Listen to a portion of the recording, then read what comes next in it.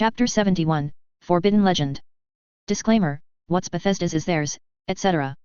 Stories might not be in chronological order. Forbidden Legend. Yannig. Welcome back, dear cousin. Idrod. So good to see you again, cousin. Yannig held her arms wide as Idrod fluttered into a mutual embrace. They hugged, kissed cheeks and made those noises two people make who were happy to see each other. She's pretty, but I think our Yannig is prettier, said Jalavan, sitting beside Revan. They got out of the carriage. Valdemar, the steward of Tel Winstad, had servants unload the luggage and take charge of the horses. They broke apart as Revan approached them. Master Revan, a pleasure to see you again, said Idrod the younger, sweeping back long, raven locks and smiling widely at him. Expertly applied cosmetics emphasized the youthful, soft sweep of eyelids, adding a touch of softness to the almost masculine beauty. An equal pleasure, sire, said Revan holding out his hands. You are looking quite lovely. They embraced and he accepted a kiss on his cheek. And how are you parents and Jorik? Father is hale as ever. Mother, however, yes, we should go up without delay. She napped earlier this afternoon so that she would be awake when you arrived, but she tires quickly nowadays, unlike Jorik, who tires everyone else out with his energy. Idrod smiled apologetically at Thane Icewind and Lord Nepos. A brief, but necessary rudeness, my lords, we can finish introductions when everyone is properly in the tower. Idrod shepherded them into the manor as Valdemar took charge of the carriages and the guards. Entrance to the Mushroom Tower was through the original Winstad Manor. As the town grew, business offices and town government functions were moved to separate mushroom buildings and the manor was returned to a feast hall with rooms for special guests. The magical lift platform floated them to the top level, which was the private residence of Thane Pharaoh, graciously available for the Jarl and her immediate family to use. Jorik was hanging over the safety rail of the platform, waving at them. Yannig! Yannig! He shouted, and immediately ran into her as she stepped onto the landing. Fortunately, Thane Icewind was right behind her and prevented all three of them from falling off. Not that they would have come to any harm, but it was instinctual. Revan laughed and Nepos smiled indulgently as they both quickly moved off the landing and into the main room. Revan and Nepos had both greeted the Jarl and her husband by the time Icewind escorted Idrod, Yannig, and Jorik away from the landing.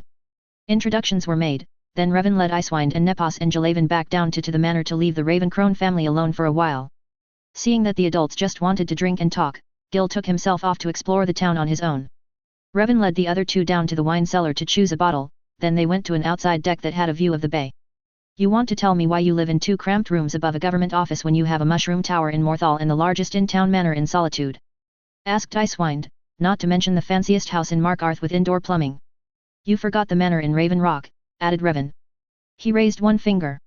This tower, while pleasant, sits in a Telvanni colony. I am Hlalu. A second finger. Solitude puts me too accessible to Jarl Elisif, who tends to cling to General Tullius and the Thalmor embassy, unpleasant politics there, and to Thane Erikur who, I swear, will drive me to murder. I'd make it seem an accident, of course, but he's as bad as Maven Blackbriar. A third finger rose. The manor in Markarth has a view that can't be beat, and the stairs that come with that view. To live there I would insist on a float platform. But then, living there would also be moving across the country and away from Morrowind.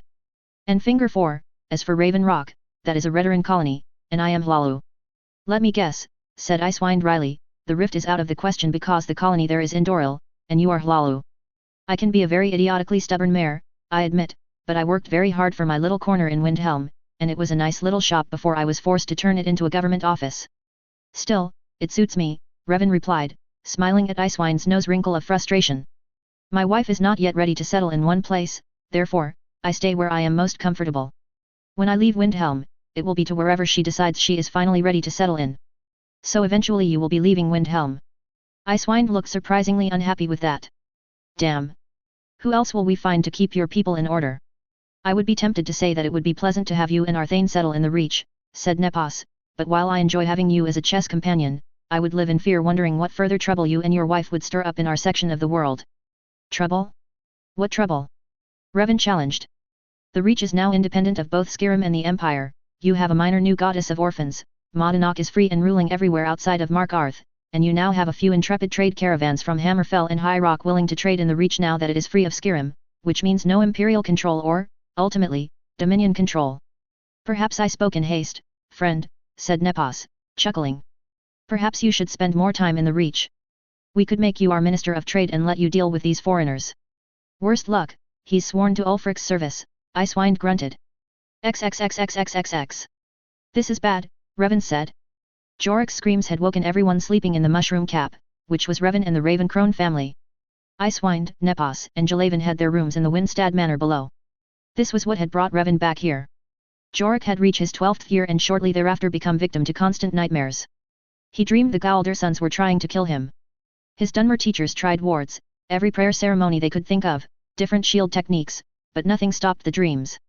Jarl Idrod was likewise suffering and her husband was hard-pressed to keep Morthal's affairs running while concealing how distracted and exhausted his wife was. "You're our last hope," a Selfer said grimly.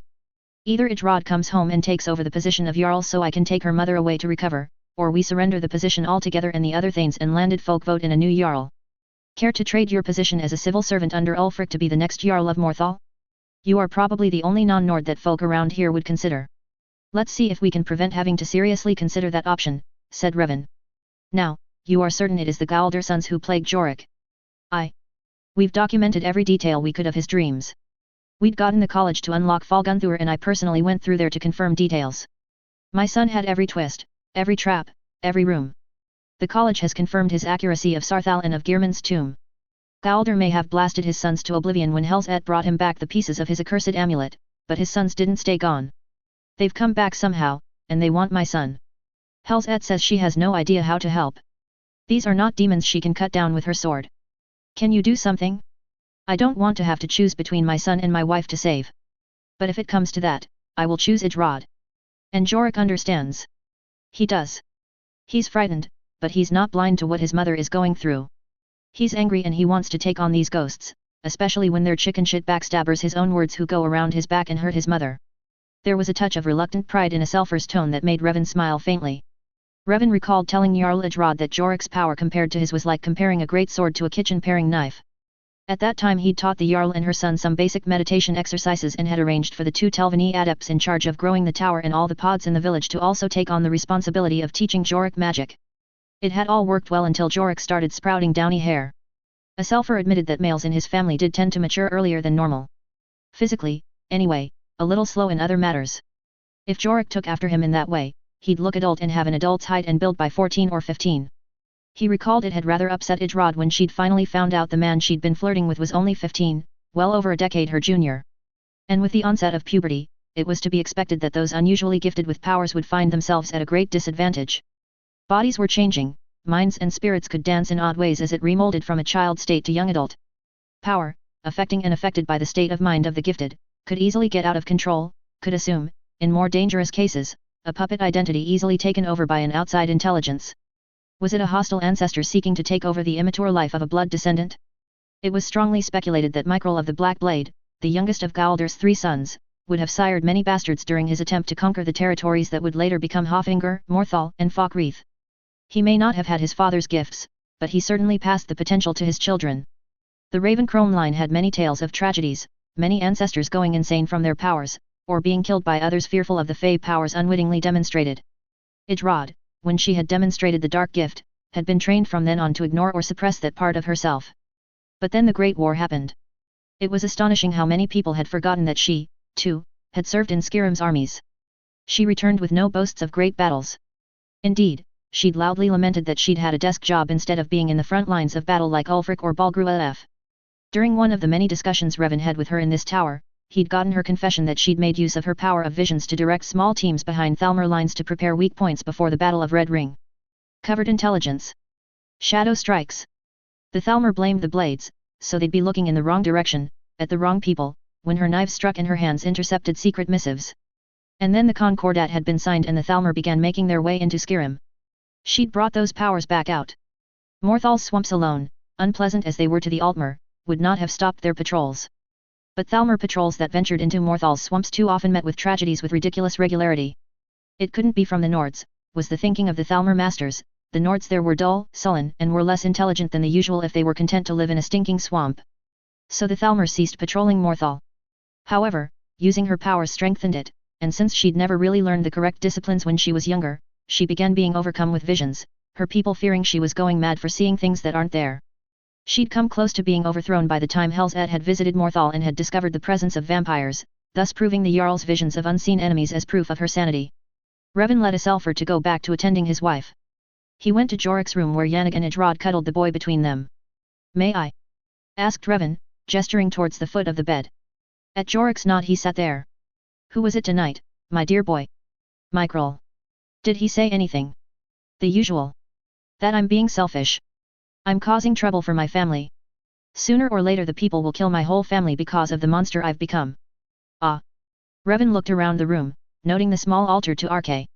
At the base of it was a scroll he was presuming was a prayer to banish ghosts. There were Morrowind symbols invoking peace and protection, but nothing invoking ancestral protection, not when it was your ancestors that were trying to kill you. "Jorik, may I show him your pictures?" asked Idrod. The boy nodded. She reached under the bed and pulled out sheets of paper to hand to Revan. "Drawn from his dreams," she said. The boy had talent.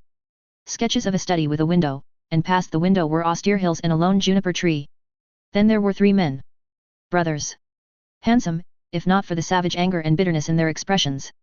These were head portraits and damning in their revelation. They were half-elven. There was group portrait. Their prominent elven features were hidden by the Atmoran-style armor and weapons. The final group portrait was of lovely Falmer with her 3 half-breed sons. She was reclining on a lounge chair set beneath a large juniper tree.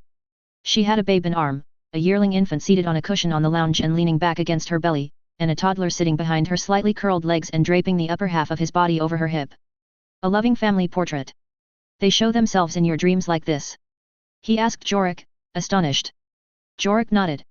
"Not as dry corpses?" he asked. Jorik shook his head. "Do you know who this woman is? Does she try to talk to you in your dreams?" "I only saw her once. She's their mama. She didn't talk." Revan looked through the pictures again. "May I borrow these, Jorik?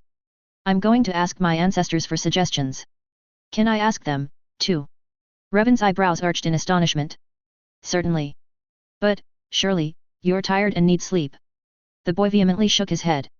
"All right, then." Jorik took the hand he extended and Revan brought him to a section of the main room with a shallow niche. Someone had put a vase of lovely flowers there. Revan smiled slightly but removed the vase to a side table. Onto the pedestal there he put his ancestor necklace that he'd been wearing. Behind him, he could hear Idrod softly explaining to Yannick about the waiting door, and that next time he felt like decorating, dusting and polishing the niche was fine, but leave off the flowers or create a display using the ash yams that grew in the sand-filled planter in the kitchen pantry. Revan had them fetch him an ash yam while he set up a pair of candles and thick cushion for kneeling. He flattened and laid the pictures between the lit candles, used a pair of ash yams to hold the pictures flat. That done, he knelt on the cushions and sat back, relaxed with the ease of long habit into a focused, restful state, intoning prayers and resonating intent through his spirit.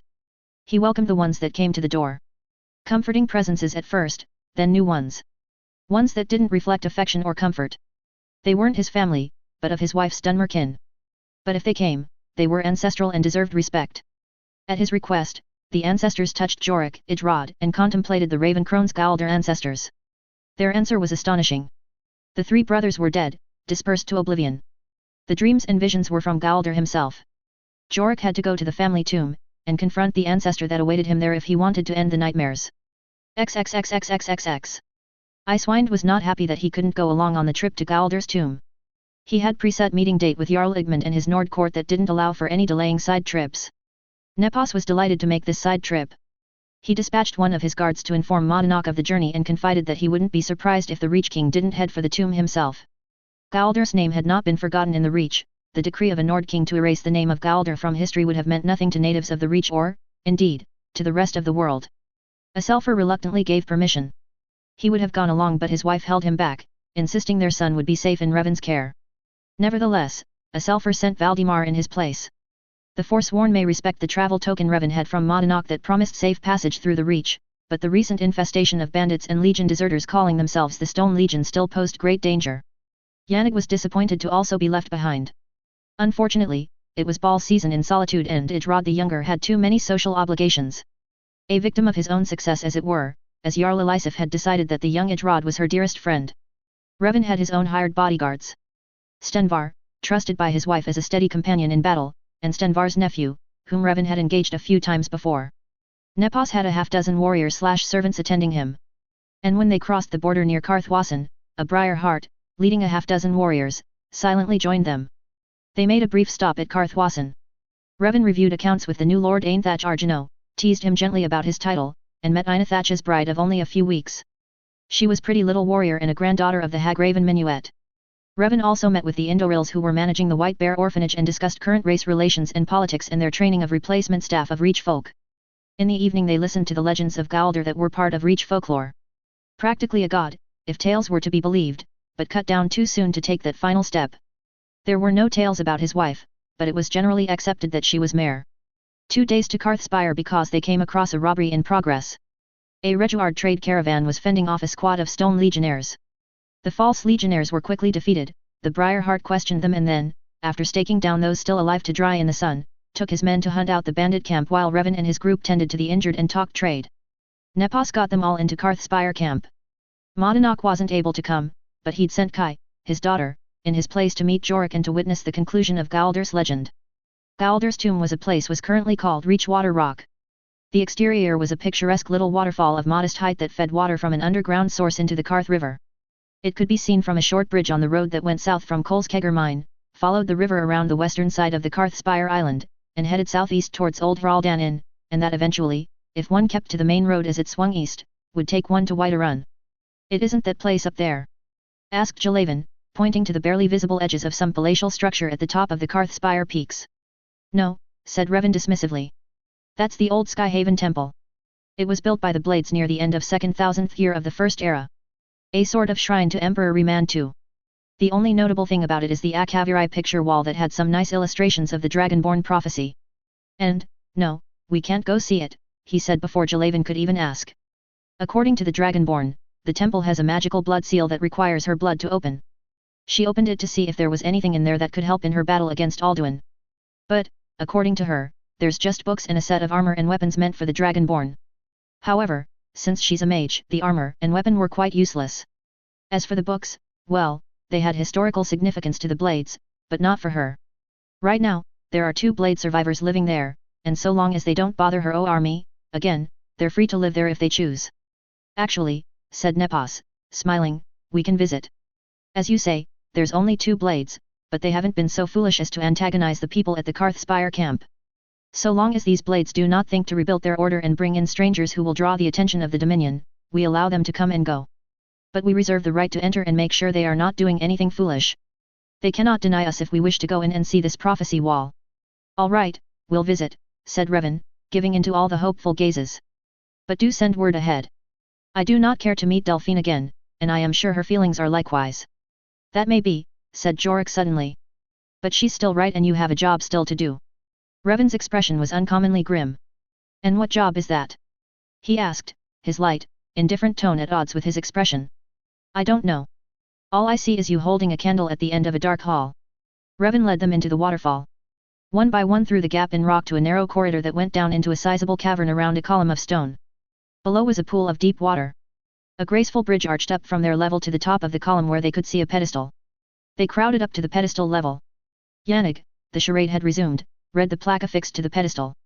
"This crypt has been sealed by the College of Winterhold. May its resident rest in peace. Antonia Felix, Archimage of Winterhold, Dragonborn. Yannig, we will need the Emerald Claw for the first set of doors. Arvin, the combination is bear, whale, snake." 4 great stone doors slid into the floor. One more door blocked them. "Now, the Ivory Claw. Duck, duck, drake." Yannig grimaced, amused, and told Arvin to dial in hawk, hawk, dragon. Revan held his hand out to Jorik. "Just you and me from this point. Unless you feel strongly that someone else should come." Jorik looked up at Yannig, his brows furrowed in concentration. "No," he said at last. Yannig sighed and nodded acceptance. She dropped a light kiss on his forehead and handed Revan a large basket she'd prepared earlier on his orders. In they went. Revan clutched at his ancestor necklace and murmured prayers for peace for the dead. Galder's sons had violated their father's guardians, animating their corpses in vain in their final battle with his wife. Afterwards, she had burned all the bodies and swept their ashes into the jars on the altar. Revan and Jorik climbed atop the altar and then climbed up again to the platform of Galder's coffin. A dried bouquet of dragon tongue flowers and a bottle of Honning brew mead lay in the hollow of the ribcage. "Juniper ale would have been better," said Jorik. "Honning brew is a bit too sweet for my taste." Revan raised an eyebrow at this. He removed his cape and folded it to make a pad for Jorik to sit or kneel on and then instructed Jorik to go through the meditations they'd been practicing since leaving Morthal. While Jorik did that, Revan tended to the ashes and a general tidying up around the chamber. They weren't done, but he felt they deserved a little respect. Had they been Galdur's faithful servants? Were they High King Harold's fallen soldiers set to guard and keep company the murdered archimage? The armor was at Morin. High King Harold's decree was a mystery. Why did he feel so threatened about a murdered wizard that he'd ordered the man's name stricken from historical records? Galdur was hardly to blame for his son's rampages through the world.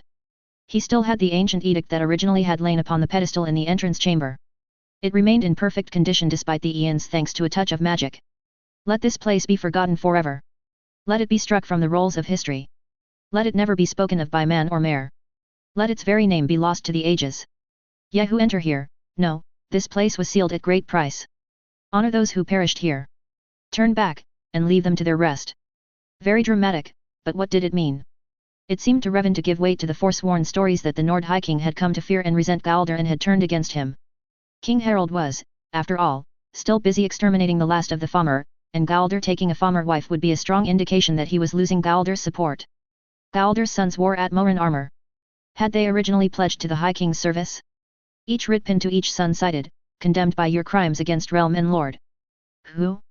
Was the lord referred to Galdur or Harold? And the realm, the reach or the growing Nord Empire? It was still a mystery of who actually killed Galdur. Certainly, Galdur rewarded the shades of his sons by blasting them into oblivion, but was it for murder or because they disgraced themselves, his name, and caused the misery and deaths of thousands in a failed cause? If the boys did murder their father, could their resentment of their lack of powers have been planted and encouraged by Harold? They were non-Nord and half-Fomor, the prejudice must have been incredible. Could he have promised them the respect they felt they lacked if they killed their father, whose shifting political loyalties was causing embarrassment to the High King? Was Galdur pleading for the High King to cease the slaughter of the Fomor? And when they killed their father and realized Harold had sent his royal Batlemage and army against them? Well, it was useless to continue further speculation. It was long dead history and they were here for Jorik's sake, not to solve an ancient mystery. Evening came as indicated by the time candle and the twinges in their bellies.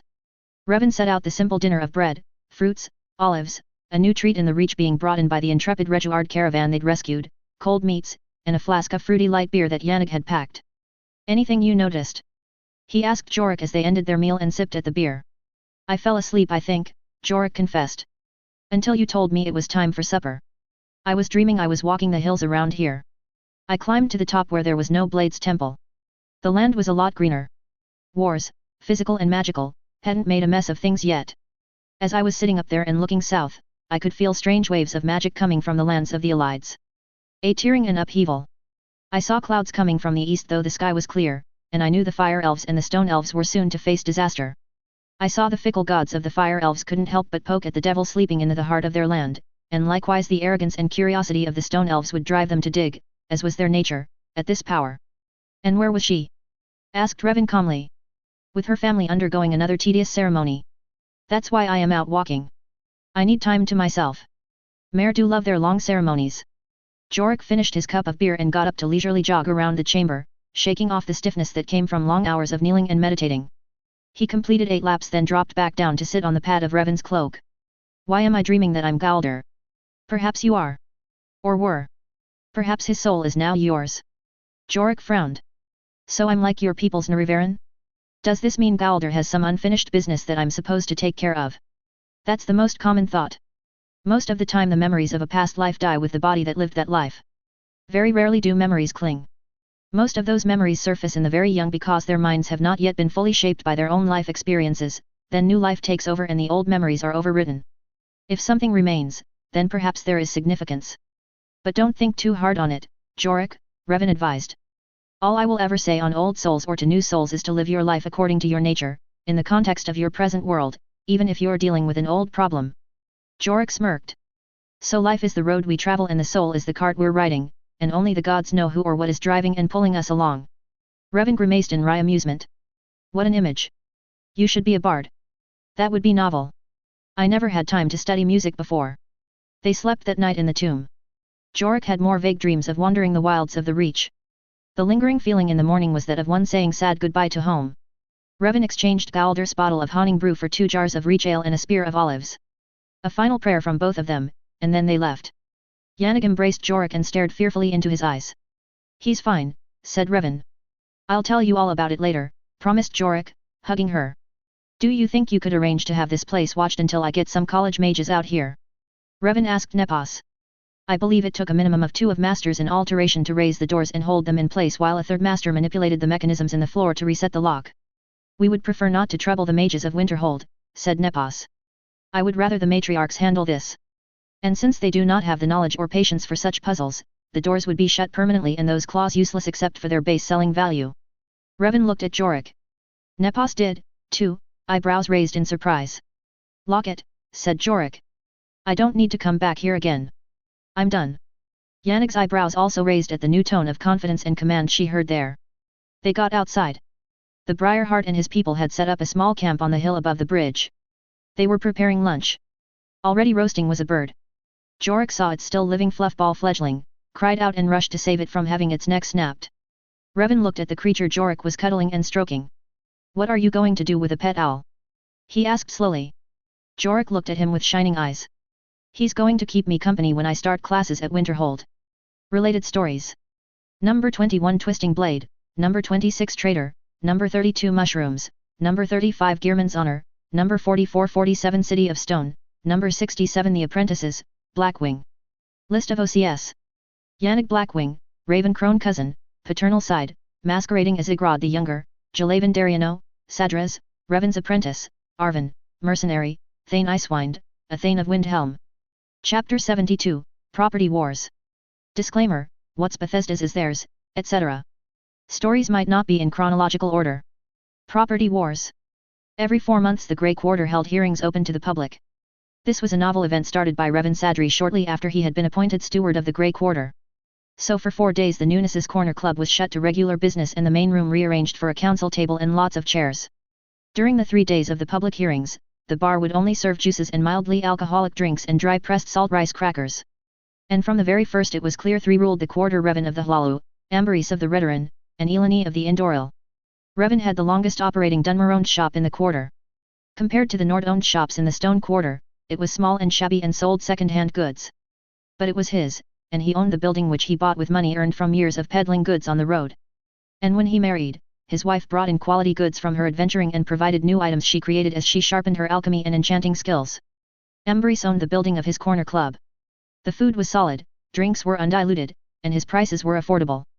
Dunmer knew he'd been a soldier for the Empire before Red Year, and people knew to mind their manners in his place. Nowadays, his place was practically the second home of the Grey Guards. Many of the senior Grey Guard officers and trainers were ones he'd invited in from Morrowind. A curious lot from different houses, but all of them grey-haired veterans with Akaviri swords that sensible people ignored. Eleni had been known as a craftswoman and an active organizer and do-gooder. Some centuries back, her ancestors had ruled Mournhold until a witch had gone mad and assassinated the Maindarim line. And while her family was no longer among the ruling class, it was still a reputable line of minor nobility. Now she oversaw community services in the quarter that provided basic healthcare, job-finding services, educational programs, and connection with the main temples in Morrowind to make sure their services were still available to the Dunmer of Skyrim. The hearings had evolved from a purely judicial court function to a public forum to present future project ideas and to report on works in progress. Citizens, of course, could present concerns or grievances if they could get it on the docket as a valid public concern. The day after the public hearings, the Tribunal 3, and anyone they deemed necessary to be present, would discuss matters brought up during the forum. The number of claims coming into Horleaf's office is ridiculous, declared Aval Atheron. The Nordland lords are petitioning the Jarl to use the city guards to enforce rental increases. For the last 2 years, Atheron had been doing Revan's job of working with Steward Horleaf to coordinate and settle issues between Grey Quarter businesses and the rest of Windhelm on a day-to-day basis. He had taken on the role of Grey Quarter advocate as Revan became more involved with diplomatic matters outside Windhelm. Revan would have been delighted to hand over the office and title of Steward of the Grey Quarter to him, but Ulfric would never agree. They want prices and rates reflecting the improvements we've done with our own money, which they continue to refuse to reimburse us for despite contracts made beforehand, Aval ranted. They make the stupid claim that they cannot reimburse us until they can collect the rents, and these rents have been inflated in such a way as to make us pay full costs a second time. I have grave doubts that they will ever pay us back, contracts or no. And here I thought the Thieves' Guild was based in Riften, he added bitterly. Ulfric will not allow those claims to stand, Revan assured him. And it was a gamble we had to take. A poor one, I knew, but it was better than nothing at all. I know. But Ulfric not automatically backing a Nord's demand as he did before is causing resentment. Most Nords here know not to show their anger and spite to you, Amberys, or you, Eleni, but the rest of us have to watch our backs. True, volunteered Michael, the mandated Nord commander of the Grey Guards. He and his second, Varan Avahan, had been requested to attend this meeting. It's all in the reports. A lot of stupid, petty clashes, the majority caused by Nords. Most by those returning from the fields, from the Empire. He shrugged, looking tired and embarrassed. You know how many young men I've lost or put on extended sick leave for battle injuries because we aren't allowed to carry anything better than clubs, and Talos forbid we use magic to even the odds. And those same Nord idiots are the ones filling in the regular city guards. The pressure is on to dissolve the Grey Guards and for me to turn over any of my men who may have scratched a regular guardsman's armor in defending a Grey Quarter citizen from them. It's only a matter of time, Sidura, he said, looking sadly at Revan. Something's going to happen that sparks a riot. If I call our people out to beat them back and arrest them, the regular city guards are going to get involved. They won't hesitate to use swords and hammers. It's for sure someone's going to use magic back. We lose no matter who wins that day's battle. The only way to keep the peace is for the Grey Quarter to leave Windhelm, he concluded, flushing hotly under their regard. There. It was said. Nobody contradicted him because that had been the constant theme of the past 3 days of particularly violent clashes. With all the Windhelm Nords coming home, the increase in violence, of incidents, the Dunmer were feeling the pressure to leave. But they didn't want to go back to Morrowind where life there was still struggling to rebuild. To where? Asked Aval, breaking the silence. Avahan patted Mikkel's back comfortingly and with a proud smile and handed him a jug of matzah. Fort Amel, said Revan. It's a fort the Jarl has no current use for. The land rests at the junction of 2 rivers and the border of 3 holds. The surrounding area is good for crops. The arid land on the other side of the river has lovely hot springs and mining opportunities. The Jarl chooses to uphold the imperial decree that protects the giants and mammoths that wander most of that area, but that shouldn't be a problem. The giants are a peaceful lot if one keeps their distance and doesn't poach their mammoths. Massive mammoth bone piles for a bone mold crafting industry. The fort is also between the Indorils in Iverstead and the Telvanni Master in the town of Mistwatch, built-in trade opportunities. It is also on the trade routes with Whiterun and Riften. This is prime real estate with amazing potential.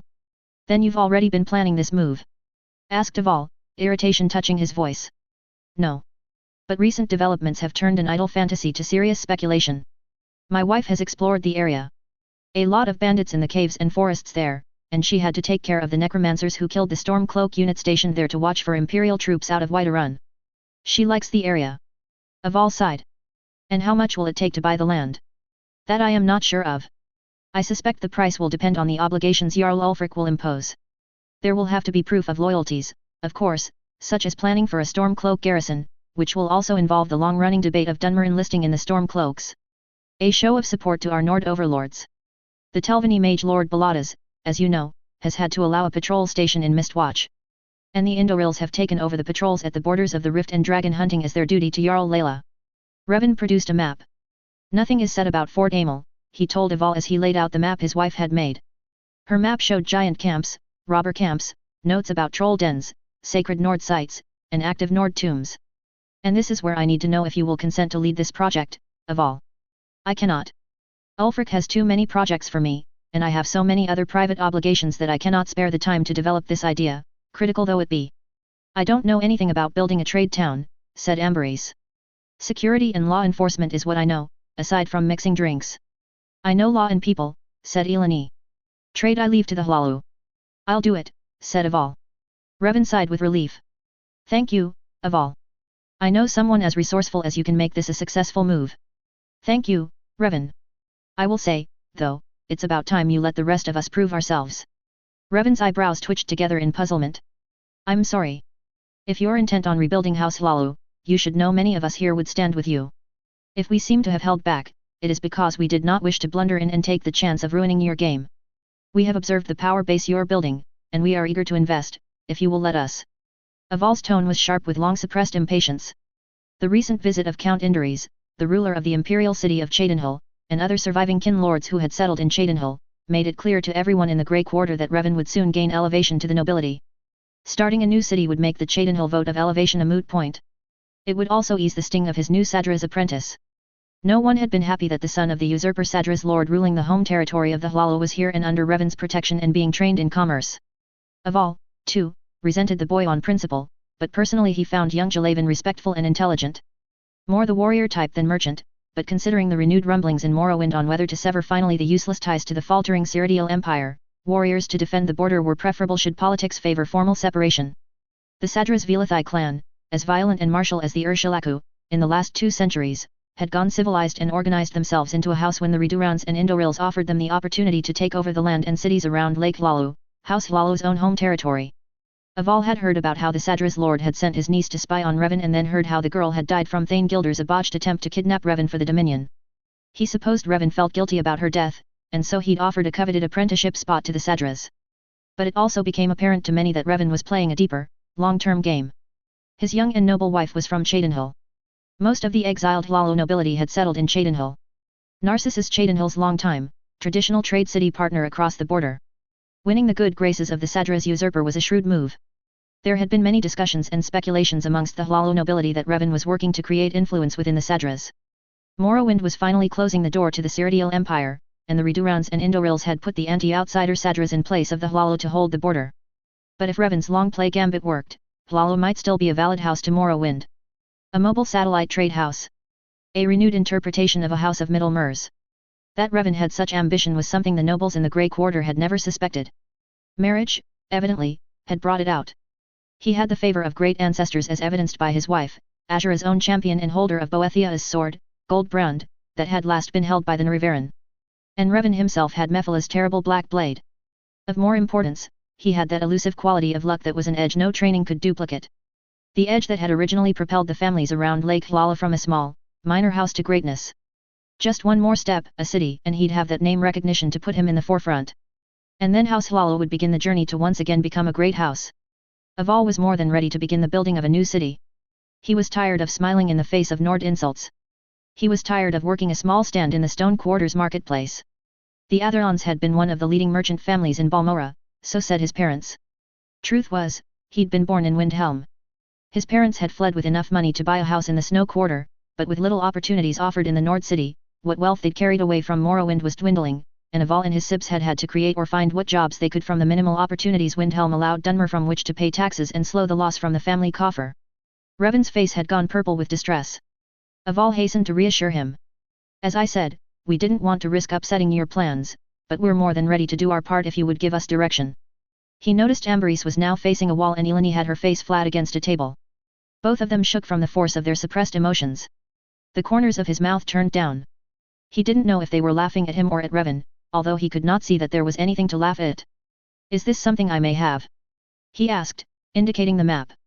Revan nodded, and Aval rolled up the map. I will begin immediately to put together an assessment party to travel to Fort Amel. I can put together an escort, said Michael. I'm somewhat familiar with the area. And Golder Hilgrun's ancestral tomb is nearby. I know him. I know the Sidura's wife helped him root out a necromancer who'd violated the place. He hunts in that area and knows it better than I. I can send word for him to meet us at the fort. That would be good. I'll have to start talking to the other families, Aval mused aloud. Get my sister to quit Torbhorn's service. He's been treating her shabbily since the Argonians left, as if it were her fault. I'll talk with Lady Barrow and get her to start fundraising.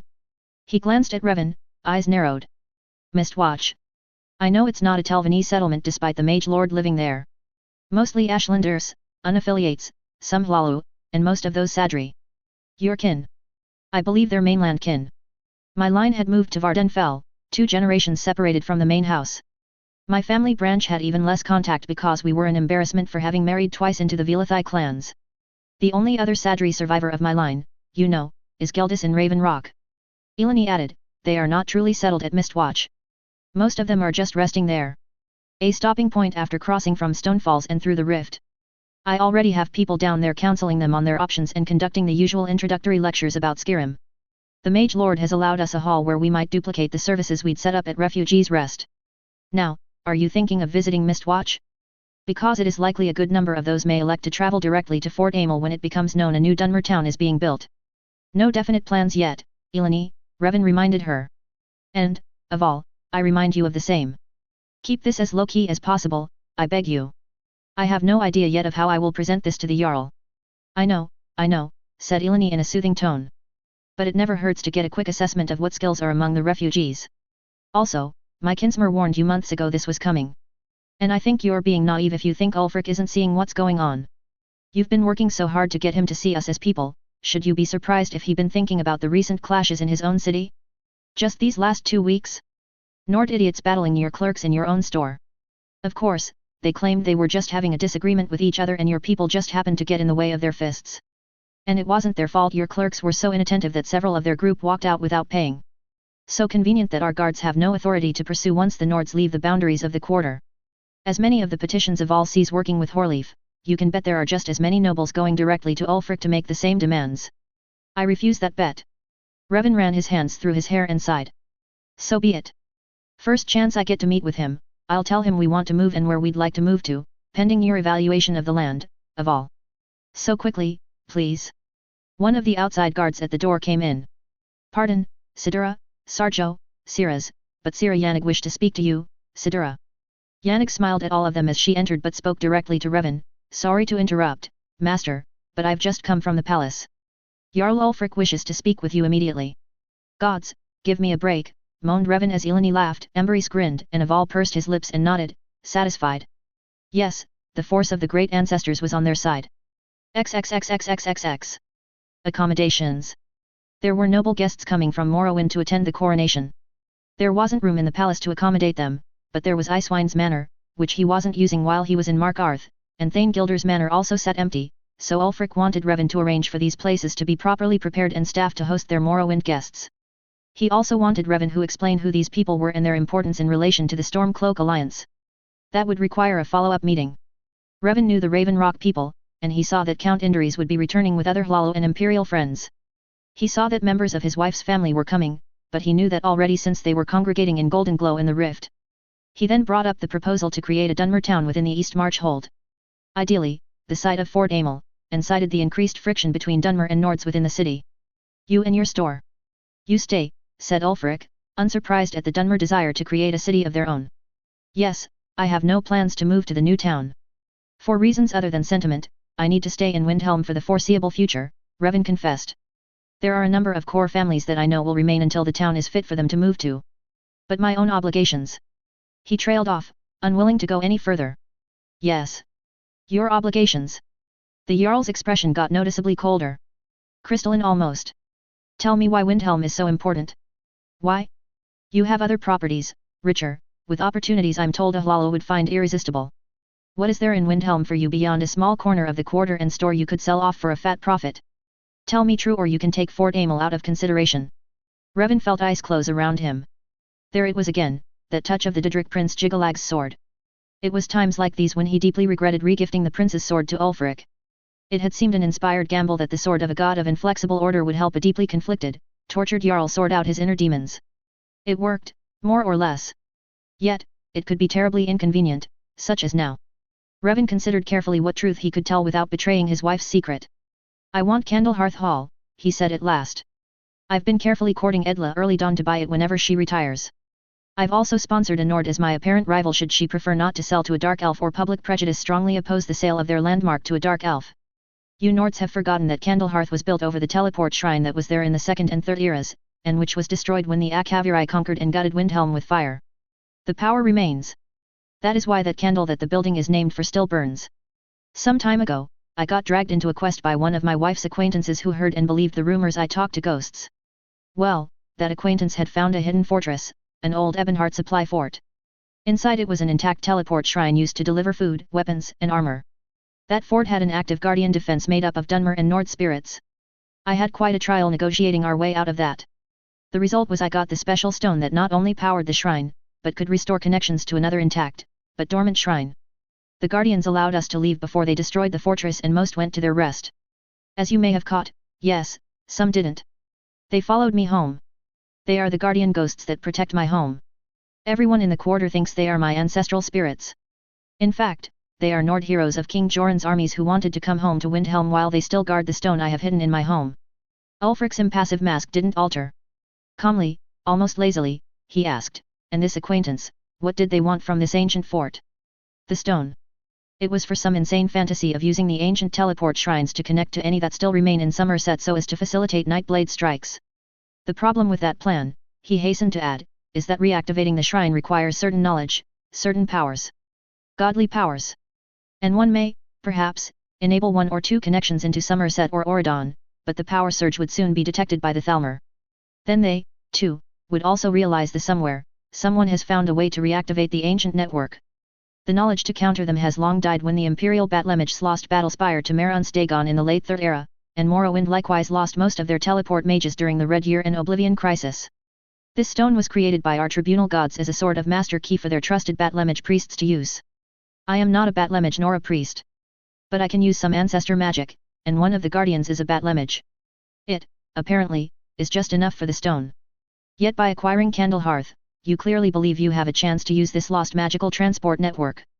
I may, Revan admitted cautiously. The Telvanni have some knowledge and there may be enough in old temple records to provide the process since most went through the temples.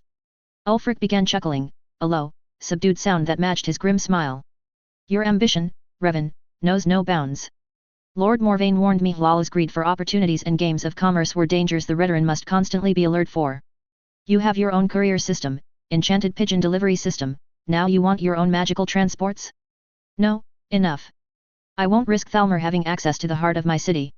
Fort Amel is yours, but this stone, you will show it to Woon Firth, and if he believes we should have charge of it, you will surrender it to us. Revan made a show with lifting hands and shoulders of rueful, reluctant surrender. Ah, well, the Archimage of Winterhold may object, seeing as it is a powerful magical relic. She is aware of it. Yes, my lord. She and my wife have been exploring the ancient sites to see if there may be more intact points. So far, all of Skyrim's shrines were utterly destroyed or are shattered ruins because of Nord aversion to most magics. There are at least 3 functioning in Morrowind in the Great Temples, indications of a half-dozen in Cyrodiil, and an unknown number in Somerset. Why hasn't the college taken charge of this stone then? Surely Winterhold had such a shrine. Yes, and it's underwater.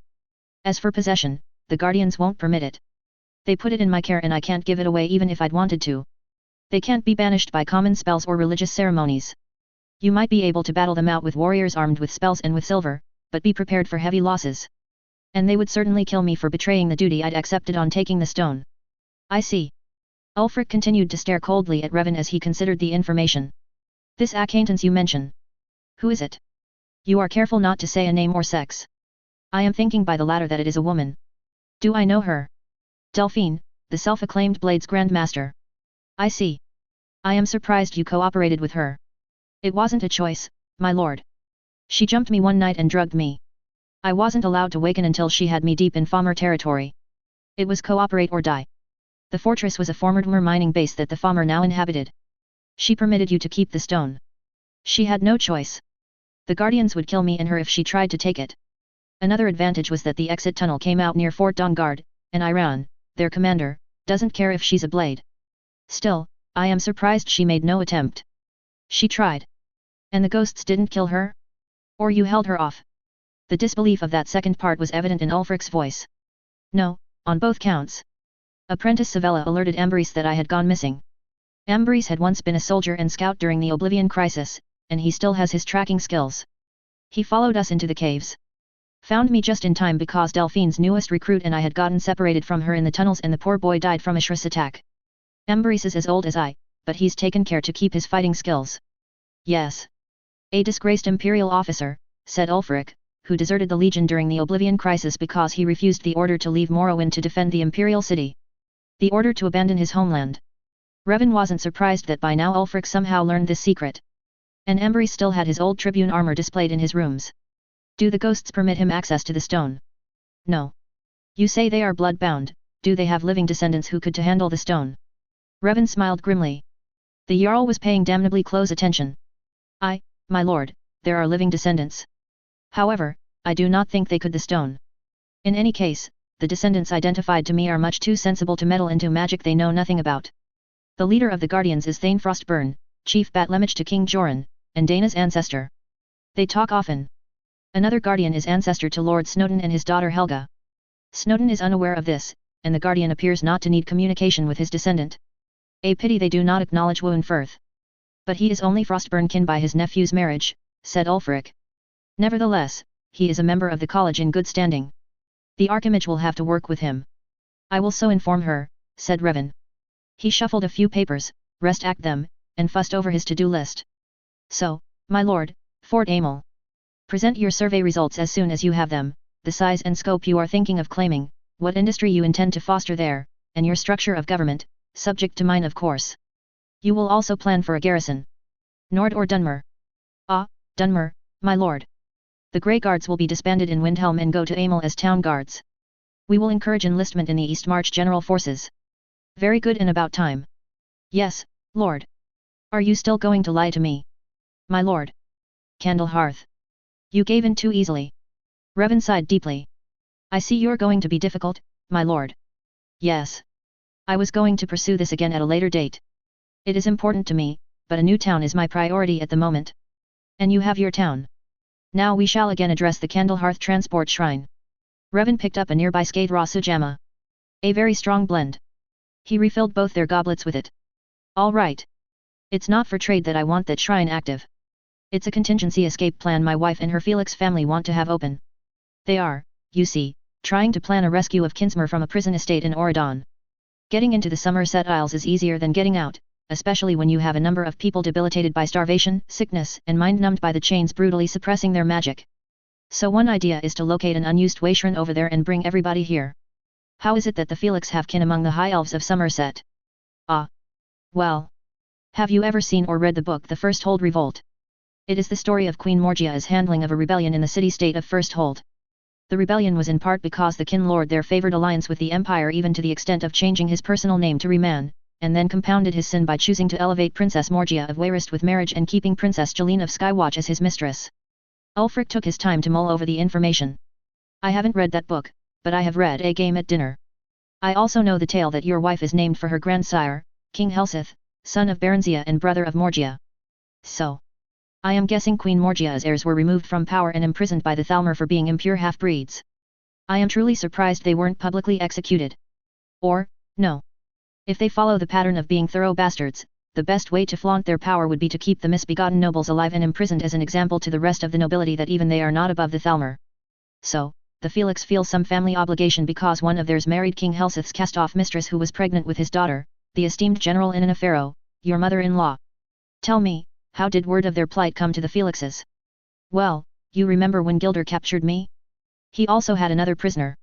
One we kept hidden because she was a defecting Dominion soldier who had followed me back from Markarth. Gilder's men caught her sneaking around my house in the Grey Quarter. Quite a resourceful lady, even though they had anti-magic shackles on her. She picked the lock of her cage. I was in bad shape when they put me in with her. She saved my life.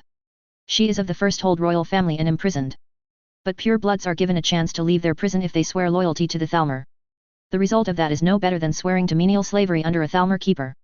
But she slipped away, took another identity, and earned her way into the Dominion forces and won a post to Markarth to serve as a bodyguard to Chief Justiciar Ondo Lomar.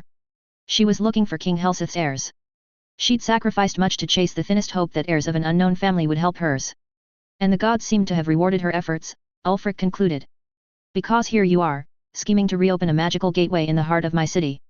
My lord, I beg you not to refuse us this option. For now, it is only a speculative gamble to be tried as a last resort. These gates haven't been used since the Oblivion Crisis, and I am not trained as a mage. I can trigger the stone, but the Archimage will have to do the rest if she's not out hunting dragons. She or the Frostburn Guardian. Ulfric took another long while to consider this. I am inclined to let you try. Having the Felixes in debt to me is a very attractive prize. However, getting Mistress Early Dawn to sell you Candlehearth is still your problem. I will watch your maneuvers with great interest. Yes, my lord. Thank you, my lord. Actually, that idea had never occurred to the Felixes. He'd propose it to them.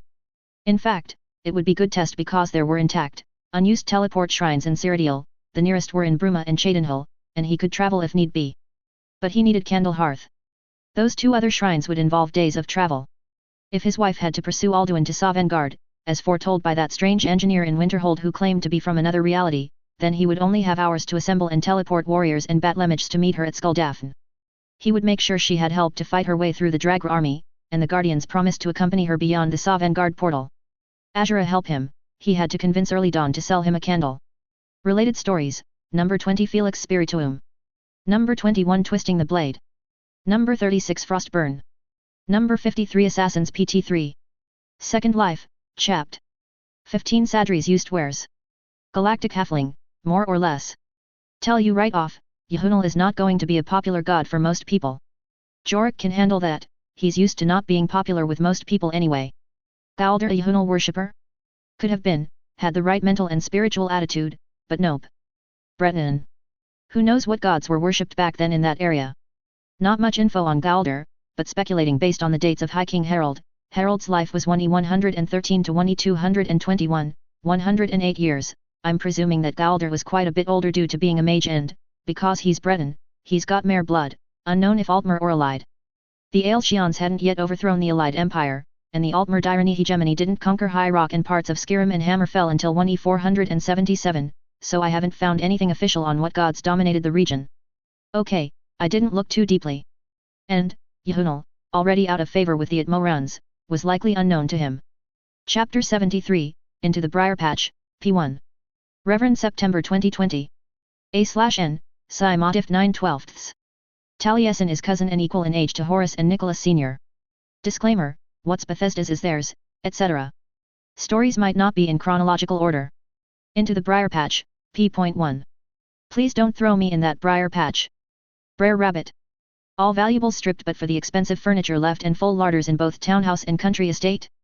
No, that doesn't sound like an assassin's work. Revan sipped his brandy as he considered this. He eyed his host over the rim of his goblet. The Altmer, Linwi Charmlock, was dressed as a respectable Sidura, like himself, a merchant who now dealt in trade beyond the local retail level. Well, it wouldn't do for the master of the Thieves' Guild to meet him here in either nightingale or guild armor and smelling of the sewage that ran through the cisterns in the underground guild hideaway. They were sitting in the upper open area of the Bee and Barb, the place Maven Blackbriar previously used for her own business purposes, and discussing the abrupt disappearance of the Blackbriar family. Without either the Dark Brotherhood or the Thieves' Guild at her beck and call, she'd lost her ability to discreetly dispose of problems in her primary spy network. With her role exposed in Honor Hall Orphanage as a child seller, stolen inheritance broker, and private whorehouse for her sons, her reputation in Riften was ruined. Now Revan was here to find irrefutable proof that she was an arms dealer and spy for anyone who met her price. With that, the Jarls of Skyrim could seize all property, assets and accounts within Skyrim that Revan could find. This, of course, made many people nervous. The anti-poison earring his wife made for him saved him from 2 poisoned food attempts and a poisoned dart, and his bodyguards saved him from an arrow attack and a dagger from a staged drunken street brawl. Charmlock's people stood at discreet distances to protect the area and keep unwanted listeners at a distance. Sigils of Muffle had been sketched on the floor with charcoal to further ensure privacy. Meline's Selvat and Lady Carrie's Selvat, his bodyguards on this venture, sat at a table below and watched the stairs. And the meadery? Revan asked. Operating for now.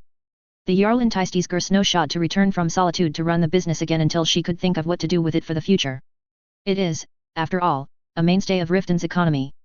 The North Empire Trade Company claims a tidy, non-taxable portion for Snowshod to do this, as negotiated by his lovely wife.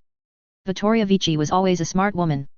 She realized right away what kind of business associate Maven was, Revan commented. I understood she took that counsel from you. No, she already knew. I merely confirmed facts that reinforced her judgment.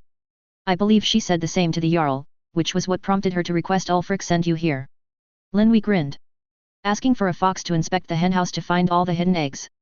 Shouldn't be too hard. Since the eggs haven't been properly tended to in a while, the stench should make them easy to find. I accepted this headache for the sake of my apprentices, Yannig, to examine how one like Maven ruled her kingdom, and Jalaven, to learn how to recognize the tracks and habits of this type of dangerous predator. And you bring him to Riften to hunt. Wonderful, Linwi murmured into his own glass. Yes, well, do warn your people not to pickpocket him. He'll maim them without hesitation. The Sadras are very touchy on the subject of thievery. A woman in light leather armor approached them. One of Linwi's guards intercepted her. She stopped and pulled a folded paper from her belt. She kept both hands in plain view and well away from her weapons as she held the paper up as she loudly announced, I have an invitation for Sidura Revan Sadri from my master. Revan stood up and walked past the Muffle wards to talk to her. Who is your master? He asked. Master Merchant Nicholas Felix, Sidura. Revan smiled, genuinely pleased. Oh. I have wanted to meet him for quite a while. Let me see his invitation. She presented it to him with both hands. He broke the wax seal and schemed through it. At Merryfair Farm? Curious. But, yes, tell him I and my apprentices would be happy to visit for luncheon tomorrow. Excellent, Sidura. I will come here an hour before and escort you to the wagon we will have at the stables. She gave a slight bow and left. May I ask if this master merchant is any relation to Nicky Faustus, although I have heard he sometimes forgets and names himself Nicky Felix of the Companions? Linwi asked after Revan had returned the table and reseated himself. I'm sure you've already made your conclusions. Linwi chuckled. All right then. Back to Maven. My associates in Cyrodiil lost the Blackbriars once they entered the Imperial City. It wouldn't be hard to do, really. The Cyrodiil Guild does not have the same incentive as we to keep track of her. I've only recently managed to re-establish communication with the current Grey Fox. Exchanges are cautious. So? Invite him to visit. Haven't you retained the deed to Mercer Frey's house? Yes, I have. I had thought of moving our headquarters from the sewers to there, but as the lioness lives next door, that wasn't going to happen. Run a front as a rich moneylender or an elegant gambling house for nobles. As long as you're only shaving the purses of rich, idle nobles, she can't object. True Nord wouldn't do it, but no one would be surprised if a haughty, gold-skinned Altmer snake is in that business. Create my own sheep for shearing then? How like a Dunmer slaver to think of such a usurious idea. Amazing what people will do for coin, Revan agreed. After the luncheon, he went to the palace to make his daily report to Jarl Lila. Harold, her oldest son and heir, slumped in the chair beside her holding a goblet of wine and looking sullen and bored. Anuriel stood behind them. Anuriel had originally been a member of the Thieves' Guild under Mercer Frey until he and Blackbriar had chosen her to burrow into the palace hierarchy by becoming her predecessor's assistant, and Frey kept copies of her reports. But now that Linwi was the guild master, she had been reminded that she worked for the guild, not the Blackbriars. Today he presented substantiated proof of Blackbriar's involvement in 3 past unsolved cases of missing Riften nobles who had crossed her. There was actually more, but the Jarl had no concern of the murders of peasants, guards, or merchants whom she never saw nor heard of. The records of Riften murders came from the defunct Dark Brotherhood sanctuary in Falkreath. That job's ledger and many other items had been looted by Selrun more over 3 years ago when he'd purged the sanctuary and then sold his loot to Revan. With the murders identified, Revan worked backward from those to find evidence he could present to the Jarl of why Blackbriar had them targeted. XXXXXXX. The Merry Fair farm, Revan told his companions, was owned by Sinda Nethri and Draven Laneth, the aunt and uncle of Savella, his previous apprentice. They grew a variety of vegetable crops and made cheeses that they sold to vendors in Riften. They were originally of Redoran families but, like many immigrants, no longer identified with any particular house. It was a small farm they mostly worked themselves and hired help when they could afford it. Revan wondered how they came to host Nicholas Felix, a wealthy merchant who operated primarily within Cyrodiil. That was answered when they turned onto the path that led up to the farm. Standing halfway up the path was Helset's brother, Taliesin. He caught the side of the carriage and jumped deftly onto the side running board as the wagon passed him. Revan shifted to that side of the wagon and they embraced. "I'm glad to have never seen you until now," he said when he pulled back. Taliesin was gaunt, his skin dry, and there were streaks of grey in his hair. "Pfft. Even if I'd died, there's too many ancestors I'd have to explain myself to before I'd get around to haunting you," Taliesin retorted. He looked at the others. "Siram Melinese, Lady Carries, a great pleasure to see you two again. Unexpected though. Good to see you're still about and causing trouble," said Melinese. "King Ulfric is paying us a nice sum to guard Revan. Too many people trying to kill him lately because of this Blackbriar he is investigating." Understood. That bitch has too many bedfellows who'd rather their true loyalties be kept secret." He smiled at Yannig and Jalaven. "And these must be the new apprentices." "Yes. Yannig Blackwing from High Rock and Jalaven Dariano from Narcissus." "Yannig, Jalaven, this is Taliesin Pharaoh Felix, my wife's brother." The two said the appropriate greetings back. "I heard you had more. And is Savella still an apprentice?" "Savella's apprenticeship has been put aside as she's exploring other possibilities in Winterhold. And if you come to Windhelm, you can meet the other two, although you already know Muthsira Constance of Gearman's Honor Orphanage." "Of what orphanage?" "Honor Hall was dissolved while you were gone and the children moved to Iverstead," explained Revan. The carriage stopped at the farmhouse. "But we can catch up on all that later." Merry Fair farm was busy. There were 6 large tents in the yard and people tending to horses and helping out in the gardens. A small deer was roasting on an outdoor fire. Draven Laneth, the owner of the farm, was supervising activities. He trotted over to the wagon to greet everyone and to invite them inside where appetizers were already laid out. His wife, he told Revan, was up at Winterhold visiting with her sister and her niece. The rest of the honored guests were inside, and lunch would be served soon. "Quite a gathering. Is cousin Nicholas here to do some trading?" asked Revan, eyeing the guards and other tarp-covered wagons in that yard that were obviously fully loaded. "A test run between Cheydinhill and possibly to Winterhold," said Taliesin. "Both cousins actually. Nicholas and Horace. They're showing a lot of Golden Glow products along with stuff imported from Morrowind that come through Cheydinhill." He nodded at Jalaven. "Any tips you can give on how dealing with Sadras is different than Hlala would be appreciated." "Cousin Cadence and her team will be meeting them in Windhelm," Taliesin added. "She's been sailing up on the Morrowind side with a final stop at Solstheim before heading to Windhelm. Then they'll all head up to Winterhold to see all the clever products they've heard rumors about." "Winterhold? Are you expanding your lines from spices and wines?" Asked Revan. No, but things that may be helpful to transporting goods is always interesting, as you should know, brother. Oh, my, yes. I can recommend several Winterhold products I wish I'd had when I used to travel. Taliesin ushered them all inside where two men were standing by the hearth with cups in hand. Revan. Good to see you again. Exclaimed Horace Felix, setting his cup on the mantel to extend both hands to Revan. Bless and be blessed, Horace, responded Revan, clasping forearms. He let go and turned to the other man. Nicholas Felix, bless and be blessed to finally meet in person. God's favors, Revan, Nicholas replied, clasping arms. It is time we meet. There is so much to discuss, he added ominously. Revan, one more special family member to meet, said Taliesin. Revan turned his head to see the tall Nord behind Taliesin. And this is... But Revan already knew. He was half-deaf with all the cries of the ancestors roaring through his mind. He turned to fully face the Nord and bowed deeply from the waist, saying, Lun Silver, Hordator, Azura Mga Duran, the legend replied, causing Revan to sway and nearly faint with pride and honor.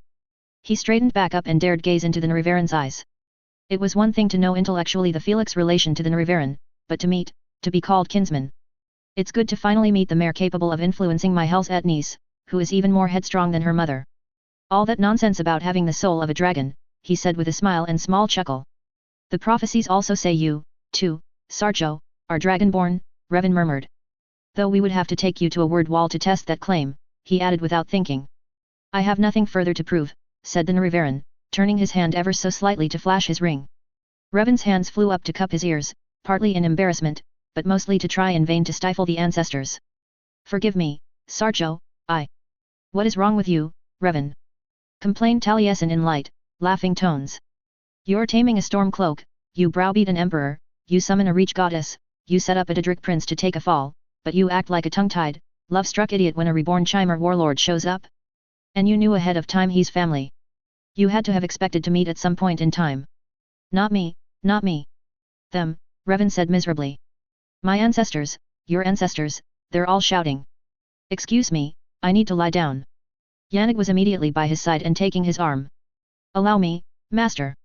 She half bowed to the Nrivaran, saying, Hello, I'm Yannig, an apprentice.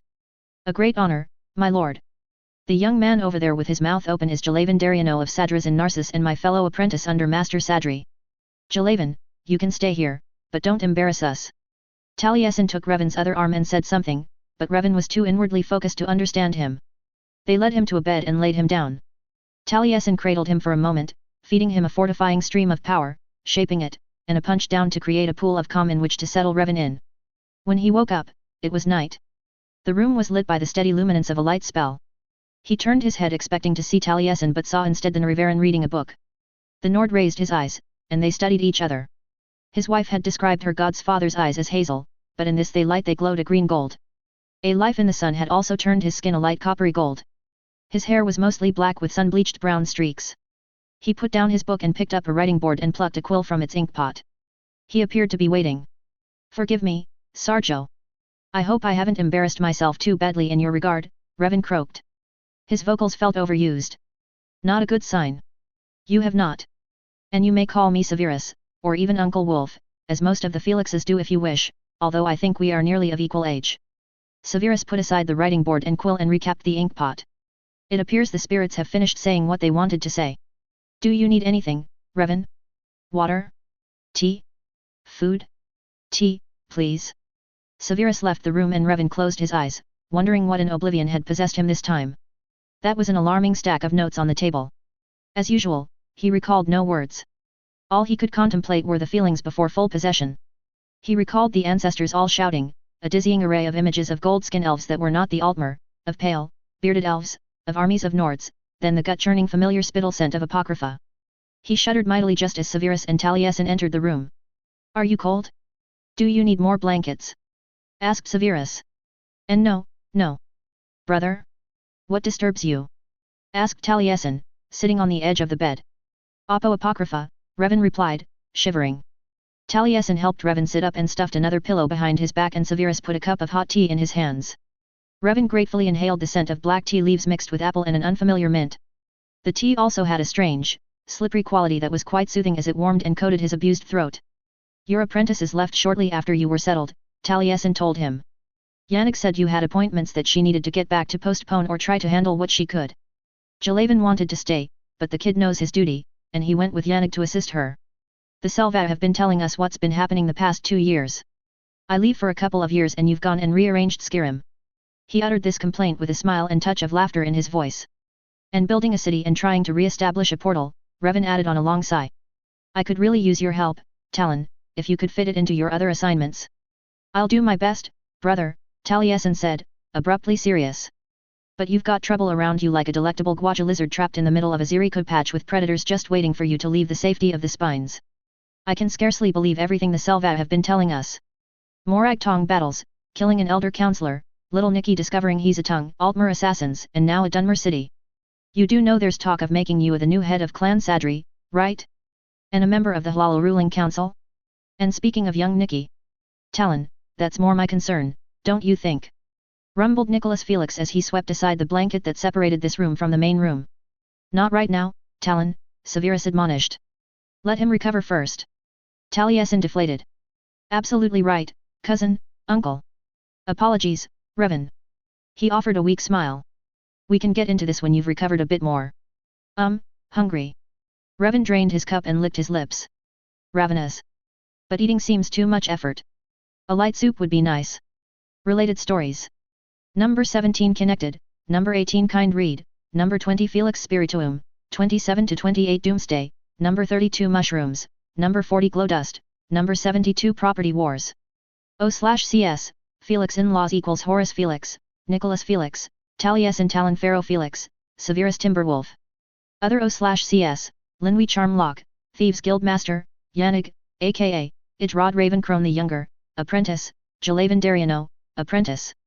Lun Silver, Hordator, Azura M. Gamer equals Moon and Star, Hordator, Azura's Great Champion, Narivar Rising, Skywind Soundtrack. Durin equals Kinsman. Chapter 74, Into the Briar Patch, P2. A/N, Ga. Forgetting the ancestry tree of the Felixes. That's the problem with mixing mare and man. Edited previous chapter to reflect that Taliesin, 55, and Helzet, 23, are cousins to Horace and Nicholas Sr. Disclaimer, what's Bethesda's is theirs, etc. Stories might not be in chronological order. 74, Into the Briar Patch, p.2. Sometimes strands spend a long time seeking each other, fumbling without light, and interweave without knowing that it is exactly what the web wants. Me Tar Untat, the weaver. They brought him a lovely chicken consommé and salt rice crackers. So, what help did you need from me? Asked Taliesin after Revan finished his first cup of consommé and was nibbling on the crackers. Oh, I'm hoping you'd be willing to charm your way into Baladaz's good graces so that he will teach you the spells he is teaching my wife. He calls it Mark and Recall.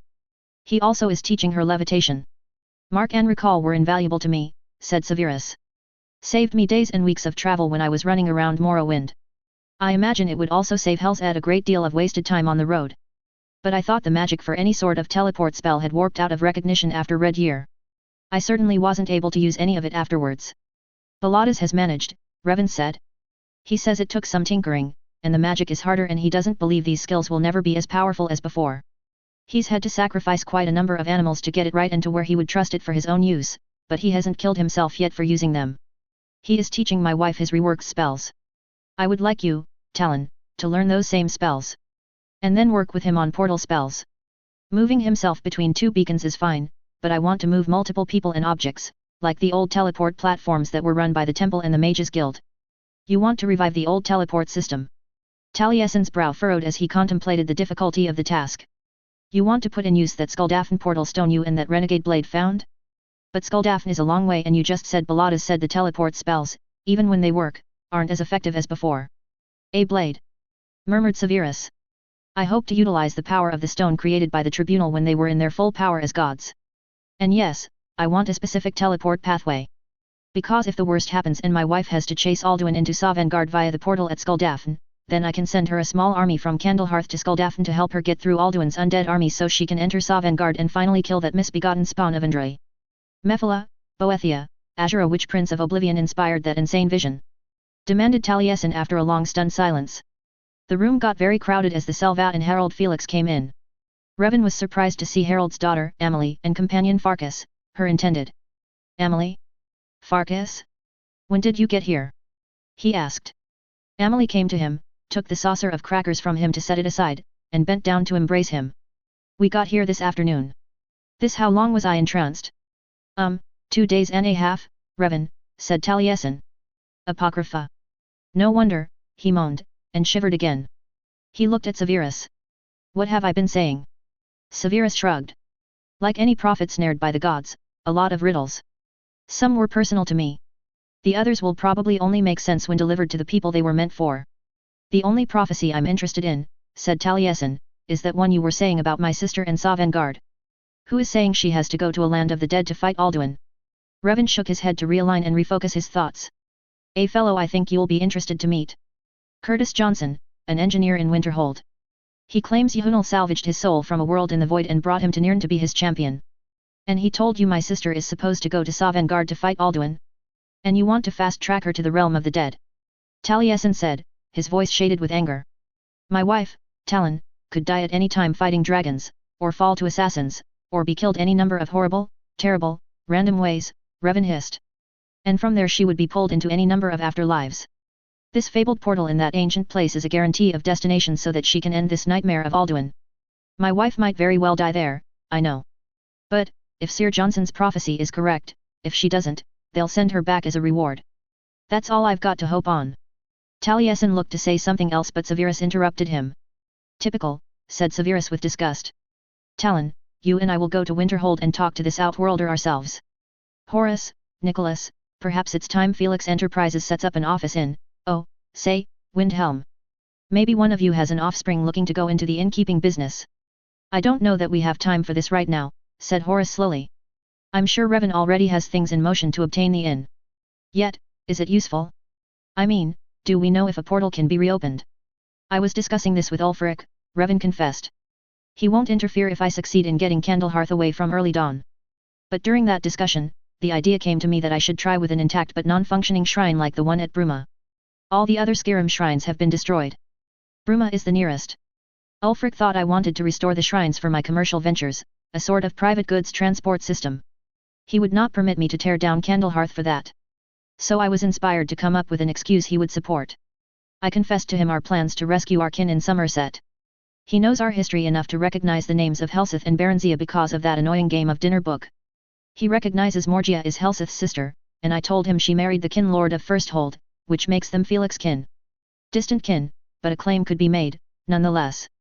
I told him that an Altmer noblewoman of that line came to us, begging us to help her free her imprisoned family and her cousins, the rightful prince and princess of Firsthold who, I explained to Ulfric, had been overthrown by the Thalmor because they were half-breeds. An unforgivable offense to the Thalmor ideal of racial purity. I told him we wanted to see if we could get a shrine working as a last hope measure to escape if all other means fail. He likes the idea of snapping fingers at the Dominion like that. He also likes very much the idea that the Felix clan would then be indebted to him for permitting the reopening of a shrine that potentially leaves his city open to a Dominion attack should they also realize the shrines could be revitalized. But you have to get Candlehearth away from Mistress Earlydawn, said Taliesin. That's near impossible. She detests Almer. We might be able to work with Bruma. That's another reason why I need you to work with Baladas to learn his portal spells, said Revan. Baladas, because of his association with Winterhold, has spies reporting his activities. He can't go to Bruma. The only other one I know who can work a portal is, of course, the Frostburn Guardian Ghost. But I have the notion that doing so will cost him his hold on this world, and he would refuse a second ultimate sacrifice for an experimental run. He will be on hand to activate the Windhelm portal if I can get that rebuilt, and all the other guardians will meet my wife in Sovngarde. But I think you will be more comfortable learning from Baladas. But if you get the Bruma portal to work, won't Ulfric say you don't need Candlehearth? Said Taliesin. I never mentioned Bruma to him. And whether it works or not, it's weeks of travel. If it must be Sovngarde, then I will need an army mad enough to take on the undead army of Skuldafn, and it will take hours, a day or two at most, to assemble an arm. And an army is so easy to get? Asked Severus, amused. Windhelm. Nords. Sovngarde. Glory, Revan said flatly. Severus laughed. I concede, he said, smiling.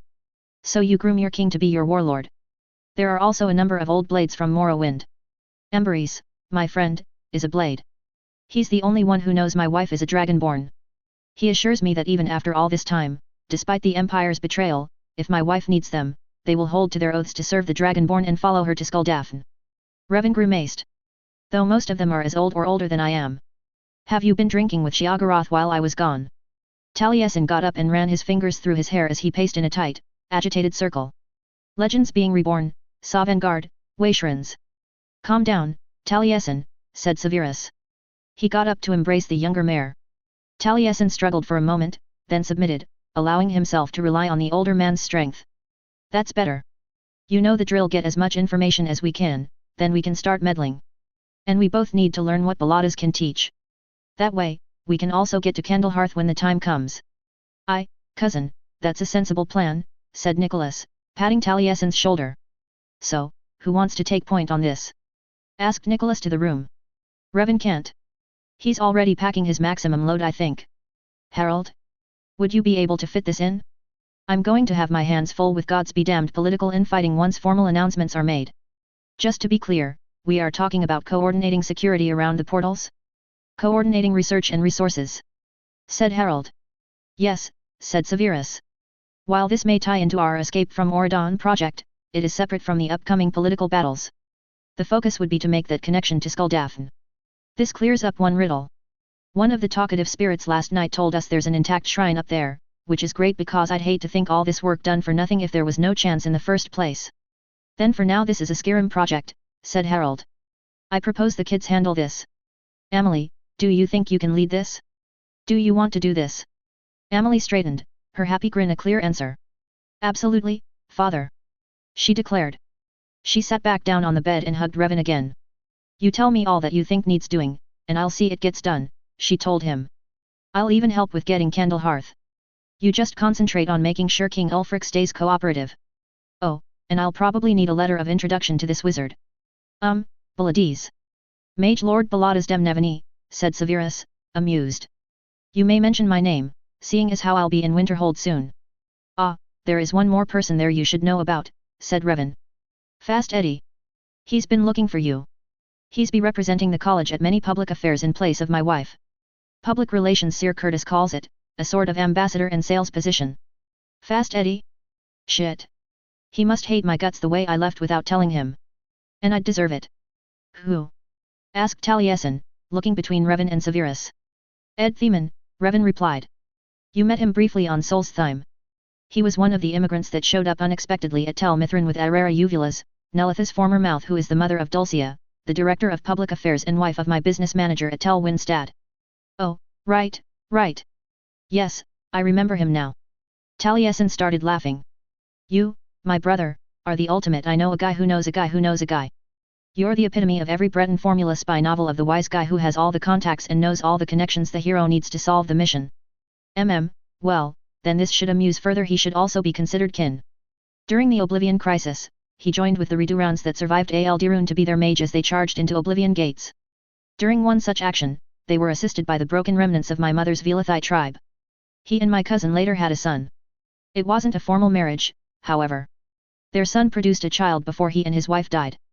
Ed and his granddaughter, Tyrania, live in Winterhold now. She's a lovely girl, said Amelie to Taliesin. Bright and talented. Hell's Ed brought Master Ed to help with the Dominion spies when Ulfric ordered Revan to leave because he was jealous, you see, of all the attention Revan was getting from the Imperial Court. Hell's Ed came to town as the Archimage of Winterhold and was required to attend all the moot hearings as a neutral witness, so she couldn't handle the spy problem. But since we needed somebody credible to cover for the companions who were doing the actual spy finding, she brought Master Ed to do that, and he brought Tyrania along. We had a great time showing her around while he worked with the companions. I missed so much while I was in Morrowind, said Taliesin, rubbing his temples and forehead, appearing overwhelmed. Revan frowned slightly in concern. This wasn't normal at all for the roguish mare who was usually so quick to skip ahead in plans. Severus patted Taliesin's shoulders. Revan yawned. Forgive me, but I'm feeling a bit tired. Permit me a short nap and we can continue this discussion later this evening. Certainly, said Harold, glancing at his brother and nodding towards Taliesin. Take a couple hours. We can delay supper. I feel I need a walk by the lake. Why don't you come with me, cousin? Said Nicholas to Taliesin. I think we both need a relaxing walk to clear our heads. He looped his arm under Taliesin's and led him out. Oh, we'll go let Draven know to delay dinner, said Amelie, tugging Farkas with her as she headed for the door. Is Taliesin well? Revan asked Severus.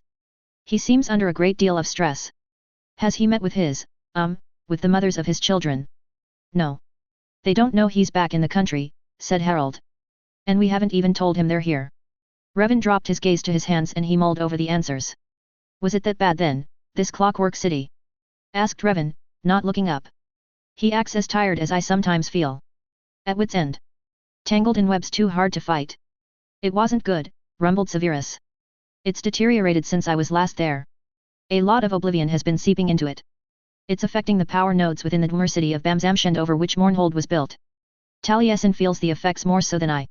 He's far more powerful a mage than I am, and more sensitive. What irritated me ripped savagely at him. The mage he and I chased after had gone insane in that chaos. Inelisi suggested we bring Talon to you. She thinks, perhaps, some Velathi ancestral rituals would help ground him better than a stay at any temple of healing. Is it because you fear to stress him any further that you have not told him of the Malmer? He made no mention of them in his complaints. That's not like him. He would not ignore such connections. I had not dared ask before, but how well do the Felixes accept these mare? How did Helzet react? Harold asked instead. Irritated at her brother, but eager to meet them. Adores the children. They adore her back, said Horace. Most of the immediate family appear to welcome them. The Altmer keeps her opinions to herself, he added, shifting the focus. She has confessed to automatic resentment, a cultural resentment between Altmer and Malmer, but she's familiar with that maxim of if you can't say anything nice, then say nothing at all. The Malmer also abide by that rule. It's unpleasant. They both know they are depending on the goodwill of aliens for their futures, so it's hard to gauge their true feelings. And Ardith, how is she being received? She behaves herself, said Harold. Very restrained, very polite. She met with Aunt Inelisi. Aunt has never met Morgia. Helseth never saw Morgia again after she left Wayrest. If there was correspondence, Aunt Inelisi was not privileged to know of them. Her relationship with Helseth was not intimate in that way.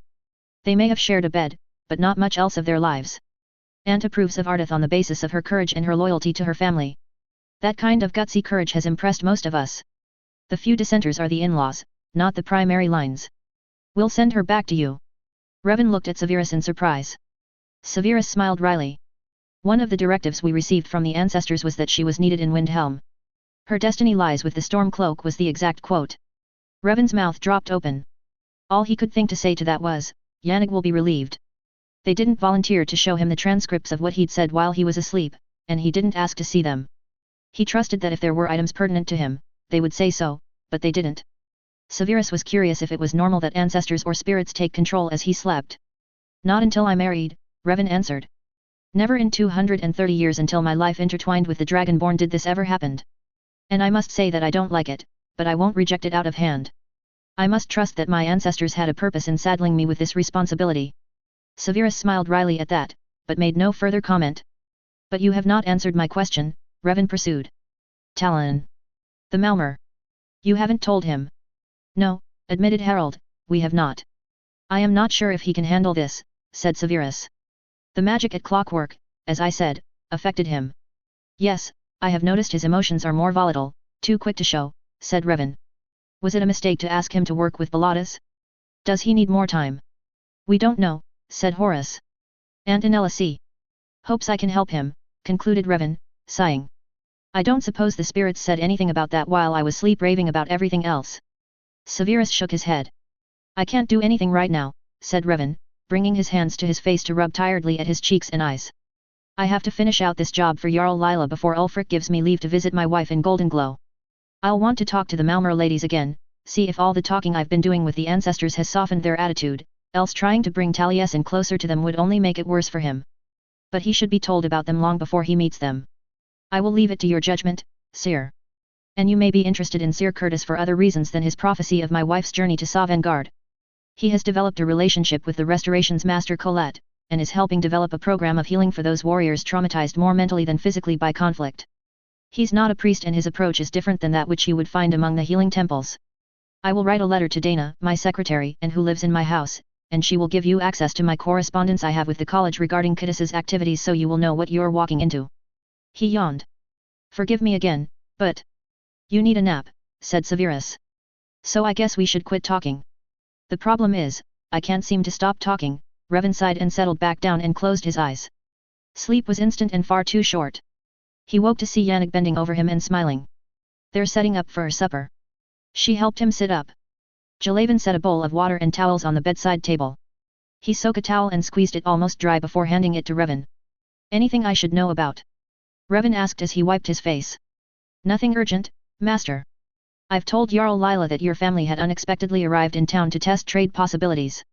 I babbled a bit about the reputation of the Felix Enterprises and arranged for Sirs Horace and Nicholas to dine with her tomorrow to talk trade.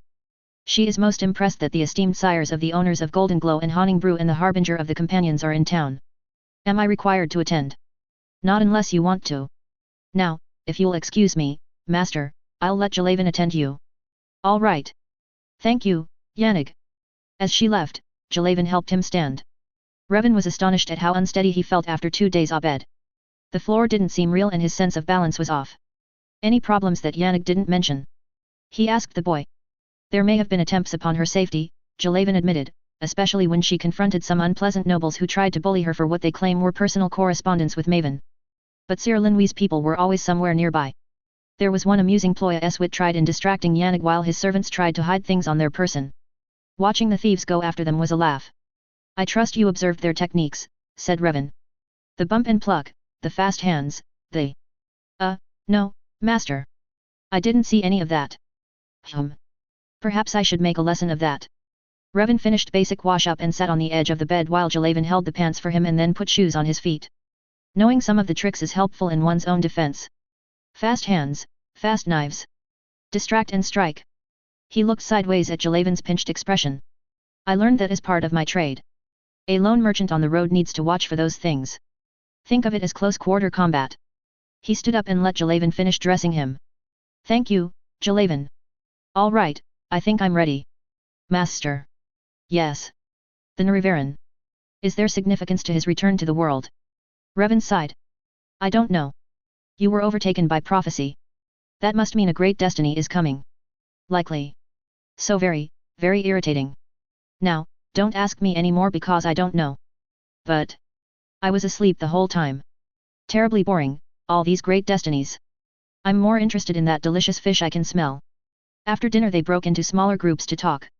Jalavan and Yannig went to ask questions of the Narivaran with Draven listening attentively. Farkas cornered Taliesin and they talked adventures and difficult assignments. Horace and Amelie were plotting. And Nicholas Sr. approached Revan with a serious look on his face. I take it I am in some sort of trouble. Said Revan, recalling the way the man claimed precedence during Taliesin's earlier ranting. And he recalled Nicholas mentioning political infighting, which did not sound at all good. Quite a bit of trouble, all of us, said Nicholas. How many times do you recall reminding Titus Mead of the debts his family owes our family? Quite a number of times apparently, said Nicholas. Events being as they are, Titus has run out of heirs. His children are all dead from terrible accidents. His cousins, the competent ones, likewise have fallen to accidents. The rest are incompetent or compromised. The brilliant idea came to him that since our families are so closely entwined, he will adopt my son as his heir. As a tongue, that's the nearest possible to a dragonborn, and as harbinger of the companions, he commands the respect of the Nords. And there's that future connection with the Reach, my future granddaughter. Thank you very much, Revan, for an elevation we did not seek. Oh. Well, there didn't seem much else he could say to that. Does Nicky know? No. We've told him to come here, and he should have come with Emily and Farkas, but he was delayed by Jarl Balgruaf. We only hope busybodies haven't already gotten to his court. Nicky could always refuse. Too late. The target's already on his back. It's rule or die now. Oh. Oh. I am truly sorry. Yes. Well, watch yourself. We're all going to be up to our ears in spies and leeches and so-called influencers. The secret of the Dragonborn is going to be near impossible to keep.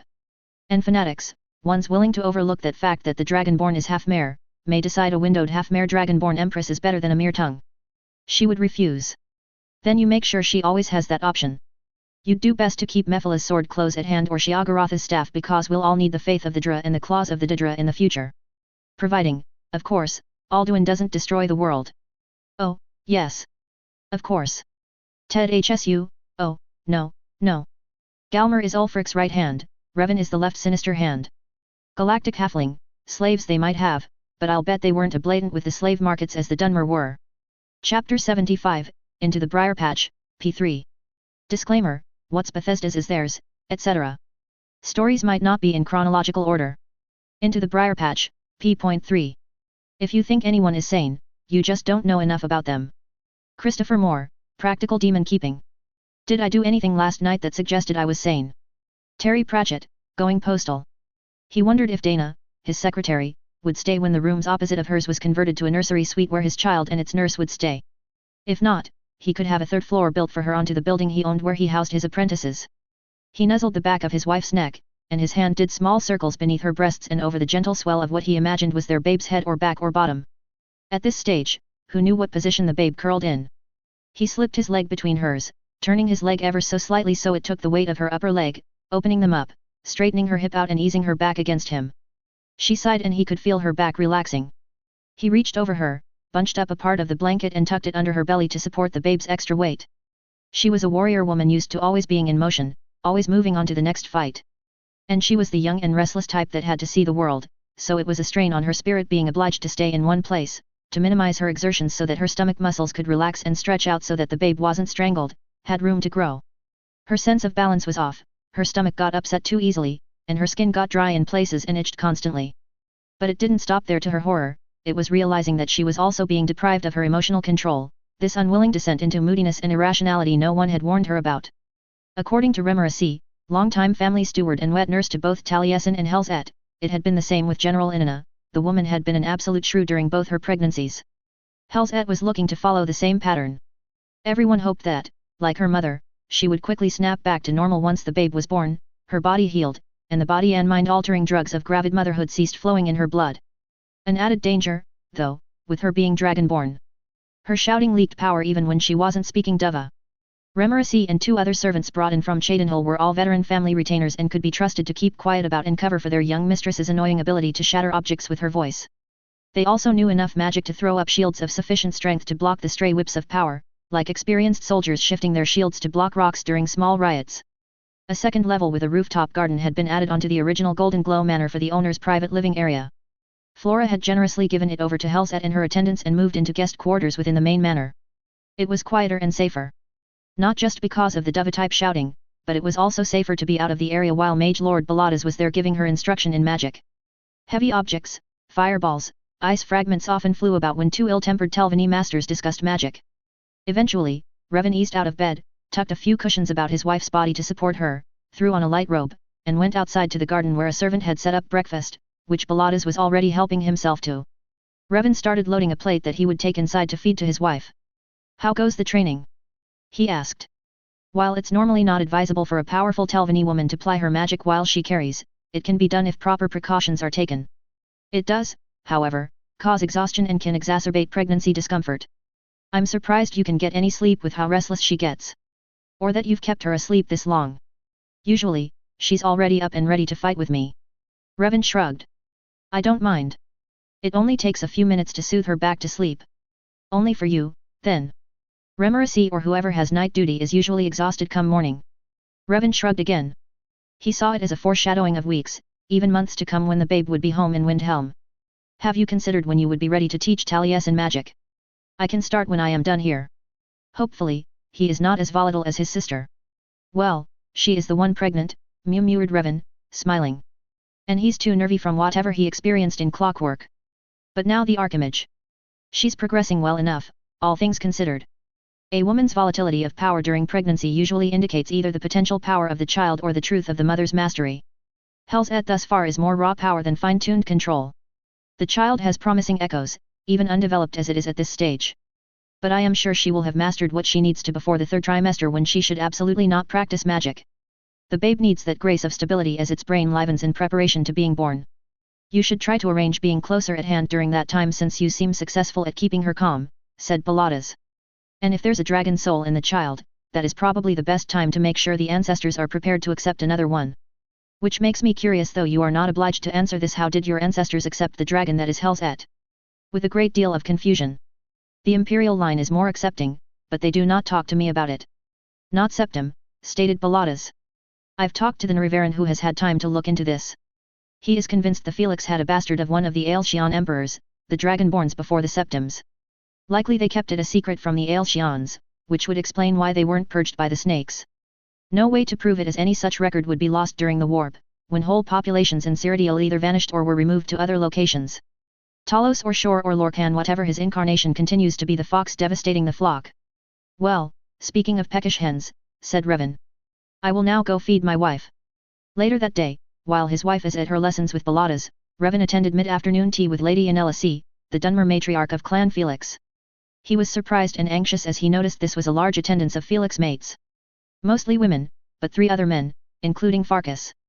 They resettled in their groups on couches, chairs, or large cushions on the floor.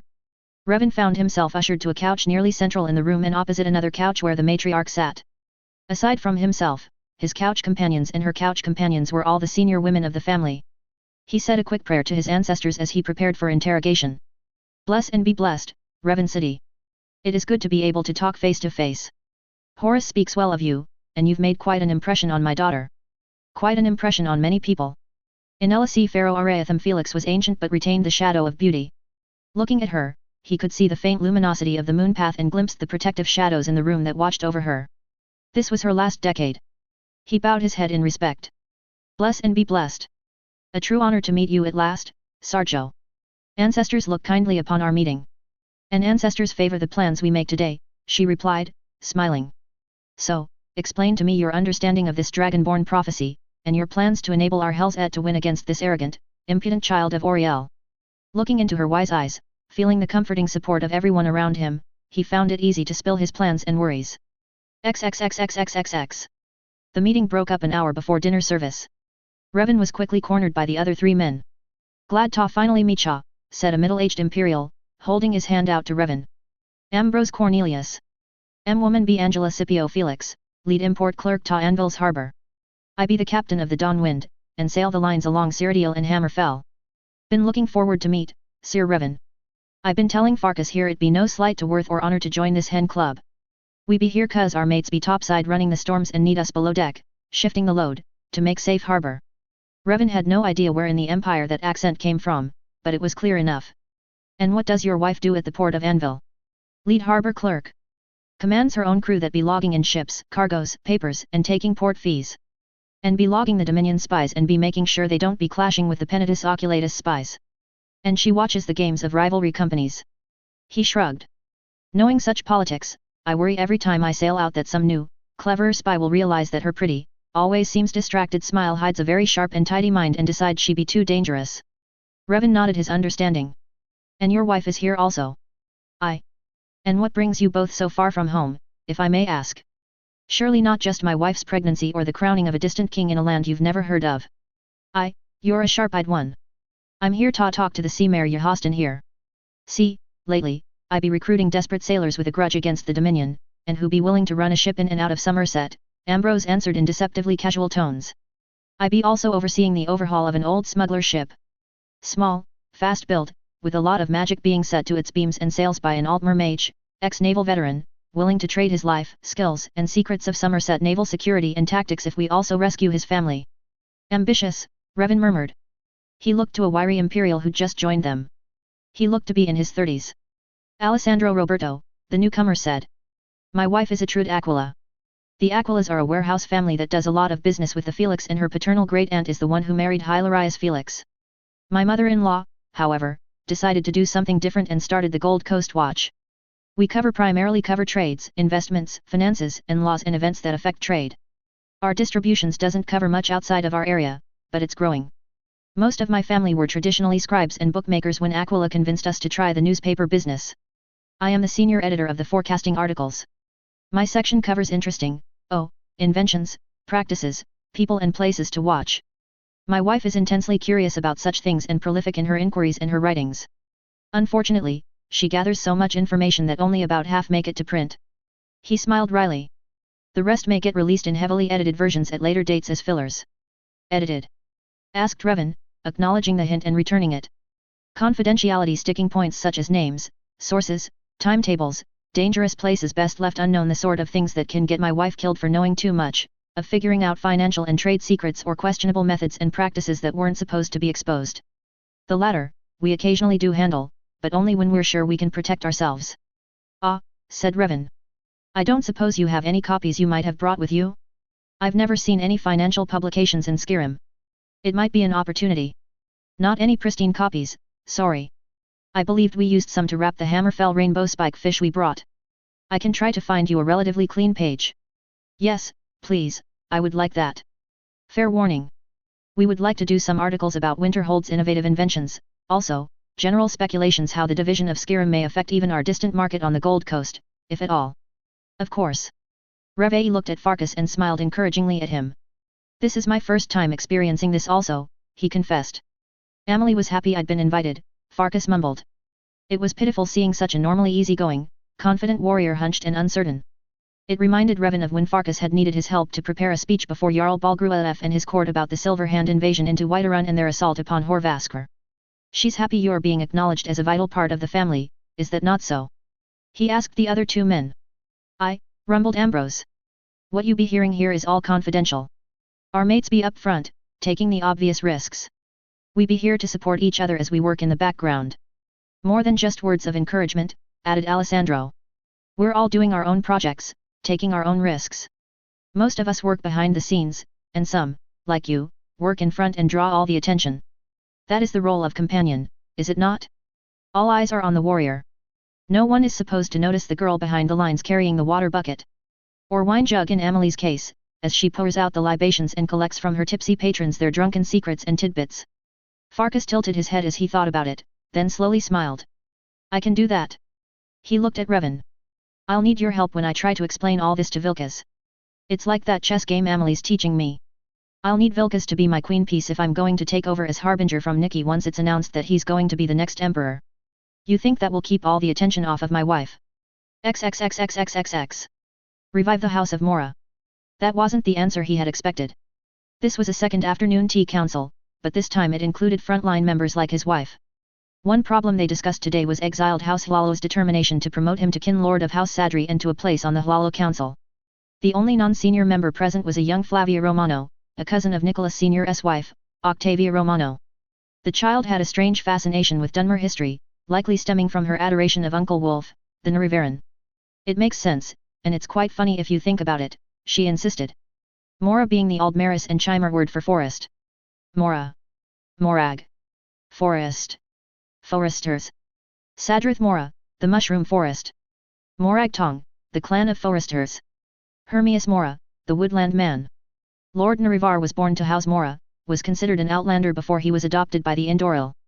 Our House Araetham used to belong to House Mora until the house dissolved sometime in the First Era, then Araetham joined House Hlalu. House Mora was known to have outlander bloodlines in its foundation. And this new city? It's got Hlalu exiles, other unaffiliated of Morrowind, and over half are Dunmer born in Skyrim. And Hlalu really can't even technically be of Hlalu anymore. House Sadras and all its clans hold Lake Hlalu and all its territories. And think on this. At Mora. Mora. Skyrim Dunmer. Resurrecting House Mora is to acknowledge and take pride in its diversity. Plant something like Whiterun's Gilder Green within the town centre and grow a Telvanni mushroom tower for government offices. The Skyrim-born Dunmer have nothing, absolutely nothing to be ashamed about. House Mora, the House of Narivar, the House of the Dragonborn, rises again. The rest of the houses have to acknowledge this if there's going to be any future. Revan stared at her in astonishment, utterly speechless. He glanced at the other elders. Matriarch Anelisi Pharaoh of House Araetham seemed amused. Nicholas looked resigned, Octavia looked proud. Horace was nodding agreement. Helzet looked ill, but it was probably because the sweet troll she was nibbling on was suddenly disagreeing with her. It can't be that easy. Just declare a new house. Said Revan. What clan or clans are its foundation? House Sadri, as your condition to accept clan leadership, said the matriarch. I cannot speak for Araetham. But the current head, Terdace Davrian, will come to Cheydinhul if I ask him to, and we can begin working on him. Clan Felix will join, pronounced Horace, and Nicholas nodded agreement. Husband, if you're going to start a house, you'll need to establish our new, unnamed town is officially Dunmer territory. You're going to have to push for Then Edom in East March. Oh, this is madness, said Revan. Why would I want to be part of this insanity? Well, said Helzet, breaking the silence after those words, it'll give me something to do after I kill Alduin. Conquering Morrowind and unifying all the houses and tribes would be the work of a lifetime and a challenge equal to the Ruby Throne. Of course, it's up to Morrowind if they're up to the challenge. Once it comes out that the Dragonborn is not a Nord but a mask-wearing Dunmer, and that the Narivaran has come out of seclusion. This will also be a battle of ideologies, of faiths, said the matriarch. The Dunmer turned to the Shivi because we were tired of the games of the Didra.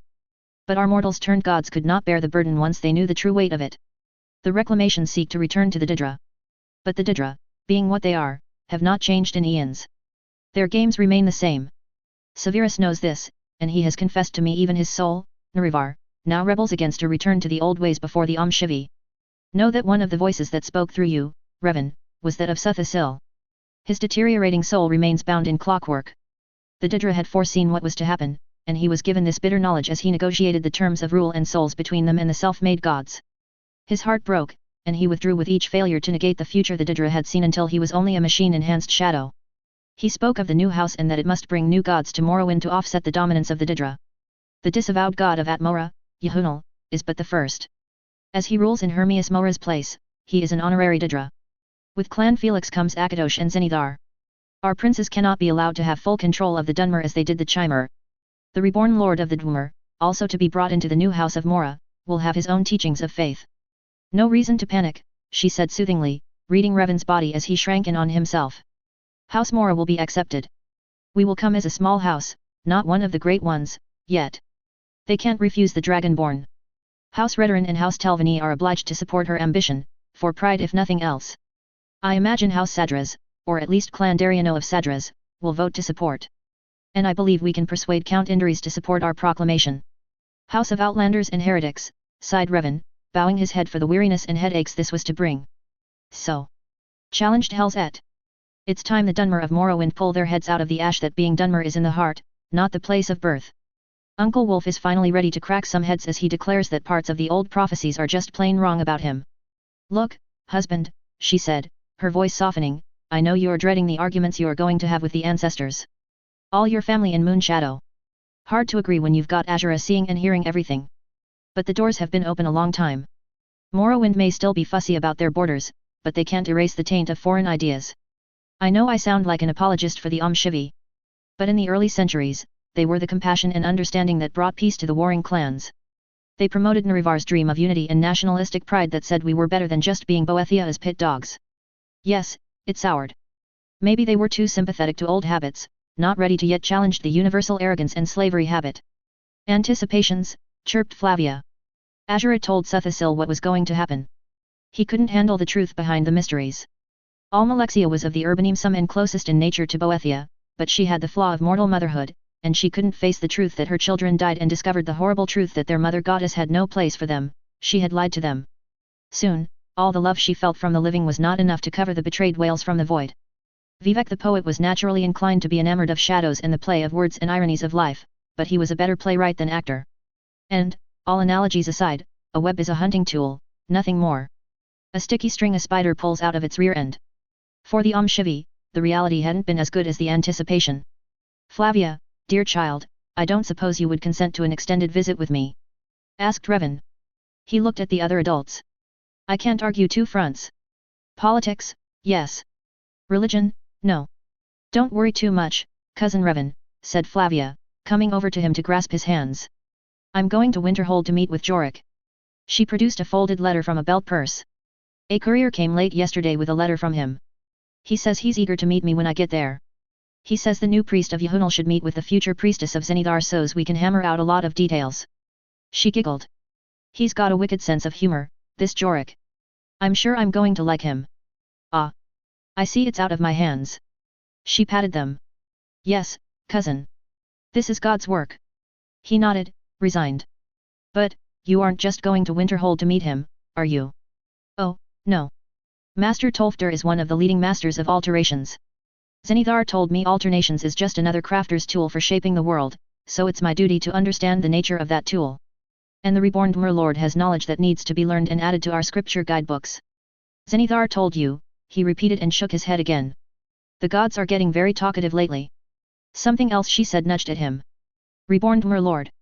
Who is this you talk of? Oh, Zenithar told me the owl god, in his wanderings beyond the void, found the ancient king that was lost when the anchor stone of the Red Tower was banished. He brought the king back so that Uncle Wolf might find strength and comfort as he returns again to Morrowind. Oh, you mean Master Curtis? A reborn Dwemer king. Does he know that? She shrugged. Like Uncle Wolf, he is what he is whether he likes it or not. Once he accepts that, he'll be much happier. XXXXXXX. After that very long day, Revan cuddled tight against his wife's back, mentally and emotionally exhausted and vaguely irritated that he suddenly found it so hard to sleep. He didn't want to take a sleeping potion because then he might not wake if his wife needed something. He buried his nose at the back of her neck, breathing in the scent of her hair. Gods, how he loved her! The last 5 years of his life flashed before him. Insanity. All of it. From a little shop in a city of perpetual frost in its dingiest slum to multiple estates throughout Skyrim and on Solstheim. All from an act of madness, marrying a fresh out of the crib little girl, a princess playing at being a hand-to-mouth, footloose adventurer. A dragon in elven form, and a tiny dragon curled and dreaming within. The warm breeze coming through an open window had the scent of the apple and pear trees and the perfume of the riot of wild flowers planted for the bees of golden glow to make their honey from. But his nose in her hair, the scent of hair oil, of sweat and flesh and linen, he drifted off to memories of his life before Skyrim. Can't someone else make this delivery? He whined to his aunt. The Fami store in the wasteworks of Vivek City sold Ashlander goods that his father's trade caravan in the collected for resale to the civilized folk in the cities. Don't be foolish, Revan, his aunt snapped. You're a boy, and he's harmless. He keeps asking me to pose with his models, his aunt said firmly. Well, you're a handsome child and you do insist on wearing those Ashlander ornaments, which is what probably catches his attention. But enough of your nonsense. Pick up that package and make that delivery.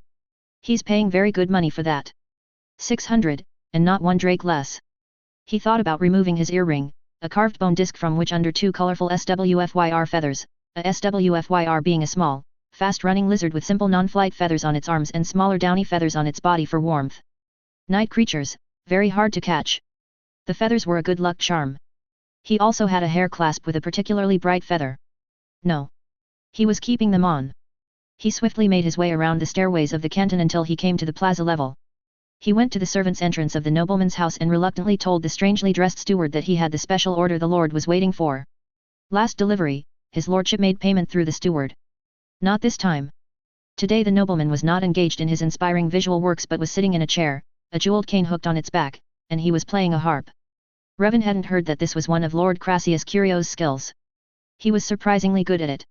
The Imperial usually favored blue velvet and silks, but today it was a silk coat half purple and half crimson and foamy white lace. He seemed to have dyed his hair and mustache and goatee silver white. Revan looked down as the steward announced him. Father said don't be afraid to meet the eyes of the fiercest Khan, even if only for a moment. Well, father never met this strange Lalo counselor. Well, if it isn't my favorite little itsy bitsy spider, Lord Curio cackled. He was affecting a different voice and a strange accent. Another eccentricity? Revan bowed. Good morning, my lord. The items you ordered from the Shiagarad Isles came in this morning. He presented the package. Did it now? Well, bring it here, dumpling. Let's see what you have for Uncle Shio. He reluctantly came closer to the nobleman, stiffening in surprise and protest when the man caught his wrist and drew him too close and down. Revan was deathly afraid his aunt was wrong and this nobleman with known peculiar tastes was going to kiss him. There was a wildness in the lemon citron eyes with pupil slits like a Didra. His grip was unbreakable. Oh, no, sweetie pie, the game has to go on longer. According to the stories, Brer Rabbit always finds a way out. Because if he doesn't, I'll have him skinned and stretched for my slippers, his sinews shredded and dried that I'll give to Azura to zip to her roses with, and his bones made into tiny wind chime pipes that Brother Owl will hear every night on the night winds. Oh, ancestors, help me. Maybe something a little stronger, and much prettier to look at. Yes, more feisty than your fluffy, fiery doggies, more fierce than the family phantoms. Why, with all the shady customers you deal with, you must have the patience of a saint. Haha. Perfect. He reached for a pen with his left hand, one appeared along with a naked man on all fours with a wickedly sharp ebony penknife sitting on his tailbone. The Mad Lord wrote something on the man's back and used the knife to deftly detach the bloody parchment, which he then rolled and tucked into Revan's purse. There, that's the address of a fun golden girl. Loves swordplay, very good with special lighting effects. Bit of a quick temper, but I'm sure you can handle her. That's S600 drakes, Lord. The Mad Lord grinned. Quite right, dear boy. Has skill. Hurry up and hatch those drakes. Didra eyes twinkled at him, then the Lord turned his face away slightly and tapped his cheek. Now, give your uncle a little kiss right there for my luck, dumpling, if you know what's good for you. Revan, sweetie, stop biting my neck. I'm not in the mood. Go to sleep. Helzette grumbled, shrugging her shoulders. He whimpered a soft apology and hugged her a tiny bit tighter. He didn't dare sleep the rest of the night. Galactus Halfling, Well, knowing one can't please everybody, I just hope my Game of Thrones ending isn't a massive disappointment. Ted HSU, Nat, Yannick's safe. The troublemakers in Riften are acting to cover their own worthless butts, and doing it badly. Galmer knows to stay out of Revan's business unless Ulfric says otherwise. Chapter 76, Lords and Ladies. Disclaimer, what's Bethesda's is theirs, etc. Stories might not be in chronological order.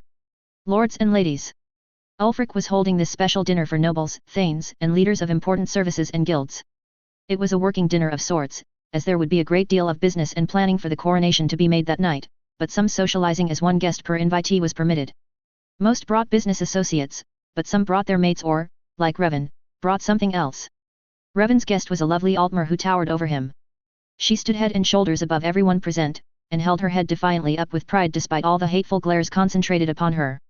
She was dressed in a long gown of expensive Breton forest green silk velvet. Her gold brown hair had been brushed to a high sheen and braided, Nord style, to form a crown, and the rest of her hair, braided, set, and then brushed out to form soft waves tumbed down her back. Hairpins topped with gemstones shaped to resemble flowers further decorated her braids. Around her neck was loosely draped a long scarf of ice-white silk, embroidered with vividly colorful birds and butterflies, the ends allowed to flutter loose and freely about her breasts and waist. She was the image of spring, even the wooden sheath of the hunting knife frogged to her belt was polished wood of lovely rainbow colors. They proceeded unhindered to Ulfric. My Jarl, allow me to introduce the noble warrior who saved my life when I had been captured by assassins. Ilasera of Cloudrest. Ulfric smiled tightly. Yesterday, in a private room, Revan had introduced her to him as Princess Ardith Chamius de Carudile, niece of the late King Reman of Firsthold on Auradon, kinsmer by his marriage to Morgia of Wayrest, sister to King Helseth of Morrowind who is ancestor to my wife. But for the safety of her family still in Auradon, imprisoned by the Dominion, she would be publicly introduced by the false name she used when she'd joined the Thalmor army 20 years ago. Ilisera gave a deep, graceful bow, acknowledging Ulfric's higher rank. Welcome, warrior, Ulfric stated firmly. I thank you for the life of my steward. His death would have been a great loss to my court. And the end of all my hopes, gracious lord, she said solemnly. I am honored by your welcome. Sharp mare ears heard the whispers around them become vicious and unflattering as Ulfric's gaze lingered a touch too long upon her face. Ah, Ilasera, here is another I wanted you to meet, said Revan, gently interrupting the silence between the two. He turned her towards the burly newcomer joining their group. General Galmer, I present my savior. I brought her especially to meet you. I have hopes that her knowledge of Thalmor affairs in Skyrim would prove useful to you. Will it? Challenged Galmer. He stared hard at her but said nothing more. His expression clearly said he didn't expect much of her. After some polite exchanges, Revan took her around to introduce her to other friends and associates attending this affair. The new Dunmer town was a hot topic along with the rumor that the Felix Trade Company was going to have a presence in that new town. Naturally, there was interest in buying up the properties of the Grey Quarter once the Dunmer left. Trade was also a popular topic. There were Nords who thought the Felix office would be better served in Windhelm's trade district. Plenty were trying to cozy up to Revan for recommendations and insights. He kept an eye on his Altmer cousin, watching how she maintained herself amidst the silken hostility. He also observed Ulfric and noted the Stormcloak often glanced her way. Not overtly, not fixated. Fast glances, frequent surveillance of the crowd, but always in her general direction. There was a murmur of excitement and anticipation as General Galmer approached them. All right, you interest me, elf. Let's talk and see if you have anything useful. They walked off, side by side, with similar body language, hands loosely clasped behind their backs. They paced around the room, talking. One circuit around the chamber, then back to Revan. Galmer even gave her a shallow bow before leaving them. A distinct tone of disappointment in the crowd that had expected livelier entertainment. Revan smiled slightly and turned back to Snowden who was talking tax structuring for the first 2 years of the new town's existence. XXXXXXX. Thank you for taking in Ardith. Ilisera, grunted Amberese, reminding him. Not a problem. She's easy to look at and has charmed the old veterans below. Mixes good drinks, too, if a bit on the fruity, fancy side. I've told her if she's looking for another profession, I'll hire her in a snap. But why bring her back here? With the coronation coming up, this city is full of strangers and a good mix of spies, thieves, and assassins. Believe me, it wasn't my idea. The order came from the ancestors. Vith. Yes. Oh, it was so embarrassing, Amberese. While I was finishing the Blackbriar project in Riften, I received an invitation from the Felixes. They had just arrived in Riften with their trade caravan and were staying at the Merry Fair farm. I go there and discovered Taliesin had finally returned from Morrowind, and he'd brought the Narivaran. I finally meet the Nrivaran and then I'm passing out at his feet because every bloody ancestor in creation has something to say to him. I lost 2 days and nights as a babbling mouth. They'd had to set up shifts to take notes. I have not memory of anything I said. They just handed me the notes that mentioned me or people in Windhelm, or who would soon come to Windhelm. One of the orders was that I was to bring Arde, Elizara to meet Ulfric. I have no idea why or what she's supposed to do. She seems to be handling Windhelm well, said Amberese. But then, she's also sensible enough to stay in at nights and to accept escort offers when she goes to the markets. We've got an assassin watch on her and she's cooperating. Good, good. I knew she'd be safe in your care. Do you think the ancestors are matchmaking? Revan shuddered. Yannig would certainly rejoice if someone else took Ulfric's attentions away from her. And Ulfric's interest is probably nothing more than curiosity about my wife's royal, half-Altmer cousins. I've told him the whole story about the overthrow of Queen Morgia's children from the throne of Firsthold and how Ardeth escaped and changed her identity. I told her to tell him a condensed version of her story when I'd arranged their first private meeting. Fortunately, he hasn't asked me yet why I've brought her back to Windhelm. I'm still trying to think of an answer. Saying the spirits told me is not going to do. Easy enough, said Amberese. He knows you're working that insane idea of turning Candlehearth Hall back into a teleport shrine. He believes you're thinking of a one-shot rescue into Somerset via the shrine. Who else knows the lay of the land but her? And since you have to be in Windhelm for duties until Helset's ready to give birth, it only makes sense that she has to come here for you to consult with. Oh, that's a good reason. It'll do. And if you're pressed for details, you can always claim most of your attention is still on persuading Early Dawn to sell. It's for certain she won't until after the coronation. She's booked up weeks in advance and is going to be making a lot of money. Selling her place is the last thing she'll consider. Do you think she'll accept Proudspire in exchange? Makes more in a quarter year in rental than she makes in a year. No. It's not a Stormcloak hold. Too bad you don't have a grand place in Riften. Maybe you could offer to build her something there. I would. But I'm sure she'll find more objections, like all the thieves, the number of dark elves infesting the rift, the god's awful miasma rising from the waterways every dawn and smothering the town until the afternoon sun burns it off. There was a knock on the door leading down to the kitchen. Amberese opened it. Elizara smiled at them. Forgive my interruption, but General Galmer has come to invite me to a tour of the palace and lunch at one of the restaurants in the Valenstrad district. I'd like to accept unless you think it unwise. Galmer? Revan and Amberese exchanged disbelieving glances. Let me talk with him first, but I see no harm if you wish to go with him, said Revan. I'll go to my room then and change clothes, she said. Revan went downstairs. Galmer stood by the bar with mead in his hands and ignoring all the attention he was getting from off-duty grey guards. He scowled. I mean her no harm, and I'm not bringing her in for interrogation, he stated flatly before Revan could greet him. I didn't think that was your intention, my lord, said Revan. But I insist on a guard for her. They'll follow at a discreet distance, you'll never know one's there. You fear assassins? Always. Galmer's grunt and curt nod acknowledged Revan's concern. Elizara appeared. She wore a steel-plated Dawnguard overcoat with a high collar. She had her hunting knife. Her leather and fur skull hat concealed the tips of her ears and a bone-mold skullcap. Revan removed his earring and carefully put it on her ear. Anti-poison, he told her softly. Amberese will have a tracker following you. She nodded and smiled as if he'd complimented her on her dress. XXXXXXX. Sadri went back to his home via the connecting door in the corner club's kitchen. The Aratham guard on the other side informed him Lady Anelisi wanted to see him, if he had the time, and that she was praying at the shrine in his office below. But before then, Sira Dana wanted to see him. He went to Dana's bedroom. The room she usually used as an office was temporarily a guest room for Kin Lord Aratham Terdace Davrian, so all of her office files had been crowded back into her bedroom. Hello, Dana. You wanted to see me. I hear dear Elizara has made a conquest. Galmer, of all people.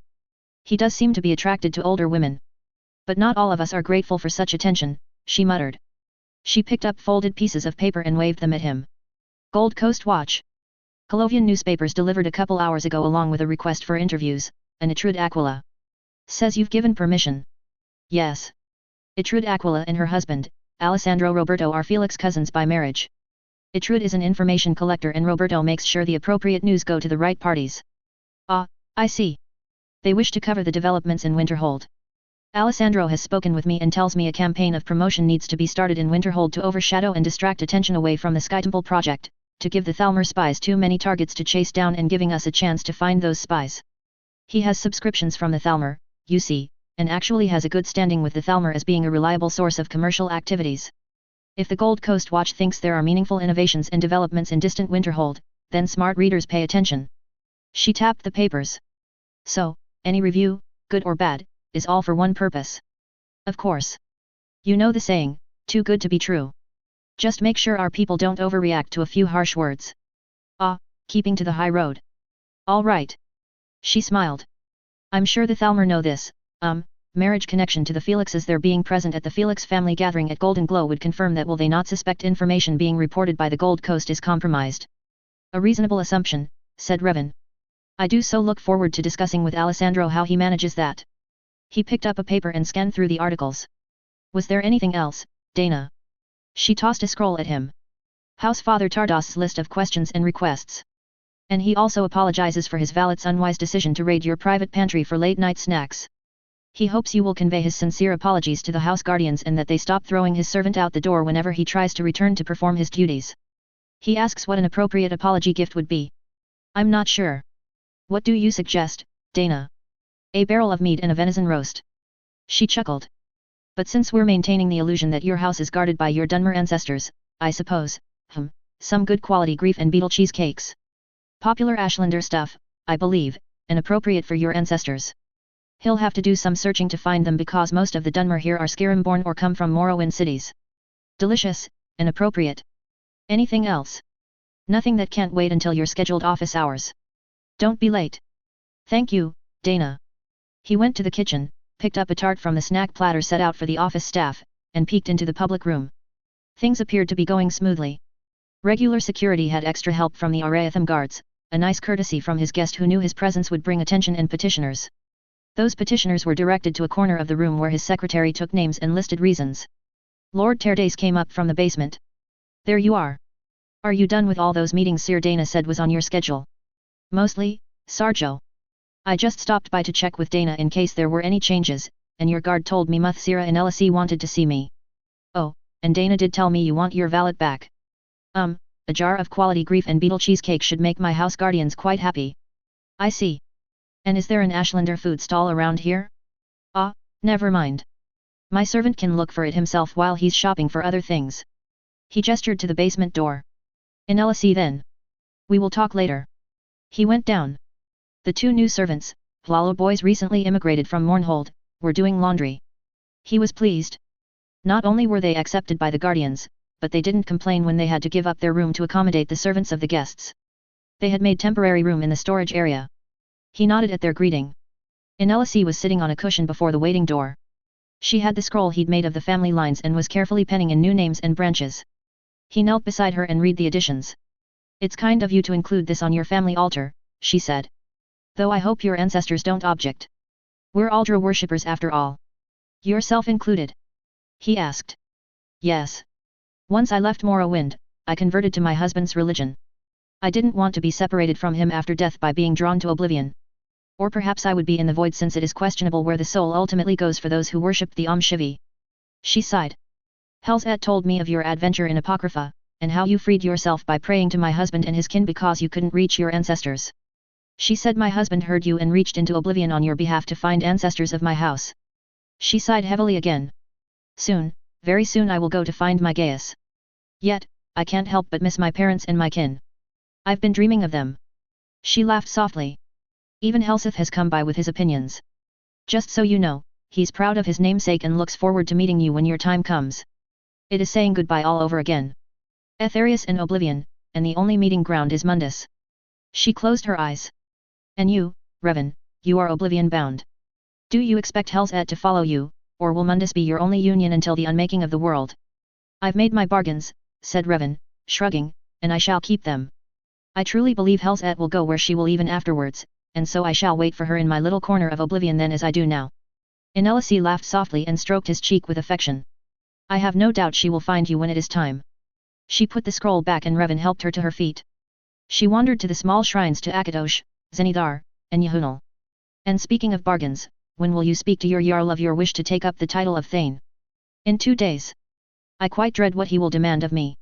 It cannot be any more than what he has demanded of you when he forced you to accept the position as his steward. My daughter was quite astonished at the volatility of your Jarl, how quickly you went from accused traitor to a steward of the court and solely responsible for the welfare of the Grey Quarter. Yes, but this time I am asking for an advance in rank, from public servant to quasi-nobility. And though I am called a steward, he has quickly assigned me tasks that have nothing to do with the Grey Quarter, such as investigating the Black Briars for the Jarl of Riften, investigating the Silver Bloods of Mark Arth. Oh, I have no fear he'll deny me. As I said, I am merely wary of the conditions and new demands he will make. Perhaps he will be inclined to give you more leeway now that he has met Ardith. How he treats you will greatly influence her favor. Oh, don't look like that, Revan. It's a fact of life, Ardith is a royal. She understands that marriage has always been the oldest contract for power. I am not that naive, Muthsira. But he is the Stormcloak and, princess or not, she is an Altmer. There are too many who will never see her as anything but Thalmor. So he loses a little of his Nord base. He gains Dunmer support through you. Revan nodded slightly, giving up his position. All right. But it is no guarantee Ulfric will go that far with her. Is Ardith aware of this ploy? No. All she has been told is that he is interested in meeting her to thank her for rescuing you. That, and crass curiosity basically. And despite what I said about her being a royal who understands alliances, we are not so desperate or hard-hearted to push her into a marriage that has no personal benefits for her. And while we don't know the ultimate intentions of the ancestors to introduce her to Ulfric, I see no reason why we can't work our own advantages into the event. Jarl Ulfric has invited me to lunch tomorrow, along with Yannick and Ardith. We'll see what kind of mood he's in. XXXXXX. By my right as Jarl, I acknowledge you as Freyr, noble lord of the new town of Aldmora, in return for your renewed oath of loyalty to me and your heirs to East March. Blast the Stormcloak. Despite Ardith's, Inelasi, and Yannick's best efforts, he just had to complicate things. Revan should have known that none of the lady's considerable charms could sway the cold crystalline heart of Jiggalag's influence. No, he would not give Revan the title of Thane, a halfway post between commoner and noble. Instead, he booted Revan to the ranks of land-owning nobility and tightened on a golden collar of service.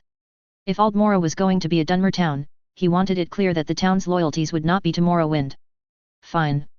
Revan re-swore loyalty and received a chest of gold, that would be returned soon enough in the form of tax payments, a hastily sewn banner of a circular, ornamental gold tree upon a field of green, and battle-axe he could barely lift. Actually, it makes sense, conceded Amberese. The new town and land needs a noble to build it up. It allows you a hell of a lot more authority and will discourage some landless Nord noble from trying to move in and take over. And though you can't proclaim absolute ownership of the town and land by normal Morrowind rules, getting a promotion to power within the Stormcloak government is an accomplishment. He easily hefted the battle-axe. Regularly hoisting kegs kept him in good condition and held it near to a lamp to examine the design work. Is that supposed to be a screaming elf here? Yes, said Revan, gloomily. It's a copy of Wiluthrad, the ebony battle-axe of Isgramor. Storm's Tears is the translation of its name. Legend says his son, Ingol, yes, that Ingol buried in that mound outside Windhelm created it from his father's tears, forged it in lightning, and quenched it in the cold sea the night after Sarthal. If you want to see the real thing, ask little Nicky next time you see him. He sometimes carries it as the harbinger of the companions. The axe was enchanted by Ozidal, the one buried at Kalbjorn and whom Rallis knows too well to be especially deadly to any mare. Nicky let my wife hold it, she says it burned her hands. It will be a nice update to temple records, said Eleni. Elevation, even if by a foreign government, will be considered by Morrowind. Now, solidifying the elevation may still face challenges. Although, she hummed, this is new ground. Your territory is not physically in Morrowind. I'll consult with cousin Sorain to anticipate religious and legal challenges from the temple. You're likely to get challenges based on bloodline, morality, and such like from the other houses. We'll start drafting arguments. It will be interesting to see our Freya Helset's reaction to all this, said Amberese. Freya, old Atmoran for lady, right? Freyr and Freya, the lord and lady. I, like Don and Donna, were the old Cyrodiil for lord and lady, said Revan. Inelasi came into the room, leaning on Ardith's arm. Lord Sadri. She acknowledged, smiling wryly. So, your Jarl acted quickly, I see. Yes, Ulfric has done it to me again, said Revan bitterly. He rose and conducted her to the chair he'd been sitting in. I go with my reports and ready to persuade him to see his way to granting me thaneship. I walk into a room full of nobles and thanes currently in the city. He told me he was promoting me and threatened again to take Aldmora away if I refused. What else was I to do but agree? So he declares me a noble, presents me with an axe, and then kicks me out without even a token drink so he could receive a delegation from High Rock. What exactly did you three discuss with him at that luncheon you had with him? We talked of my family in Oridon and the Thalmor dethroning my cousins in favor of a pure blood of a distant line, said Ardith. We also touched upon my time with the Thalmor, how I got myself assigned to Skyrim, and how I met you in Mark Arth. I am aware the audience expected some sort of event when General Galmer sought my company during that dinner party 3 nights ago. His concerns were the ones my father had when Princess Morgia was brought to first hold. He asked me about my desertion. Obviously, he wished to compare my story to what he must have heard from you. I found his candor refreshing. We agreed to a sparring match in the near future. A sparring match? Revan blinked in surprise. Not an unusual way for warriors to become further acquainted, replied Ardith. Oh. Oh, yes. Of course. It's just that I can't imagine Galmer raising his battleaxe to any elf in any effort short of killing. But, getting along with Galmer is a good move. I would think so if you wish me to encourage your Jarl's attention. Was that not the purpose of bringing me to his attention? In part, conceded Revan, cringing slightly. But I swear to you it was not my idea. I would never have thought of it. It was the ancestors, said Anelisi. Ardith's brows lifted in surprise. Ah, I see. Yes, like my cousins among the Sijic monks who practice the ancient ways of ancestral worship and who draw their wisdom and insights from beyond the mortal sphere. I respect that. I cannot forget it was your connection, Revan, to your ancestral spirits that enabled our rescue from the Kinjoranois. Very well. But did they say to what purpose Jarl Ulfric and I were to meet? No, said Revan. I see. Then what happens will be according to our natures. But, also tell me, am I mistaken to sense Adidritha's influence upon Jarl Ulfric? I could feel it as we talked. Jigalag, confessed Revan with a sigh. Her brows arched again. She turned her head, homing in without hesitation to the suspended carved rod with ring hooks that held coats and satchels and scarves. The Wabajak's distinctive head was visible. Ah, I see. Then I shall pray Syrabane to guide my steps between chaos and order. You were quick to sense a Dade Roth, how have you learned that trick? Asked Anelisi. My mother. She was born on Artum but saw her destiny with my father. I have very little talent for magic wielding, but I am sensitive to its presence. My mother helped me refine that small talent. It would be useful as a future battle reeve to detect magics and the type I may have to battle. Also, to discern between divine or Daedric influence. She also taught me her faith in Syrabane. Do you know Syrabane, the youngest of the divines? Well, youngest until Talos. Syrabane was an archimage and defeated the Thracian plague. He got Almer to unite and even solicited alliance with Man, the king of Anvil, to make war upon Thras. I'm afraid I'm not familiar with Syrabane. What aspect is he known by? Asked Revan. He's the apprentice's god. His greatest lesson is to know when to ask for help. An important lesson. A vital lesson. It sounds so simple. Too simple. Not just asking for help, but asking help from the right people, for the right reasons, for the right price, at the right time. She sighed. And then the seller suddenly switches the product, said Revan, matching her sigh. They both shrugged. Embrace thumped Revan between the shoulders. Stop with the gloom. All Ulfric did was call you out on what you've been doing already and force you to take the appropriate rank, with all the legal tools and advantages the nobility have, to carry out your plans. And you can't blame him for thinking in the long term. The title of Thane begins and ends with you, however, Lord can be passed to your chosen heir, for good or for ill, with all the responsibilities and rights. It also represents that Aldmora will have a distinct identity and rightful representation in the future court of Eastmarch and the Stormcloak Alliance. He's doing you and all the Dunmer in Skyrim, finally. A favor even if you don't think so. I didn't want this. I never wanted this, Revan mumbled. Your own damn fault, friend. You just had to get yourself married, said Embrace unsympathetically. You told me even your ancestors warned you against marrying her. Your ancestors. But you went ahead and did it. Go stuff yourself, Embrace. Embrace laughed. Your duty is to your honor, your family, and your clan in that order. So says Remeron Redoran, Grand Historian for my house, written in the 107th year of the Golden Peace, he replied. I could not love you so much, loved I not honor more, and that was one of Vivek's earlier poems before he became a god. And look where that got us, Revan shot back. Embrace slapped the back of his head this time. You're just becoming a noble lord, not a god. Stop sniveling. It disrespects you, your family, and your house. But, if you want to snivel, here, drink this jug of sujama first, then you can blubber. And when you sober up, you can get on with doing your duty. In fact, everybody, let's all have a drink.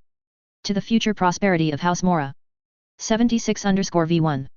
Related stories, number 20 Felix Spirituum, number 29 3, number 54 3, number 72 Property Wars.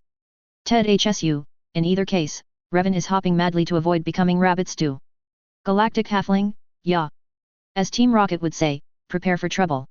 Chapter 77, Paradigm Shift. Disclaimer, what's Bethesda's is theirs, etc. Stories might not be in chronological order. Paradigm shift. Candlehearth Hall, as anyone will tell you, was named for the ever-burning, never-consuming candle that sat on the shelf of the upper-level hearth. A brick hearth placed in the center of the chamber with no corresponding lower-level hearth. Indeed, the kitchen hearth was off in another corner of the building. If one were to look to what's below the candle's hearth, it would be an empty corridor, with the weight above barely supported by load-bearing walls. The candle was a novelty guests liked to play with, many trying to blow or pinch the flame out. They would hold their hand over the flame tip. The candle gave no warmth, just light, and it differed from an illusionist's candle light spell because it mimicked the look of a candle flame and wasn't a dandelion fluff of pure light anchored to a pillar of wax. The wax itself had some enchantment because it could not be melted, could not be broken, and could not be scratched or otherwise marked, though it felt like wax. Horace stuck his finger into the flame and watching as the fire forked and lapped around his finger as regular flame would but without the heat or smoke. Elizra, standing beside him, said, "The power is neither Didrik nor Drik. It emanates from Mundus itself." In the Second Era, this was the site of a teleport shrine, said Revan, coming up behind them. The Kamal destroyed it to prevent Nords from fleeing the city or from bringing in new fighters. This is the only still-powered remnant of the ancient teleport system that exists in Skyrim. Or, at least, of a known system. My wife and little Nikki used copies of location maps we obtained from the temple in Morrowind to search out the known Skyrim locations. All destroyed. Only 2 had power remaining. Candlehearth, and the one in Winterhold, except the Winterhold one is underwater. Between Red Mountain and the Oblivion Crisis, magic was so disrupted that even shrines that survived the plane melt and the brass god were deactivated. My lord, have you tried standing directly below this hearth? If you have, did you feel anything? Asked Elizra. I just tried. I don't think I felt anything other than cold because that particular spot gets a draft every time the front door opens. Ever bring the Ebonheart talisman here to provoke a reaction? Asked Horace, referring to the black gate stone Revan had taken from an ancient, hidden Ebonheart teleport shrine. I never thought to do that, said Revan, surprised. I wonder why? Perhaps I should, although I do feel that doing so with so many people crowding this in right now would be provoking the wrong reaction. Yes. Having a reactivated portal ripping through here, even if emptied, would probably not be good for future negotiations with Mistress Early Dawn, mused Horace. Gods, what a nightmare that would be, agreed Revan. Right, just go ahead with more lectures about how evil dark elf magic caused yet another disaster in Skyrim. Wasn't Winterhold enough? Revan's bodyguard hissed an alert. Is there something you need? Early Dawn's voice cut sharply between them. My lord, she said curtly, grudgingly to Revan, and sir. To Horace. She didn't look at the high elf or the bodyguard at all. No, we're quite fine, madam, said Horace, genuinely with his most charming smile. Humph, she responded, unimpressed. They went out a side door and headed for the Ashlight Inn, a new inn in the Grey Quarters owned by a Nord, a retired tribune of the Imperial forces who had been glad to return home with his Imperial wife. He used money he'd earned in the Legion and money his wife inherited and bought the decrepit tenement. The building had been abandoned as the tenants had moved out to the new Dunmer town, willing to live in tents or open camping in the warmer climate rather than stay another week in this part of East March. The Nord had gotten a loan of additional operating funds from Revan and had gotten an inn up and running in less than a month with help from dozens of Dunmer willing to work for any cash to buy supplies before moving out of Windhelm. It was still a bit rough and construction work was still being done, but already it had bookings and was receiving customers. Among the first had been Revan's Imperial relatives. Right now, the inn only provided rooms. A married Nord and Dunmer couple, also ex-Imperial forces, mess sergeants both, had bought the building next to the inn and started an eatery. It was set up military style. They paid the entrance fee, picked up their food trays and fell in line. The main featured food this week were dishes from High Rock. One tray, anything you can pile on it, then find a spot on one of the long tables. You can't tell me the Imperial forces fed like this every day, said Elizra. Nah. This is officer's mess, the mare next to her commented. Ha, an Altmer further down the table said. Even us officers didn't get this unless the cooks had the skill, and those cooks aren't often pulling field duty in the provinces. Nice to see you, Legate Facendil, said Revan. What brings you all the way from Fort Nugrid? Escort. We just arrived this morning with Elder Councillor Marcia Tullia, who bought the late Councillor Modier's seat. She's eager to meet you. I delivered her invitation to your secretary earlier today. I've been out, Revan said apologetically. I know, my lord. And congratulations on your rise in rank. Marcia Tullia, repeated Horace, Yarlin's daughter. She is, sir. Well, the old dog is trying a new trick. But she's a historian, a military scholar. That she is, sir, but the emperor has changed the admittance condition to the elder council. Wealth alone no longer guarantees a seat on the council, although being wealthy is still required. This Yarlan, do you mean General Tullius? Asked Revan. Yes. Knight Protector General Yarlan Marcus Tullius. Horus grinned. During the war, Yarlan's lands were overrun with Dominion troops. He got his wife and daughter out and asked Anelisi to shelter them for a time while he served under Inanna's command. After the war, and she was old enough, Marcia served in the Legion, but she was more a scholar than a soldier. She did her minimum number of years, then went to study military history. She's authored several well-received books. If General Tullius and the rest of the family have thrown their personal wealth behind her, then she makes minimal wealth qualification for the Elder Council. The Emperor has asked her to work with the Jarl Elisif, said Faisandil. Seeing as the Jarl has no practical experience with imperial politics, and General Tullius can't rightly represent Skyrim or act as her counselor in such matters, the Emperor has asked Councillor Tullia to prepare Jarl Elisif to take her seat on the Elder Council as Skyrim's representative. Ah, very good, said Revan, politely. You have a problem with Jarl Elisif joining the Elder Council? Asked Horus in a low tone when, after proper introduction, Elizra and Legate Faisandil began conversing. Only that I hope Jarl Elisif can be brought up to hold her own in such a cutthroat arena, said Revan. The late High King did not choose his bride for political savvy or strength of character, and she was never trained to be a queen. She still relies too heavily on her advisors. Of which you are one, said Horus. Yes. Unofficially and if I have time to spare. I am concerned that during the time it will take to get her to an acceptable state that Skyrim will be unrepresented in the Elder Council during an important turning point in history.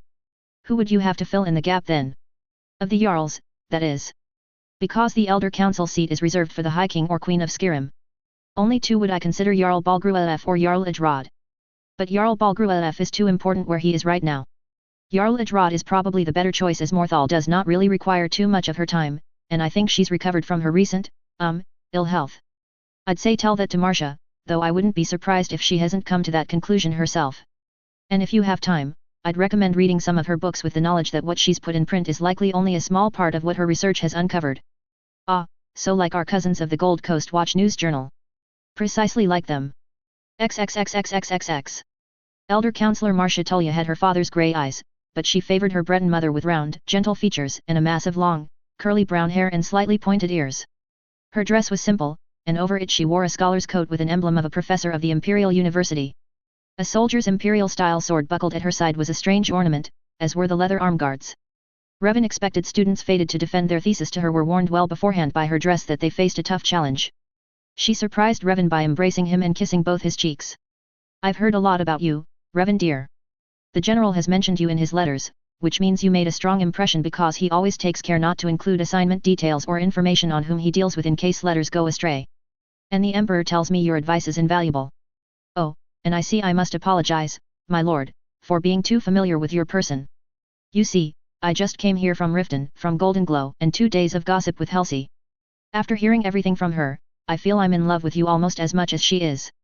Oh, as long as your father doesn't hear about this, Revan teased. True, true. Unlike Helsi's father, God's rest his soul, who favored hanging his enemies off the side of the White Gold Tower, the general simply will be happy with your head on a pike outside his office. Helsi, repeated Revan, smiling, I've not heard that nickname. Well, I was a sort of older sister for a few years and she was like the cutest little baby doll and I thought then that Helsi was more appropriate a name. I hated to leave her when the war ended and father felt it was safe to move us back home when Dominion troops had finally left our home. She quickly saw them settled at a table with Kaif and a tray of small sandwiches between them. Well, I would love to chat with you about all sorts of things, but I understand we both have busy schedules, so I'll get right to the point. What can you tell me about how to work with Jarl Elisif? What's your general view of the current politics of Skyrim, and what can I do to help with Helsi's insane destiny to fight the son of a god? I don't know if Alduin is in the same league as Mehrunes Dagon, and Akatosh isn't going to go snout to snout with his son, so. Revan smiled wanly, realizing that while Marcia Tullia wasn't a Felix, she was family of a sort by secrets instead of blood. First point, my dear, it's not just Jarl Elisif. Someone needs to be representing Skyrim now on the Elder Council and I'm proposing you meet with Jarl Idrod of Morthal, and this is why. Marcia Tullia was chuckling much later.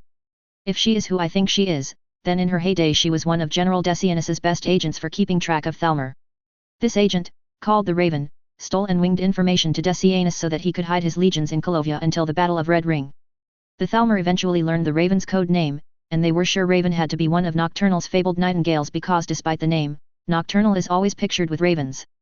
They were certain the Thieves' Guild were spies for the Empire and burned out every Thieves' Guild hall they could find. Her being a natural-born seeress would explain so much. I think you'll have to loan me Yannick for a while, she said, suddenly serious. Jarl Elisif will need to know the Idrod she's come to depend on as a friend and confidant is a fake, and she'll be hurt, and her trust in you and Jarl Idrod will be compromised if not addressed immediately. Oh, immediately, Revan agreed. I'm sorry I never saw that. So I expect. Keeping King Ulfric happy likely takes a great deal of your time. But that's why I'm here. The Emperor has seen that the General and you need some help to bring Jarl Elisif up to standards. Father has little patience for delicate flowers like Jarl Elisif, and you need to stay in the shadows as much as possible. Although, my lord, your king has made that so much more difficult for you. But it's not as if the General and the Emperor haven't learned the Felix trick of misdirection. Ah. Yes. Now, tell me what other political tangles you need the military governor's daughter to publicly meddle in like the insufferably high-handed imperial outsider she is. XXXXXXX. Middle of winter and Dunmer were leaving Windhelm in droves, the storm cloaks happily giving them safe escort to the far edges of East March. Land and buildings in the Grey Quarter were gradually surrendered to Nords.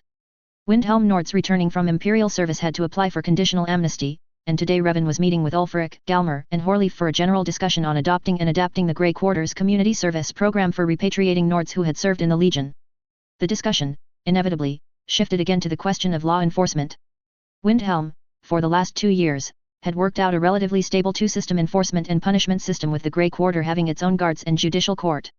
Still, a timeline needed to be set for the Grey Guards to end their watch in Windhelm and for the regular city guards to return to patrolling the Grey Quarter.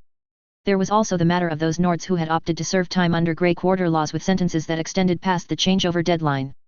It wasn't likely to happen for the next couple of years. There was too much that needed to be done at the new city site before it could receive thousands of mer. Anything less would only mean lawlessness and chaos and squalor, earning the ire of neighboring cities and holds. The Grey Guards were already split, with over half in the new town pulling double duty as town guards and area patrols. As Revan had promised, an army barracks was being built and Dunmer were being recruited for the Stormcloak army. Ulfric was adamant about that. Jarl Lila may be content to let the Indorils operate independently of Stormcloak command while they performed Stormcloak duties, but he was having none of that in East March. And New Dunmer town or not, there would always be some Dunmer staying in Windhelm, likely those that had property in and around the city or who were involved in trade coming overland through Dunmouth Pass or by ships to Windhelm's docks. And those staying needed reassurance that they could hope for fair treatment once the quarter's Indoril magistrate and his staff relocated to the new town. Refugees' Rest would remain a sanctuary point between Morrowind and Skyrim. Ulfric would continue to honor Skyrim's past agreements on this land and regarding Solstheim, something he wanted Revan to convey to the ambassadors from Morrowind. Doing otherwise would have been an unforgivable insult to all the Dunmer in Windhelm who had put in money, resources, and hard labor to renovate the Refugees' Rest site. And trying to take back Solstheim would have been a declaration of war with Morrowind. Revan sighed silently as he reviewed his checklist of things to do. He foresaw many long evenings of discussion and planning with his people. Frustration gnawed at him. All this was important, but it was getting in the way of his desire to get a gate to Skuldafn working. And he'd lost one of his comforts recently. Before his promotion to nobility, he could drop in on his store and do some soothing inventory or inspecting the books. Today, they'd tossed him out of his own store. Well, tossed may be an exaggeration. Escorted. Ushered. A step up in rank and suddenly his staff believed it was below a noble's dignity to be rooting around in shop books or sorting a bag of used goods. A lord had more important things to do, like dealing with non-customers who followed him, people with complaints or problems who expected him to fix their lives and caused scenes and broke things if he didn't. He wasn't welcome in his own store anymore. And though he liked his bodyguards on a personal level, it was yet another frustrating adjustment from an occasional engagement to a daily necessity. He was safe enough in the quarter, but once he stepped outside, it was all these new Nords who were still chanting the Skyrim belongs to the Nords mantra and resisting the idea that the Dark Elves were here to stay. Why don't you go back to where you came from? Was the snarled command he now often heard. The fact that he was not some great warrior, which would offer some slight excuse for his existence, evoked suspicions that his elevation came by more sinister means. Unhappy Nords were not shy about confronting him, questioning his goals, challenging his place in Ulfric's court. After one too many altercations, Galmer said to get bodyguards or he would assign some from the city guards. Yo! Revan! Wait up! Only one mare he knew spoke like that. He waved his guards to let by the large Dunmer jogging towards him. Master Curtis, a surprise to see you. You have business in Windhelm. Yeah, people to meet, a couple of boys to bury, construction accidents and a little vacation. There's a bunch of us come down from Winterhold since the project has been halted for the season. Just dropped off Savella and Tyrania at your place. Guardians were happy, but they kinda scared a bunch of people out of the business office. Revan glanced at the two Nords trailing behind the Dunmer scientist, father and son by their shared features. Oh, this is Sergeant Beck, the arms master for the Winterhold Guards, and his son, Eldon, the dive master for the Nord team, and my part-time apprentice. Good friends. Guards, interjected Beck. We keep Curtis out of trouble when he's walking in dreams about his machines. Pleased to meet you, sir. You will address him as my lord, corrected one of Revan's bodyguards. A recent elevation, sighed Revan. No shit? Hey, congratulations, my lord. Is Taliesin and Severus with you? Asked Revan. No, they were heading for the rift to look at another wall. They kinda got the reading bug. Revan nodded, understanding that Severus, the Narivaran, was now a confirmed dragonborn. Well, do you have any other engagements this evening? There are some people also in town who are eager to meet you. They were, in fact, planning to sail up to Winterhold to do so. Got nothing planned tonight, so I'll be happy to meet em. Like, now? Or should I meet you somewhere later? I was heading home first. Come with me, and I'll send someone to fetch the others. XXXXXXX. Master? I brought you some tea. You looked like you needed it. Savella smiled hopefully as she set down a tray with a teapot and a small savory muffin.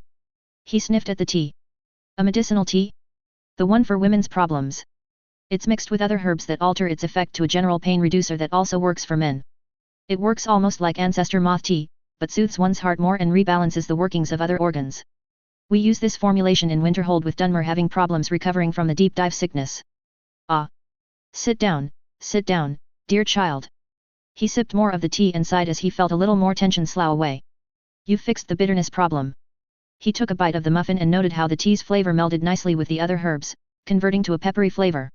A pleasant warmth and tingling was happening in his stomach and spreading with each beat of his heart. Your letters sound happy. You won't be returning as my apprentice then? No, master. You needn't address me as that then, you know. I know, but it feels comfortable for now. I wish I could call you father, but that's improper. My lord is too distant, and using your name feels deeply disrespectful to me. And I think I couldn't return even if shopkeeping was what I wanted to do. You're no longer a shopkeeper. I'm sorry. True, he finally admitted sadly. The sharp pain he usually felt as he faced that truth again was buffered this time by whatever was in that tea. He could see that truth and beyond it now. Still, I know there's so much more I can learn from you if you would continue as my mentor, or, if I may continue to consult with you on business details I am handling for Master Curtis and the college. Revan thought about it. I may not always be available, but yes, you may. She stood up, came around the table to stand behind his chair and embrace him. Thank you. I hope you know, Master, that you can rely on me for any assistance I can give on the Archimage Dragonborn's business. Sarjo Helset's business. She sighed against his ear. I've always known your wife was more than an adventurer and that you had other business outside the shop. But I knew I was too young and inexperienced to help, and you were being an adult and sheltering me. Once I got to Winterhold, there were too many facts for me to ignore, and that helped me piece together the oddities I couldn't help but observe even when stuck behind the counter of a store. Still, I tried to help as I could. I remember that lesson you taught me about candles. One light can't hope to hold off the night, but a chain of us can. V2. Related stories. Number 5 Help Wanted. Number 21 Twisting the Blade. Number 71 Forbidden Legend, Second Life. Number 27 Severus. Ox. Horace Felix, cousin-in-law, merchant, Elizara, aka Ardith Chamius D. Carudile, Altmer cousin from First Hold, Inella C. Pharaoh Felix, mother-in-law, matriarch of Clan Felix, Marcia Tullia, daughter of General Tullius, Savella, ex-apprentice, college student and clerk, Curtis Johnson, story, Second Life, Earthling/Reincarnated Tumor, SGT. Beck, Second Life, Winterhold Guard, Eldon Beck, Second Life, Dive Master, Guard, Tyrania, Revan's cousin. Galactic Halfling, I'm probably wrong, but I tend to think of Thane as a knighthood, non-transferable to descendants. Cursory look into definitions puts a Thane as more of a military capacity, although in Skyrim, e.g., Thane Erikur of Solitude, military service is not required. Ted HSU, so they use him as a medium only as needed. He calls on them to manifest and defend him only as needed. He's a traditional Dunmer and keeps a shrine, an open, waiting door, for the family dead, and it doesn't bother him that ancestral ghosts walk his home. Paying forward, paying back. Chapter 78, Nesting Instinct, P1. Nesting Instinct, P.1. The site of the former Waishran at Mistwatch was near restoration. Mage Lord Baladas had determined that the power supplying the original shrine was merely scattered, not destroyed, and had thought the site restoration a worthy enough project to fund along with the rebuilding and remodeling of the ruined fort into a home and town center. So, you aren't traveling to Bruma, Ulfric concluded. No. I've removed it from consideration on the advice of Elder Councillor Marcia Tullia, said Revan. The ancient Waishran was not well tended since it ceased functioning during the Oblivion Crisis. And since the Great War, a large bandit group has infested the wilderness between Bruma and the Imperial City, a group big enough to recruit mages. The Bruma guards and these robbers had a battle that destroyed the shrine site. The shrine may have been compromised anyway because of another large group of necromancers also infesting the area that had been using the shrine for profane rituals. Lady Marcia also tells me the Bruma chapter of the Synod is quite useless. It's more a political group than anything else.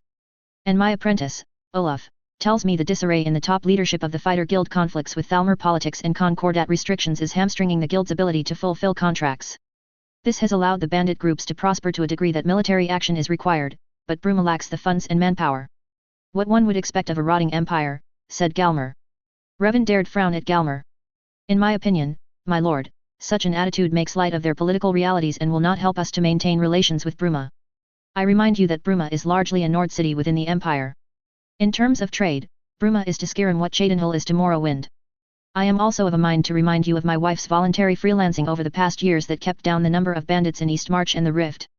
This allowed you to pour funds and manpower into your troops fighting the Legion and the Empire loyal holds instead of ridding your own house of these vermin. What few bounties she collected from Horleaf, frankly, were inadequate. She needed me to handle the loot she took from them to make any profit from all the dangers she faced. Galmer opened his mouth to argue but Ulfric tapped on the table and shook his head. Ulfric nodded, pleased. Good. My agents in Bruma tell me the Thalmor continue to pressure the local ruler for more influence and posting at Imperial Fort guarding the pass. I did not like the idea of you leaving Skyrim. The Dominion would make your capture even more important than taking that dark elf from Winterhold, said Galmer. He was still fuming that a Dominion ship dared sail into Windhelm waters to snatch someone, even if that someone was just a dark elf who played around with useless old Dwemer relics. He leaned forward across the table to scowl at the mayor. You're not a damn shopkeep or a merchant anymore. You can't just go wandering about the land on your own on a frivolous whim, he growled. Yes, my lord, so I am learning, Revan snapped back, frowning. However, confining me to Windhelm severely limits my usefulness to His Majesty. And I do not travel frivolously, I have many ventures and responsibilities around Skyrim. As for the perils of travel, I was born to a trade caravan and spent most of my childhood journeying throughout the ashlands of Vardenfell. When I came to Skyrim, I was a lone peddler and travelled many times between Windhelm to Solitude before I opened a shop. I am not a great warrior, but I am not totally hopeless in combat. Very true, Ulfric agreed, smiling humorlessly. Poisoned weapons, conjurations, the luck of the Daedra to prosper in chaos. He's also going to be a father, Galmer, so I'm sure he's not going to take any foolish, unnecessary risks. By the way, how is your charming wife? Ah, not in the best of tempers, Majesty. And so bored since her kinfolk took away her weapons and armor. She is not used to such enforced idleness. At that, Ulfric barked a soft laugh and took a long drink from his tankard of ale. Yes, Lady Annelisi says her daughter and granddaughter are of the same temperament. She likens them to Kagouti ill-tempered creatures and the females merely lay the eggs and leave it to the males to defend the nest and guard the young while the females do the hunting. So, despite the ventures and responsibilities you claim outside Eastmarch, I do foresee you curtailing your traveling when you have a babe to look after. She assures me you are not one to be satisfied to leave your child solely in the care of others. Or has the lady misjudged your character? Revan grimaced. The honored lady is correct, which is why I'm trying to travel before the babe comes. Instead of Bruma I am going to Mistwatch in the Rift. Lord Baladas has rebuilt the Mistwatch shrine. He informs me that, with the help of Winterhold, he thinks he has restored the power. The next step is to attempt to attune the power using the stone I recovered from the hidden Ebonheart shrine. More magic we don't need, grumbled Galmer. So, if you get the Mistwatch shrine working, you won't need Candlehearth then. Good. We don't need a magic gate in our city. Galmer turned to Ulfric. We don't need a gate, especially not to rescue high elves. I understand you want to rescue your kin, Galmer gruffly said to Revan, but I am more concerned with Windhelm's safety. Even if you do succeed in buying Candlehearth and tear down the largest, most prominent inn we have to make a gate, will you destroy the gate after it's served its purpose? If our king demands it, the outer structure can be destroyed again. But only the total destruction of Windhelm, from the mountains to the sea, will alter the course of that river of power, said Revan. It has flowed from this area since the creation of the world. XXXXXXX. The last bandit group that held Mistwatch had been notorious for kidnapping people and holding them for ransom. Then his wife came after them after having encountered one of their escaped victims. The place stayed empty until Mage Lord Baladas immigrated from Morrowind and bought the land from the Jarl. Inevitably, a town arose around the castle. A further sales agreement with Jarl Ulfric put a small garrison of Stormcloaks to keep order in the area and to make sure the giants and their mammoths were not unnecessarily killed or harassed. At present, the small town was overflowing with Morrowind refugees. The large group of were commoners of House Sadri, laborers and farmers who couldn't afford to resettle in Cheydinhal and who heard rumors that a Sadri merchant in Skyrim offered opportunities and was amassing wealth to become a kin lord. Revan had been approached months ago by representatives seeking new leadership and protection. And if he wanted to start a new house in Skyrim that included Skyrim-born Dunmer and non-Mare, that was fine with most of them if it meant a protected new home. He had to deal with this. From mad, speculative conversations with his wife's Felix family to reality. He had no clue what the house motto would be, what traits this house was to promote. His personal values were still based on the core values of Hlaalu, that of shared wealth and mutual prosperity. Felix's values were similar with additional emphasis on knowledge through practical skills as their faith was primarily in Zenithar. A mass conversion was impractical. Start proper and start small with core families of shared philosophies and faith and passion. He was a small businessman at heart. So, what would make House Mora different than House Hlaalu? What significant, defining character? Productive value? He really needed to talk this over with the Felixes, the Narivaran, and members of the extended Felix family who showed interest. He should include the Jurgensen twins, the Victor family. Hold this. A long, heavy scroll slammed into his midsection. Revan coughed reflexively, his arms wrapping around his body and, incidentally, the scroll. Ve carved the stone, Im defined its purpose, and Set bound its power. When the three worked together, such things they could achieve. With this stone, you wouldn't need an army of mages to set up a permanent gate. Even you could set a gate as long as the conditions were right. He swept his arm around. The former ruined platform in the shallow pond had been refurbished and new stones fitted to level the platform. The sides and roof were in Dunmer style and a mix of bone mold struts and cement walls. The structure had been designed by Baladas to contain and reflect radiant energies emitted by the newly unblocked ground source. Ah, but I suppose I can wait until Taliesin drags his sorry hide over here, grumbled Baladas, as he lifted the gate stone from the shrine's bowl and pedestal and replaced it in the chest Revan kept it in. How long does it take to kill a dragon? I have no idea really, said Revan. My wife did say she'd often had to camp for days to wait for a dragon to show up. And then this area is very popular with dragons, so perhaps he and Severus are chasing after more than one dragon. Annoying delays, grumbled Baladas. But, I suppose, the world can only benefit from 2 dragonborns. Your wife may be the last dragonborn of Nord prophecy, but having the Narivaran as backup is a nice precaution. Not that I anticipate Hel's failing, he quickly added, throwing Revan a glance over his shoulder. But I expect other dragons won't be content sitting on their perches while Hel's and Alduin battle for supremacy. There's always an over-ambitious worm in the ranks or carrion birds hoping to feast. Dominion carrion birds especially. How much time do you have again before you have to return to Windhelm? I'll do a scrying to locate those 2 and send a local after them. It will take maybe 2 days to teach Taliesin a quick and dirty version of the skills you want him to learn. Mastery, of course, would take longer, but we seem to be running short of time these days. So many things happening. Tell me about it. Revan sighed heavily and rubbed the back of his neck as he stared down resentfully at the black stone he'd received too many months ago at a forgotten Ebonheart base Delphine the Blade had drugged and dragged him off to. I have to leave in 7 days. This blasted coronation is finally going to take place and Jarls Elisif, Balgruelf and Idrod are scheduled to arrive. And since my wife is a Thane in each of their holds, and she's in no condition to attend, I must be in Windhelm to greet them. I'd rather travel to Winterhold with you to see the awakened Tmur and Famur. Humph. Since your plan to move them to the hidden Famur Vale hinges on the Felix ship, and the Felix are attending this coronation along with you, we'll be waiting in Winterhold. Take your time. Besides, I've come to share Kittis's concern about their mental state. After having been stuck on a magical ship the past thousands of years, they likely won't be eager to board another ship even for the 2 weeks it would take to get the Vale. Then learning the fate of their people. Those Altmer priests will have a challenge. Perhaps if we can get this portal working, a good test destination would be to the Famur Vale. Faster and safer to run them from Winterhold to here than running a gauntlet through the Dominion Navy. Revan considered the idea, trying to compare his travel through the Famur shrines against the dim, long-ago memories of the 3 business trips his father let him come on to the mainland via the Mage Guild teleportation service. One easy and clear difference was that the Famur used visual panels through which one could see the destination before stepping through. The Famur shrine attendants were there to make sure the shrine's power was optimal, but they had nothing more to do once the user stepped into the shrine and selected the destination. Perhaps. But do you know enough about the Fomergate magic that you believe the two can connect safely?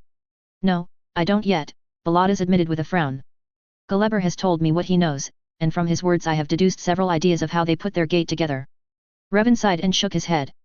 Not enough to guarantee delivery, unfortunate, so a ship is still the plan. At least we now have Master Cadis's invention of a mechanical invisibility shield that he has further designed to block life detection spells. I do hope he keeps that secret locked down. The military implications of that would be catastrophic, said Baladas. Yes, so he has also stated.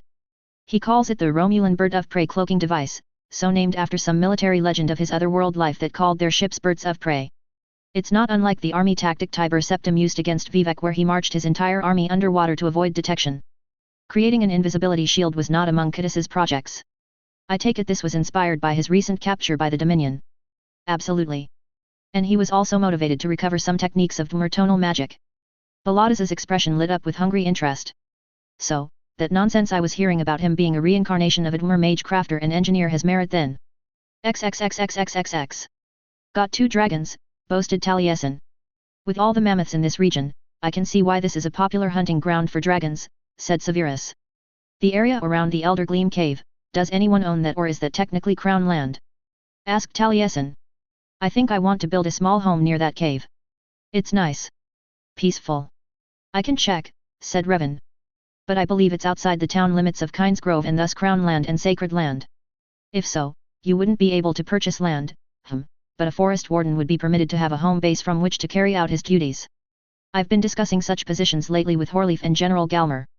With all growing population, not just Stormcloak Nords coming home but so many other races fleeing Thalmor, uncontrolled settlement and destruction of forests for farms and logging for building and overhunting is a long-term danger. Already, hunting and harvesting has decimated many wild herds and taking too many prime trees, leaving dead and diseased timber behind. And the Elder Gleam Cave is special, Revan said, thinking of all the tales his wife had told him of similar Spriggan protected caves, not only for the semi-sentient tree, but because it is a power focal point. It cleanses the energies. Defile its peace, then the Spriggans will emerge and destroy the defilers. They will go away after a time, weeks, years, decades, as long as it takes for the sanctuary to heal. Kill the Spriggans and the Elder Gleam dies. It just becomes another barren cave. Check for me, will you? I think I would be really interested in the job, said Taliesin. I've lost my taste for spy work and wild adventuring. More softly he added, and I don't want to lose any more of my children's young years. Revan's lips quirked up in a smile. Of course. I fully understand. I'll see what I can do to Baladas is here, Revan said as he saw the Telvanni literally appearing out of nowhere, returning from his morning teaching session with Hel's Ed at Golden Glow Estate. About time, the Mage Lord groused at Taliesin. Shake your wits awake and refrain from giving me as many arguments as your sister does. I'm all out of patience. Interested in refreshing your skills, Narivaran? Then come along. To Revan he said, and you, my lord, I'll send for you when we're ready. Don't stray too far, and let my steward know where you can be found. And here, he tossed a tightly wound scroll to Revan. A note from your wife. A listing of her frustrations, complaints that he wasn't there to rub her back or her feet. She also gleefully told him she'd mastered the Mark and Recall spell and had successfully made short jumps between Golden Glow and the nearby Fort Wolfden, formerly Faldar's Tooth. She now wanted to return to Windhelm and set a teleport point she could recall to in the future. Also, a carrier pigeon had arrived early that morning from the Indorills at Iverstead to tell her that Jalaven's father and others had just crossed into the rift through Stonefalls and was heading to Windhelm. She wanted to meet them and had sent the pigeon back to have the Indorills relay to the Sadras party to stop at Golden Glow so that she could travel with them. If Revan would delay his return to Windhelm for 2 days, he could then meet up with them on the road to Windhelm. Wouldn't that be nice? Oh, an opportunity. Now, what could he make of it? He paid a servant to deliver a request to Jarl Ulfric for extra time. Well, it didn't turn out to be much an opportunity for him. Rather, it was Severus's opportunity to make the acquaintance of the Sadras. They had not been a tribe he'd courted during his days to win over the Velathai because they were not strong believers in the Narivaran cult and would not have advanced his agenda to become Hordator of their tribe. And for that reason he didn't introduce himself as the Narivaran. It was likely Dariano was well aware who Severus was. Revan was content to ride with Hel's Ed in the wagon being pulled by regular horses.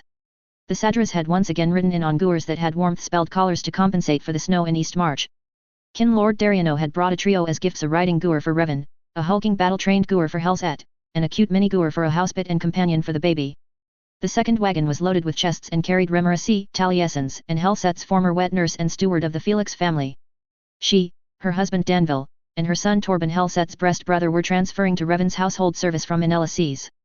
Remarasi would become the household manager and her husband would take over managing the apprentices' house and keeping track of the apprentices and their schedules. Their son would live at the apprentices' house and continue his studies of Skyrim and Morrowind laws. I know they'll be a great help to you, said Helset. I'm really not housewife material. I'll stay for the first month after the babe is born, but then I need to get back to work. Remarasi will find a suitable wet nurse for our child. She said it casually, but Revan could see she was upset. I see I'll have to expand my house again, he chattered. And as soon as this coronation is over and people leave, I'll have to buy a second building for a new office. We've actually gotten more work with Dunmer leaving and Nords reclaiming the Grey Quarter. Which is why I asked Remarasi and her family to transfer to our household. They knew how our family works, their loyalty is beyond question. And Torben was more my brother than Taliesin when I was younger. Her expression abruptly crumbled and tears leaked from her eyes. I'm a terrible wife, Revan. I know I don't take care of you half as much as you do me. I'm so bad I have to ask my old nursemaid to come take care of you and make sure you don't work yourself to death. And I swore I'd be a better mother, but I can't ignore the world. There's too much to do. It's not fair to my child, but I can't ignore all the responsibilities I've accepted. Revan hugged her tight, bewildered and frightened at this bizarre outburst. A quick glance around. Torben was concentrating on driving. Cousin Flora and her maid seemed to find their embroidery challenging by the way they stared intently at their hoops. His bodyguards and other Sadras riders widened their circle around the wagon, not out of hearing distance, but enough to give an illusion of privacy. The only other ones reacting with agitation were the horses and Goors. They were not ignoring the potential danger in their midst. Even Revan could feel an uncomfortable stirring of Red Mountain-level disaster in her wailing. Yes, you're a terrible wife, he heard himself saying. Worrying about you works me harder than Ulfric or the new town or any of the other projects. When we get home, I expect you to behave yourself and learn how to sew baby clothes. If you can craft armor, I think you can manage a babe's dress. If you have to wander away after he or she is born, at least it will have the clothes you made and maybe even the toy you made to cuddle. She gaped at him, then began laughing. He hugged her tight and kissed her, tasting her tears, swallowing her laughter. As I told you long ago, I knew the conditions of our contract. I knew I was marrying an armiger. I knew there would be long, lonely nights and days I wanted to leave Windhelm to go to you if only I knew where you were. But I also knew if I held my ground one more day, just one more day, and you would come back. You're here now. That's all I've ever asked. He slid off the wagon bench and plopped down on the wagon floor, sitting cross-legged. He pulled off his cloak and held his arms to her. It's been a long morning. You must be tired. I know I am. Come here. When she settled on his lap he draped his cloak over them, a layer of shadow and privacy. He held her tight. She squirmed constantly, her gravid body refusing to find a comfortable position, but it eventually did. They whispered and laughed until they drifted off to sleep. 78_V2 Rev 03.30.21. Related chapter, S number 21 Twisting the Blade, number 49 Show Me the Waishran, number 55 Assassins, number 75 Briarpatch. Related second life chapter, S number 27 Severus, number 28-29 Partial Recall. Chapter 79, Nesting Instinct, PT2. Disclaimer, what's Bethesda's is theirs, etc. Stories might not be in chronological order. Nesting Instinct, P.2. I'm thinking I should borrow your housekeeper to manage security at the palace, remarked Ulfric. The Bear of Eastmarch had fled the chaos in the palace to the one place he knew no one would follow him, and he was presently lightly napping on a divan. It had been a surprise to Revan to find that while he'd been away, Ulfric had started using his home office as a hidden, in-city retreat. The ghosts let him, so Revan went along with it. Remarasi would roast over half your staff just on attitude alone, said Helset. She grumbled as she shifted again in the custom-built chair Curtis, an engineer at the College of Winterhold, had gifted to Revan last time he was here, something he called a zero-gravity chair. An oddly shaped thing that rested on a fulcrum, allowing the chair to be tilted and locked into an angle that relieved pressure on one's tailbone and back. Ulfric roused himself to shift the table holding her drink and bowl of chips closer to her hand. Yes, Ulfric agreed. If I weren't king, I suspected she would have put a broom in my hand and ordered me to sweep out the snow slush I tracked in. No one disagreed with him. Tell me, how did your gate experiment at Mistwatch go, Counselor? Asked Ulfric. I'm surprised you didn't hear early dawn screams of outrage when the candle of Candlehearth Hall kept flaring tall enough to set the roof on fire if it wasn't a magic candle that doesn't have any real heat. She dragged Wounfirth from his bed to find out who dared work foul magic on her property. Oh? What did his wisdom Wounfirth say? Asked Revan, smiling. Ask him yourself. He has quite a few words saved up for you. Ah, That explains why Dana has him so high on my list of people to see. I shall take care to have magical defenses ready. Revan put more papers into his outbox. With Ulfric and his wife here, people automatically assumed he was in serious conference and left him alone. But, really, both of them were just here to nap. He was getting quite a lot of backlog taken care of. Amusing. Ulfric was running away from all the women pursuing him. 55? 60? Past his prime as far as human lifespans went. About his own age in equivalent mare years. He lovingly glanced at his wife. But not incapable. An heir was still possible. But his current fascination with apprentice Yannig, whom he didn't know was a disguised Idrod Ravencrone the Younger, needed to be redirected. Idrod would be needed in Morthal. She would be a future leader against the Dominion's undercover shadow war. Idrod the Younger had her own quieter version of the powers that plagued her mother, the current Jarl of Morthal, and her young brother, Jorik. Her power took the form of strong hunches instead of intrusive visions. Revan saw it in her talent to ferret out hidden information. Drop her in a warehouse of junk or homes of people he had to investigate and she would invariably hone in on treasures and obscure papers and objects of vital information. It made his job so much easier. Ulfric's other fascination with Lady Ardith, publicly known as Thalmor Defector Elasera, was also doomed to go nowhere. Novelty attraction on his part, politeness on hers. Also, Nord nobility would reject such a union. He kept her close to talk about Altmer society and the infiltration of the Thalmor, the changes they made to Altmer society. She also had been the one to suggest he come here when he needed quiet time to refocus. It was incredibly presumptuous to intrude upon Revan's private space, but she reasoned that perhaps the holder of Sheogoratha's staff could not object too strongly to briefly sharing a space with the holder of Jiggalag's sword. She convinced Dana, his secretary, and Lady Anella C., his mother-in-law, that it would be a good idea, and they had gotten his permission while he was away at Mistwatch. If they could also convince the guardian ghosts and the ancestors to abide Ulfric's presence, then he would permit it. They did, and Revan accepted it when he returned. Both his wife and his king were only interested in sleeping, so he was able to concentrate of backlog paperwork. Hours later he went upstairs for tea and a late lunch. Ardith and Galmer were in the kitchen, talking. As usual, there was a tray of snacks and drinks set out on the main table for the office workers, so a pair of clerks were also in the kitchen having their lunch. Revan dropped off the papers he'd finished into the out basket and eyed the refreshed pile in the in basket. Remarasi came downstairs. She flicked a glance at the office workers who hastily finished their meals and left. They're a polite and neat lot, she remarked, nodding towards the business offices, but it will be a relief when they're removed to a proper place of business. Yes, but it will not be until a month after the coronation, agreed Revan. The Atherons have promised that their former home will officially belong to Windhelm as soon as the festival renters have left.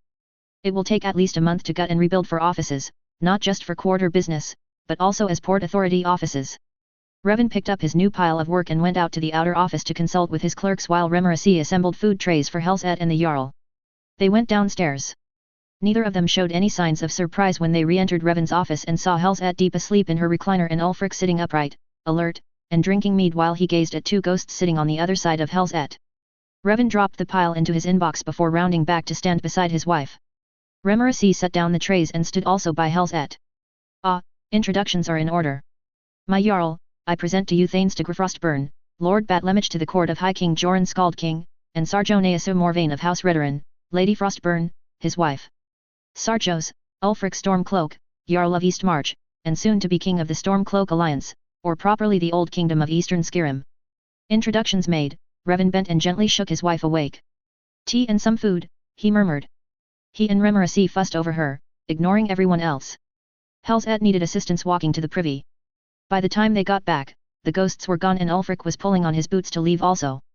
Remarasi wrapped some food in a kerchief and tucked it into his belt. Revan escorted him out. So.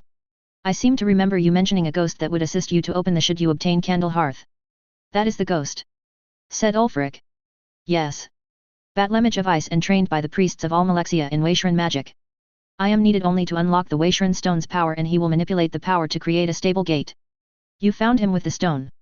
You said these guardians wanted to come home to Windhelm. You remember correctly, my lord. All of them were at that old Ebonheart station. They allowed themselves to be sacrificed and bound as guardians because they were all dying or injured beyond recovery, yet they still wanted to fight the Kamal and drive them back to Akhavur. I told them I was born in Morrowind, but my home was in Windhelm. They wanted to come home. And so the bargain was made that I could take the stone from the shrine and they would come with me, and here I would stay in Windhelm until it was time for them to leave for Sovngarde. And when would that be? You won't live forever. True. Maybe it's time I tell you another truth, my lord. Revan sighed and paused at the top of the stairs and leaned against the kitchen door. Or, a rumor rather. There's a prophecy that the Dragonborn may have to chase Alduin to Sovngarde. Ancient Skuldafn, Alduin's greatest temple, is noted in the ancient archives of Almalexia's temple that Skuldafn has a portal to Aetherius. The portal to Sovngarde. And Winterhold's Waishran you said is underwater. I see, I see. Sovngarde. Ulfric slowly shook his head. So, that old legend is true. The door to Sovngarde. Did you try to reach it at Mistwatch? No. We managed a gate, but it didn't stay open for long. According to Lord Baladas, the power feed isn't quite as stable as he'd thought. The Oblivion Crisis continues to pollute the rivers of Tamriel's power. That's what he says anyway. I don't know. All I know is that I had a headache that lasted for days. Candlehearth is still the strongest in this part of the world. Believe me, Lady Dragonborn isn't happy either that Mistwatch is not yet a viable door. No one else at the college knows how to set up a Waishran, and most of the college's records of Merithic magics were lost during the many dragon breaks. Morrowind also has lost those records during Red Year and the Argonian Wars. All we have left are at least 3 Telvanni masters old and powerful enough, of which Baladas is one. And he's relying only on what he remembers, knowledge he's not used in hundreds of years. But can you be certain of Skuldafn? This prophecy is not too improbable, my lord. Consider, Alduin is a dragon. He can fly. The Dragonborn is mortal, and she cannot. The biggest problem she has fighting dragons is that the smart ones know to fly away before she can deliver a killing blow. She has to chase them about the land, waiting for them to land. Also, consider this, why is there a door to Sovngarde in Alduin's temple? He feeds on souls, dragon souls, mortal souls. Delphine the Blade, who captured and dragged me to that Ebonheart station, told me that Alduin resurrects all those dragons buried in those mounds. Where does he get the power? He gets it in Sovngarde. The more the civil war dragged on, the more souls to Sovngarde, the more power Alduin ate up. Yet, even now with civil war over, he continues his feasting. There are still so many dead after all. And Sovngarde is apolitical despite what any may believe. All that truly matters to enter is one's bravery and strength of conviction. Whether the Nord was a Stormcloak patriot or Imperial patriot, all went to Sovngarde, and all were met by Alduin's greedy maw. Ulfric's mouth dropped open in shock. Then he bellowed in rage, why didn't that damn dragon just say so straight out? The door flew open. My lord, wah damn! Galmer cursed as he threw himself back, stumbled, and crashed against the kitchen table to avoid stepping on and possibly crushing Revan's chest as the mare fell flat on his back onto the kitchen floor. Ulfric ignored him. He bent and hauled Revan up, shaking him. Damn you! I'll buy early dawn out myself if we need to. I want more details. You tell the high and mighty Dragonborn I want to see her after the coronation. Master Parthunax told me riddles about the Dragonborn and doors to the past. She can have her damn gate, but no more sneaking behind my back. Quiet! Said Remarasi sharply from the bottom of the stairs. The lady needs her sleep. Ulfric grumbled and dropped Revan onto a chair. Lady Ardeth grinned at Revan as she handed Ulfric a deep-hooded disreputable-looking black, ragged cloak that smelled of overheated horse and straw. Galmer glared at Revan and followed after them. Remarasi came into the kitchen and briskly examined Revan for injuries. Telling secrets now. Just enough. We now have Candlehearth. Humph. A last-hand contingency, said Remarasi sourly. Starting your reign by taking a loyal supporter's property by eminent domain is not wise. Amelie is putting in a lot of effort to build relations with Mistress Early Dawn. She should have her chance to bring off a sale. I agree, Sire. I know Amelie is looking forward to this challenge. Revan sighed as he looked at the mess in the kitchen, then began cleaning up. XXXXXXX. Scratch a little lower, dear. Ah. Yes, that's it. I don't like the heat I feel under your skin there. I think you need an ice pack. Has your right leg been bothering you again? Well, it does twitch more frequently. I see. Ice and heat treatment then. Our little one is trying to cripple its mother. No, it's trying to fly by bouncing off my bladder. And putting your spine out of joint, beloved. Here, let me help you over to this footstool, lean over the table like so, and try to get comfortable. I'll be back with ice and heat packs. I looked through the invitations this morning. I saw Morvane's, she said when he'd gotten back and had lightly bound the ice pack over her lower back with a long silk scarf. He then massaged her shoulders and upper back with warmed hands. I'd like to go. Haven't seen them since last year. It's more of a business dinner with other guests from Blacklight, if that won't be too tiresome for you. But I had invited Morvane and the Aranos to come here for brunch tomorrow. Dana as well. I thought they might enjoy discovering their kinship. Of course, your grandmother will also join us. Oh, well, then I shall skip the business dinner. Here is much nicer. Too bad Talon and Uncle bolted to Winterhold as soon as they'd heard the sleepers had awakened. Do you honestly think the Nrivaran would tolerate all the fuss his presence would have caused? Her wry chuckle answered him. Oh, and there is another matter to discuss with Morvain, and that's Rallis's debt, said Revan. He's repaid what he owed us and fulfilled the penalties for all the dead miners and reparations owed their families. Morvain will be bringing the discharge papers. Ah, she sighed. So soon? Yes. Adventuring with you has always meant high risk, high payoff. And with his fiancée paying his basic, minimal equipment maintenance costs, he was able to reinvest with me the allowance you gave him, which enabled him to add every interest to his debt load, shaving more years off his contract. He switched the ice back to a heat pack, then went to the other side of her and sat on the floor to massage her mildly swollen calves, ankles, and feet. Can't say he didn't earn every septim, she said. I wonder if he'll want to continue working for us. I know he's eager to finally marry and start a family, he may not want to put his life in danger anymore. You would know better than I, love, he said.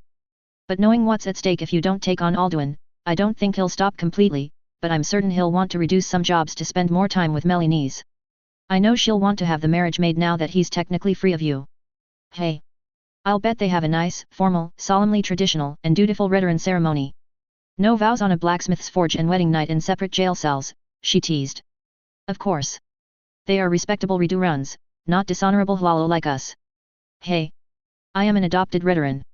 No, you're still a dishonorable Hlalo playing all the angles as an irreverent Redaran armiger, an amoral Telvanni mage lord, a faithless Imperial, a magic-sheeting fake Nord, and my beloved dragon. My fast-talking, grasping, coin-hoarding, double-dealing Hlalo shopkeeper, I love you, too. 79_V2.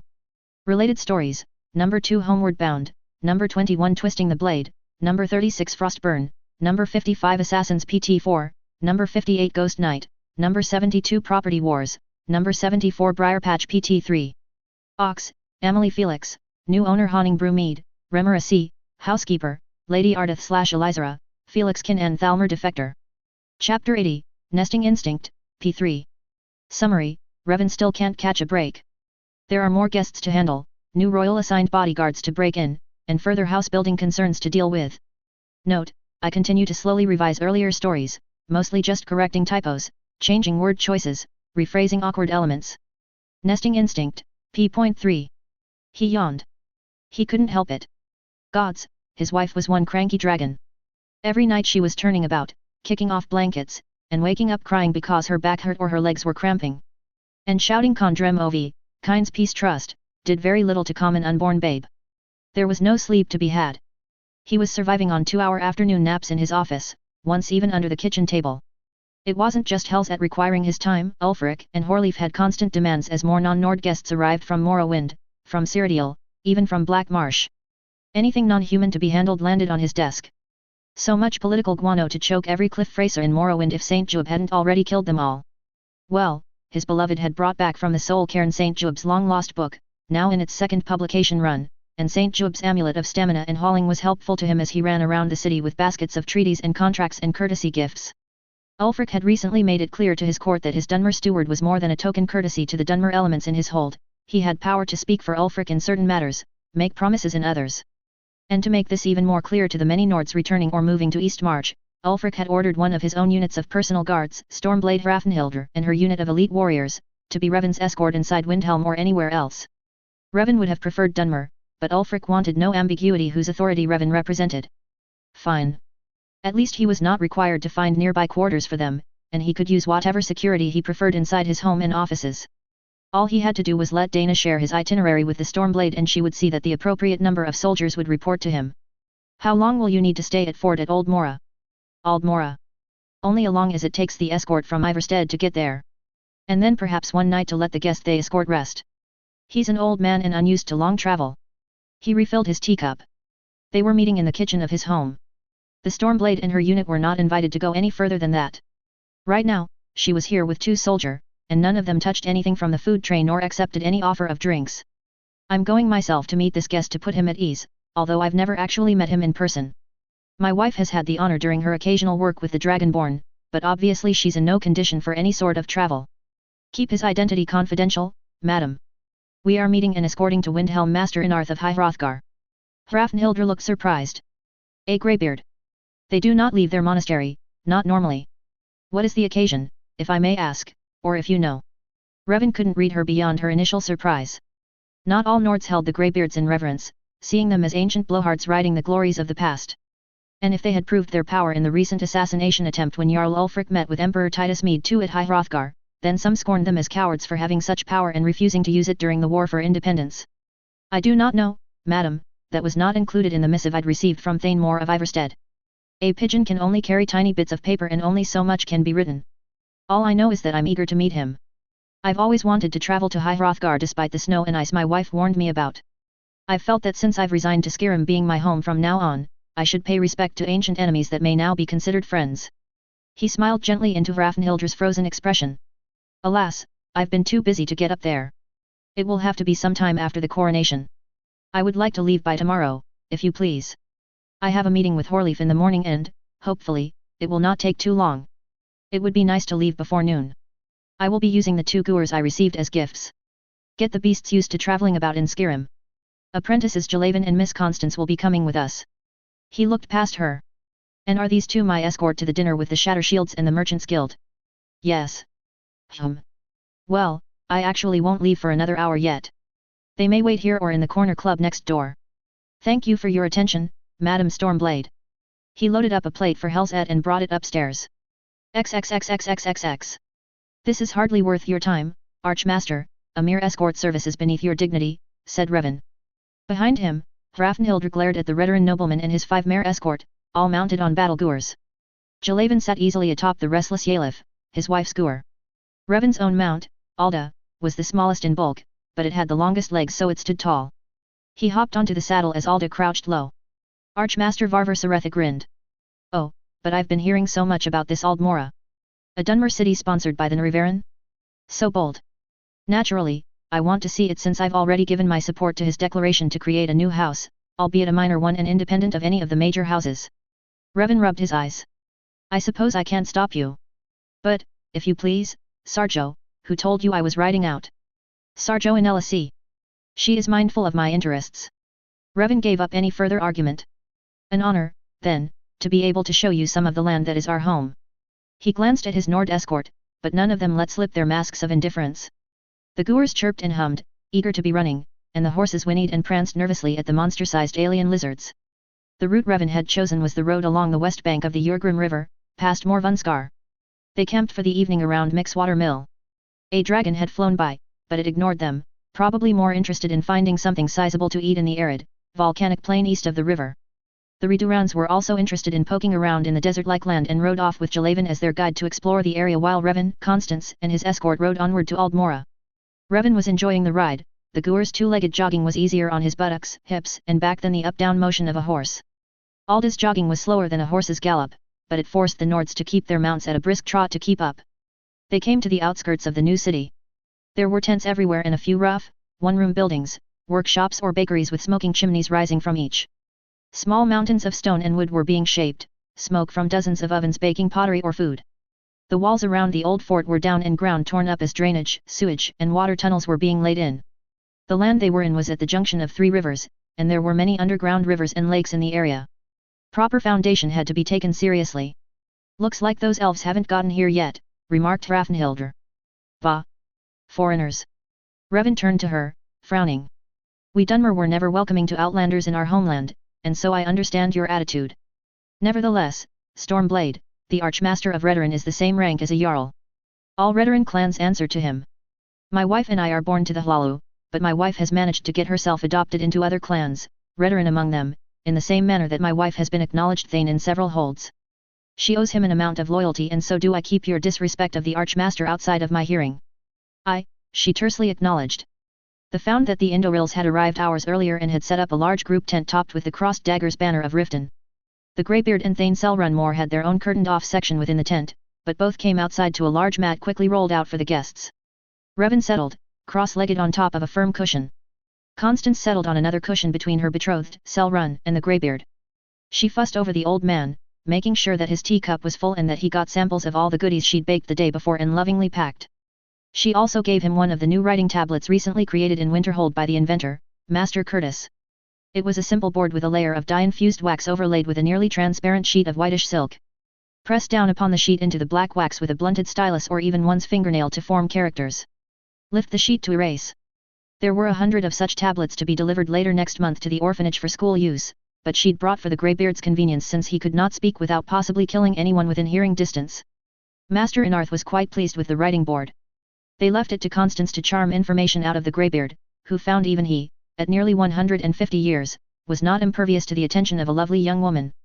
They soon found out that Inarth was born in Windhelm, the son of a city guardsman and a farmer who grew potatoes and had a herd of cows she made cheese from. He was one of 5 children. The youngest. He wouldn't inherit the farm, so he was apprenticed to a tanner in the city. That gave him the opportunity to sneak into taverns and listen to the bards. He'd listen to the tales of ancient heroes, even 1 or 2 about the ancient tongues. Those stories caught his attention like no other tale did. Eventually, his feet took him to the pilgrim's path to High Hrothgar, where he'd stayed ever since. Until now. Change was creeping upon High Hrothgar. Their secret dragon master had been exposed. There were now more visitors, more initiates applying than had been seen in centuries. It was overwhelming to the 4 masters. Master Inarth wanted to walk the land he'd grew up on. He also had a gift for Ulfric, the lute left by his ancestor, King Joran, the Skald King, when he'd come to High Hrothgar for aid against the Kamal snow demons and was given the shout to call a hero from Sovngarde. New acolytes had been set to cleaning out long unused rooms and had found the instrument. They knew it was his by his name being branded on the leather strap attached to the case the instrument was in. Jalavan and the Redurans returned with a harvest of frost spiders, each spider an arm long head to spinnerets. Introductions were made and Selrun went with them to talk to some of the settlers to find enough oil for a deep fry pot. Constance went with them to shop for other foods among the settlers to ensure that something else would available for those who felt squeamish about deep-fried spiders. Master Inarth then passed a letter to Revan. Deplorable timing, said Revan, sighing deeply after he'd read the letter. I will, of course, forward this request to the Dragonborn. My wife, unfortunately, is in no condition to assist. I know you would not feel comfortable with mages of the college poking about. My initial thoughts are to request assistance from the Nrivaran and Taliesin. The Nrivaran, we have lately confirmed, is a Dragonborn. You must have heard him shouting. He is a skilled warrior and a modest user of magic. Taliesin is a Batlemage. There are the companions, even if little Nicky is no longer the Harbinger, and the Wolf Teeth mercenaries. Finances for the companions and the mercenaries is something I and my assistants can work out. High Hrothgar could use a dedicated lay staff, but we can talk about that later. Master Inarth retired to take a nap before dinner. Revan wanted to find Aval Atharon to discuss Aldmora's progress.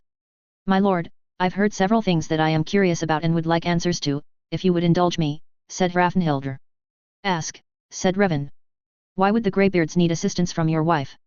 Asked Hrafnhildr. They would prefer the Dragonborn and, as you heard, I will forward their request. That's why I'm going to find Aval. He would know the fastest courier presently available from here. My wife has assisted the Dragonborn on various projects and has been to High Hrothgar a number of times. The Greybeards are comfortable with her wandering about their monastery. Yes, but what do they need assistance with? They've detected magic users trying to get past the great windstorm barrier that protects the peak of their mountain where the dragon Parthunax lives. They fear either Thalmor or perhaps over-ambitious mages wishing harm to their master. Who are Nrivaran and Taliesin? The Nrivaran is a legendary hero of Morrowind. His name is Severus Timberwolf. My wife's family call him Uncle Wolf. He is the Dunmer equivalent hero to your Dragonborn. His mother was a Nord serving in the Legion, his father, we think, was an Imperial. Due to certain events in Morrowind, he attained an extended lifespan and is over 200 years. He is an adopted member of my wife's Imperial half of her family. Part of my people's prophecy of him calls him Dragonborn, which we believed accurately enough at the time to mean he would be an outlander from the Empire of Man. Born under the dragon of the Imperial flag, you see. We had no knowledge of the Dragonborn legends of the Nords. But he has the ability. He discovered it while visiting his niece, the Dragonborn, in Winterhold. They were discussing their respective legends and got curious about that descriptive phrase in his. They tested it, and found it was true.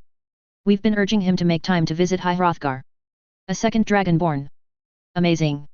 And Taliesin. My wife's elder brother. He's a very powerful Batlemage trained both in Imperial and Dunmer magic practices. He has been assisting his uncle in hunting down dragons. You claim kinship with the Dragonborn, the first Dragonborn then. Ah, haven't heard the gossip? It seems my wife's father had an affair with a healer from Winterhold. During the Great War, he was injured and the Winterhold healer attended him. Things happened, but he was already married to General Inanafaro. We had no knowledge of the kinship until the day the Dragonborn demanded her place at my father-in-law's funeral service. There were too many witnesses to count.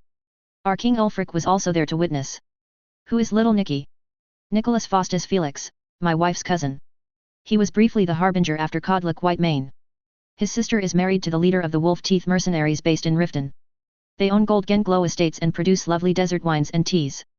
Little Nicky gave up the companions when he was politically adopted by the Emperor and is currently being trained to become the next Emperor of Cyrodiil, Titus Mede III. The Felix family have a long history with the Medes. Revan wondered under what rock had Ulfric uncovered Hrafnhildr from that she didn't know the gossip about little Nicky? That had been major Skyrim news that the Emperor had tapped the harbinger of the companions to be his heir, topping the shocking news that Codlic had chosen an Imperial to be next harbinger. I can see these Riften mercenaries jumping to your summons, but the companions, even after Nicholas Felix has given up his position. The new harbinger, Farkas Jurgensen, is going to marry Amelie Maris Felix, the new owner of Honning Brew Meadery, making him a Felix cousin. And even if he were not family, shouldn't the companions be willing to lend their swords in defense of the Greybeards? The Stormblade was quiet for a long while, allowing Revan to concentrate on talking with Aval and on the contracts and finances Aval was handling to build the town, along with some political discussion about the town being the foothold of a new house, and inhabitants, such as Aval, who wanted to remain faithful to their original houses. Frost Spider. Interesting. The poison in their spongy cooked innards imparted a not unpleasant numbing to one's mouth, and the overall taste was improved with sautéed herbs mixed into the mash. The sparse meat of their legs was steamed, soaked in spices, wrapped loosely around a core of salt rice and minced vegetables, and deep fried. The unlaid eggs in one female was quite delicious without any additional spices after it was steam poached. The feast went well. For those who didn't want spider, there was venison or fish. Constance and Master Inarth politely sampled some of the mash, but they preferred the meat-wrapped salt rice and vegetable rolls and the poached eggs along with fish. For the evening entertainment, the Archmaster challenged Revan to a mock duel, promising to go easy on him. They were Redarin, after all, and they wanted to see his combat skills.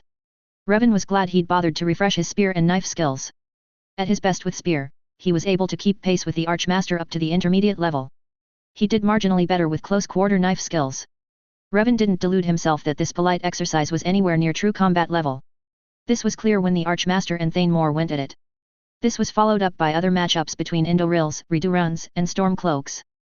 Hrafnhildr's people all impressed with their heavy two-handed weapons. Good food, good battles, minimal injuries. Eventually, all retiring to their tents to sleep. The Reduruns had brought a group tent. Revan had packed a large tent, but the Nords preferred just to roll in their individual blankets outside the tent, so it was only he and Jalaven, and Constance went to sleep with her betrothed, Selrun Moore, in the Indoril tent. Back to Windhelm. Where to put the Greybeard? The monk was not picky and would have been happy on a cot in a corner of Revan's basement office. But once word was out that a Greybeard was in town, Revan did not want a mob of Nords converging on his home. At the palace? He was sure Ulfric would happily kick some guests out, though even the noble guests were sleeping 3 or 4 to a room with their servants sleeping in the halls. Ulfric might well grant the Greybeard half of his bed. Ulfric's personal servants were already sleeping on the floor of his suite.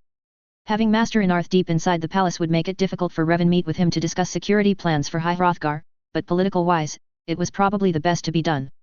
Thankfully, his secretary, Dana, had settled that issue while he had been fetching the monk. Up till now, her uncle, the court wizard, was the only one who hadn't been required to give up space for guests. No one wanted to share a room with a cranky wizard, not even other wizards who may have accompanied their respective noble employers. Woonfirth the Unliving only grumbled under his breath and sighed loudly when Dana invaded his chamber with a pair of houseboys to move furniture and shelves of alchemy and enchantment supplies aside and to scrub clean the floor space where straw, thick wool cushions, and blankets were laid down for the Greybeard. Woonfirth could also be counted on to abet any secret meetings Master Inarth needed with either Revan or Helzet.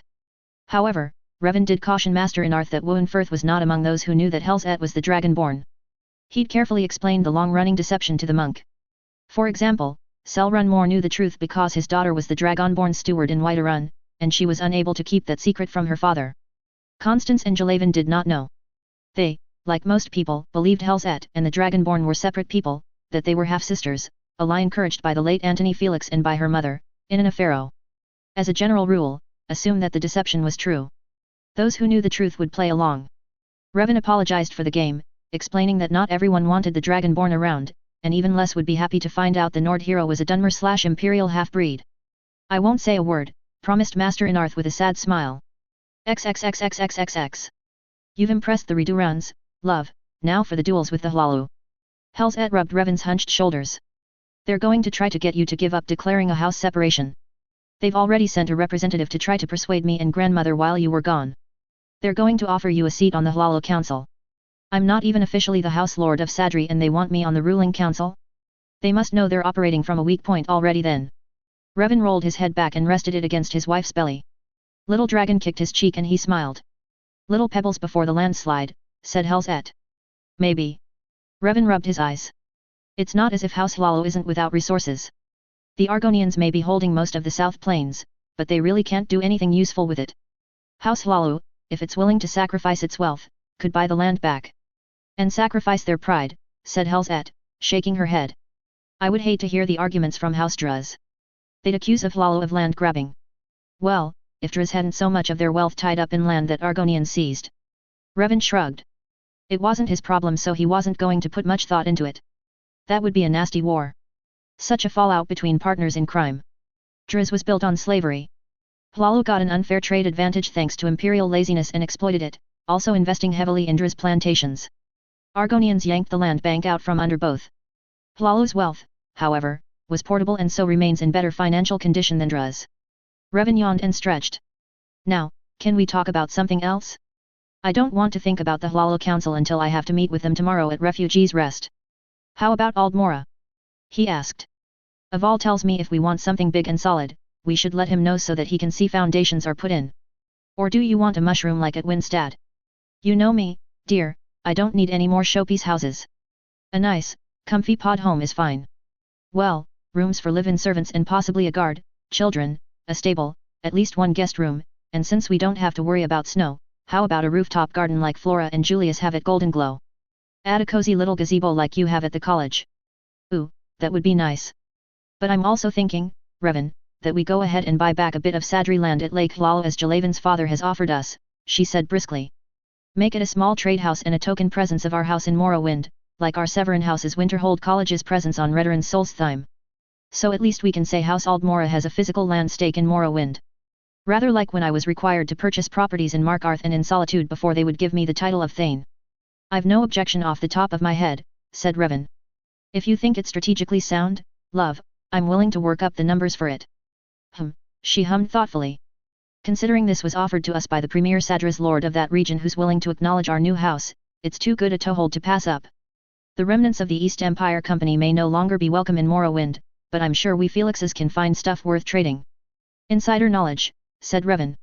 Also, the fact that Felix Trade is not interested in exploiting or exporting Morrowind's resources, unlike the defunct East Empire, which once had such a chokehold as to force Morrowind to sell and then buy back its own products.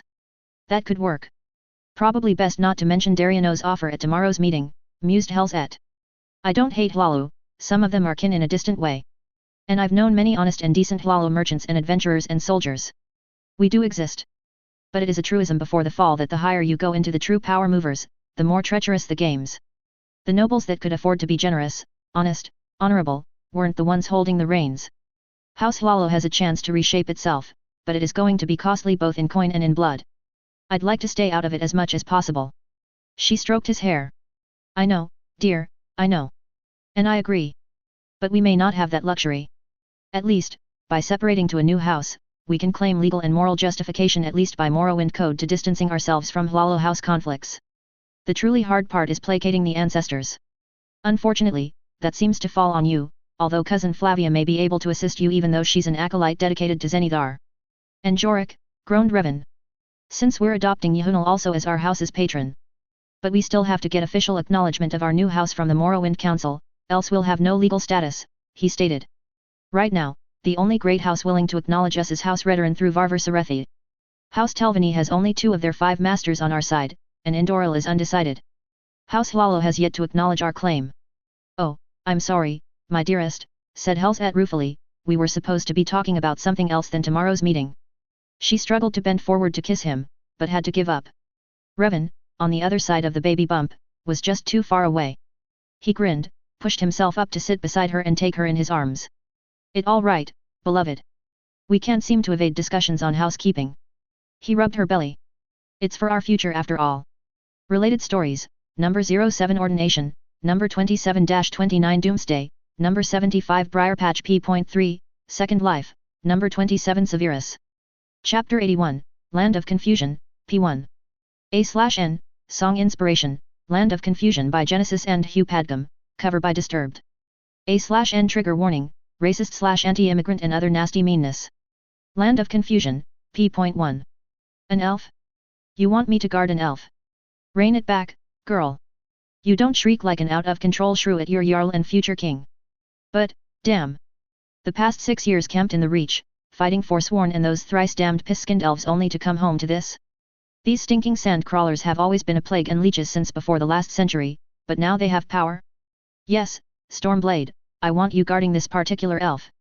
Lord Sadri is the steward of the Grey Quarter, a position subordinate to Steward Horleaf. His wife is Lady Pharaoh. Of her many titles, Thane of the Reach is among them. Sadri, yes. And Thane Pharaoh. They were responsible for us losing the Reach. True. But they are also responsible for enabling our separation from the Empire.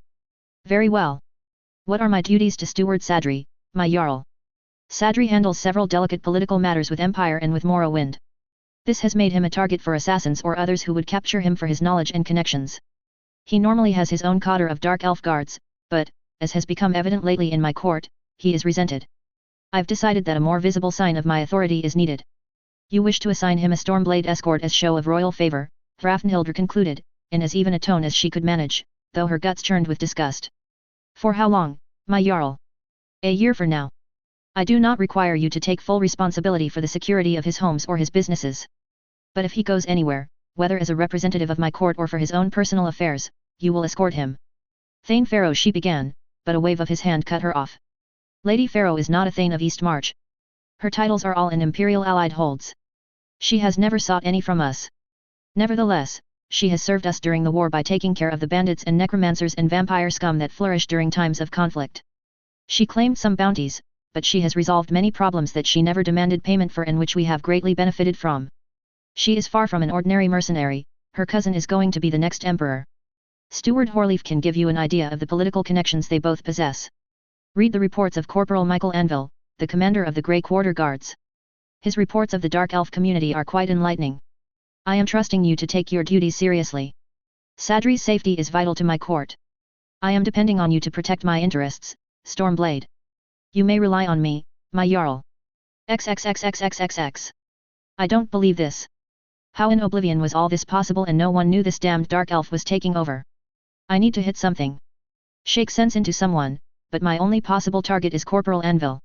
Look how he slouches in his chair. No respect for me. He's way too casual for a man who washed out of the Stormcloaks because of disciplinary issues. Questioned orders. He was about to get kicked out of the civilian city guards for the same reason and because his commander thought he was too lenient, too chummy with the Darkies. But it seemed to have worked out for him.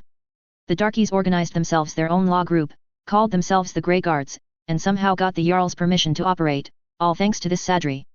The Jarl said they had to have a Nord commander, and they chose this man. Shit. Hitting the baskets of scrolls and reports was just childish of me. I think you're overreacting, ma'am. Corporal Michael gathered the pages that had hit him in the face, put them together, and then tapped them on the table to align them into a neat stack. He was never interested in taking over. Jarl Ulfric forced him into the job. It was that or the quarter stayed a slum where the Dunmer could freeze to death for all that anyone cared. He's in bed with the enemy. Her parents and family are Imperial loyalists. Tullius is a family friend. He was accused of treason. Anvil dared lift his nose at her. Lady Helzet is not our enemy, he stated softly. And was the Sarjo accused of treason? Yes. And cleared. And given a position of trust rather than kicked out of the city. Are you questioning Jarl Ulfric's decision on this? He looked at the evidence, he made the judgment. He made the decision to raise a Dunmer shopkeeper to nobility for all that he's done for the Hold and for the Alliance. And yet, I've been hearing a lot of stupid gossip that Sadri wants to turn Eastmarch into a province of Morrowind. Don't you think that spits in face of Ulfric's leadership? Do you think Ulfric is that stupid and weak? Or, maybe you do. Maybe you're one of those people who think he's become a weak-minded, ball-less coward for suddenly giving up the war and making peace with the Empire. That he betrayed all true sons of Skyrim for not wringing out the last drop of our blood to free all the holds of Skyrim, whether we wanted it or not, from Imperial control, from the Empire the Nords helped build in the first place. For going back on his promise that Skyrim is for the Nords. Hrafnhildr roared, Gods damn it! I've heard that suck-up platitude already from Ilya. She's spouting the same pro-dark elf shit and disgracing her title and her heritage by learning healing magic up in Winterhold. Whining about healing weak-minded fools who snivel about glorious battle. Last I heard, she'd taken the job of bodyguard to some dark elf wizard. What a disgraceful end to a Stormblade, to be picking up after an elf. Corporal Michael was slowly shaking his head as he rose from his chair. As Master Curtis, the elf in question, would say, "Wow, you got some shit messed up in your head, sister.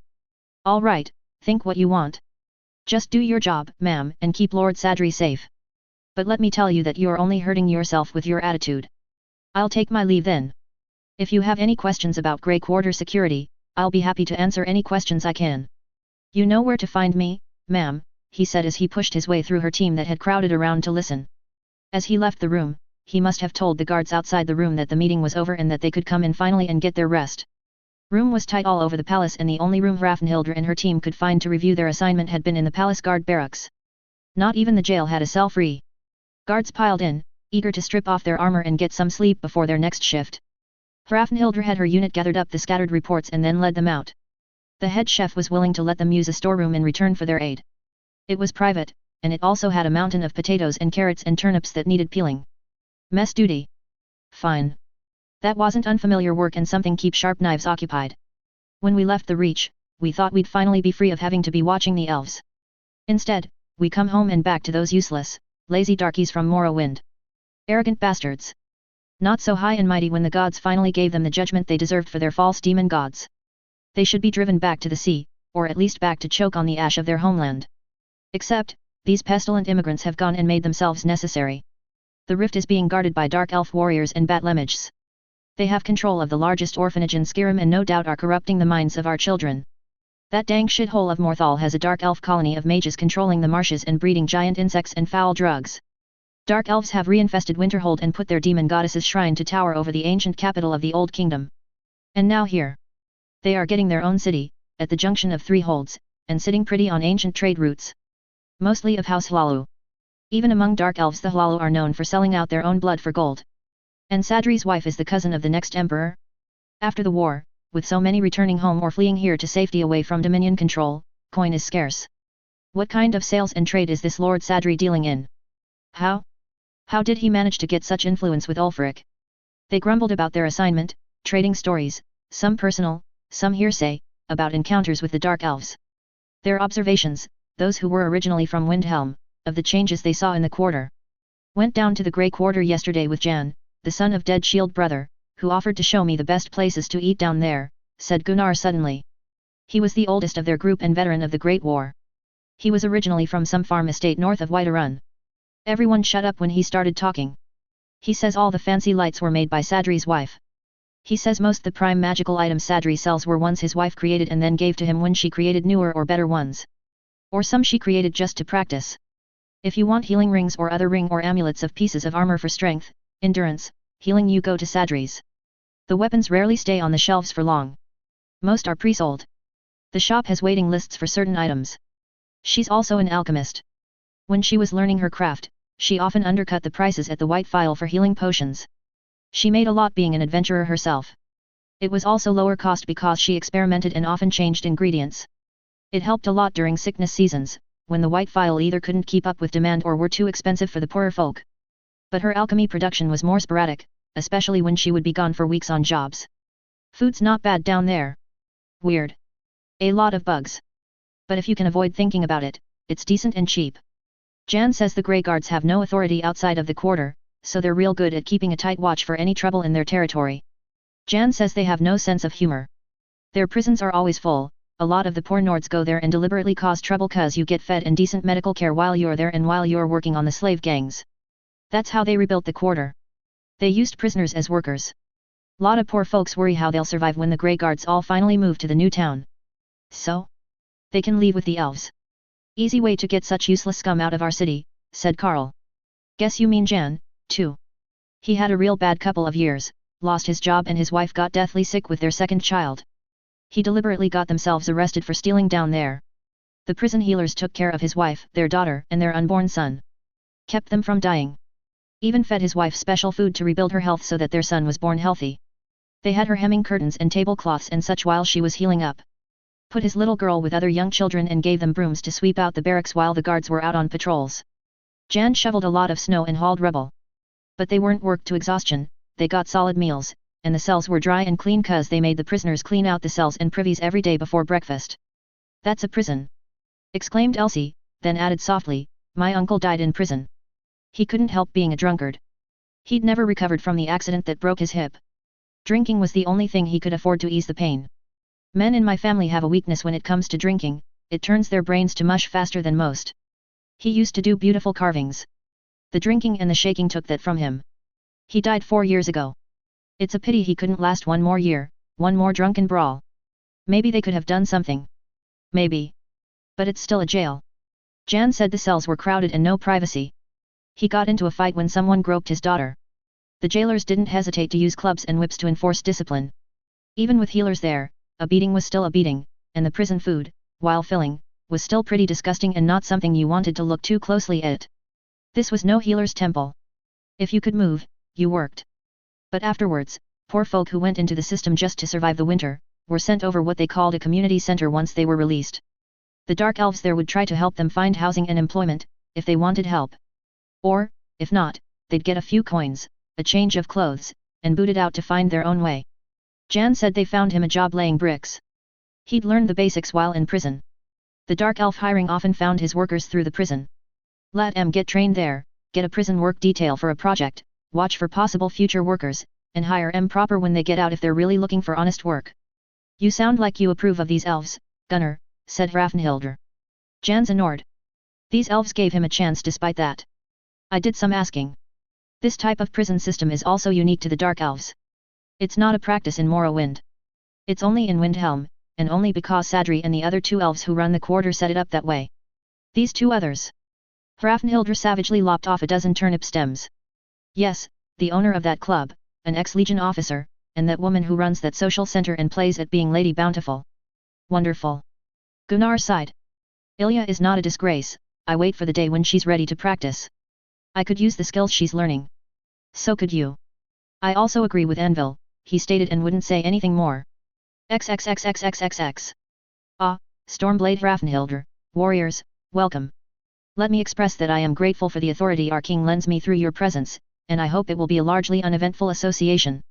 He was thin, over 200 years, which was 4 to 6 times dead as far as man's life was counted, not particularly imposing either physically or charismatically. He didn't look like an obvious con man or greedy usurer. Hrafnhildr could easily imagine his voice coaxing her to buy just one more item to complement her current purchase. And from all she'd heard, he'd have her entire purse while she'd have a lot more useful stuff, but still smarting because she'd lost her meat and dinner money for that night. They were meeting him for the first time in a room on the 2nd level of the corner club, a room the owner rented out for business meetings or private parties. Sadri was there with his wife, a very young, heavily pregnant half-breed relaxing on a reclining couch. Also present were an elderly Nord woman and 2 ebony-armored Nord warriors standing at the head and foot of the couch. The dark elf turned to the elderly Nord who had also stood as they'd entered. This is Dana Marazdotir Frostburn, my assistant. She manages my schedule and travel arrangements and will be the one maintaining contact with you about my security needs. And this is my lady wife, Helzet Pharaoh Felix. Pretty enough, but she's a baby. He's a cradle robber. So she was, what, 16, 18 when they married? Old enough for a human, but I know elves don't consider themselves adults until they reach 25, which she's not. It's like a lech who can't get it up unless the girl's less than 12. But if she's such a child by elf law, how did she get such a fearsome reputation? They say she's killed hundreds. She's hunted dragons with the Dragonborn. She's a spell sword and an enchantress, so she cheats with magic. Gunnar said Sadri sells her old magic weapons in his shop. He gestured to the middle-aged, bald warrior, saying, that is Valdemar, my wife's steward of Tel Winstad in Morthal, and then to the tall, slender, beautiful blonde, and this is Jordi's, her steward of Proud Spire in Solitude. Your unit was pulled from the Reach, Lady Helzet said. Hrafnhildr was surprised at the richness of her voice. It had a way of vibrating down one's spine. You have experience, then, battling Forsworn magic, maybe even Thalmor magic?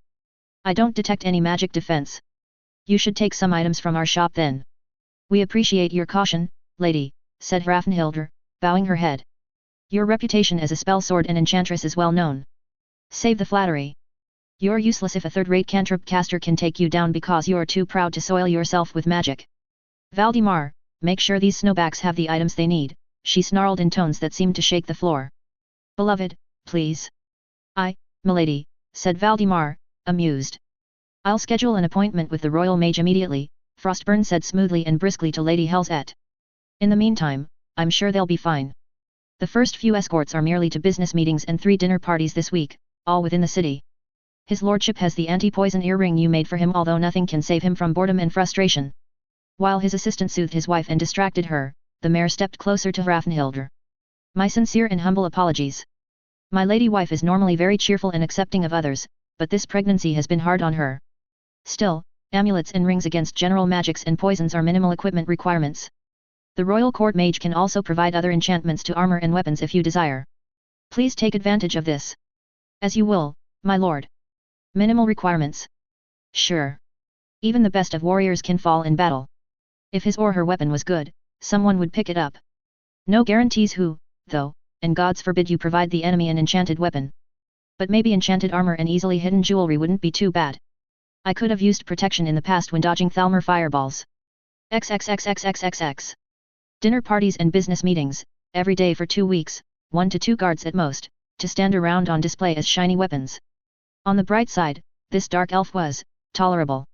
He treated them with respect and didn't try to order them around like servants, and he cooperated with their precautions, allowing them to do their job. And so far, no assassination attempts. At most were belligerent countrymen who also resented a dark elf having any say in the court of true Nords. You want my advice about Sadri? Don't make my mistake of thinking he's a soft, spineless shopkeeper, said Thane Icewind. He was staying in the palace, along with the contingent from the Reach, because he'd allowed his home to be rented out during this coronation. Thane Icewind currently served as the ambassador of the alliance to the newly independent kingdom of the Reach. He was willing to grant her a few moments in his busy schedule to give her his thoughts about Sadri. He can summon fire wolves that will burn your skin off if they don't tear you apart with their teeth first. He also fights with poisoned weapons. Assassin-type small arrows, darts, and knives. If those aren't enough, he can use that unholy dark elf magic to call up the dead to fight for him. The Battle of Folkihar was only possible because he got information from a vampire that was his ancestor. And I don't know what you heard of his activities in the Reach, but those repulsive hagbirds like him, and he can walk into most forsworn camps without an escort. I can see you resent having to dance to this mare's whistle. I understand, I've resented it to oblivion myself when I've had to.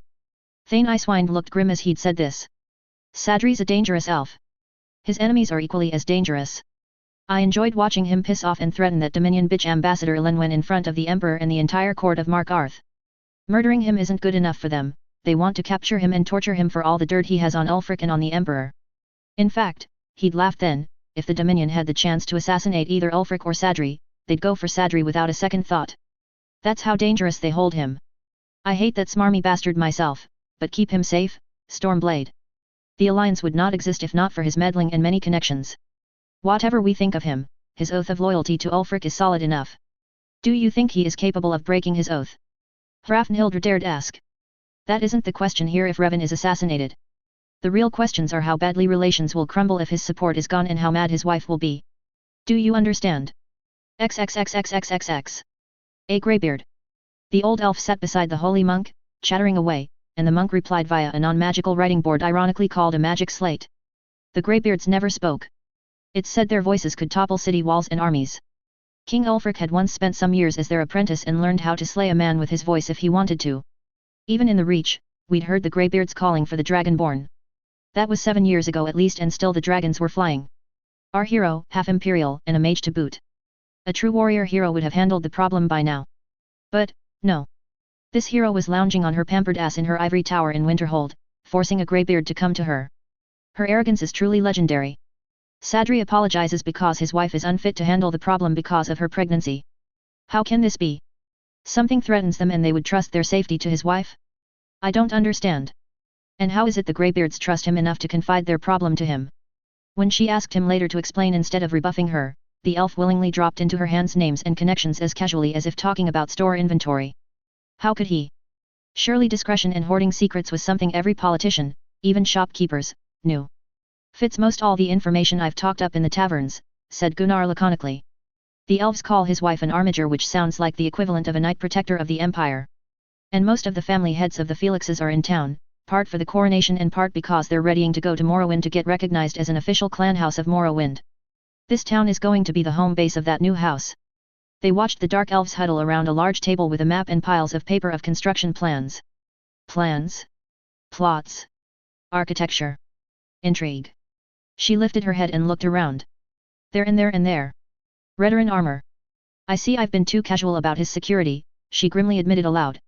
Gunnar, standing beside her, looked down questioningly. Anywhere he goes, I want a hidden blade watching at all times, and a blade and an outrider if he goes outside. What are you seeing? Asked Gunnar. Look around. He obligingly did so. Redurans. All within running distance. And now that I recall it, during the ride when they were supposed to be out gallivanting with Jalavan, I would see one of them.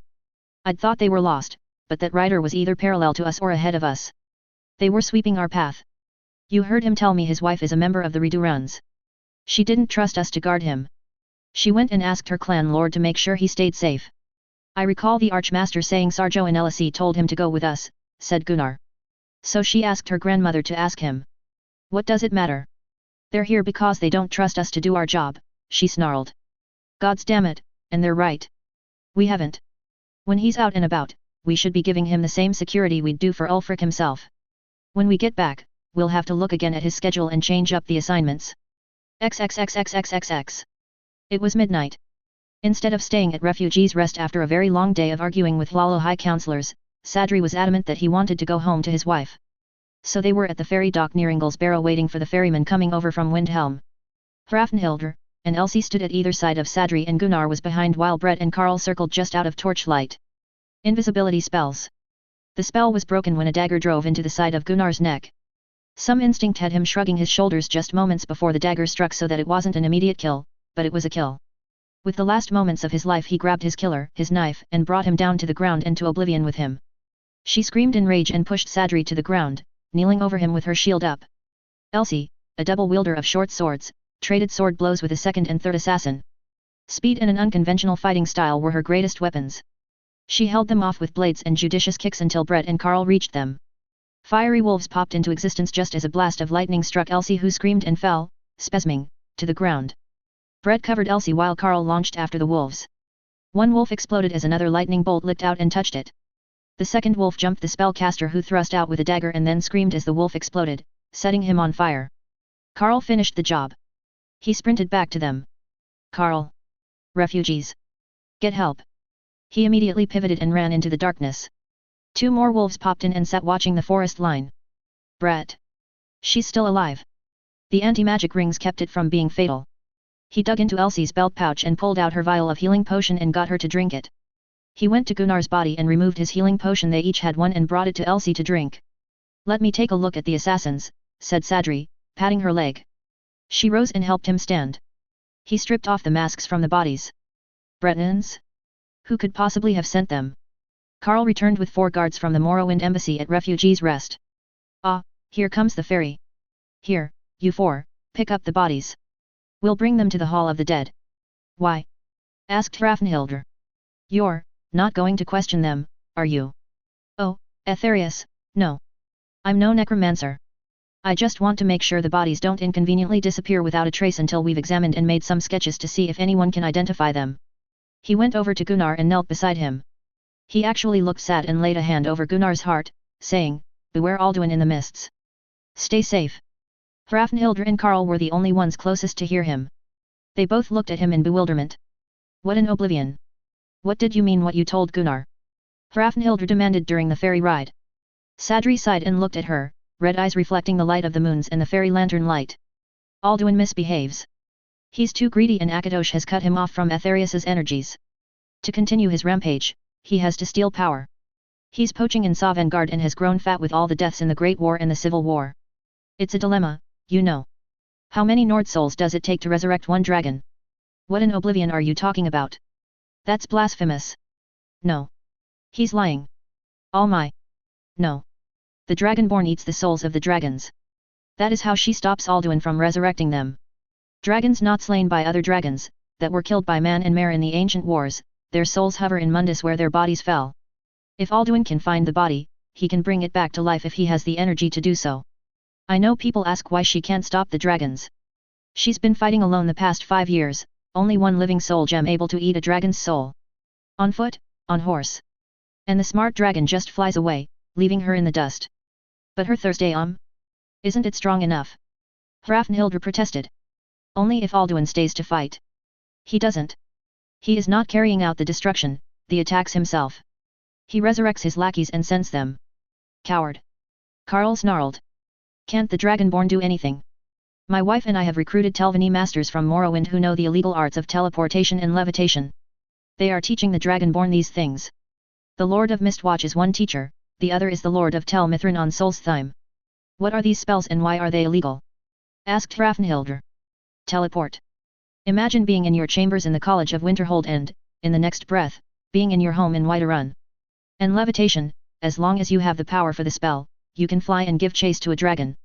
These spells were ruled illegal by the Empire after the Oblivion Crises, which had destroyed what remained of the teleport system of the Second Era. Military advantages, you see. Assassin advantages. Imagine being able to teleport into a target's room, murder him, then vanish. And levitation, imagine spying troop movements from the air. These methods will allow the Dragonborn to properly give chase to a fleeing dragon. Sadri turned away to face the dock they were finally approaching. He took a deep breath.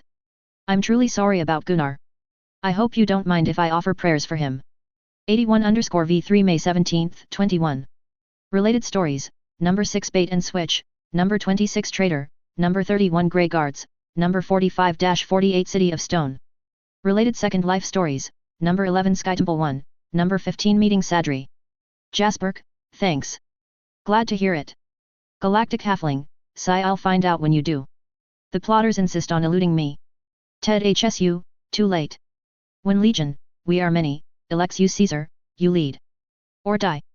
Chapter 82, Land of Confusion P2.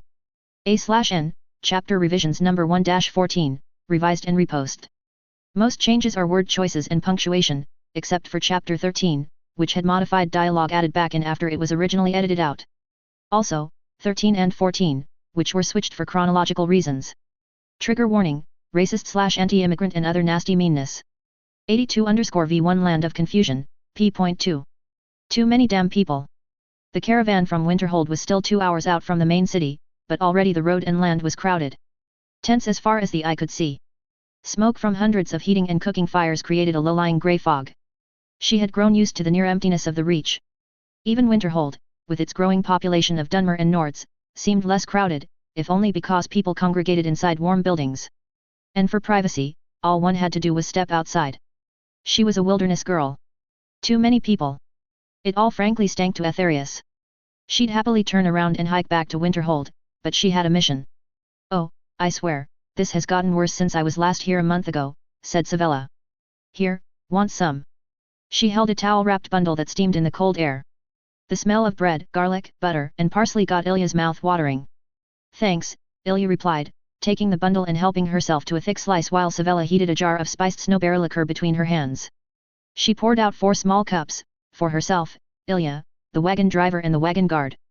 Ilya hummed appreciatively as the heated liqueur flooded her tongue and went down her throat.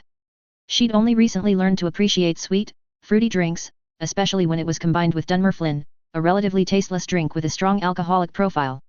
Altogether, a warming, sugary alcohol punch that brought her body temperature up fast. Just 1 more month and then Ulfric is finally crowned, and then things can get back to normal. Relatively normal. Oh, who am I kidding? Windhelm's going to be a boomtown, Savella said, repeating a word Master Curtis used to describe Windhelm's future. As he predicted, the population was booming around Windhelm like a clumsy apprentice's overreaching fireball spell, resulting in a messy explosion of havoc. All around them, the frames of new houses, new buildings, were going up. Even her inexperienced eyes could spot shoddy craftsmanship that she cynically knew would sell for more than the work was worth. The city was expanding outside the main walls. Even once visitors for the coronation left, there would be so many staying. The cry of the Stormcloaks may have been, Skyrim is for the Nords. But the old kingdom of Eastmarch, Riften, Winterhold, and the Pale were fast becoming the refuge for more than Nords or Dunmer. So many refugees from the Empire who desired to live free of Thalmor presence. I've never seen so many Nords in one big area, said Savella. I suppose this is what Master Curtis meant by urban sprawl, and saying goodbye to all the trees and easy hunting and fishing. The Jarl, King, is going to have to lay out some very unpopular laws to control logging, hunting, poaching, and garbage. HMF, Ilya grunted. Which will conveniently be blamed on you Dunmer because it's Lord Revan who is presenting Master Curtis's predictions and solutions to the court. A further outrage is that he is pushing his brother-in-law to be the chief guardian of Kynes Grove Forest to protect the Cavern of the Elder Gleam. A dark elf is the guardian of a Nord sacred forest? Never mind that Kyne has actually granted a sapling to be planted at the center of Aldmora. A blessing only granted Whiterun. Not even all the Dunmer leaving the grey quarter for the new town of Aldmora is going to stop the grumbling. I don't see why not, Savella said.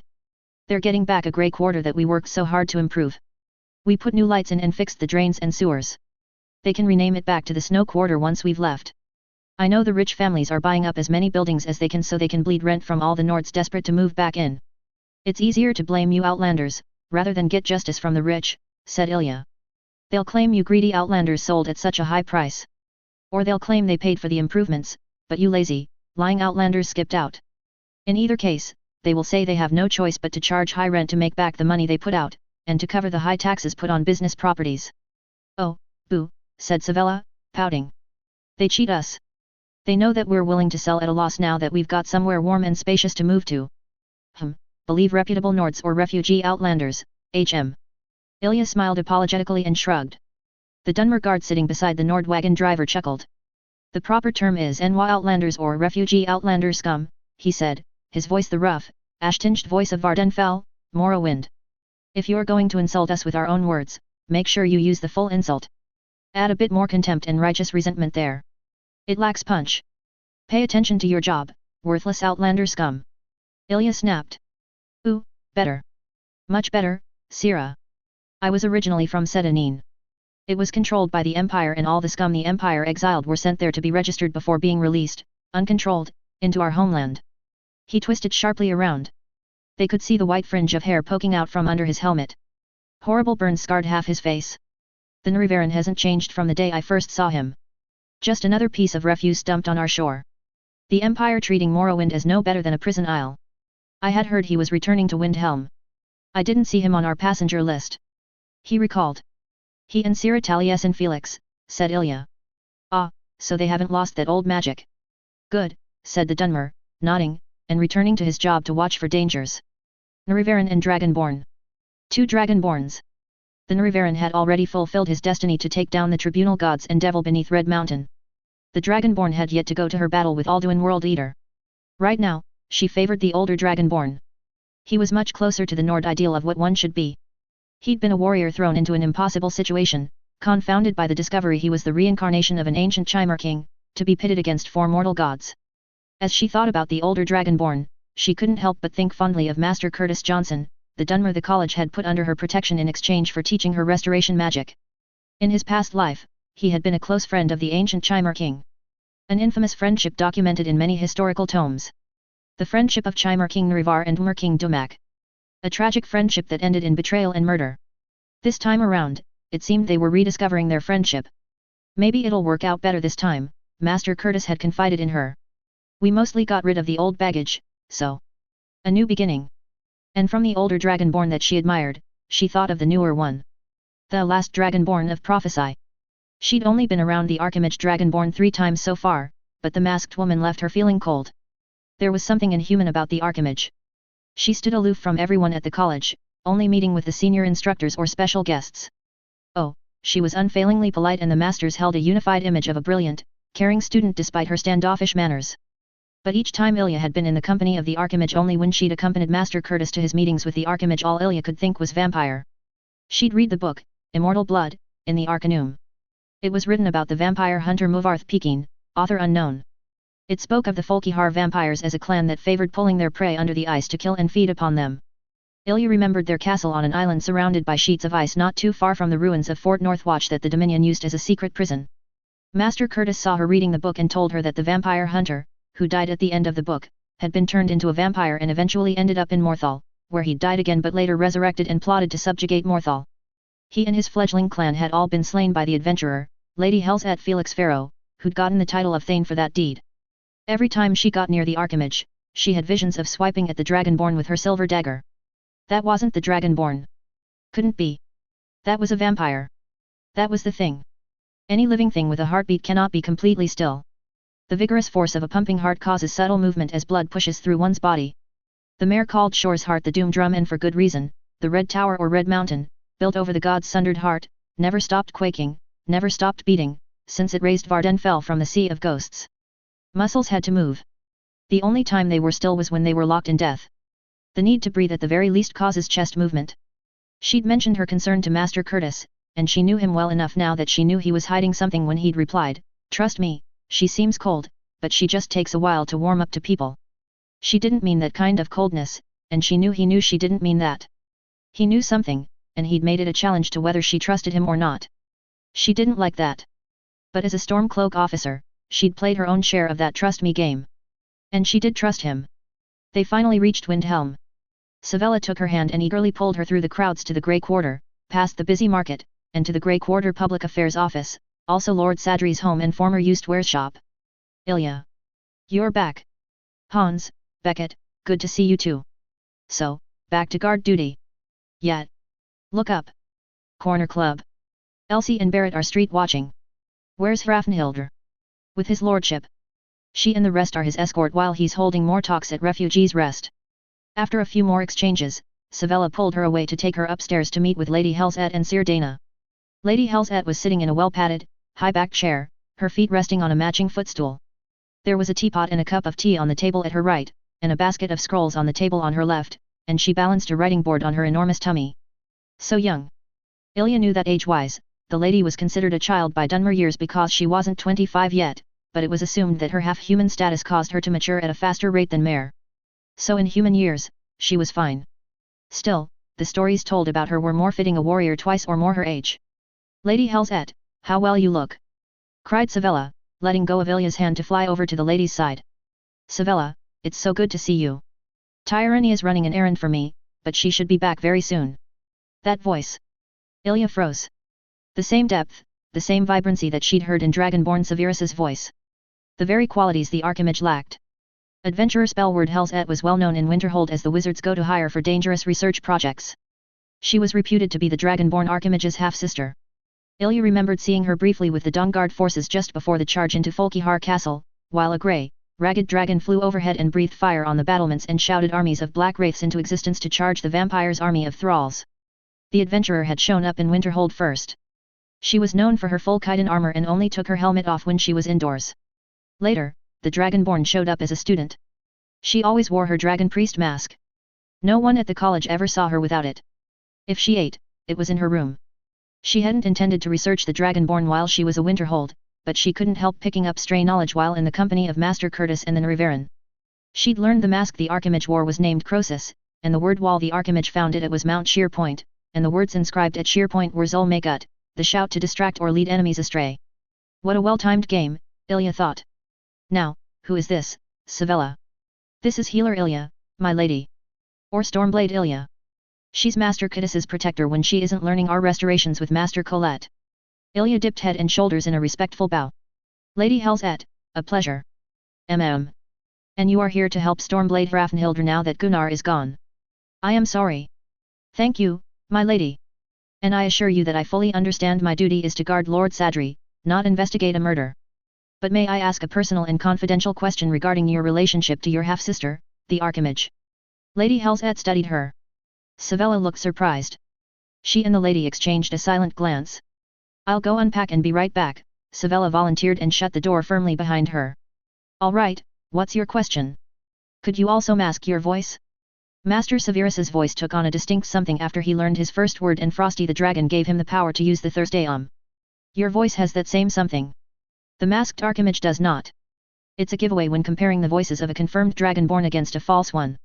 "And may I ask, who is this vampire posing as the Dragonborn?" "Well, you are a surprise," said Lady Helzet, unsmiling. Ilya shrugged. "One learns to recognize tonal magic when working with Dwemer." The Dwemer were keenly interested in Master Severus and concluded that a Dragonborn can't help but invoke any number of tones with a shout. "And as an apprentice-age healer, I am learning to detect life energies, which the stand-in Archimage has none." "I see. Thank you. Lady Serena Folkihar is acting as my decoy. Her help was invaluable in the battle against her father. She is also a good friend. Now, when Savella comes back, have her show you to Sir Dana to arrange your stay here, in my home, for this initial week. You can bunk with your unit later." Ilya bowed. "I welcome the chance to prove myself trustworthy, my lady. But may I ask where my unit is staying? Are they still at the city guard quarters?" "That's too far from here. I brought a tent from Winterhold that I thought could be set up on rooftop of one of the buildings nearby, since most of them are flat and improperly built for Windhelm weather." "Oh, that's a good idea. Ask Emberice at the Corner Club." We put sloping tiles on ours some months ago, but his is still a flat surface. And there is a rooftop access ladder at the end of the hall. The access to his is in his personal quarters, so that might not work except in an emergency. But get my husband's permission first. Embers, I'm sure, will insist on it. To pass the guardians, understood. XXXXXXX. You'd think this was a proper building instead of a tent no thicker than my shirt, said Hrafnhildr. The mages spelled it for the Riften orphans that moved in a year ago. The town needed some place to put them since there weren't enough buildings, and asking a bunch of near hermits to house several noisy, energetic children was unthinkable. They were bivouacked in the town center in tents like these. Knowing how tight and scarce quarters are in Windhelm and the reputation Sadri's home has, I knew you and the rest of the unit were not bunking nearby. So I thought there still might be places to pitch a tent, especially an enchanted one that could stand up to a blizzard. In fact, a Dunmer, one of many who'd left the Grey Quarter to work in Winterhold, suggested the rooftops might be good places. Several buildings of the quarter had been reinforced recently by the prison work gangs, so there would be no fear of falling through the roof. It's good, Hrafnhildr reluctantly acknowledged. Running between the palace guard barracks and the Grey Quarter was exhausting and inconvenient. And posting guards overnight in his home was impossible with those damn ghosts. Anyone staying overnight had to sleep on the floor of the public office, and the ghosts wouldn't allow them to walk patrol outside of that space.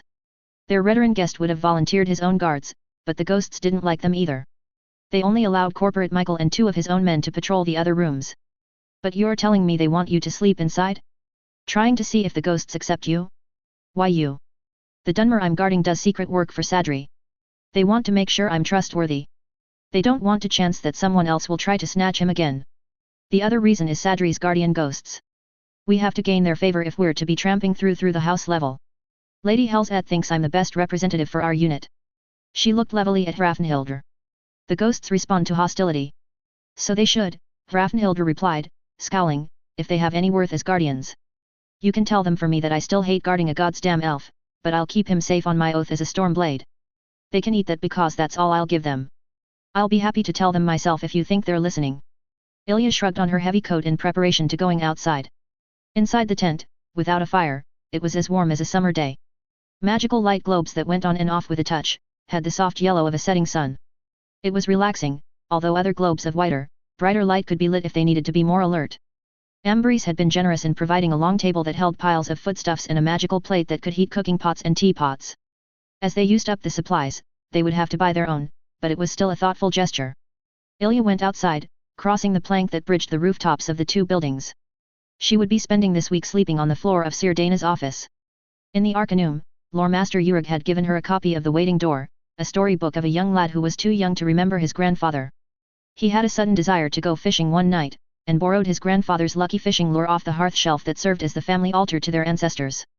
He had good luck fishing, and he also felt and basked in the love he felt was from the ancestor spirit. He didn't see anything, but he didn't need to. Sadri had that reputation as a shaman. Everyone in the quarter knew ancestor ghosts guarded his home, and only suicidal fools intruded. The masters at the college had documented his ability to talk to spirits, even to obtaining information that only the dead could find. She laid down her sleeping pad and the thick blanket Dana had loaned her. Then she stood in the center of the room, fists on her hips, and announced in a no-nonsense voice, Stormblade and Healer Ilya reporting for duty. I am here to take Gunnar's place in guarding Sarjo Sadri. Normally, I would refer you to my dead comrades in Sovngarde for testaments to my character, but I understand there is a problem with a dragon. My oath as a Stormblade, I am here to protect. Light knocking on the door. This is Michael. Everything all right in there? She went to the door and smiled brightly at the handsome young man. She'd heard about him from ex-Windhelm Dunmer. She wondered if he liked older women. Just introducing myself to the house ghosts. He grinned. Yeah, sounded like it. Never seen em myself, but hear tell that's a good thing. Sound sleep then, ma'am. The night was uneventful. But she was jolted from sleep when someone slapped her butt. She glared around at the empty room. Cute, she said, waving a fist around. Better stay unseen, bucko. Dress uniform today. A party hosted by Jarl Lila. Just a small affair of about 100 guests, either of Riften nobility or important business people. Ilya found it interesting that, aside from Lord Sadri, there was not one Dunmer in attendance, either as guests or security. All her guards were Nords. The only representative from Iverstead was Constance Michelle, the Nord matron of the Gearman's Honor Orphanage and Lord Sadri's apprentice. Sadri was the only black dot in a sea of white. She wondered why he was here representing Windhelm's court and not Steward Horleaf. Sending the other senior steward would be more politically suitable unless the future king was making some subtle point. There was a saying going around about Ulfric's choice of representatives, especially after the Blackbriar incident. If he sent General Galmer, he wanted you dead. If he sent Steward Sadri, he wanted you destroyed. There wasn't any chance that Jarl Lila would have invited Sadri of her own thought. He and his wife were branded troublemakers in Riften. And if Ulfric sent him as Windhelm's court representative, what message was the future king sending? Of Jarl Lila's 2 sons, only her eldest and heir, Harold, accompanied his mother to Windhelm. Ilya studied the future Jarl. The future Jarl if someone didn't knife him or he didn't die in some stupid, reckless hunting accident. She'd seen too many posturing, warlike nobles quick to draw their sword, so long as they had plenty of others to sacrifice to the enemy's blades. But as she listened to him, she realized she was being unfair. He wouldn't hide behind his army, he was the type to charge recklessly onto the battlefield, frothing to get some glory. He'd probably die in the first charge. His mother knew that, so she kept him close. It seemed to be her style. Word had it she forbade both her sons from following their inclinations, her heir, Harold, to the Stormcloak banner, and the spare, Serland, from the Legion. Jarl Lila was known to have her own narrow worldview, which was why the Blackbriars ruled Riften for so long. Sadri was not a popular person in Riften, his investigation into Blackbriar affairs exposing Lila's court to nationwide ridicule. "You're presenting yourself well, my dear," said Sadri to Miss Constance. "But are you sure you want me to continue to be here? My presence does complicate your efforts to build political relations." "I'm very sure, sir. If Selrun weren't so busy at Ivarstead, managing the glut of pilgrims, and all the robber gangs that have sprung up to prey on the pilgrims, I'd have him here. But he can't be here. I'm so sorry you have to take all the resentment people have about him in his place." "Ah, well, if I hadn't been promoted to nobility, it would be worse. But they'll hide their knives better else my escort won't hesitate to break their hands," he chuckled, nodding at Ilya and Raffenhildr. Miss Constance bestowed on both Stormblades a bright smile of gratitude. They merely gave her an indifferent glance then went back to sweeping the crowd. "I have no doubt of it. But I hope you will stay the full evening. I refuse to pretend that it isn't Dunmer raising and protecting Skyrim's orphans at Ivarstead," she said. "Truth in advertising, isn't that what you're teaching me? I'm not hiding the fact that Dunmer are involved, and they can't cry deception, after they've pledged funds." Sadri laughed. "Play the game as you see fit, my dear. I'll just stand around and do my best to impersonate a humorless Indoral ordinator." "Oh, sir, Selrun's not that bad." She drifted away and found a cluster of nobles to talk to. They weren't really paying any attention to her, but she gamely kept trying to engage them.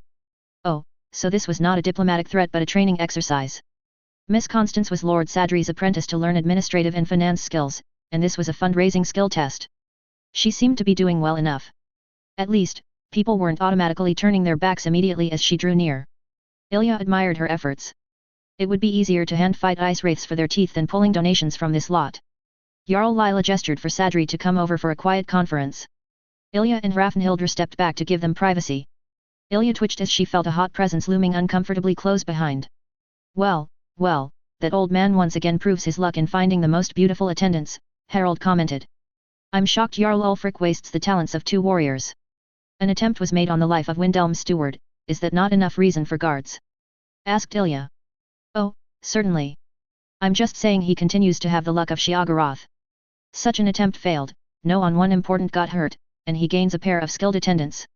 "Well," said Raffenhildr after a moment of silence, "perhaps you may find similar luck in the future."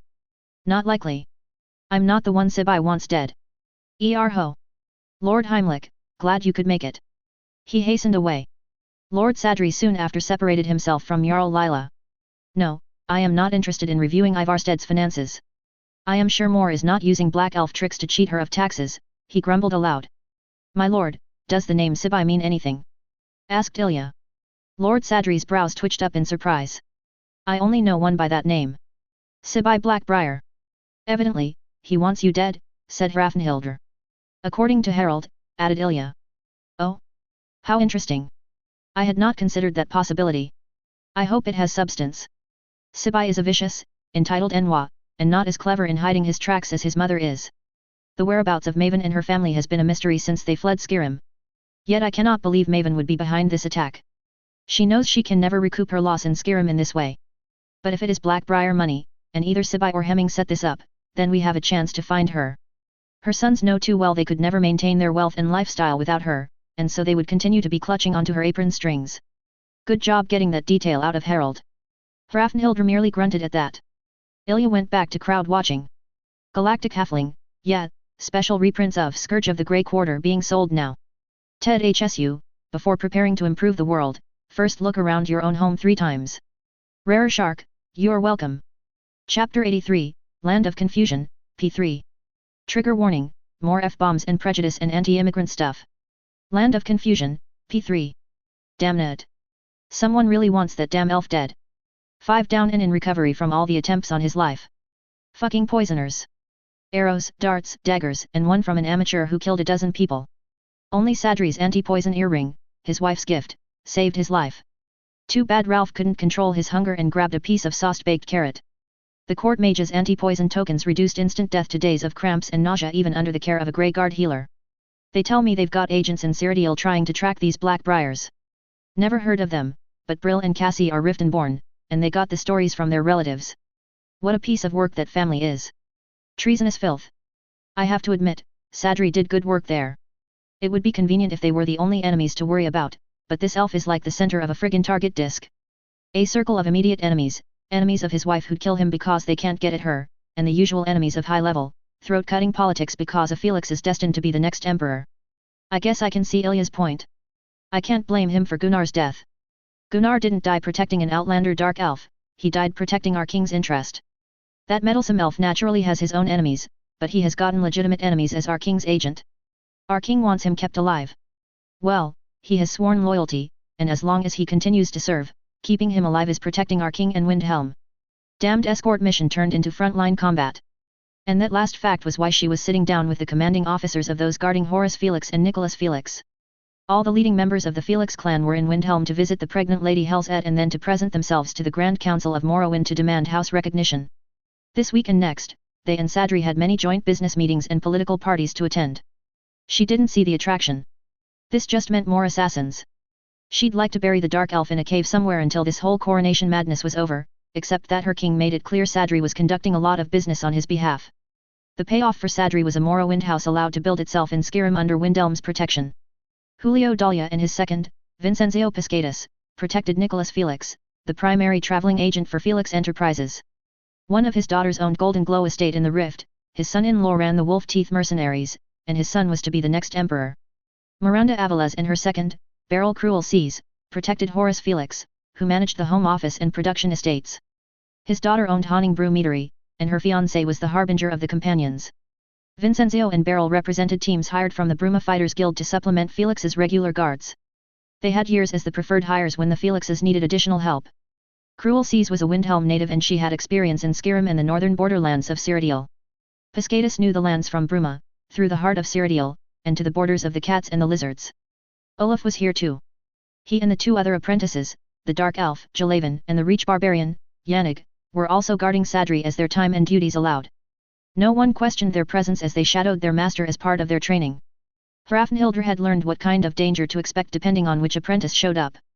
Olaf meant physical, close-quarter attacks, Yannig meant poison or ranged attacks, and Jalaven meant or poison or magical attacks.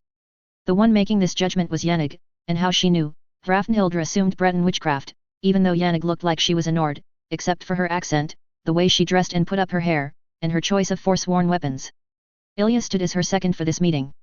Karl, her second after Gunnar's death, was recovering from taking 2 poisoned arrows as he shielded Sadri with his body. I don't see any problem transferring across people to support yours, Julio was saying. Master Nicholas will continue their payroll, so that isn't an issue. It's all in the family, after all. Do you have any mages? Asked Hrafnhildr. Ilya's a healer. Ilya. Apprentice in restorations and novice in alterations, said Ilya. My magicka reserves aren't anything to boast about. You're thinking destruction? Any of them Nord? Hrafnhildr asked bluntly. I'm thinking if we keep as many Nord faces around Sadri, the more we'll stay underestimated. I'm not sure that's working anymore, stated Cruel Seas. You've prevented base physical attempts, making it obvious magic should be the next attack strategy. You've discouraged the individual freelancers, you know that next will come coordinated attack teams. Teams and new freelancers that use magic. I want to know why the fuck is Ulfric setting him up to draw all the fire? Because it seems to me that's what he's doing. Is the whole of Windhelm's ambassadorial company incompetent? His Majesty is well aware of how this game is playing, Hrafnhildr snarled. And I want Nords. I'm going to keep up the pretense that the king will only trust Nords to guard Sadri. If you don't have any magic users who can't pass as Nords, fine. Well, if that's the case, interjected Julio, I have 4 I can loan to you. A bit on the young side, but they're big and quick to learn. They're Cyrodiil born, however, will that work? He turned his head and grinned at Olaf. You probably know them. You're misfit friends. Olaf grinned back. Glad to know they've earned their place. As long as they don't talk too much, no one will hear their imperial accents. Shouldn't be too hard to teach em how to grunt like Nords, said Vincenzo. Grunted Beryl, leaning sharply towards him to lightly punch the side of his head. Yes, said Vincenzo, rubbing his head. Just like that. But no punching. That makes you an orc. They paused for lunch. The food table in the tent had been restocked and her guests joined in the line. She saw Vincenzo and Beryl go to Olaf, both slipping arms behind his back and Olaf draping his arms across their shoulders. She knew Cruel Seas was Olaf's mother. She wondered what the smaller Imperial's relation was to them. Probably close family friends since they were all from the same fighters guild. Nords only?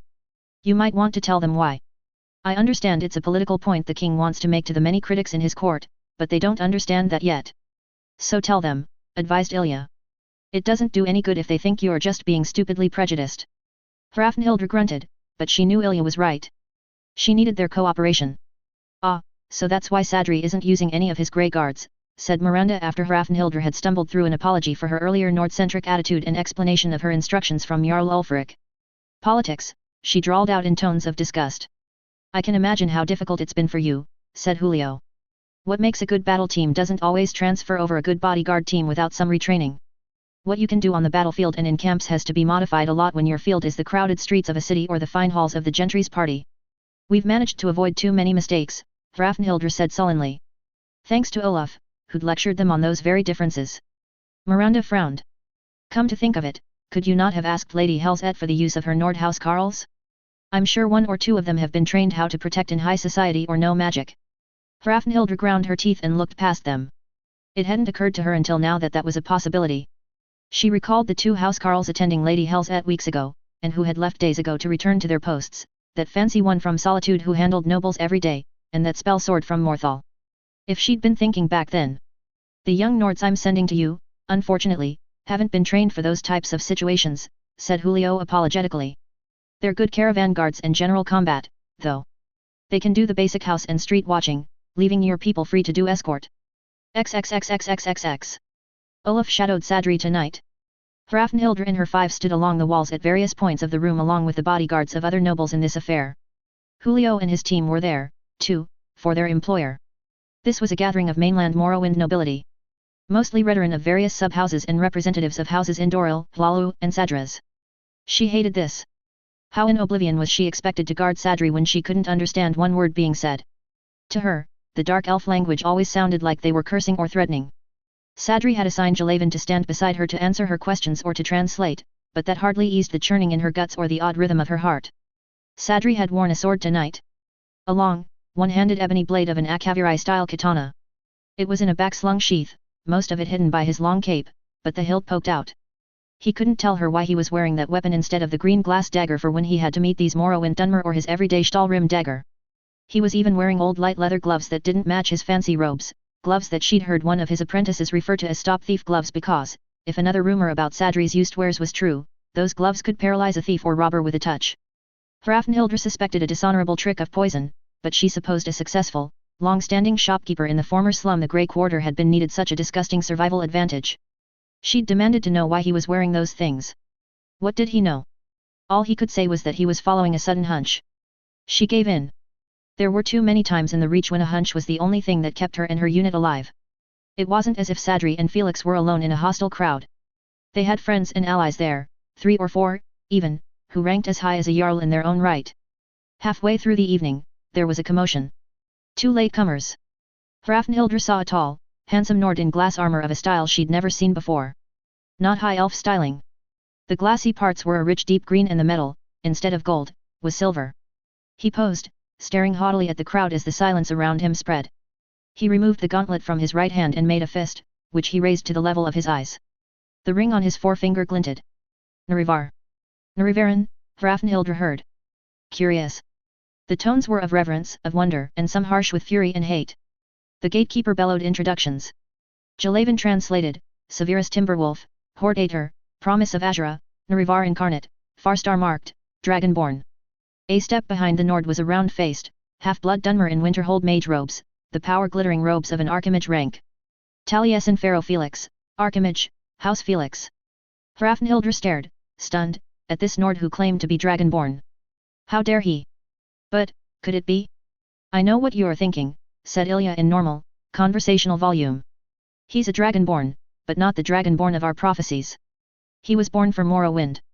The Archimage Felix of Winterhold College is the one who is Skyrim's salvation. Many crimson eyes glanced sharply at her.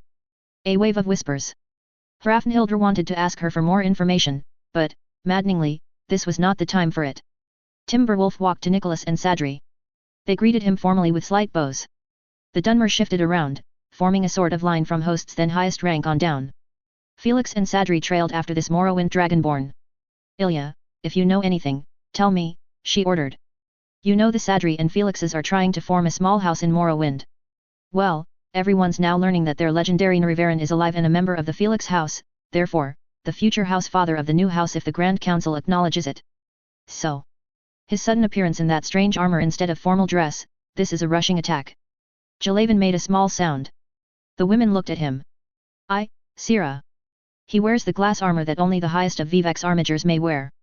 Volcanic glass made by the fires of Red Mountain and silver steel for foes both mortal and spirit. He comes ready for battle should any here choose to contest his identity and rank. He's drawing his sword, said Hrafnhildr tightly. Is there a challenge? Jalavan studied the scene. No, he said finally. Someone must have asked for further proof. That sword's shape and its fires are unmistakable, that is true flame. Well, it made for an interesting evening even though she couldn't understand a word being said unless Jalavan translated. Still, just watching the crowd dynamics, studying poses and stances, she was starting to build impressions, recognize patterns. At some point, Olaf switched places with Jalavan, and now he softly pointed out to her Morrowind mare body language that he was learning as a future trade ambassador, basic clues to identifying which were Morrowind-born versus those that were not, and, more importantly, recognizing the degrees of aggressive body language. Now the next one is an Indoril, but his house badge and the style of his cape is Central Morrowind. Indorils are traditionally hostile to the Narivaran even though King Narivar was Indoril. Adopted Indoril, if we're being technical. You can see Timberwolf maintains a neutral stance. But look behind. Taliesin looks relaxed, but he's a mage. Up until now, his hands were out in the open, now they're in his sleeves. The Master and Nicholas have neutral poses, but they've moved apart, and you can see Jalavan's moved forward a step, ready to shield the Master. No shouting. Hrafnhildr observed. They're not Nords. What's this? Hrafnhildr demanded as Sadri abruptly moves past Jalavan to stand beside Timberwolf. He appeared to be speaking sharply to the Indoril. Timberwolf did not move and seemed content to let Sadri take over. Another Indoril pushed forward, a relative by their shared looks. She could tell without Olaf's help that this was a challenge. She wondered how the armored warrior could hold back to let an old man take on a younger challenger. Don't interfere, said Olaf. Trust me, it won't get that far. Hrafnhildr realized Timberwolf still had his sword out. Now Sadri drew his black sword. She didn't need Olaf again to tell her the Indorils and the others were reacting with fear. The Indoril spoke to his younger champion who didn't hesitate to put his sword away. The two immediately left. Sadri sheathed his sword and Jalavan settled and smoothed Sadri's cape back into place. Timberwolf's sword also went back into its sheath. What happened? She demanded. The Master bluffed them into withdrawing by bringing out the Daedric weapon called the Ebony Blade or the Vampire. It was created by their goddess Mephila. It drains life and destroys the soul of the victim. I know the Master spent hours in prayer before wearing it. Why in oblivion does he have that weapon? I have no idea, ma'am. So. Does that mean he's the favored of this goddess then? And no one here wants to challenge him. Apparently. He also has something of a reputation ever since a new Morag Tong assassin saved him from the old order of Morag Tong. The Morag Tong serves Mephila. Most Dunmer I've talked to won't say for certain what it means, just that, for now, killing Sadri isn't worth risking the displeasure of the goddess. Hey. Hrafnhildr mentally grumbled as she foresaw investing some sleep hours studying dark elf gods. Does he even know how to use a sword? I'm not sure. I know Master Emberys has been sparing with him to sharpen his knife skills in preparation for this season. I don't believe the Master is comfortable with swords. I think he once mentioned the weapons training he's had in his childhood was primarily spear and knife. He was bluffing then. Damn it. She glared at her charge. The challenge wouldn't have gone far, said Olaf. If you will notice, Morvain and Selva were poised to interfere. Morvain's rank is greater than the Indorals and Selva would have disarmed the other. And I have no doubt the Riveran would have pulled family rank to order the master to stand down. XXXXXXX. Commander, said Ilya patiently, all I'm saying is that you got an apology from both his lordship and from Timberwolf. They didn't plan any of this. His lordship certainly didn't. It's known in the college that he's an unusually strong spirit channel, and if he says his ancestors told him to bring the ebony blade instead of his usual knife, he's going to bring the sword. He and Nicholas didn't expect those two to show up uninvited. They had a completely different plan of attack, most of which they were able to salvage. And they've promised, after they have their family meetings, to bring you and the other commanders in on their plans. Now, speaking of plans and maybe an advantage, I want to tell you the mayor I'm guarding wants to help.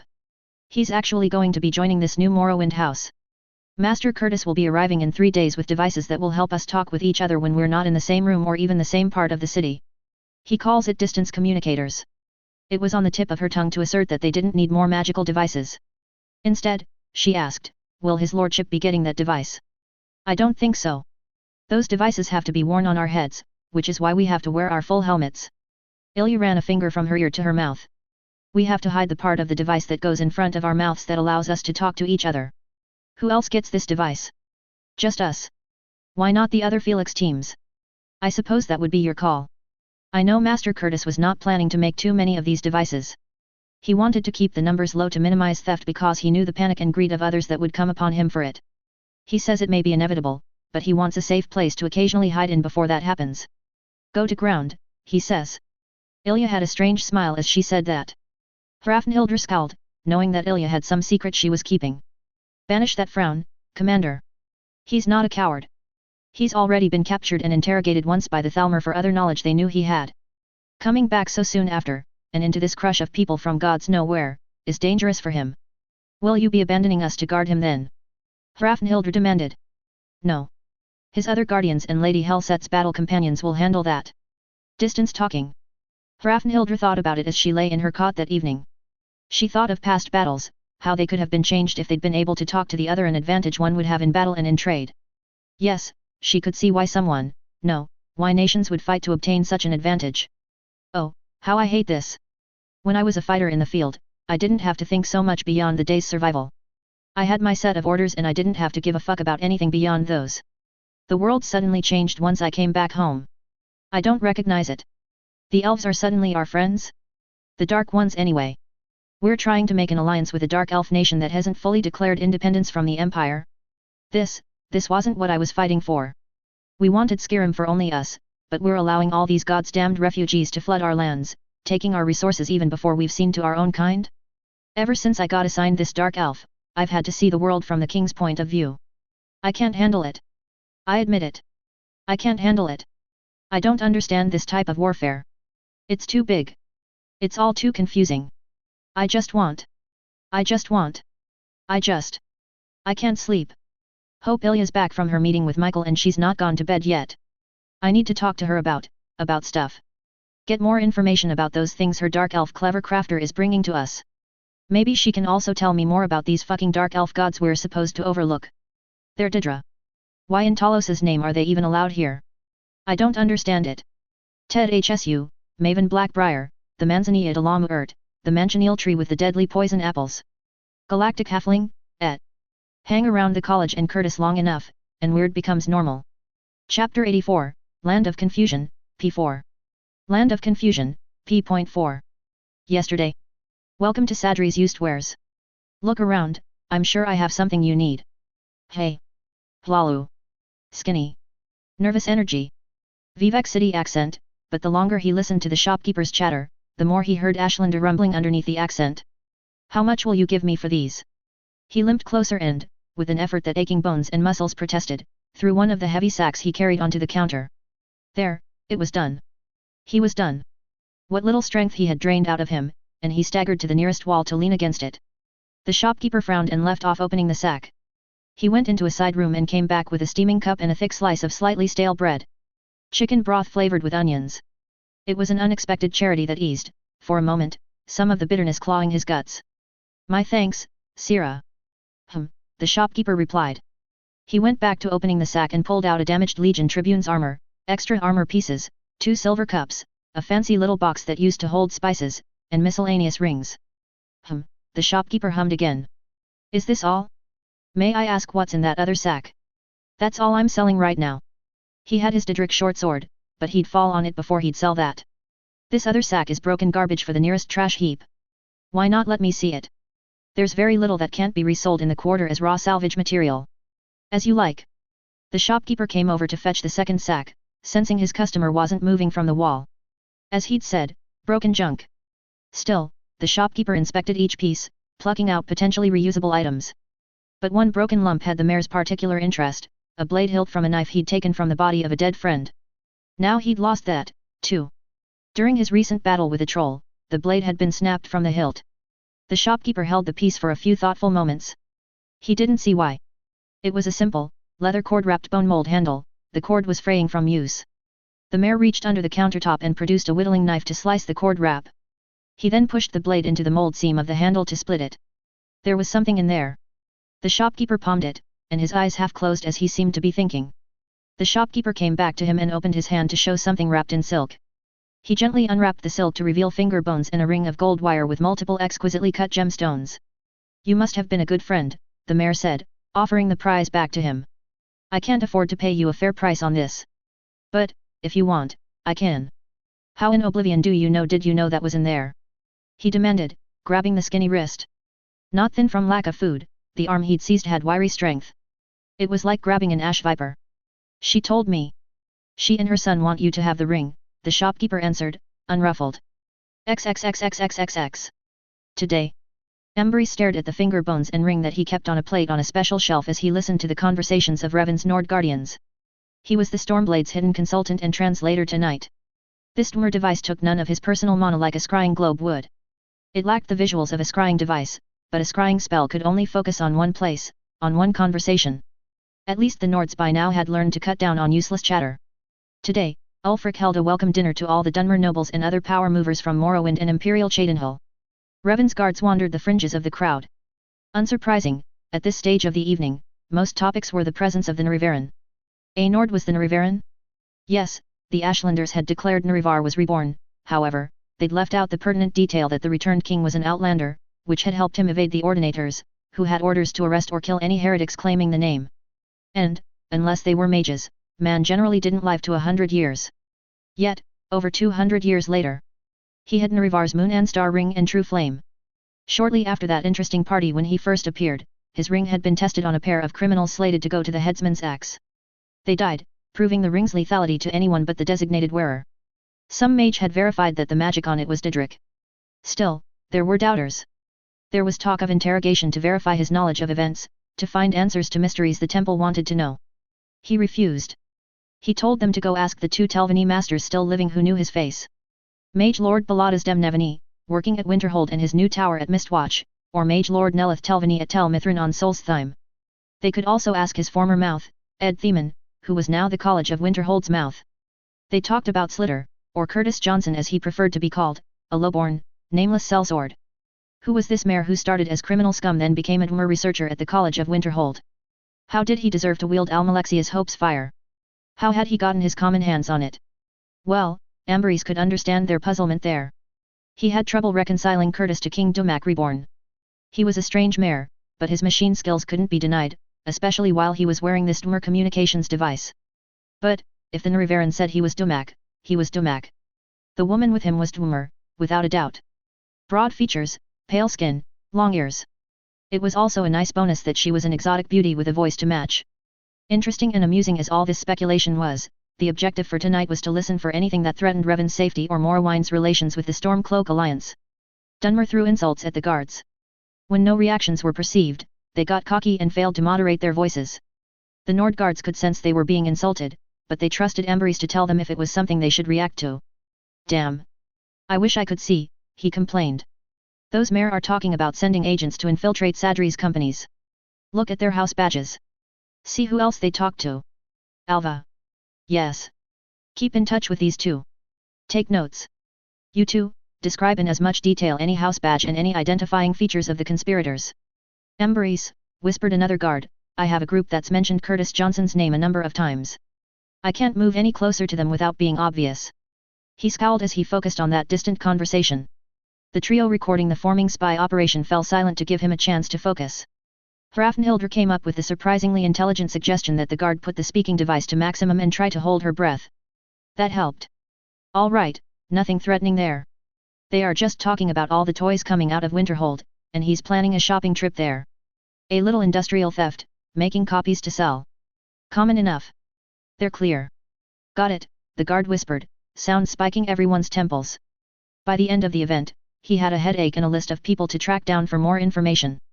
He took off the device headset, Curtis called it, and spent a while rubbing his temples. Bone conduction.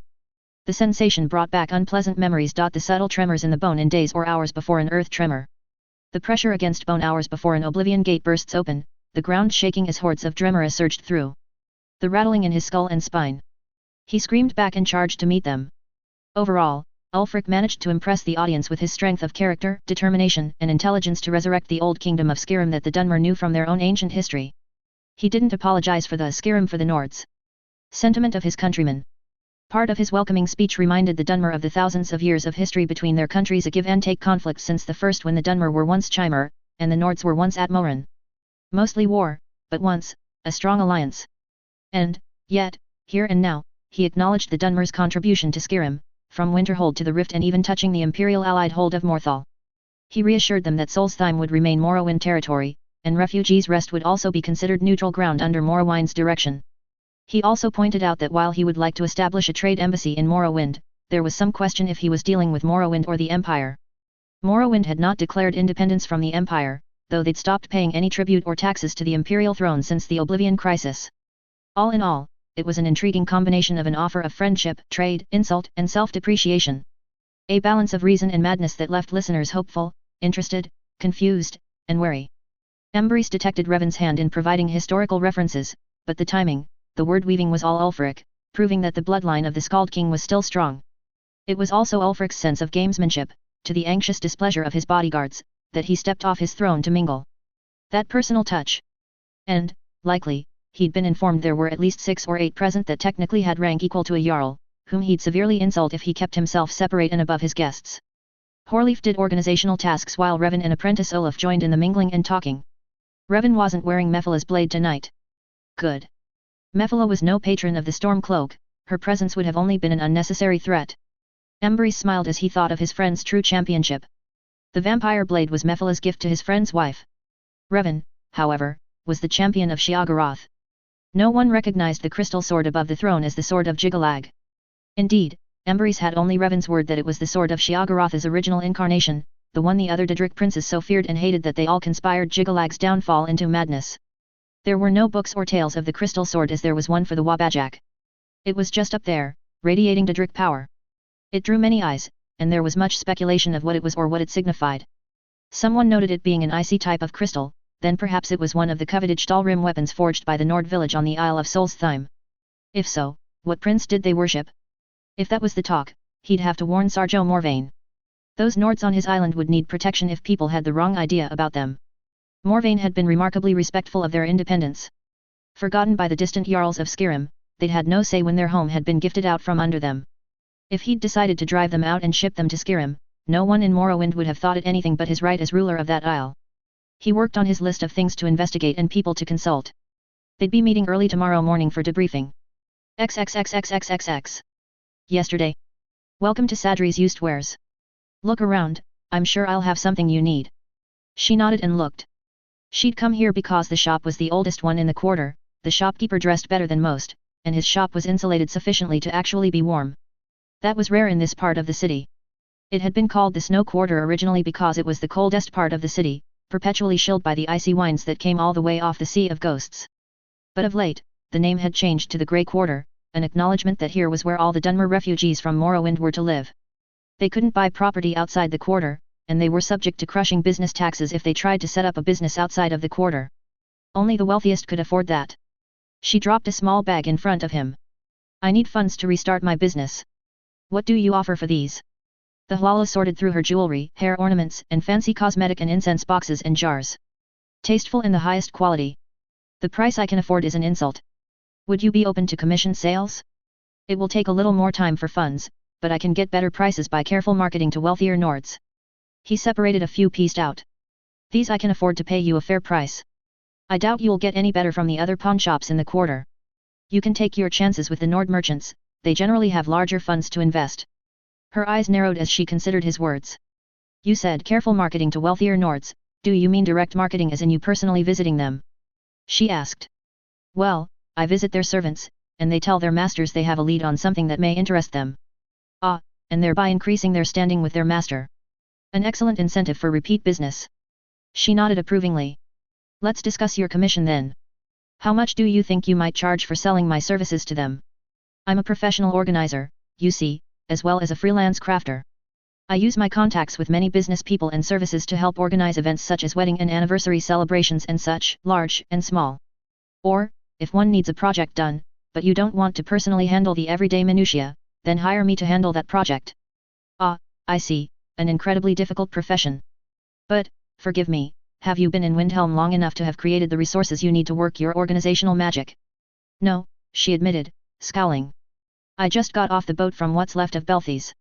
It wasn't possible to travel to my home in Almalexia or to any Indoral lands with the Argonian ships flooding the channel and taking Ebonheart and Vivek, so I came here. So. You. When did you come here? She asked. Oh, I arrived 2 years before the mountain erupted. I have Ashlander kin, you see, and my family was warned to leave Morrowind. Her eyes narrowed again. The Narivaran cult. Your kin? Yes, he admitted. My branch of Sadri took to trading with the Ashlanders and even married into 2 different tribes. He leaned over his counter, never breaking eye contact. I'm not ashamed to admit to Ashlander blood or that I believed in the Narivaran. The Narivaran hardly freed Morrowind from the Outlanders, she retorted. I'm willing to believe that may have been too much to expect, he said, his voice calm and neutral. He did what Azura promised, which was to put an end to the lies of our hopeless, faltering gods. They are gone, he said with genuine sadness. Azura, Boethia, and Mephila return.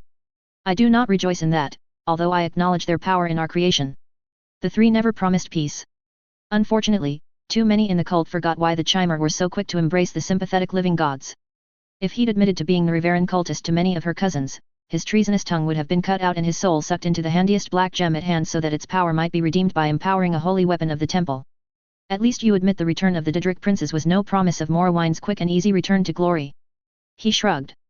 If one paid thoughtful attention, Azura never promised that.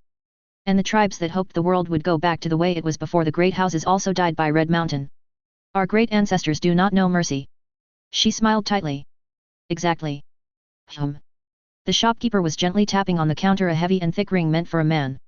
It was not a seal ring, but it had been her father's grandfather's ring, one of the many family ancestors whose life had ended on their own knives when the tribunal signed and submitted Morrowind to the Cyrodiil Empire.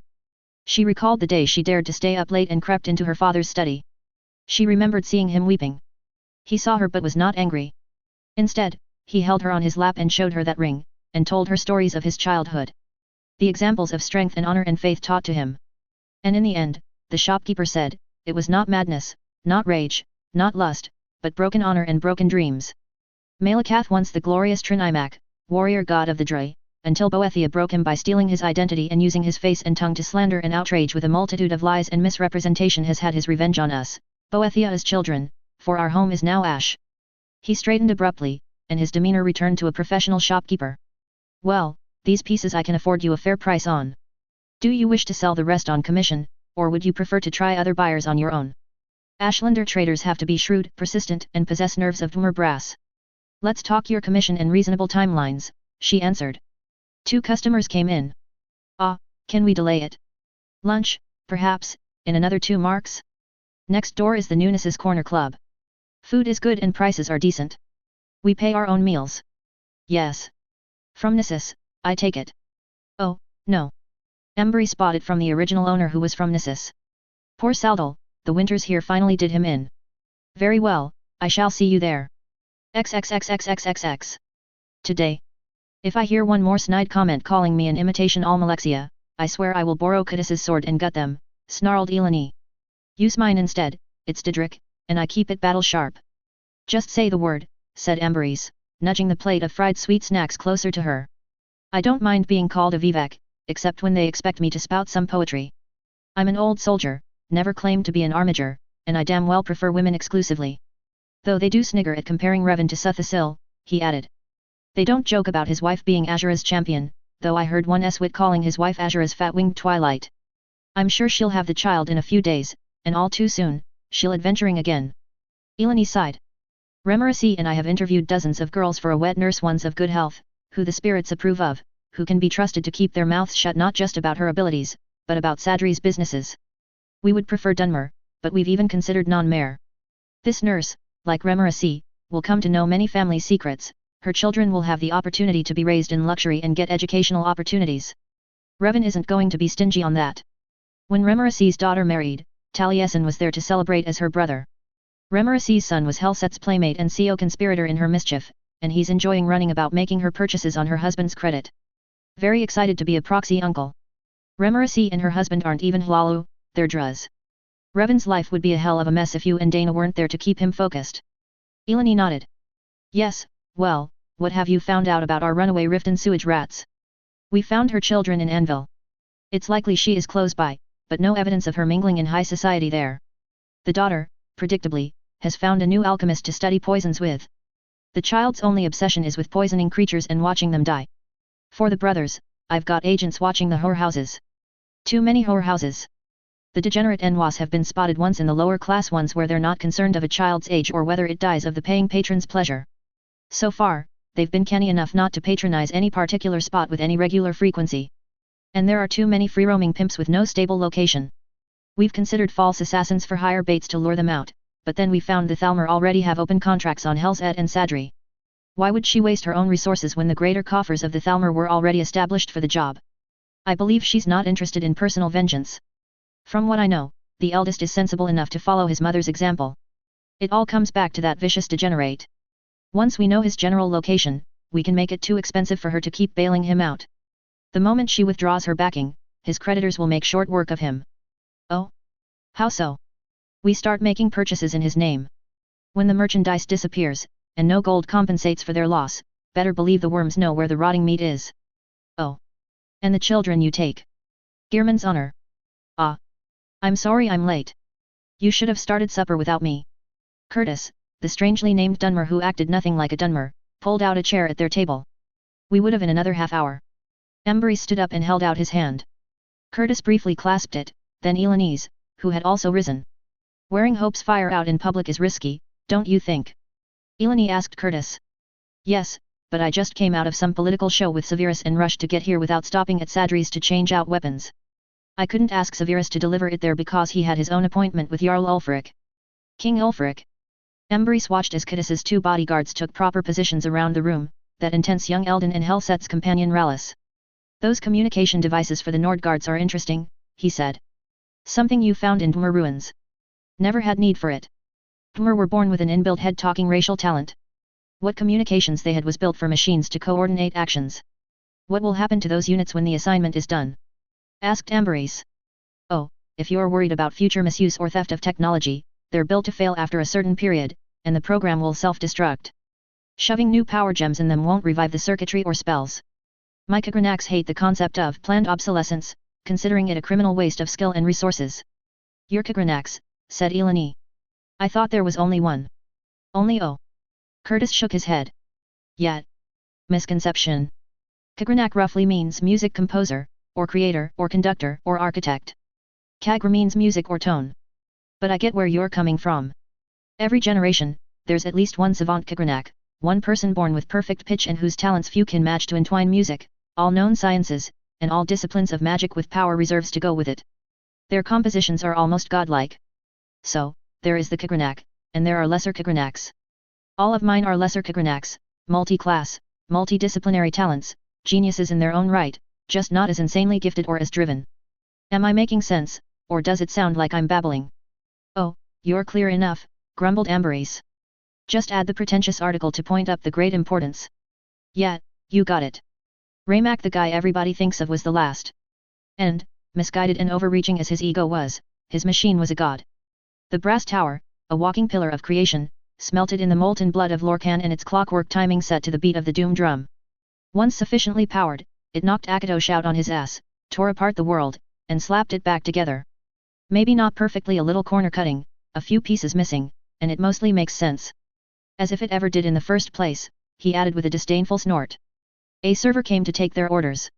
This wasn't the corner club, they were in a new eatery specializing in High Rock cuisine. Most Breton chefs setting up outside of High Rock went to the Empire. Daring ones went as far as Solitude. This pair was mad enough to try educating palates in Windhelm. Oh, apple tart, Chateaubriand, and shrimp crepes. Nice. Curtis seemed familiar with the food, although he called them by different names than the server did. Since he seemed to know the food, Emberice and Eleni let him order for them. Again, he didn't know the Breton name of the dishes, so he described the ingredients and cooking methods. That was interesting enough that one of the owners came out. Upon learning that this was Winterhold inventor that produced all the newest cooking devices, the owner excitedly waved aside payment for their meal and invited him into the kitchen. Curtis happily accepted after his meal with his friends. The ground shook. People cried out in alarm. It's either a dragon or it's Braxton Hicks, said Curtis. I don't know who or what Brastonix is, said Eleni, but I think we should get to Sadri's. Related Second Life story, number 35 inside voice. Galactic Halfling, oh, good.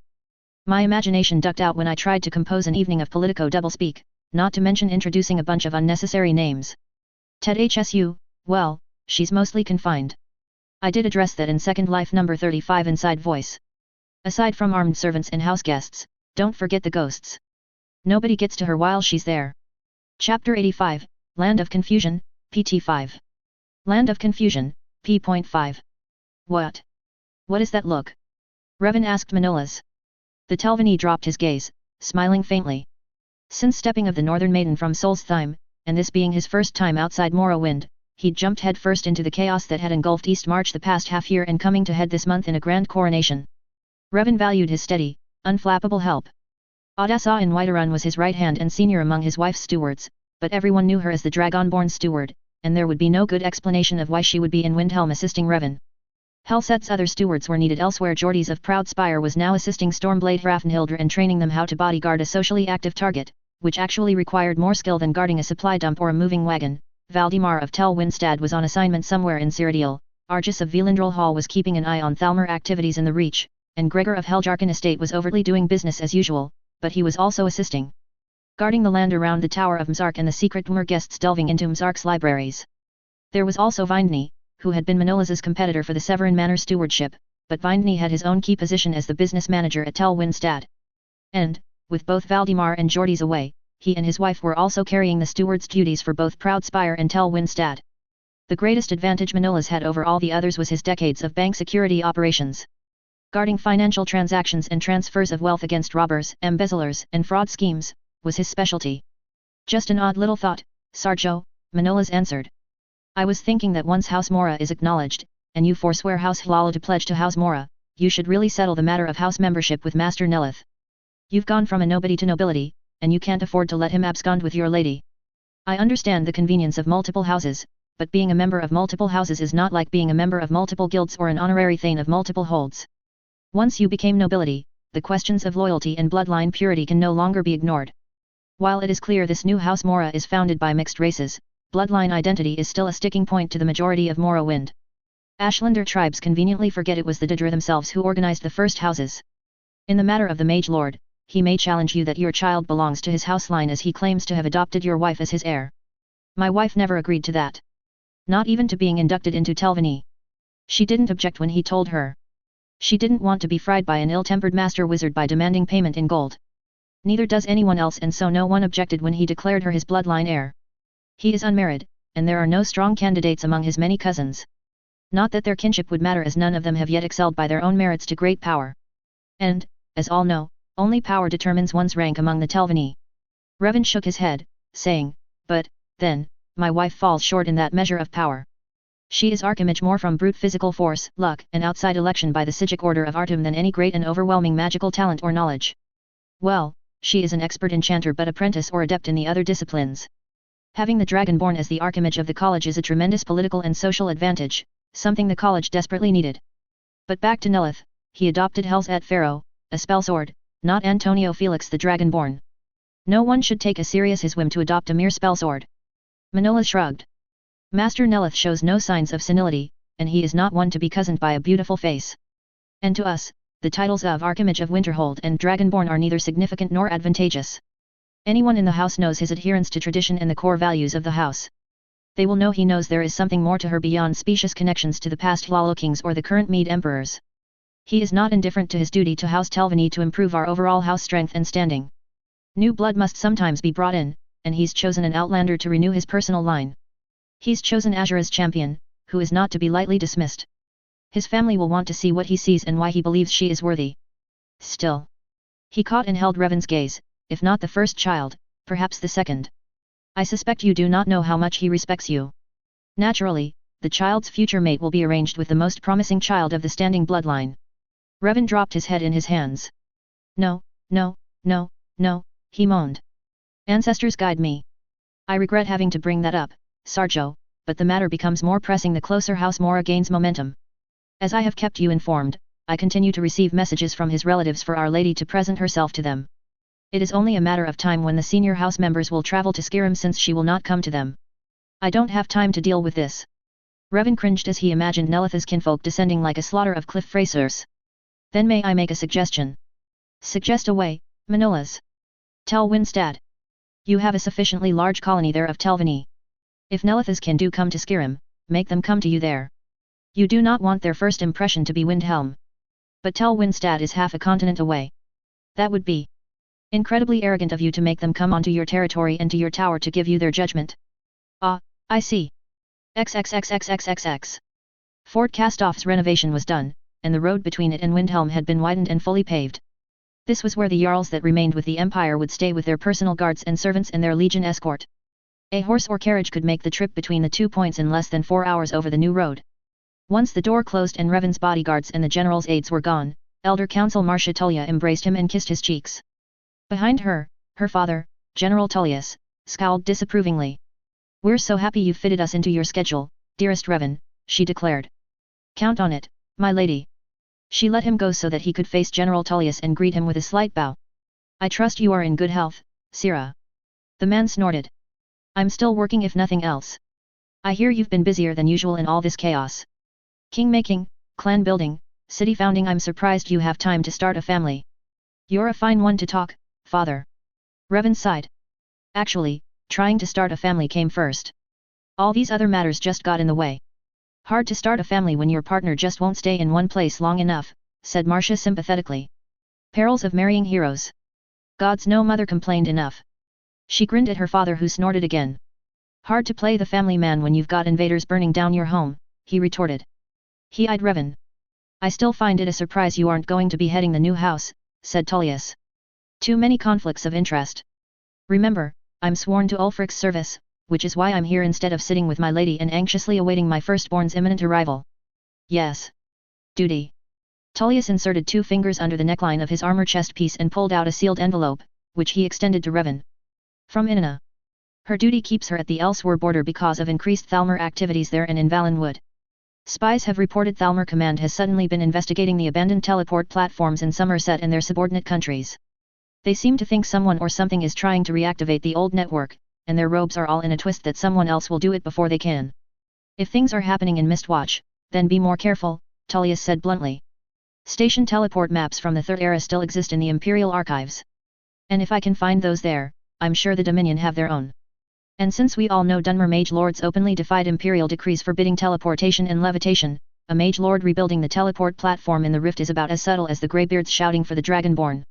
On that note, said Marcia as she hooked her arms around Revan's right and her father's left, let's go to lunch and talk about Ulfric's coronation with the Jarls he'd been trying to browbeat or overthrow.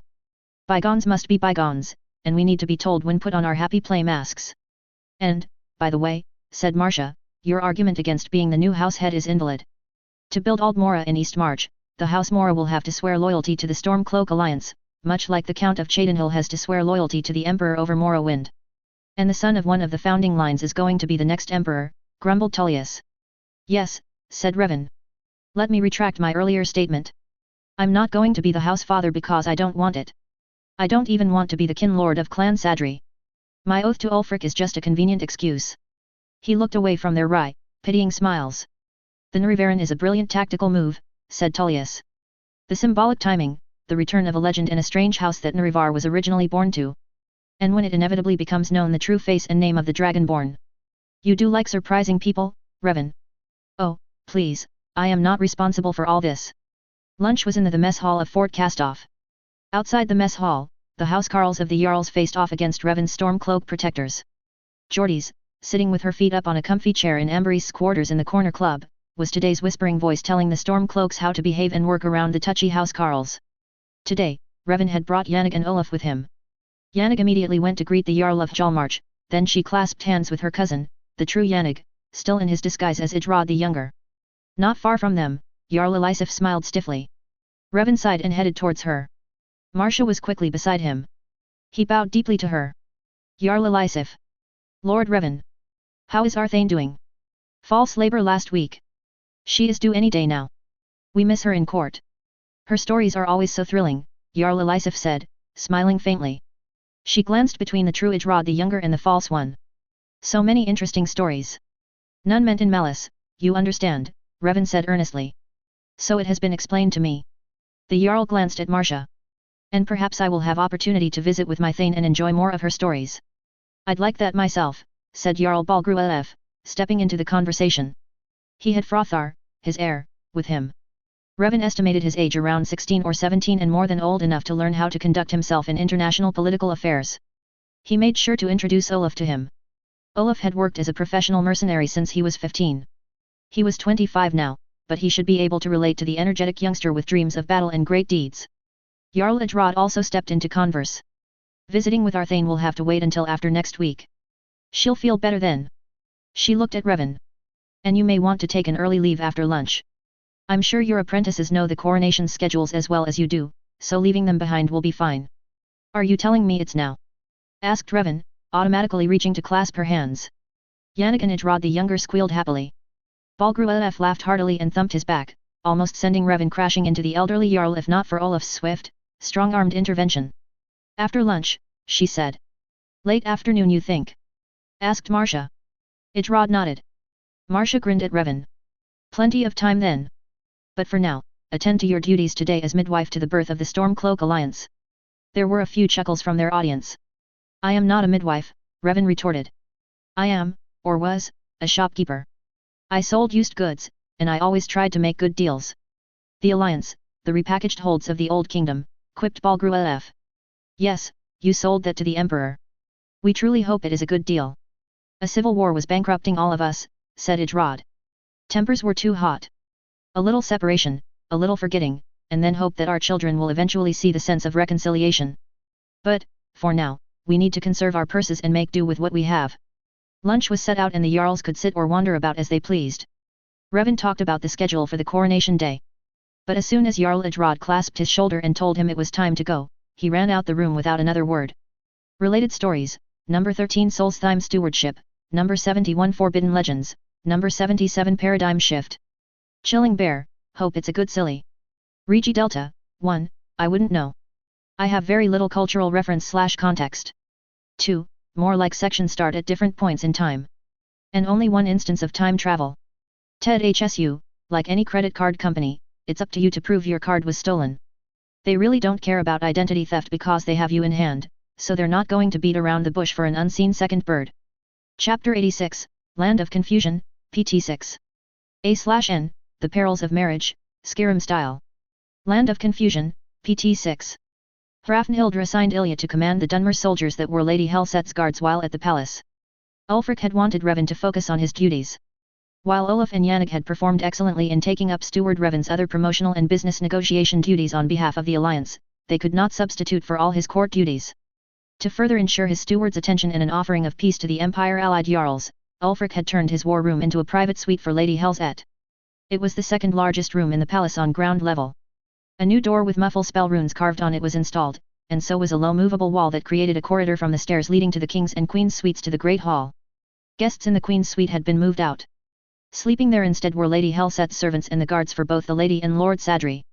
The Queen's bed with 4 posts for a canopy and curtains was transferred to the war room. A similar post and curtain setup had been created for the babe's hammock. Sir Remerisi slept on a cot between the beds. The coronation and politics and following feast wouldn't be heard inside the war room once the door was closed.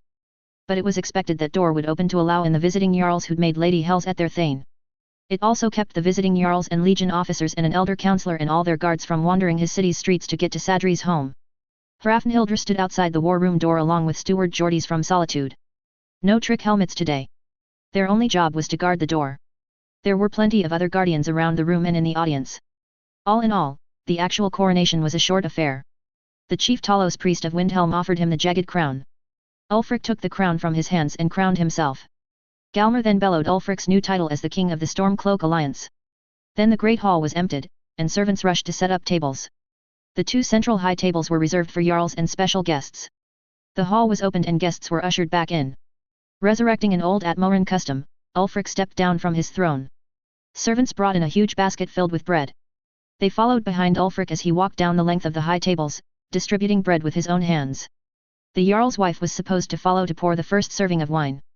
But as he had no wife, despite earnest efforts of many of the single ladies or their kinsmen, he had elected matron Constance Michelle of Gearman's Honor Orphanage to fill that role. Olaf Gallaglass of the Cruel Seas clan hauled the wine barrel cart from which the Reach woman, Yannig Blackwing, refilled the empty pitchers of wine that she handed to the matron to pour out to the guests. As the king and matron Michelle served the high tables, Sadri and Elenidarum and Horleaf with his wife served one side of the room while another pair of Stormblade heroes served the other side. Once that duty was done, servants entered with the rest of the feast and drinks of ale, mead, and sujamma. There were minstrels and jugglers and poets for entertainment. Jarl Idrod was the first to visit Lady Helzet. As she was admitted, Hrafnhildr peeked inside. The low privacy wall was stacked against a far wall. Tables and chairs had been moved in and arranged to create comfortable conversation areas. The heavy curtains had been drawn back from the bed, and she could see Lady Helzet feeding her babe. The lady and the little princess had a lot of visitors besides the non-alliance Jarls. There were many Dunmer and imperial nobles who also visited, and it was a difficult chore to discourage the non-listed from entering. Even so, the war room became so full that Lord Sadri had to return multiple times to shepherd guests back to the coronation feast to give his wife a chance to rest. The war room was a serene place, compared to the great hall where guests were getting increasingly rowdy from drink. Nords, in particular, were getting belligerent and throwing insults and invitations to battle. Non-Nord guests weren't sure how to conduct themselves. Some egged the Nords on, looking for entertainment. Most backed away. Hrafnhildr watched the king. Ulfric drank sparingly, his eyes judging the temperament of the crowd. He seemed to be smiling in amusement at the growing chaos. It was a challenge every Jarl in the old days faced: if you can't handle me drunk, you're too weak to lead me sober. Fist fights broke out. Someone got tossed and crashed down on a table, scattering everything there. Before it could go any further or draw others into combat, the king stood. He reached up to the crystal sword above his throne and took it in hand. Grasping the hilt with both hands at heart level, the blade pointing to the ground, he shouted, "Con dremov." "Humph," said Geordies, her tone patronizing. "He's finally learning some new ideas." Hrafnhildr scowled at her. She should rebuke the other's insolence but couldn't quite work up the energy. Whatever those words meant, it felt like a calm spell, a foul trick mages and Thalmor used right before they stabbed you. But this spell, this shout, was a powerful one to bewitch the entire room, over 200 minds. "What did he say?" "I believe it's kind's peace, trust," answered Geordies. "Con is kind, drem is peace, and ov is the command to trust." "You speak the dragon tongue then?" "Not fluently, no, but Proudspire is next door to the Bard's College, and they've been obsessed with learning the tongue." Master Inarth was only able to give the king those words because he was finally able to understand them. "I know my Thane had to travel and endure many dangers to find the walls that contained those words. The Greybeards didn't teach it to her." "No. The Dragonborn learns the shouts faster, so the Greybeards, I think, rather than feed them all the shouts at once, spoiling a Dragonborn by giving them too easy a path to power, they make the Dragonborn earn their bits of power by finding the hidden walls. Journeyman level, we think. I've discussed this with the masters at the Bard's College often enough. You know, that time after apprenticeship where graduates need to travel the world, test themselves and gain experience before they can be true masters of their art. The Greybeards are mortal souls when it comes down to it, and they have to spend years learning the word, understanding its concept, maybe something else I can't define before they can use the word as a shout. So, in this instance, King Ulfric has contemplated and has come to understand those 3 words to have meaning and power that enables him to draw power from the world, contain it in those words, and release it in a controlled manner. So, fancy words and guesses aside, you're saying the Greybeard Inarth taught him a new shout because he was ready for it?" Geordies sighed. "Yes." King Ulfric lowered the sword so that its tip rested on the floor. "Such high spirits and readiness of arms are admirable, my friends. But let's not forget there are more delicacies to be had. And tomorrow begins many days of competitions of arms and riding skills and many other displays of martial skills with rich prizes to the best. But tonight we feast, and tomorrow, we compete. Most guests had left a few hours before dawn, but there were plenty of Nords passed out on the benches, tables, and corners of the room. When Hrafnhildr finally passed through the war room to go up to bed in the queen's suite, she glanced at the bed. Hjalmarch slept beside Lady Helzet, who was up and feeding her babe. Lord Sadri was sprawled at the foot of the bed. Idrod the younger and Yannig were sharing the floor on thick blankets. Whiterun had taken a couch, and his son slept in a deep chair with his feet up on another chair. The Whiterun housecarl was up and polishing armor. The Pale was on another couch, her housecarl slept on the floor in front of it. General Tullius's Nord II, Legate Rick, was also awake.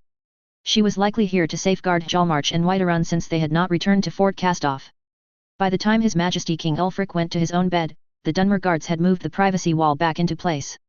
Hrafnhildr was up again at dawn after only 3 candle marks of sleep. Servants had cleaned out most signs of the previous day's feasting around the sleeping bodies. The main door was open to let in fresh air. The sleepers who weren't Nord woke, grumbling and groaning as they stretched. Hot tea, hot broth, or watered-down warm wine was quickly provided. The servants then cautiously prodded the Nord nobles awake. She glanced at the empty weapon display above the throne. That strange crystal weapon, why did he need it to shout? She recalled seeing it on the king's belt when he retired to his suite. She went back into the war room to stand guard as the occupants starting waking. In the war room, Lady Helzet was up and feeding her voracious child again. Remarasi was also up and sending servants to fix breakfast and fetch water for a bath. She had the movable walls positioned to enclose the bed area for privacy for the lady and the babe to have their baths. When King Ulfric came down, it was to see his unexpected guests having breakfast while Dunmer musicians provided cover music. Was there a meeting scheduled that I had overlooked, Revan? Ah, no, Your Majesty. A fine feast, Ulfric. I couldn't find my way to the carriages, drawled Whiterun, saluting him with a goblet. Yannig came around the privacy wall carrying the babe. Ah, said Ulfric, intercepting her as she was bringing the babe to Revan. So, this is your daughter, Revan. An impressive little girl. His gaze and smile were clearly focused on Yannig. Yannig looked away, saw the smiles on the faces of the Hjalmarch nobles, and blushed hotly. Hrafnhildr wondered about this but then remembered that the Reach woman was a relative of the Raven Crones, which was how she got a prestigious apprenticeship with Lord Revan. She couldn't help grimacing. She respected Yannig and knew Yannig was a Nord, not a true savage from the Reach, but she was not appropriate for the king's attention. Very, said Lord Sadri, taking the babe and thrusting it into the king's embrace. She's quite magnificent for a Dunmer. He glanced at Yannig. Dear, would you go assist Remarasi? I believe she wants something specially prepared from the cooks, and she hasn't time to stand over them to make sure they do it right. Of course, my lord. Excuse me, Your Majesty. Yannig bobbed towards the king before hurrying away. The king scowled as he shifted the sudden weight so he wouldn't drop it. A little more confidence, Majesty, taunted Whiterun. I don't want you dropping my Thane's niece. My steward's daughter is quite safe, Jarl, retorted His Majesty. He looked down at her. Only a little over a week and so big. He would have said more, but the babe's eyes opened, and he blinked at the blood-red orbs in that sweet face. She grinned vaguely at him and burbled. There was knocking on the door, and the guard announced Steward Horleaf was looking for His Majesty. Bah, said His Majesty. He looked at Revan. We must look over today's schedule. Of course, Majesty. He took back his child, looked presumably for the nurse, but settled on handing his child into Whiterun's beckoning arms. She followed them. The king handed his crystal sword to 2 bodyguards and bid them take it to the treasury to be locked away. That was an astute use of the sword, Your Majesty, said Revan.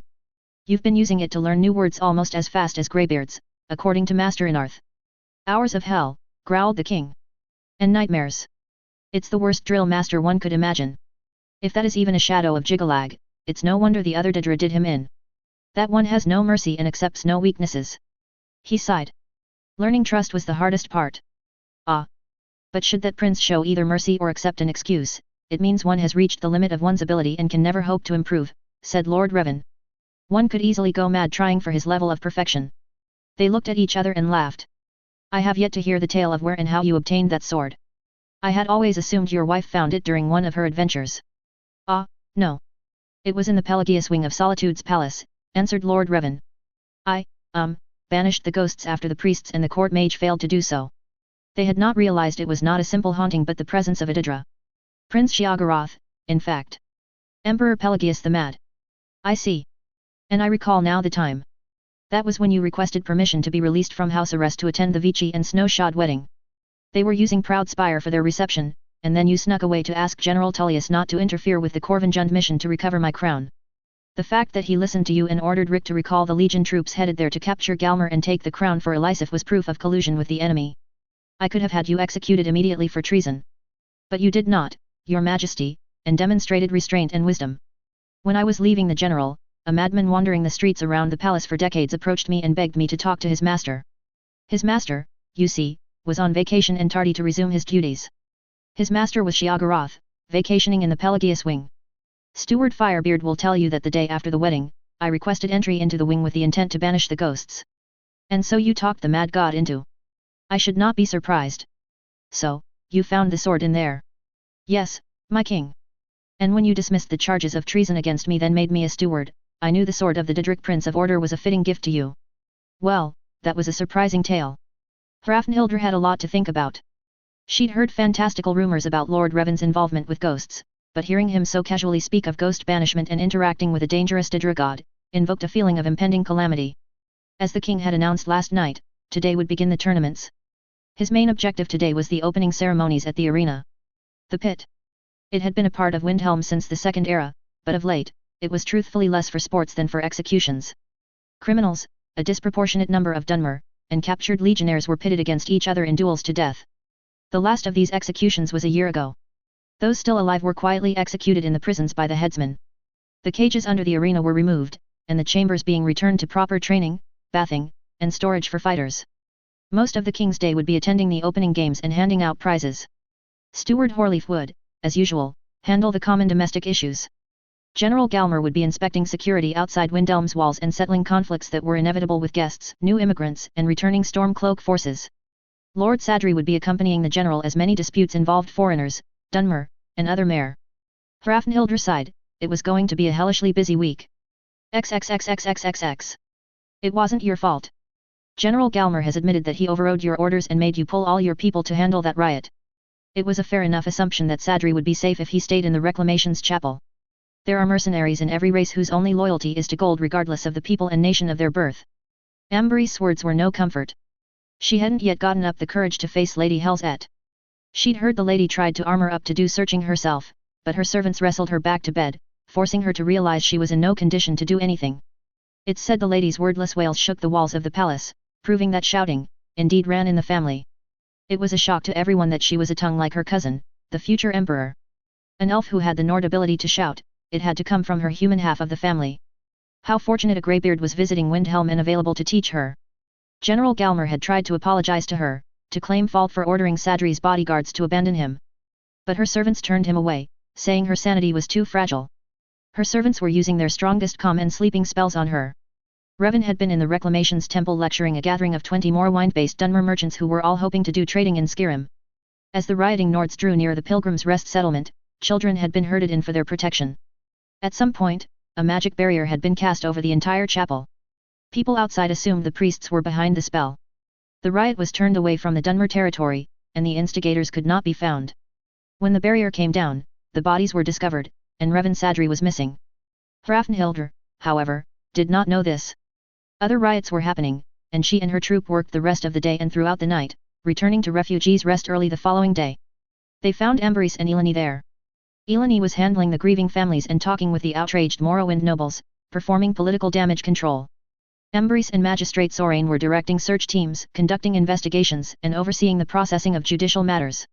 As Magistrate Sorain was needed to handle judicial matters, Court Mage Wounfirth was appointed the primary mage investigator. The heavy hand of necromancy was evident in the chapel. Wounfirth confirmed the adults had all been soul-trapped. The children were spared that, but that was of little consolation to their kin. The soul-trapping had a particular twist that enraged the court mage, and he had the king lend his authority to summon Mage Lord Baladas from Mistwatch for assistance. A Telvanni Mage Lord was hardly one to jump to anyone's summons, but since Sadri's safety was involved, he came. On the evening of that second day, while coronation guests feasted below, a grim meeting was held in the king's suite to discuss results and further plans for action. Hrafnhildr and her unit were there, General Galmer and his selected security team, Amberys and Eleni to represent the Grey Quarter, and Mages Wounfirth and Baladas. Allowed to attend were the senior members of the Felix family, General Tullius and Legate Rick, Elder Counselor Tullia, and Whiterun.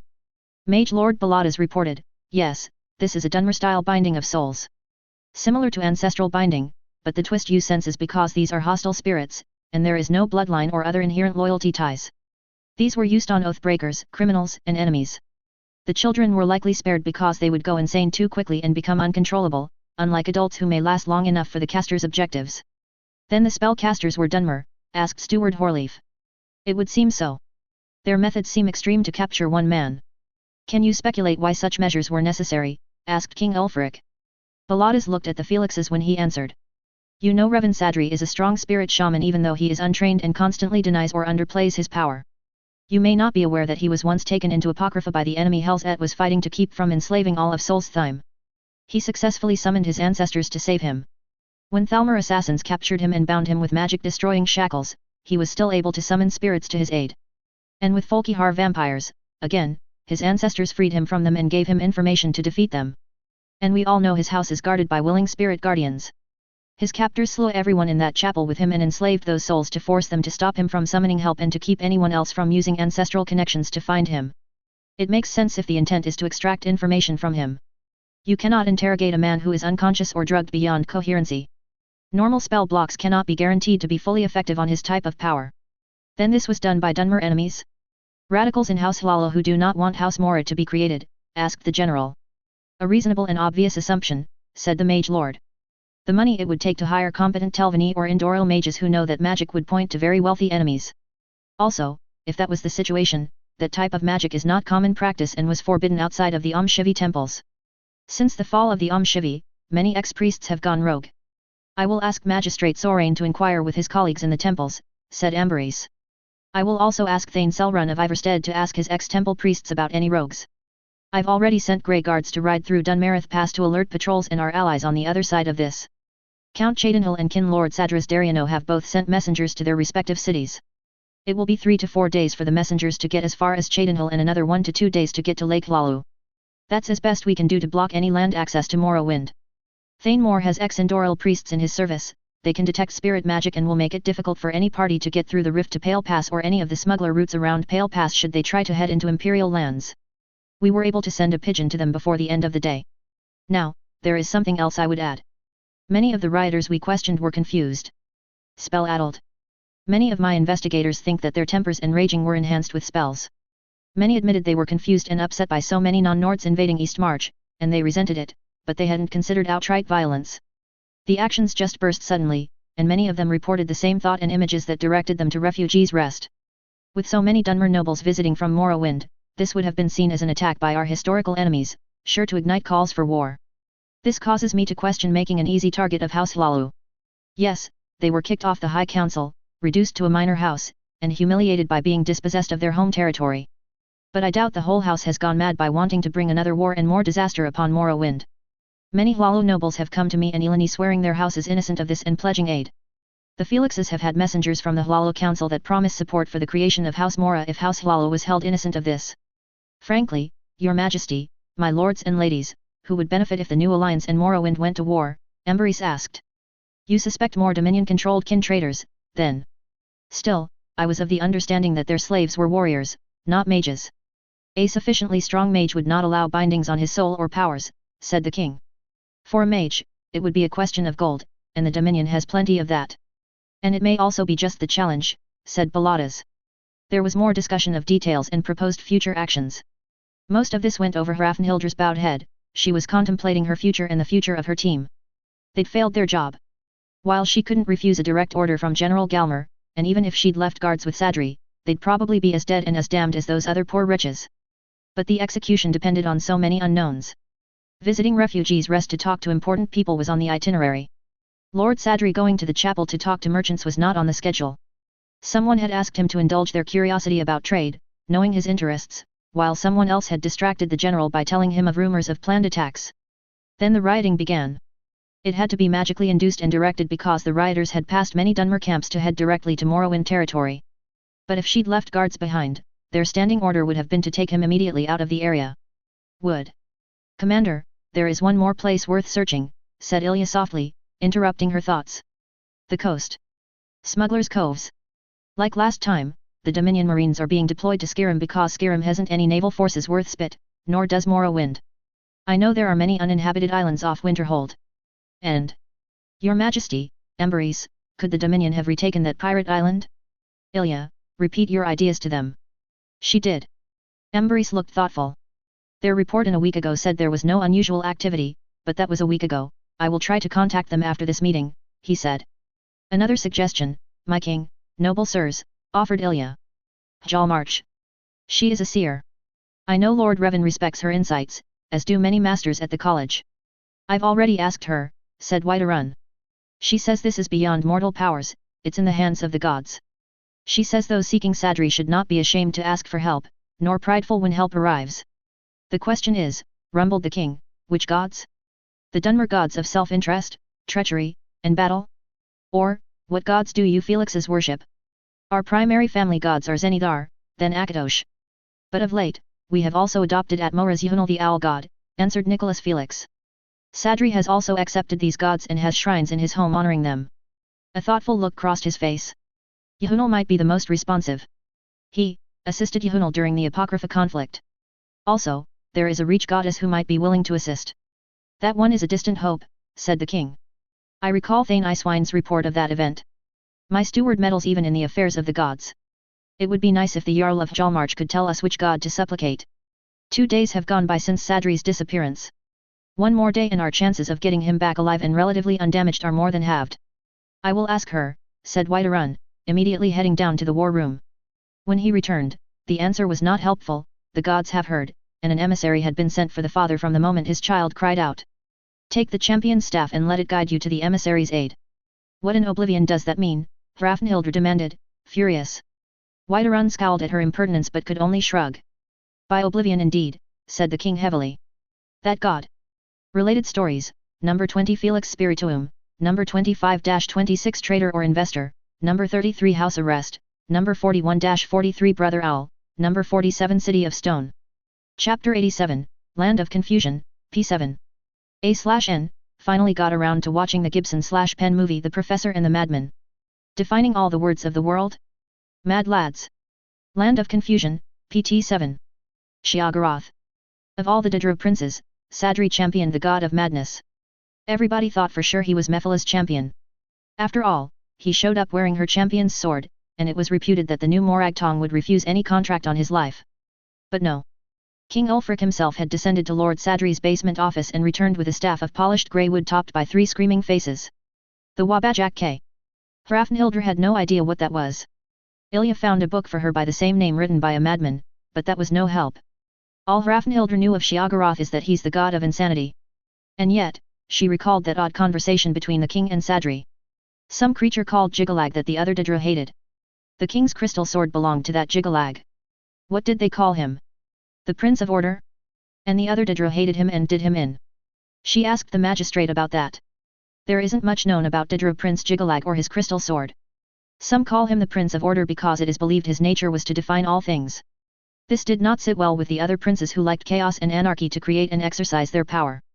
Having, a stodgy, judgmental realist who liked things crystal clear was dangerous to their way of doing things, also to their egos, as he was stronger than any one of them and could dispel their efforts. So all the Daedra princes realized the only way to defeat Jigalag was in abhorrent unification and ordered coordination of all their powers. They stripped Prince Jigalag of his certainty and caused him to become unstable, and so he became Sheogorath. However, they could not take his power, for he was just that strong, the Dunmer magistrate Sorain explained to them. I do not know the details of Lord Sadri's ordeals in the Pelagius wing, but the revenue agent who was with him swears that he had neither the staff nor the sword when he entered the wing alone but carried both when he finally exited. The agent's testimony is a part of the court records during Sadri's trial of treason. Lord Sadri's own recorded testimony of that event was sparse, only saying that while he was exploring the Forbidden Wing, he was suddenly transported to a place where the prince was feasting with the mad Emperor Pelagius. Again, there were no details of how he persuaded the mad god to return to the Shivering Isles, except to state that it involved acting as an agent of chaos to upset the rigid repetitions of things that had locked Pelagius's mind in terror and horror even in death. And thus, Sheogorath gifted him with the Wabajak. The sword was an unexpected gift from Jigalag. This seems to confirm speculation that every few centuries, Sheogorath has moments of sanity where he recalls who he originally was. Sheogorath leaving Solitude meant he was returning to the Shivering Isles, and Jigalag's time was over again. Hrafnhildr shuddered. Her grandmother had been that. A beautiful, kind, and sane woman until something unknown broke her mind first before eventually killing her. Grandmother had forgotten them, forgotten herself, had become a hateful, screaming, paranoid monster wearing a beloved face. Even more horrible, the moments of clarity when she knew she was mad, and could only weep as she felt herself being dragged back to madness. Still, she was confused. In Sadri's tale, it sounded like the two were separate entities, one ruling the mad realm and one drinking tea in solitude. If they were supposed to be the same being, how were they in different places at the same time? Wasn't the realm of madness in Oblivion separate from the real world? Oblivion, Mundus, and Etherius were all different worlds, right? They were all gathered in their tent above the corner club. The king had tasked him to educate them about this Daedric prince. Magistrate Sorain handled most of the legal matters in the Grey Quarter, and he was also an ex-priest and was near the top of Morrowind's religious hierarchy. But had resigned from temple service and came to Windhelm to work for Sadri. The crystal sword of Jigalag is unknown to us, confessed Sorain. There is no record. The powers attached to it are unknown, and the king will not permit anyone to examine it. The king using it for a shout, and then what you've told me about the king's comment of Jigalag as a drill master, indicating the sword's active influence, is intriguing. The Wabajak, however, is known for unpredictable results. It can rival the strongest of elemental battle staves, and it also causes transformations, as in turning targets into animals or baked goods. If it turns a man into a sweet roll and you eat it, is that a sin? Asked someone. Or if someone gets turned into a chicken, and then we turn it into roast chicken, someone else added. If left alone, the transformed living subject will revert to original form. However, a sweet roll is dead and won't turn back. Consider that in your debate, said Sorain. But if you're thinking fresh meat on the battlefield, I remind you again the staff is unpredictable. You cannot control what comes out of it. You may try for a chicken, but you could also get an angry Dremora. What does Lord Sadri do with that then? He uses it as a coat hanger, Sorain answered. So, what are we supposed to do with it? Demanded Hrafnhildr. The Jarl of Hjalmarch says we need this to guide us to some unknown emissary who can help us find Sadri. How? How are we supposed to use this to guide us? I have no answer. All I can say is, you cannot control the Wabajak. No one sane can. Damn it. She lunged forward and seized the staff. Then what good is? It was a game her father thought to try when she turned 7. He hung a fragile net full of sweets and little toys in a tree, blindfolded her, and put a stick in her hand. He turned her around and round and round until she could barely stay upright. Then, with adults and playmates shouting directions and encouragement, she tried to hit the net with her stick. She felt sick from the turning, confused by all the shouting. Round, round, round. The harder she swung the stick, the more times she fell over. It was her first time on a fishing boat. She had been sick the first week at the Unsteady World, but she got over it. Her mother's brother let her and her cousins come aboard when they were old enough. There was a storm, and you couldn't see the sky to navigate. That's when Uncle showed them a compass bowl, just a bowl of water, really. What made it special was the iron pin he kept in a fancy box along with a flat chip of wood. He floated the wood chip in the bowl and carefully placed the iron pin on the chip. The pin turned and seemed to stay fixed in a direction. It has a special magical ability to always points north, and from there, we know where to go, he explained. Commander, Commander, wake up. Are you hearing me? Commander. Ilya was shaking her. I'm good. Everyone, stand back from the table. She put the staff on the table.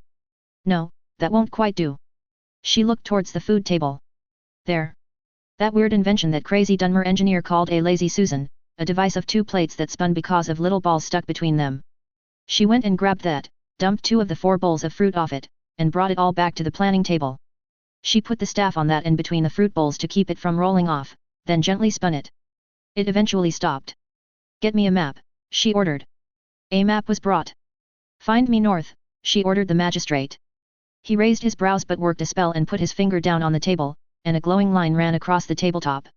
She aligned the map north to the guideline and determined a destination from the staff's direction. Kynes Grove. After that, the line traced through most of the empty wilderness, through which Mist Grove, Bone-strewn Crest, ultimately to Mistwatch. Mistwatch was that Dunmer Baladaz's domain and the presence of foreign magic would not be unnoticed by him. So, somewhere between here and there. That was a large territory to cover. That mysterious emissary we're supposed to meet had better be at Kynes Grove, said Hrafnhildr grimly. There's no time to waste. Let's move. It was madness, but what else had they? The best trackers and mages were finding nothing, so she was forced to trust an old woman's vague words and a magic coat hanger. Matron Constance Michelle rushed into the tent. Oh. You're still here. Good. She held out a necklace of a silver amulet of ancient design and semi-precious blue beads strung on a leather cord. Take this. When you find Master Sadri, give this to him. It's a powerful charm that restores one's magic. He'll need it, I'm sure. Ilya took it from her and put it around her own neck and under her armor. I'll make sure he gets it, she said. 2 hours to Kynes Grove by galloping horses. Everyone wanted to go, but they could only secure 8 horses, and she was willing to bet that most, if not all, were borrowed. The tack on her horse had someone's family crest stamped on it. Well, that was the stable owner's problem. The Altmer owner, 2nd generation Windhelm born, and one of his ancestors was once the harbinger of the companions, had, at first, protested that there were no more horses to loan. But when Hrafnhildr told him they were rescuing Sadri, he shut up and produced the horses. She'd heard the stories from the palace guards about the underground dragon cult fortress that ran from the steam scorch mine in Kynes Grove all the way to the Hall of the Dead in Windhelm. Sadri's apprentices and a Dunmer noble had muddled through most of it until the final burial chamber, which required General Galmer and the palace guards to rescue them. She wondered if it really would be as simple as finding Sadri and his captors holing up underground. Kynes Grove. Kajeld, the mine owner, had hired guards, locals, who knew the faces of the mine workers. They'd had to do this ever since the underground cult fortress had been discovered. They hadn't permanently sealed it because historians from Winterhold to Solitude demanded access to study the place.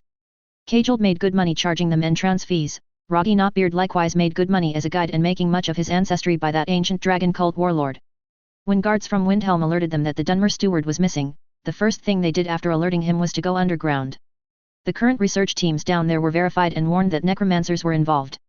And asking about strangers was near futile. The Braidwood Inn was like every other inn, hostel, or lodging for rent around Windhelm full of strangers. With no clues where to look, Hrafnhildr tried that staff and spinning plate trick again. The damn compass wouldn't stop moving. While they were debating what that could mean, they heard shouting. The guards were chasing someone. A small figure with a large war bow on its back burst into view. A half-dozen guards chased it. The staff followed the prey. Get him, Hrafnhildr ordered. It was a Bosmer in leather, bone, and wood armor of unfamiliar design. His bow was a beautiful piece of green gold wood. According to the guards, one of theirs was off duty and hunting with his dogs. The dogs flushed out the elf from thick bushes. The elf ran off, but the dogs stayed to sniff at the bushes, and the guardsmen investigated and found the hole that led down to a large chamber of carved stone. From the chamber, there seemed to have been descending stairs, but that section had collapsed. The room had piles of food waste, empty bottles, and straw bedding, proof of hasty occupancy by a sizable group with no plans to return. He reported it, and the guards could tell from the location that it had been part of the underground fortress. When the Bosmer came into town to trade in some furs, the guards tried to arrest him for suspicious activity. Bosmer wasn't cooperating when they wanted to question him.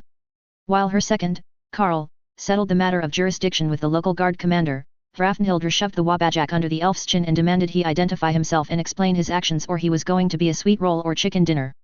I am but a simple hunter of truth. I hunt obscure things. Books and manuscripts mostly. His accent was definitely of Somerset. With a bow and a knife. Sometimes the books are in very uncivil hands or stuffed into very unfriendly places. He nodded slightly, bobbing his head atop the 3 heads pushed up against his throat. The Wabajak has been mentioned in some very ancient texts not written by a madman. Mastery of its powers comes at the expense of one's sanity. May I ask how you came by it? Not your concern. Excuse me, said Ilya, staring intently at the Bosmer, but what are you here searching for? I've done 1 or 2 combat battles to acquire rare books for the lore master of Winterhold. Oh, someone had stolen a rare volume of the Chimer practice of spirit binding from the forbidden knowledge archives of the Sapiarka's Tower of Elinor. It's a treatise of certain aspects of necromancy involving the control of ancestral spirits. Though if someone wanted to know that, all they had to do was go to Morrowind. But, no, they had to pilfer a rare book. I'm here to retrieve the book and dispense justice. Sapiarka's Tower in Elinor, repeated Ilya. You're working for the Thalmor. No, I am working for a friend who is required to wear the Thalmor uniform if he wishes to keep his job at a place he's dedicated his life to preserving.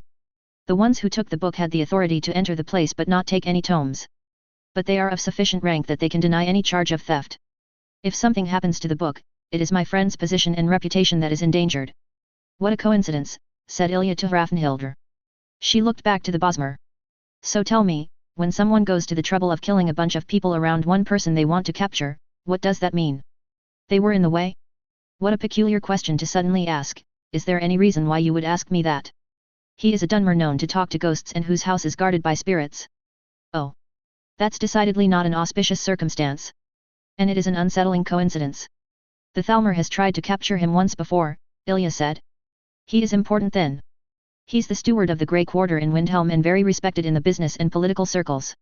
He is also a consultant to the College of Winterhold in certain mystical matters, Ilya told him. The Bosmer frowned. A mystic and a politician? How curious. He'd rather be a shopkeeper by choice, but he's like his wife and can't stop meddling in things. And meddled one too many times in matters a shopkeeper has no business in. I see. May I ask his name? Revan Sadri. His house. Originally House Lalu, but he's changing over to House Mora. Oh? I thought that house dissolved during the first era. Please stop shoving the wabajak at me, I do not want to be a baked dessert. And I know that house name from written records my library friend found of correspondence between Suthasil and Wright's Master Lachesis of the Sijic Order. My friend had to dig up those records because Dominion Command wanted to know more about Chimer House Mora and its connection to King Narivar and then to the Narivaran legend. And have you and your friend heard of Hell's et Pharaoh Felix? Asked Hrafnhildr. I hear she's caused the Thalmor trouble too. The entire Felix clan has caused much trouble lately, answered the elf. And now that one of them is in line to take the Ruby Throne, of course, everyone has taken an interest. And since you bring her up, I presume there are connections. Revan Sadri is Pharaoh's mate, said Ilya. I see, and it's not good. The Bosmer's expression had closed down. His gaze looked through them. Very well, I accept that our paths crossing was meant to be. I will help you. My name is Gelly Brothers. XXXXXXX. The Bosmer proved to be an incredible tracker. Where other mages had failed, he was able to track. He explained that now that he knew how ancestral magic was being used to create a mobile ghost fence, he could use mysticism, a school of magic practiced by an exclusive order on a small island in Somerset, to find Sadri. You're a Sijic monk, Ilya accused. I am. But I wasn't lying that I was a hunter first, that I have a dear friend among the Thalmor who works in the Sappy Arch Tower Library, and that I occasionally venture off Artum to recover books, manuscripts, or artifacts. In fact, I was in this part of the world nearly 4 years ago to help obtain a certain dangerous object from Winterhold College. What is he? Hrafnhildr asked Ilya. Sijic monks. Oldest order of philosophers and mages that live on the Somerset Isle of Artum. The Thalmor hate them because the monks have all that power and refuse to take their orders. They'd invade and force it, but they can't find the island because the monks have the power to make it disappear. What do you mean disappear? They get confused and can't find it, or they go there and find there's only empty water. Either works for us, answered Gelly Brothers, smiling mischievously. Ilya suddenly laughed. The whole secret lies in confusing the enemy, so that they cannot fathom our real intent, she declared. Who said that? Asked Hrafnhildr. The demon king Narivar, as recorded by Nord scholars after the wars. Not that the false god Vivek would ever give him that credit, Ilya answered. To Gelly Brothers, she said, and I'll bet you travel with a lot of magic shielding so that normal scrying spells can't see or detect you. That's why we had to use the wabajak like a compass pin. Can't hide from something that's meant to warp reality, so presume that it would be drawn to anything else that was actively doing that. By the way, Hrafnhildr, that was an inspired use of that spinning plate. A totally mad idea that worked. We were wasting time asking useless questions of people. And we're wasting time now. Get on the horses and let's move. The end of the hunt was a cave near the Dwemer ruins of Mzulft. There is a lot of undead inside. I sense hostile guardian spirits deep into the mountain. There's a lot of magic being expended. Unusual. I don't understand. The elf's eyes were closed, and he was frowning. His brows were knotted in concentration and confusion. Ilya, prodded Hrafnhildr. I can sense a lot of magic, but that's about it. I'm not close enough to make out details, Commander. But I suggest we take the lead and save Galebros's powers to deal with any high-level mages and angry ghosts. Ilsa and Barrett were the initial scouts in. They quickly reported back that this appeared to be an old mine. The entry tunnel was filled with fire damp, and any spark could set it off. The walls were scorched, evidence of past explosions, so the tunnel may still hold after this explosion. Of course, the sound would announce their intrusion. Set it off, ordered Hrafnhildr. The gas will poison us if we don't. It's a death trap anyway, that's why they have zombies patrolling the area. They pulled back while Ilsa, Kurt, and Barrett went to set off the explosion. Kurt carried the largest shield to take the force of the blast, and Ilya put her magic shield behind it to absorb the heat. Barrett threw the torch as far as she could and ducked behind the other two. After the blast, they marched in. A lot of horrible dead things. Skeleton, decomposing corpses, other walking dead identifiable as hunters, farmers, soldiers, guardsmen. The tunnel barely allowed 3 across. Kurt and another great shielder took the front, and between their shields, Hrafnhildr and Ilya followed behind. Ilya used her 2-pronged Dwemer spear, and Hrafnhildr used the wabajak. Her anger was enough to trigger it. Ramming the heads into a body caused things to happen, elemental things, bursts of fire, ice, or sparks, and no funny transformations just yet. They pushed the undead back into a large room with a small waterfall. Her unit spread out to fight. Hrafnhilder and Ilya had put aside their fancy court uniforms and were in their bear-themed Stormcloak officer battle uniforms. The bear skulls and heavy fur mantles protected skulls, necks, and upper backs. And they trained to use the thick spikes on their forearms and gloves and shin guards in defense and offense. Hrafnhilder loved close combat like this was brawling with intent to kill, and it suited her mood. This was what she understood. She wasn't adept with a spear or a quarterstaff, but the wabajak just felt natural to her hands. She glanced at Ilya and tried to copy some of her moves. But since the wabajak wasn't a two-pronged spear, she couldn't copy some actions. Ilya, however, added a new trick. She used the prongs to trap bodies and swing them her way, and Hrafnhilder hit them with the head of her staff, frying them, freezing them, turning them into zombie chickens to be stomped on, or moldy sweet rolls. The two mages behind the mass of lumbering dead bodies were finally forced to use other magic to fight them. When Lady Helsed had ordered them to get enchanted gear on her purse, Hrafnhilder had taken full advantage of that. The enchantments they got for free were only affordable by wealthy adventurers and nobles. Hrafnhilder ordered all their armors to be spelled against elemental attacks, with individuals having the option to choose additional anti-poison or anti-sickness. Even the clothing under their armors was spelled for health and stamina restoration. She'd forbidden her team to get weapon enchantments. In battle, one cannot favor too much a particular weapon. A weapon can get knocked out of your hand, or you have to drop your weapon if you need to grab or grapple with the foe. If an enemy picks up your weapon, they'll use it against you. So, no giving the enemy enchanted weapons. The Altmer mages resorted to fireballs and lighting. Good choices against Nords. Hrafnhilder laughed off the inferno and turned him into a sweet roll. She ripped off the part that wasn't covered in dirt and took a bite. Not bad. Very fresh considering it traveled all the way from Somerset. Ilya's Dmer metal staff did not react to the lightning. She speared the other, a giant wriggling golden fish that she hoisted up and brought down atop a pile of corpses. 3 swords of the soldiers behind her finished him off. Well, I feel redundant, said Galeber. Don't, said Ilya. There's worse ahead. If I can feel it, I know you'll need every bit of power you have. You're amazingly perceptive for a novice. What is your field of study? Restoration. Oh. His eyes swept up and down her, then eyed the gore dripping from her spear. Ilya grinned a challenge, and he looked away to the waterfall. There appears to be another tunnel entrance up there, he said. Of course there is, snarled Hrafnhilder. I don't see any dark elf here. They all climbed up. Fucking hell. Dmer ruins and Fomer. Are we going to fight Fomer zombies now? Hrafnhilder pulled up a Fomer skull and chitin warning post and flung it against a tilting Dmer carved stone pillar. The path sloped up.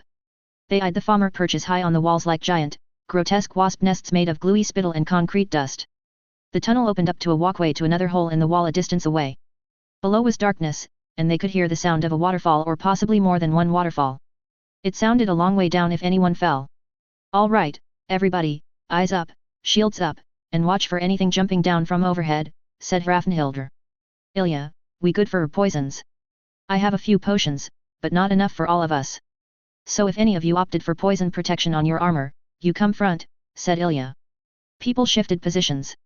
Same attack, people, said Hrafnhilder. We get Gelly brothers to the enemy wizards. Gelly brothers, you better prove you're worth the trouble. Let's go, and watch your step. Related story, S number 70 Constance Michelle. Regi Delta, canon lore equals none. No listed effects. My version, yes. It won't permit the wielder to lie to oneself about one's reasons, abilities, capabilities, a double-edged sword or crystal clear pen, and its ink is blood. So the questions is, can you handle life without illusions, and the knowledge that truth is subjective? The demonic side of Jigalag is, once he's decided on a truth, he's inflexible and can force that truth on others. Sanity on the razor's edge. You're either constantly defining/redefining the world, or you're just cutting yourself.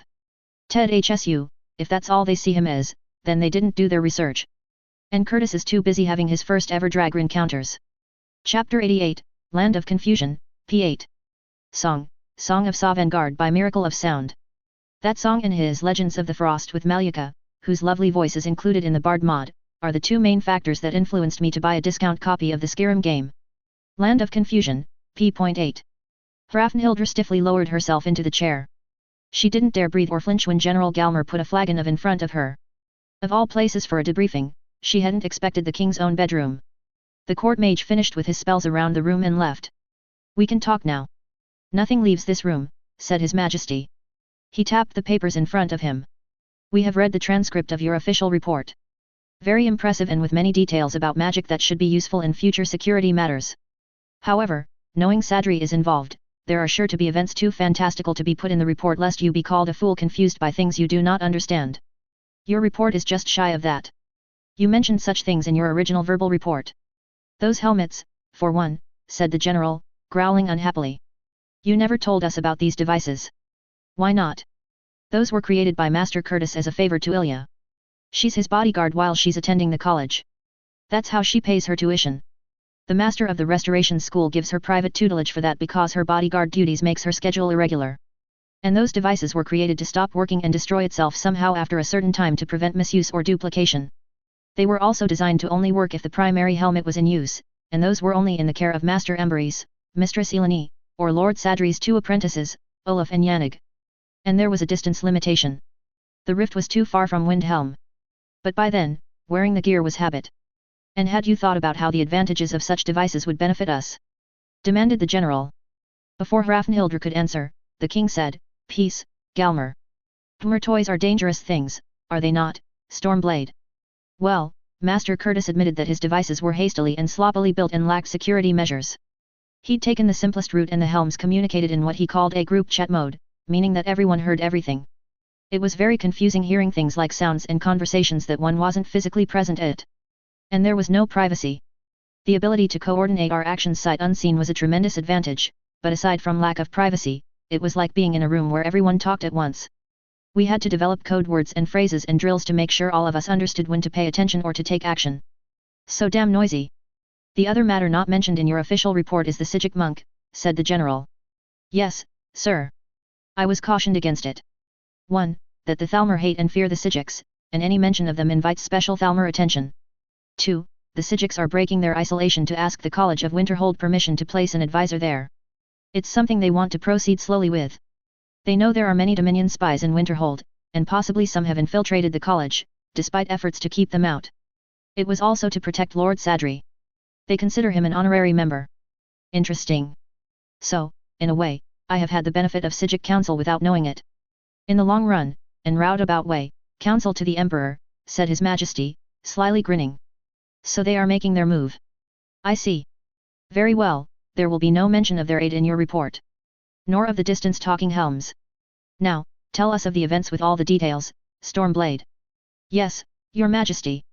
I will try to be more thorough, Hrafnhildr said glumly. XXXXXXX. The Falmer vampire thralls were a pain to deal with. The only good thing about them was that once you killed them, they turned into grit that smelled of recent use by cats, an improvement over the typical smell of their corpses, which decayed with unnatural speed, likely due to all their fungal and slime environment. The Falmer mage thralls were deadlier than usual. The Falmer were strong, but their blindness made them inaccurate that one, if sufficiently nimble, could dodge their attacks. But with Thalmor acting as their eyes and directing the strategy, they were a deadly gauntlet. Barrett, Garth, and Thorpe were dead. A Falmer mage with an overwhelming herd of shrews trapped and tore Barrett apart. Garth, who was with Barrett, was knocked aside by the shrews then jumped on by the three warlords. Thorpe was hit by crossfire from a Thalmor mage and two Falmer thralls. It wasn't the fire that killed him, though the blinding of the flames helped because he couldn't see the poisoned blade of a lurker. As they traveled a narrow downward sloping tunnel, an earth tremor shook loose rocks. All one could do was flatten against the rough walls and hope there wasn't a big, rolling chunk that would scrape them back into the path of the rocks. No one died, but plenty took injury. Ilya was a tireless font of healing spells. Without her, they would have exhausted all their healing potions long ago. The Bosmer would have helped, but he was given strict orders to save his energies for Sadri. Ilya is that powerful a healer after only a year at Winterhold, asked Galmer. Now that I think about it, my lord, she is not, said Hrafnhildr. Before we left, Mistress Michelle came to us with an amulet that she told us to give to Lord Sadri when we found him. Ilya said she'd do that, and she put the amulet around her own neck to make sure she didn't lose it. I think that amulet gave her all that power. Lord Sadri revived very quickly once it was around his neck. And the Wabajak the enemy mages couldn't shield against it. So it helped, except for the 2 times it summoned a Dremora that the Bosmer had to deal with because he was the only one with the power and knowledge to deal with it single-handedly while the rest of them continued to battle the Falmer. They came to a split on their left. A new tunnel had been created. It was too big to be Falmer made, and it lacked any structural support, so not Dwemer made. Dirt had been removed, and the void blasted with fire to partially melt dirt into a fragile and brittle layer. It wouldn't hold for long, but likely it didn't matter. The tunnel broke into another, older tunnel that definitely was dug by the farmer. That tunnel was heading towards the Dwemer ruins of Mzulft. The College of Winterhold had sealed the above-ground entrances of the ruins. Commander Hrafnhildr, are you receiving? Ilya, are you there? It's me, Curtis. Do you hear me?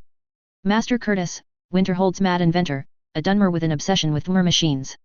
He and Lady Helset's brother and dragonborn Severus had left Windhelm 2 days after Lady Helset gave birth and 2 days before the riot that Lord Sadri disappeared in. They had been headed to the rift. Were they somewhere nearby?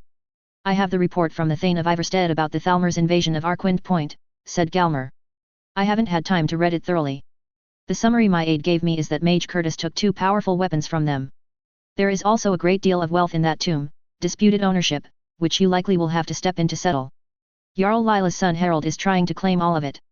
There are also 2 Dominion soldiers taken prisoner whose custody we need to settle with General Tullius. Arrange for a meeting with this Winterhold mage, said the king. I vaguely recall meeting him once in Winterhold. He did not look either like a wizard or a scholar. And I do recall Sadri was upset when he was captured. Right at the White River Delta, said the general angrily. The Dominion Marines dare set foot on the shores of our hold. That excursion to Jaffet's Folly, and the Dominion prisoners we now keep there. It's time we meet that wizard properly and ascertain for ourselves his value to us. Hrafnhildr signaled for the group to halt. You talk to him, Ilya. I'm not in the mood for his flippancies. Ilya nodded. Ilya speaking. Master Curtis, glad to hear you. I didn't think the helmets could talk this far. Normally, no. But I'm in Iverstead right now with my battle suit, which has built-in a COMM unit and range booster. Where are you? In a tunnel we believe leads to the ruins of Mzulft. I don't recall any tunnels leading into Mzulft, said Master Curtis. But then, Mzulft is a place I haven't played through. What's your situation? Do you have time, like, maybe half a mark? I'll send Irdal to Lady Helset and hook you guys up. She knows that place. It's not good. We've lost 3 people out of a team of 8. We also picked up a Sijic monk who says he's here looking for a stolen book on spirit binding. We fear the ones who took Lord Sadri are using that binding on him. As for waiting, Irdal's on her way to the palace. The lady's still there. They didn't want to move her back home because of her health. And a Sijic monk, you say? Shit. On that we can agree, growled Hrafnhildr.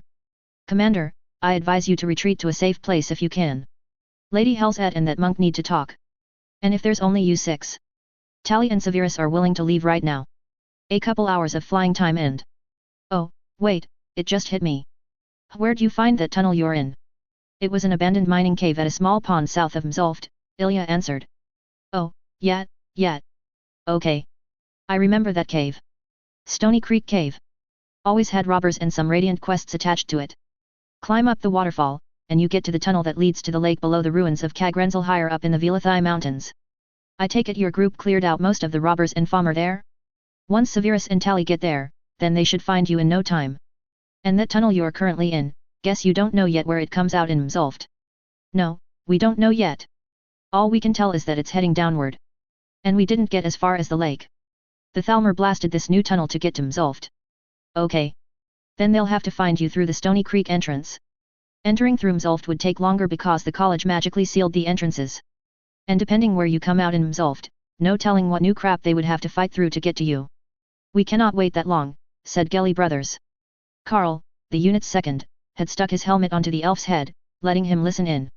I cannot tell what is happening, but the feel of oblivion is stronger and the spirits are screaming. Ah, crap. Hi, I'm Curtis Johnson with the College of Winterhold.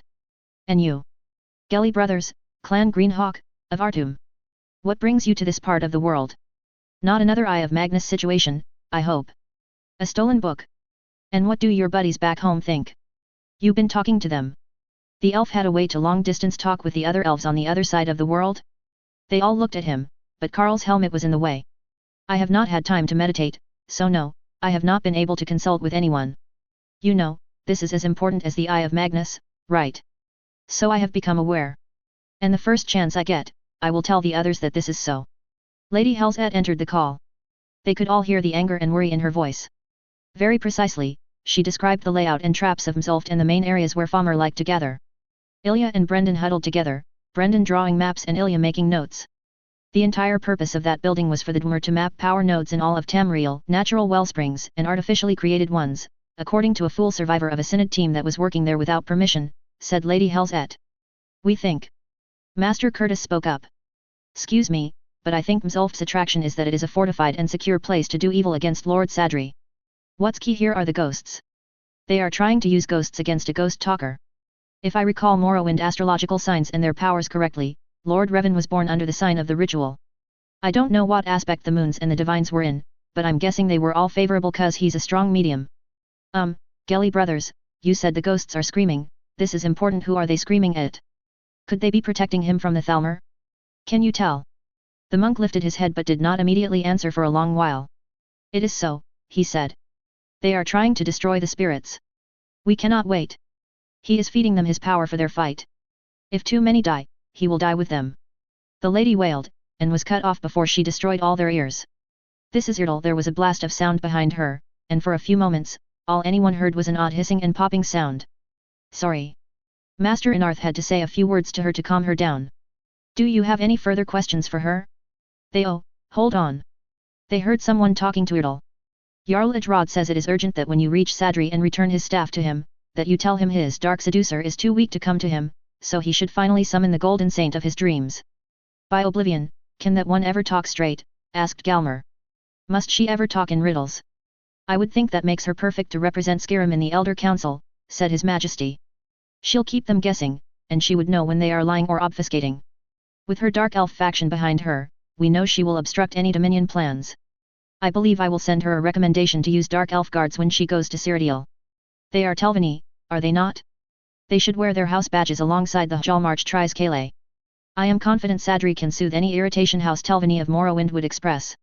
Galmer grunted. Humph. I see. Shades of the Ebonheart Pact. But if I recall that history, the Telvanni were not strong allies. The connection is through his wife, is it not? And I expect the Dark Seducer refers to his wife, but who or what is this Golden Saint? I don't think Jalmarch refers to Lady Elizara. She does not, Galmer. Prince Sheogorath of the Shivering Isles is served by two armies, the Dark Seducers of Dementia and the Golden Saints of Mania. You've been reading those religion books again, my king. You know it's unhealthy. We can't sit here and wait, said Hrafnhildr. If Sadri dies, then all this has been for nothing. If we die, the gods and ancestors witness we did our best with what we had. Master Curtis, stay with us. Tell Yurnarivaran Dragonborn and the lady's brother to get over here. Maybe they can salvage the mission or, if not, make sure the bastards all die. They're on their way, Commander. And I'll be listening. If you have any last messages, I'll write them down and see them delivered. I got parents and brother, said Kristoff. They traveled the tunnel. Hrafnhildr heard her men dictate their final messages. Then her remaining team still in Windhelm was allowed to talk to them. Subdued encouragements were said, things said to comrades on the battlefield before a deadly all-or-nothing charge. Master Curtis offered to sing them a song that was a sort of a prayer. Hrafnhildr wondered what song a dark elf could know to inspire Nord warriors, but Ilya said her dark elf was actually pretty good as a bard.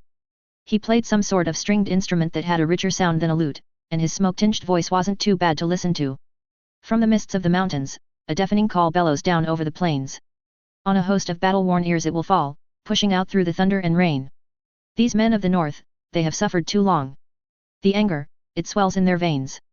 Of the spirited roars of lost warriors' songs, distant echoes are all that remain.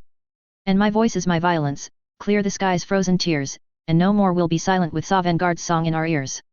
And we stand tall, sons of the snow, we will not fall under these blows for our hearts they are hardy, our spirits are strong, and our voices are lifted into this Sovngarde song.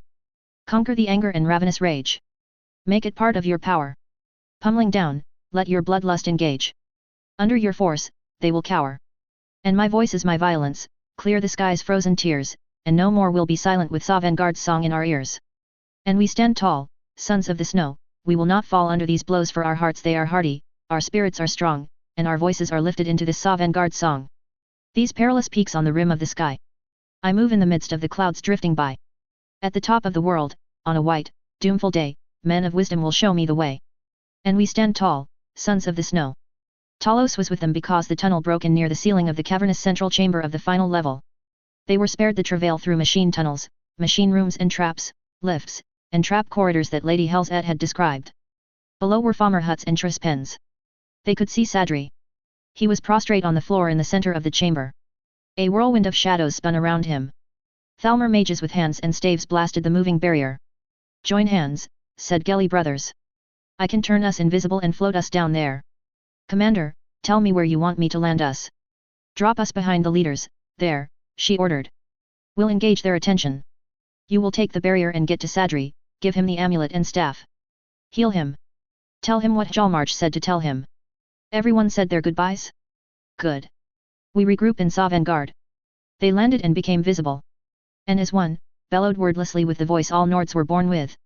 The enemy flinched and hesitated in momentary confusion, and the nearest died. Fire, ice, and lightning danced around her. Her enchanted armor deflected most of it, and what touched her skin, she didn't feel. It was all darkness. Light danced upon the false gold of the Thalmor, calling to her seductively, and she flew in rage to destroy it. Hrafnhildra's right leg collapsed under her. She looked down to see her lower leg was gone. Ilya's spear shattered the face of the soldier that took her leg. A fire wolf ran up to her and bit her leg, searing flesh and stopping the flow of blood. More fire wolves leaped out. A half-dozen golden Dremora, more golden and beautiful than any high elf she'd ever seen, tore through the Dominion soldiers and mages. She looked for Sadri. He stood in the center of chaos. The Wabajak was planted in front of him. He swayed, but stayed on his feet by leaning on the shoulder of Gelly brothers, who knelt beside him, head bowed and hands clasped seemingly in prayer. A golden Dremora female stood between them and the battle. Ilya dragged her away from the madness. They watched Dremora and fire wolves tear apart the high elves and their human lackeys and Fomor puppets. When it was all over, Sadri collapsed. Gelly brothers caught him. Hrafnhildra sobbed as she picked out the remains of Karl, Kristoff, and Vidar. The rage left her. She shook from the cold and the agony of every wound she now felt. XXXXXXX. Dragonborn Severus and Mage Taliesin arrived hours later and took care of any lingering undead, hunted down any high elf or humans that had fled the battle. They had also, on their way over, alerted the Wolf Teeth mercenaries in Riften, and so by the time they helped us out of the ruins, the detachment of mercs had already set up camp and had healers waiting for us. Ilya didn't lose any limbs, but she had broken ribs, arm and leg fractures, and a concussion. She was also suffering from magica exhaustion, and so was the Bosmer. Lord Sadri has superficial body wounds, but most of the damage was to his insides from all the drugs they forced into him, and the rest was mental. The elf monk was invaluable. He fought a battle on two fronts. The justiciars concentrated on him, and he was also battling the ghosts of the spirit wall. They didn't know he was trying to help, you see, and he couldn't fully talk to them because of the justiciars. He also didn't want to destroy any of the ghosts if he could avoid it. As you know, my lords, trying to capture a foe intent on killing you takes more skill and energy than just outright slaying. And even after he killed the justiciars, he was still fighting the ghosts as he started healing Lord Sadri. Did the stupid ghosts not realize he was trying to help? Demanded the general. Healing Lord Sadri wasn't a definite sign of friendship, said Hrafnhildr. The justiciars do that often, healing the victim, during interrogation. Yes. The longer and more brutally to inflict pain, minimizing the numbing balm of overworked nerves and blessed unconsciousness, said His Majesty grimly. Said Hrafnhildr, recalling that the king had once been a Thalmor prisoner and interrogated for weeks. The Sijic monk was able to get in contact with his order. 2 monks arrived by the morning of the day after. Powerful healers, the both of them.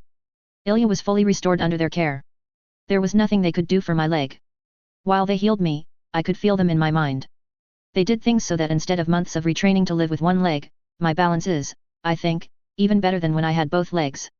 They left teachings in my mind on how to continue to improve my strength and coordination. The 3 naturally focused on Gelly brothers and Lord Sadri. I am given to understand they also treated many of the spirits through Lord Sadri. As I have learned to expect from this dark elf, the strength you have made clear to me, Your Majesty, that you value, is his ability to make bargains. Gelly brothers told me Lord Sadri bargained with the souls of the elves slaughtered and enslaved. The ones committing the blasphemies were inexperienced and left weaknesses that the Lord exploited. He offered the ghosts a better deal. I don't understand fully his bargain, but there were a lot of ghosts in the camp afterward. He's taken them home with him. Hrafnhildr shuddered.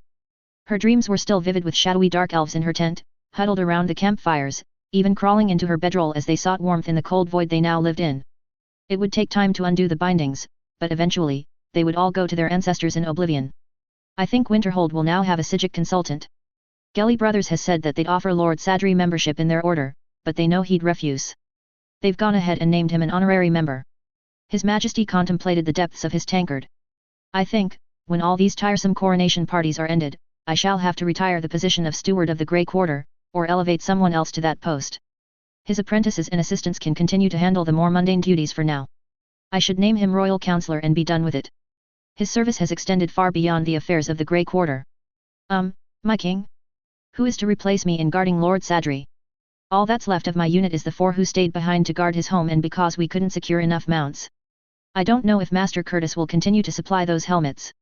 And then I'll need to introduce the new commander to the Felix Guards. We will not be assigning any more Stormblade security to Sadri, said the king.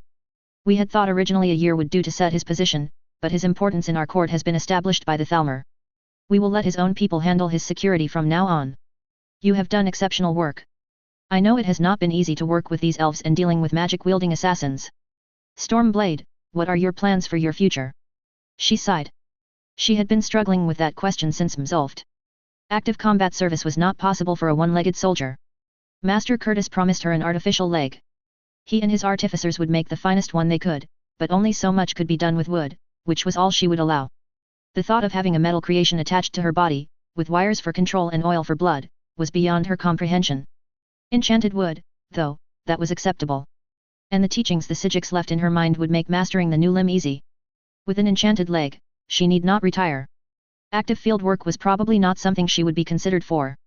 Guard duty. Or training. She wasn't sure. Her desire to serve her king had not changed. But she thought of taking some time for herself. But she was in her 40s now, and maybe there was time to learn some new skills. Ilya was doing that at Winterhold, becoming a healer of the mind as well as of the body. She'd shown she was good at it. The Greybeard has asked me to escort him back to High Hrothgar. Once I have that new leg Master Curtis promised me, I'll be ready for that pilgrimage. Master Inarth says that once I make it to the top, I will be allowed to stay for a week or 2. It's something they now offer pilgrims. I would like to do that, my lords. Hrafnhilde remembered hearing the Greybeards calling the Dragonborn. They had all been silenced, she and her team, camping in the wilds of the Reach. About time, Gunnar had said. Most of them were in Sovngarde now. The night Gunnar had died, Lord Revan had told her Alduin hunted in Sovngarde for souls to devour so that he could resurrect dragons. He would know, wouldn't he? A mare who could talk to the dead. And while I'm up there, I may as well do some hunting. I hear they have intruders who have so far eluded them. I doubt they'll be harder than hunting Forsworn, she said. Related Shopkeeper's Wife story, number 70 The Apprentices, Constance Michelle, number 75 Into the Briar Patch p.3. Related Second Life story, number 33 Busy Work, number 35 Inside Voice, number 38 Arquind Point. Chapter 89, Homeward Bound 2. A/N, and now Helset's thoughts on events. A little whiny maybe, a little postpartum depression, a little insight on her past. Homeward Bound 2. I feel content. A respite from the anxiousness, the dreams that drive me to wander the land looking for the next battle. My friend once asked me why I wanted his brother dead. This is why. My daughter, resting on my stomach and secure in my arms, my man's head on my lap, his arms curled under and over my legs. What a lucky girl I am. I savored that feeling because I felt the future was bright and could go on forever. I know better, of course. It would never be that easy. For too many times, I had looked up at the bright sun or the white eyes of the moons and doubted I would see that future. She stirred and her perfect little mouth puckered in the way that signaled her hunger. My little world eater. Her name is Mora Gaia Sadri. Mora, for the new house and clan we are creating, personal name Gaia is for my maternal grandfather, and family name Sadri to honor my husband's ancestors. She was born last month of Rain's hand and her sign is the mage. She will be a powerful one. I know it. Will she be a dragonborn?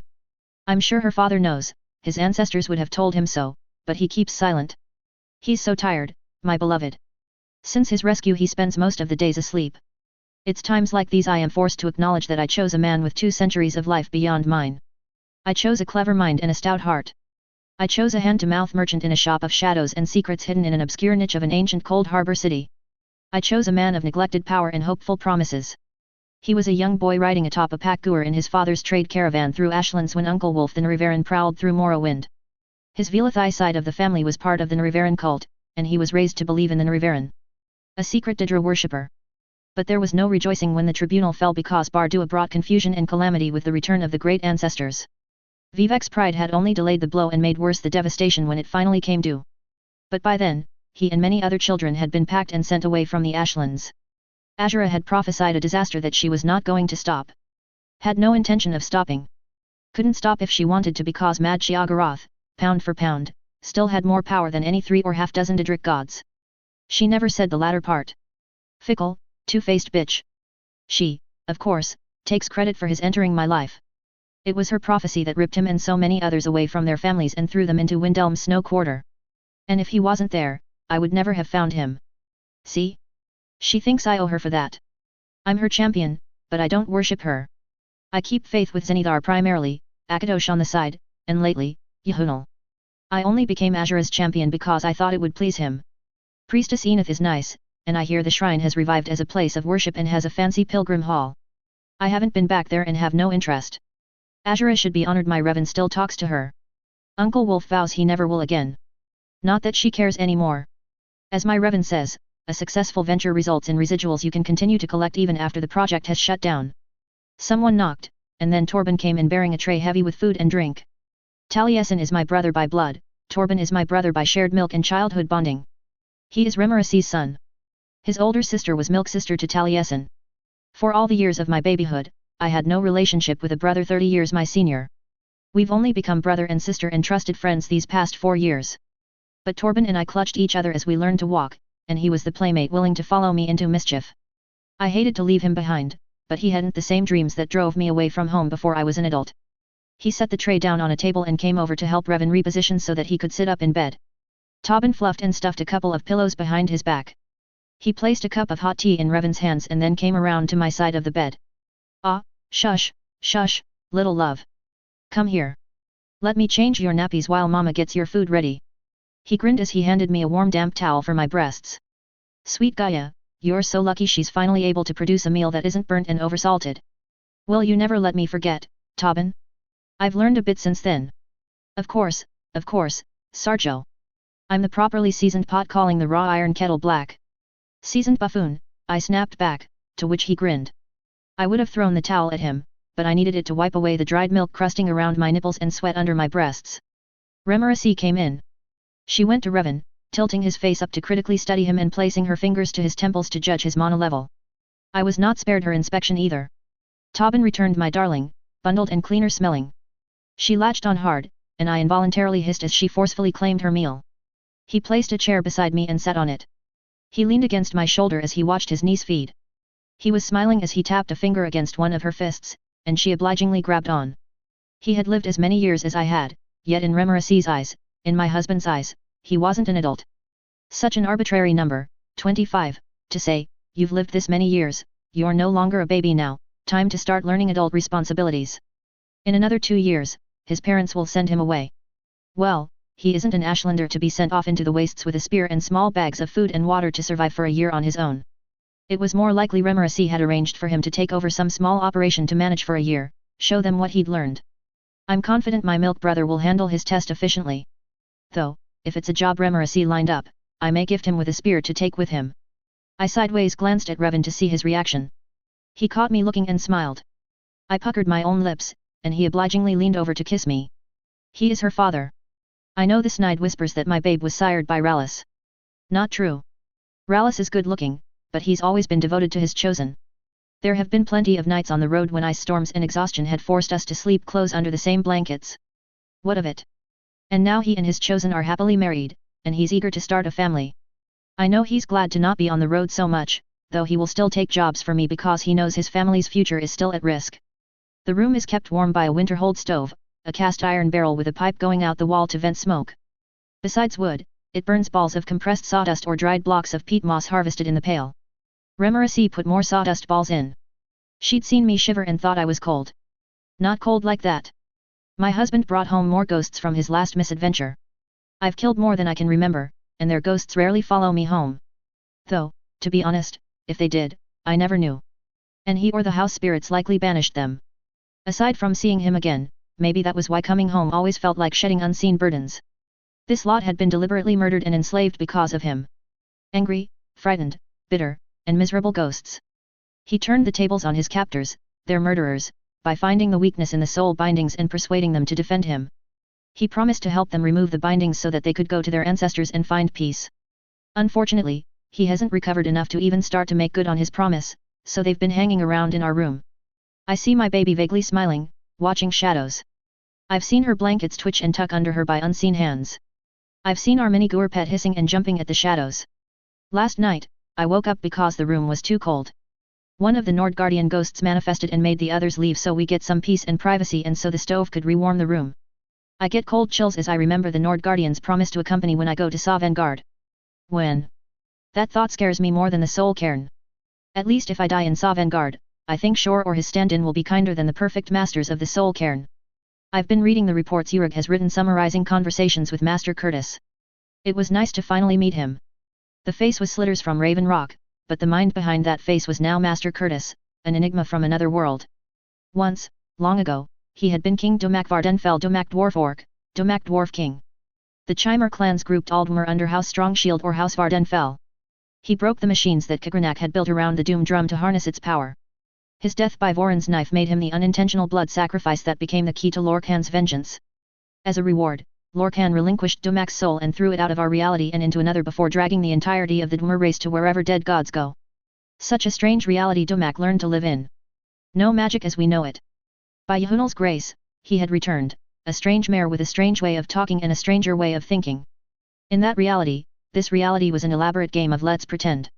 In this game, after defeating Alduin, the dead godson gives the Dragonborn passage back to life along with the shout to summon a hero from Sovngarde. It was the shout, legends say, the Greybeards gave Joran Skald King.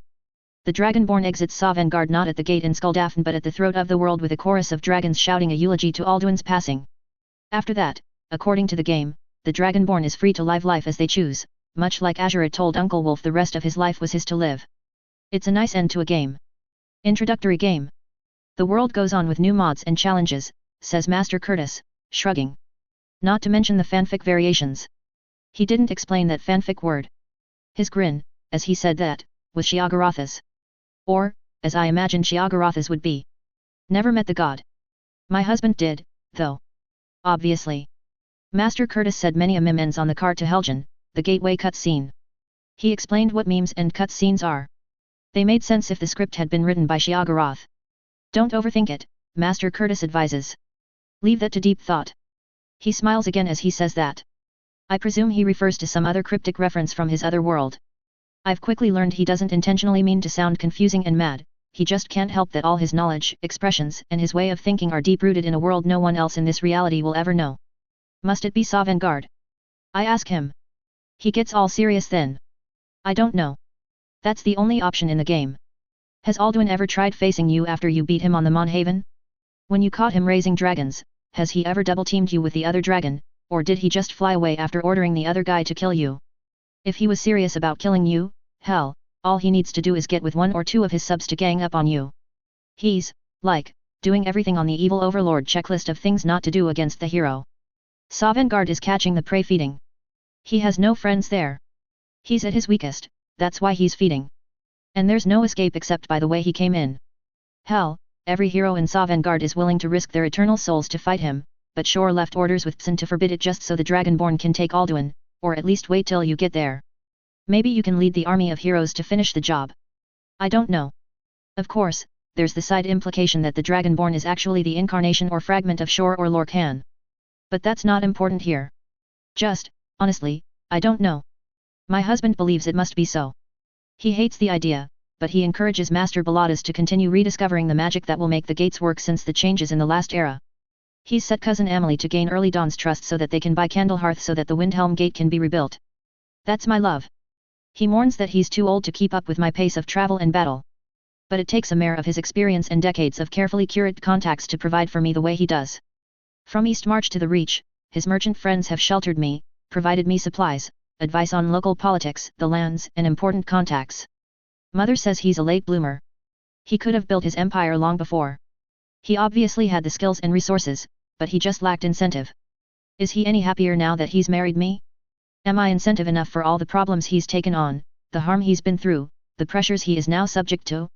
I don't know, I don't know, I don't know. He says so. He still likes to listen to my travel stories. He shakes his head and says he can't believe all the trouble I get into. Ha! My mind and heart hurt at thinking of all the danger he's been through. I get so mad thinking that I couldn't save him from any of it. He just smiles and tells me to concentrate on saving the world. After all, why survive a few spots of trouble if the world is going to end anyway? I've met some of his Ashlander kin in my travels. Coming to Skyrim was too hard for most of them. Skills for living in the hot, dry ashlands did not prepare them for Skyrim. It was hard for them to adjust their thinking to understand that they were the NY outlanders. Most died from the weather, sickness from the strange meats and plants, not knowing which plants were edible, how to hunt these new animals, fights, or being driven out by the local Nords. Too many resorted to banditry and died that way. City-bred Dunmer fared better, knowing the basic rules of city and town life, so were at a better negotiation point. The few Velathiakin who still survived, I told them to seek him out. If they didn't have any coin to travel, I'd give passage fare. I know the word has slowly spread in Morrowind and in Dunmer population centers in the Empire that a new lord of a certain line of House Sadri is looking for kin. I can't help but be cynical that many are finally contacting him because the Felix name and the Mead name are now attached. Those well-to-do ones that couldn't be bothered with an embarrassing half-Velathi line. I've met some of them too, listened to their proposals, but we aren't looking to take over House Sadri. We will be House Mora, with Nords, Imperials, and, eventually, Altmer. If they didn't like that, they were free to forget again that this embarrassing branch of House Sadri ever existed. Gaia was finally sated for now. Revan took her and put her against his shoulder, moving her when Tobin lunged behind me to drop a fresh towel on his shoulder. Revan put Gaia back against his shoulder and gently burped her. He leaned back against his pillows, holding her and rubbing her back until she fell asleep. Tobin gathered the empty bowls, saucers, and cups. He smiled affectionately at me as he left. Remarasi had warmed the cushion of the hammock cradle and transferred Gaia to it. Revan sighed, already tired and half asleep. I watched him drift away. Remarasi sat in the chair beside me. I've interviewed 2 more potential wet nurses. I think I have 3 of good health, discretion, and sensibilities.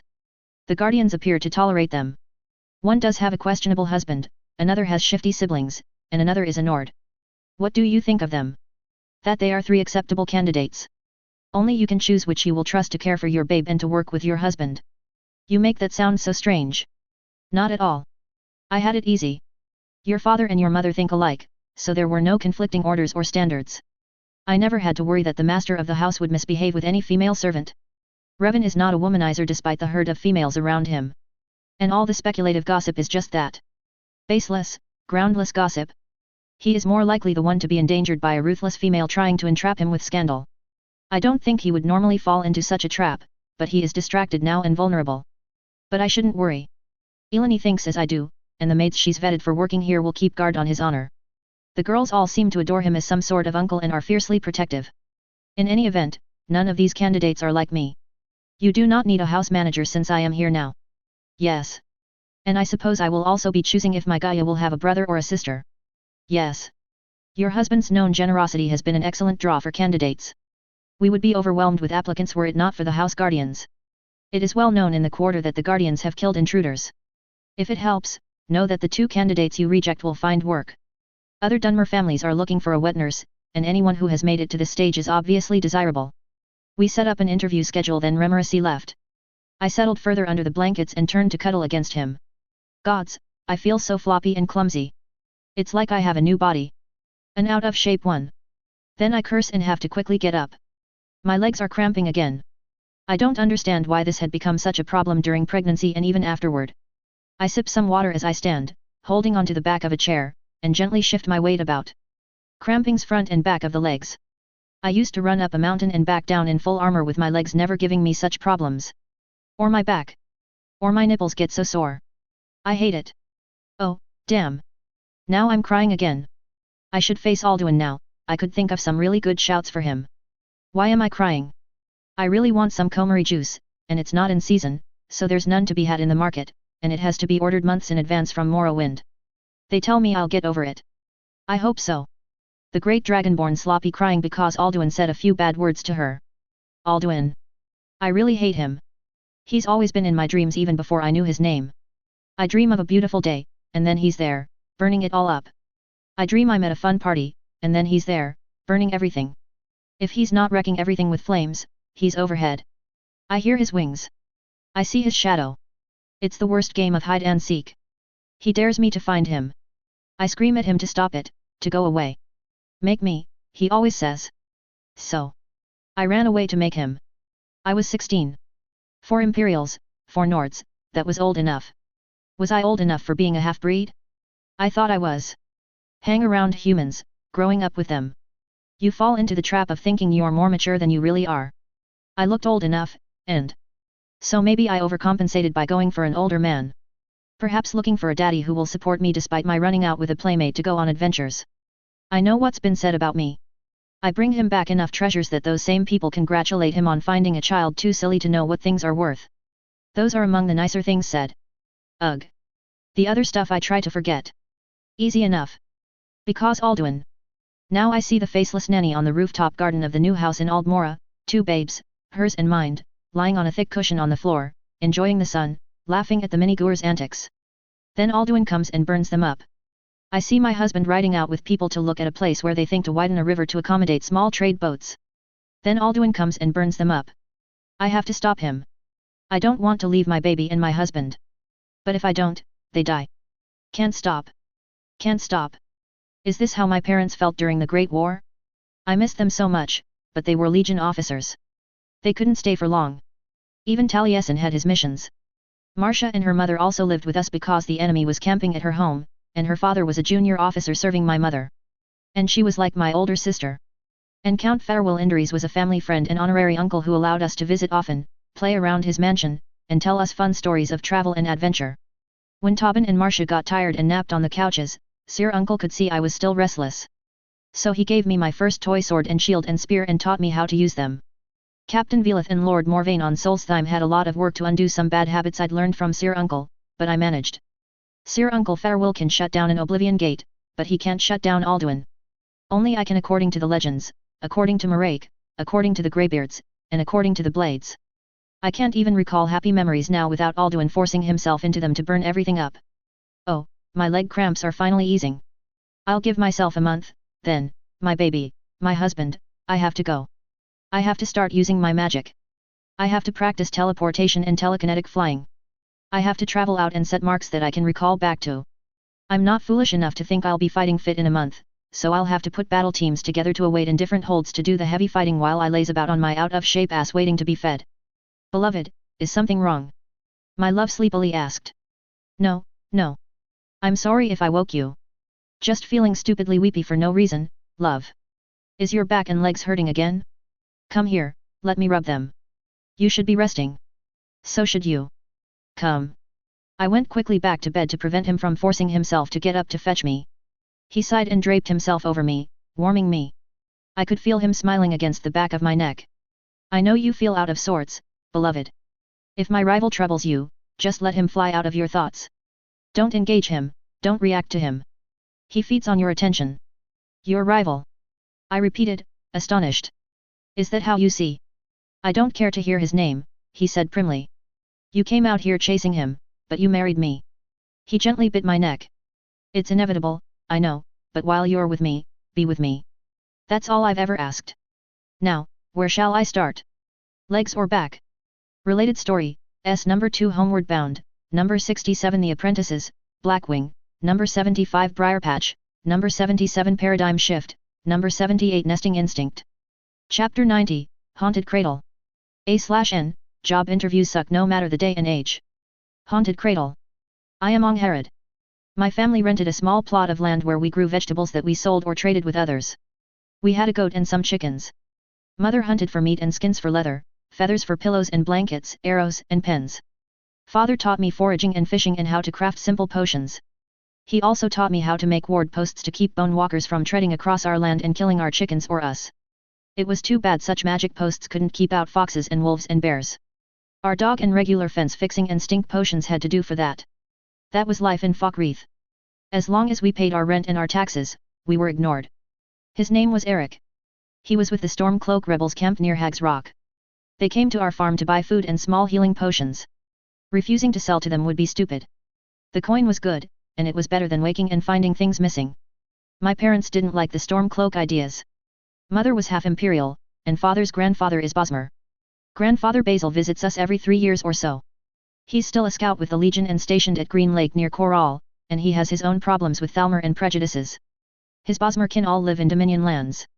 Some are conscripts in the Dominion forces. With the border locked down, he couldn't visit this year. It's too bad. I miss him and the jars of potent jaga he would bring. Eric was from a fishing village in East March called Arundel. He and his family didn't like all the dark elves invading their homeland. They were devils, and their homeland was held by ancient tales. The Atmorans, the Old Nords, had almost as long a history of fighting the Dark Elves as they did the Famur. Distance had softened the memories of the Jarls and peoples outside of Eastmarch, so they pressured Eastmarch to give the devils shelter after their devil gods fell and the Heart of Shore broke free of his prison to finally bring justice and judgment on them. None of them offered to transport the refugees to their holds. It was all on Eastmarch to take in the refugees. Oh, I'm sorry. Please don't think that is what I believe. It's what my Eric had been taught by his fellow Stormcloaks. If he truly believed that, I could not have loved him. The hate taught to him was something he learned from his grandparents and village elders. It's nothing more than the animal reaction to things that were different. Like dogs and wolves generally dislike cats of any size. Dark elves didn't look like them, smell like them, speak or move like them. And the Dark Elves were naturally sullen and angry that they had been forced by disaster from their homeland.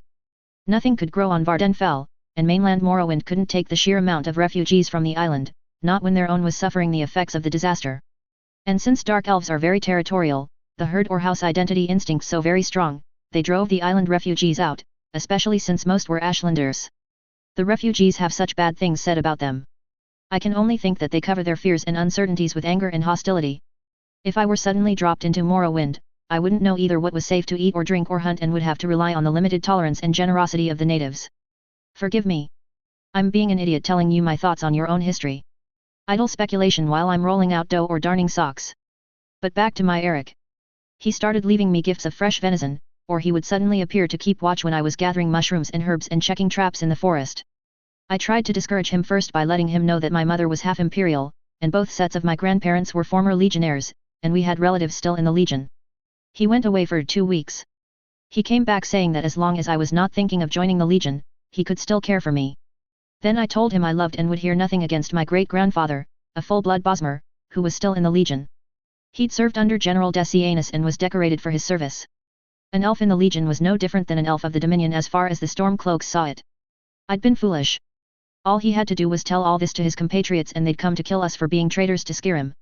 My parents were angry and fearful when I told them what I had done. Mother took me to Riverwood. Father stayed behind because our goat was pregnant, our crops would need picking, and he had potion orders he was committed to filling with specialty plants he grew in the greenhouse. Once Mother was certain I would stay with friends, she went back to be with Father. A half-year later, Mother and Eric came to Riverwood. Eric had been negotiating with my parents. Talking, learning, expanding his understanding of the world outside of Skyrim. Until he'd joined the Stormcloaks, he'd never been outside his village. His training and indoctrination had been in Windhelm, and the sudden overwhelming number of Dark Elves had set further fuel to his fears of elves and other non-Nords. Mother called it pit dog training. He hadn't been allowed or encouraged to talk with the Dark Elves. With his fears about them still high, he'd been put out into the field in a unit. And so here he was. His efforts, despite the danger it put him in with his compatriots, convinced my parents that he must genuinely love me. We were handfasted soon after, and he got a few days' leave to take me to Ivarstead.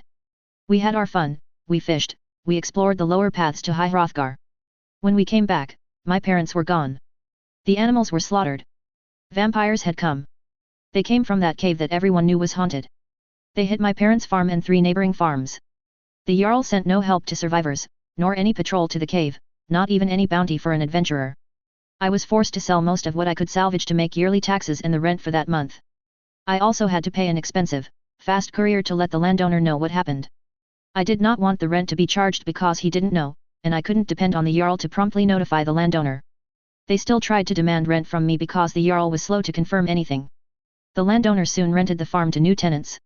My problems there are not the problem of my employers, but if you do ask about me around Falkreath, they'll say I'm a thief who failed to pay her debts. There's no bounty, but it is not a good reputation. I had to stay in the Stormcloak camp for a while because of this. The Cave of Vampires was ultimately cleared out by a Dunmer adventurer. We didn't know then who she was.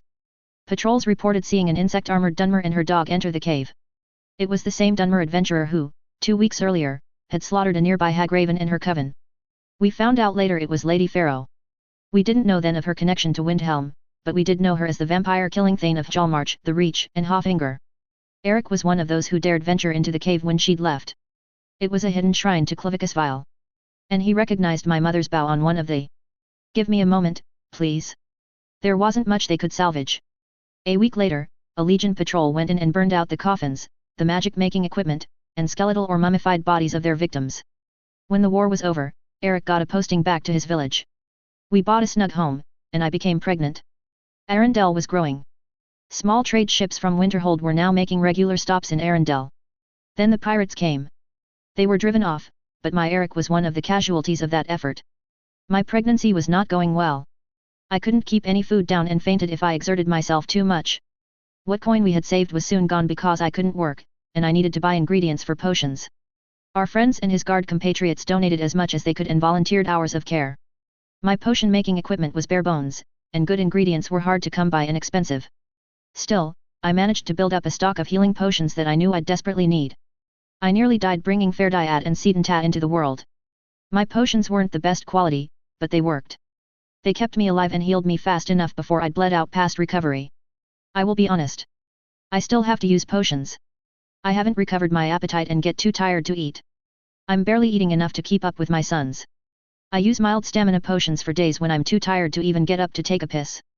I am not an alchemist, nor was my father. Thanks to his Bosmer grandfather, he and his father were encouraged to think of plants beyond just eating them. They were all self-taught, writing down recipes in a family book. I found the book under my parents' bed. Thieves who ransacked the farm after the vampires didn't think it was worth stealing. I only know what's in the book. I am currently living with Eric's sister, Birgit, and her husband, Vettel. Vettel is one of the king's bodyguards and has earned the title of Stormblade. When they secured a place with 3 rooms in the tenements being created out of the old warehouses in the Grey Quarter, they invited me to live with them. I would have a better chance to support myself with potion making with better access to alchemy supplies. I accepted. I had strained the generosity of my friends in Arendelle long enough. It was 2 months more before I was healthy enough to travel, and Birgit came to fetch me. Again, the kindness of Eric's compatriots came through, and they permitted us to go on a supply wagon to Windhelm. They had permission to take their time because of me. It was 5 days of slow travel. I couldn't take a faster pace, and we had to stop often. During the travel, Birgit was able to tell me fuller, more detailed stories of the vague gossip we heard in Arendelle. The changes in the Grey Quarter, the rise of the Dunmer merchant Sadri, who'd run his pawnshop in the Grey Quarter over 100 years, how he was now nobility. It was a sudden rise, all thanks to his marriage to a wandering adventurer. It was that vampire-killing Thane he'd married. But when he married her, she wasn't anyone's Thane then. But, of course, you know much more about Lord Sadri's story. Since I'm just repeating gossip, I must sound quite ignorant. I found Windhelm frightening. The coronation, you know. Too many people in one place, you couldn't walk anywhere without jostling against people. And so many foreigners. And thieves. I didn't lose anything, but my leather knapsack had new blade scars from attempts I never realized were happening. All the inns and anyone who had room to rent were making money renting at outrageous prices to visitors here for the coronation. Birgit and Vettel were only able to secure a good place because Vettel was a Stormblade under the direct command of General Galmer. Vettel had been initially happy that he and his unit weren't the ones assigned to boring fancy show guard duty for Sadri. No one had expected any real enemies. Well, there were fears there would be attempts at Ulfric. There weren't any. Instead, it was Lord Sadri who was taken, and it caused an incident with Morrowind. I don't know much more than that. Vettel doesn't like to discuss it, so I think there's higher level things that no one outside the palace should know about. I'm sorry. Back to me. I settled into the room Birgit and Vettel generously gave me and my sons. I set up my alchemy kit, and they lent me money to buy good alchemy ingredients. I made little potions for general health and mild stimulants. All the first batches were for my friends in Arendelle to thank them for their help. Then I made more which I sold to the White Phial. Master Quintus was impressed with my family's recipe book. He said if I had any interest in the future, and when I could leave my boys for longer periods, he'd take me on as his assistant. Vettel told me about this position because he knew I was fretting that my potion making wasn't making enough. It was because I couldn't spend the time crafting. My boys are an energetic pair. And the fact that I am an overproducing milk cow was a problem because I needed to constantly empty myself into a jug. My boys couldn't keep up with me. I thought of bottling my excess milk, but hiring some spellcaster to do the cantrips to keep the milk fresh would probably be more than I could make selling them. I didn't know if a Nord would be acceptable for a Dunmer baby, but nothing ventured. Right? XXXXXXX. How did it go? Asked Birgit. She helped change the boys' nappies and soon enough I was feeding my boys again. Vettel had escorted me to the interview at Sadri's home, then left for his shift at the palace. Birgit came later to fetch me back, but I was still interviewing. She was told by the guards that they would escort me home. Terrifying and exhausting, I answered. I was questioned by 2 people. The first one was with a Nord noble. Or, I think it was a noble. He wore the robes of a mage, but also over it was a silver chain mail hauberk, and over that, a heavy cloak trimmed in white fox fur. It was odd, but all he wanted to know from me were the names of my parents and my husband, where they came from, and how they died. If he wasn't a noble, he was most certainly a mage. Frost mage? It was so cold around him, I had goosebumps. And I felt so tired when he left. The housekeeper, Remerasi, came to interview me an hour later. I was surprised to be seen so soon. I was the last to arrive. There were 8 others before me, so I thought I'd be waiting longer. She had more demanding questions than the noble. And the physical inspection, it was silly of me not to expect it. Of course, they would want to make sure the cow they were thinking of buying was healthy and disease-free. She even took a bottle of my milk for testing. I had no notion that one could test milk for signs of drugs and disease. Well, no, I knew milk could show those signs, I just don't know how to do it. I sighed. I was tired but oddly didn't feel like sleeping. I kept going over my story, wondering if I had been too truthful. Honestly, I'd never been more frightened. I can count 3 times I almost passed out from the way my heart pounded and my vision blackened. No, the day after I'd told Eric my great-grandfather was an elf, that was just as frightening. The words I had spoken yesterday would affect my future, the future of my sons. Could I have said anything more? Should I have said anything different? Was I talking too much? Did I sound like an utter fool blathering about animal instincts and herd identities? Until I'd moved the Windhelm, the darkest person I'd ever seen was the Falkreath alchemist Zarya, a Reguard with smooth skin the warm color of good wheat bread. The Dunmer, their blood, I hear, is red as any living creature, yet the undertones of their grey skin was not a healthy red but blue-green like dead flesh going gangrenous. It made my skin crawl. And the red eyes. The ancient Nords called them devils because, I guess, they looked like something out of Oblivion. I've never seen a Dremora, so I don't really know. I've never really looked, but since moving to Windhelm, but I cannot recall seeing any Dunmer children running around the streets. If I ever saw the babe, could I truly care for it if I squirmed at the color of its flesh? Why did I feel the need to seek this job? I know of at least 2 Nord families also looking for wet nurses. Neither paid well, but both were in Windhelm and would house me and my sons.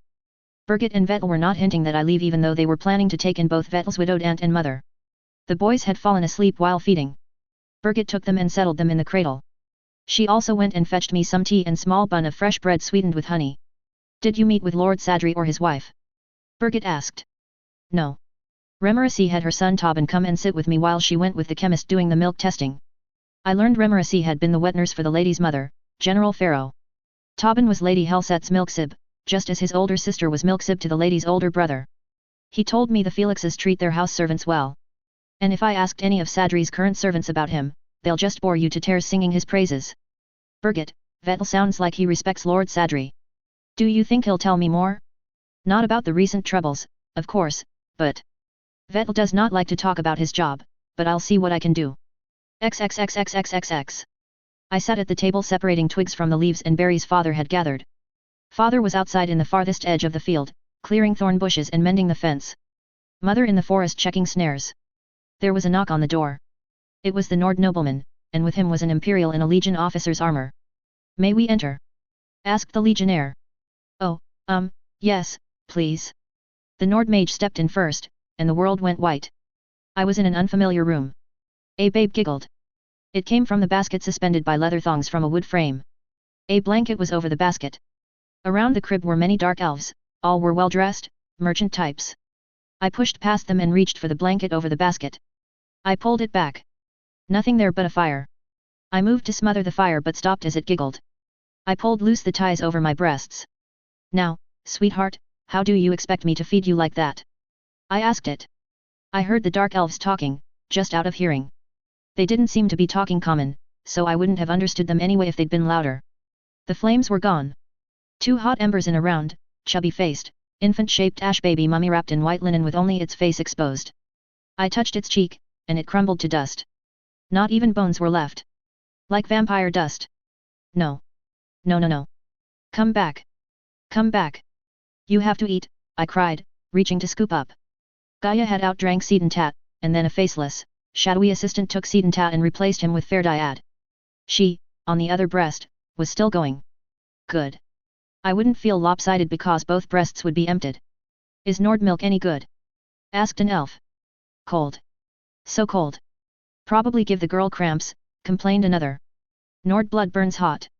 That's how we survive the snows, commented the noble mage. Snow on the roof, fires in the oven, said the legionnaire, cracking a sly grin. This house is unnatural, said a female elf. But there's precedent.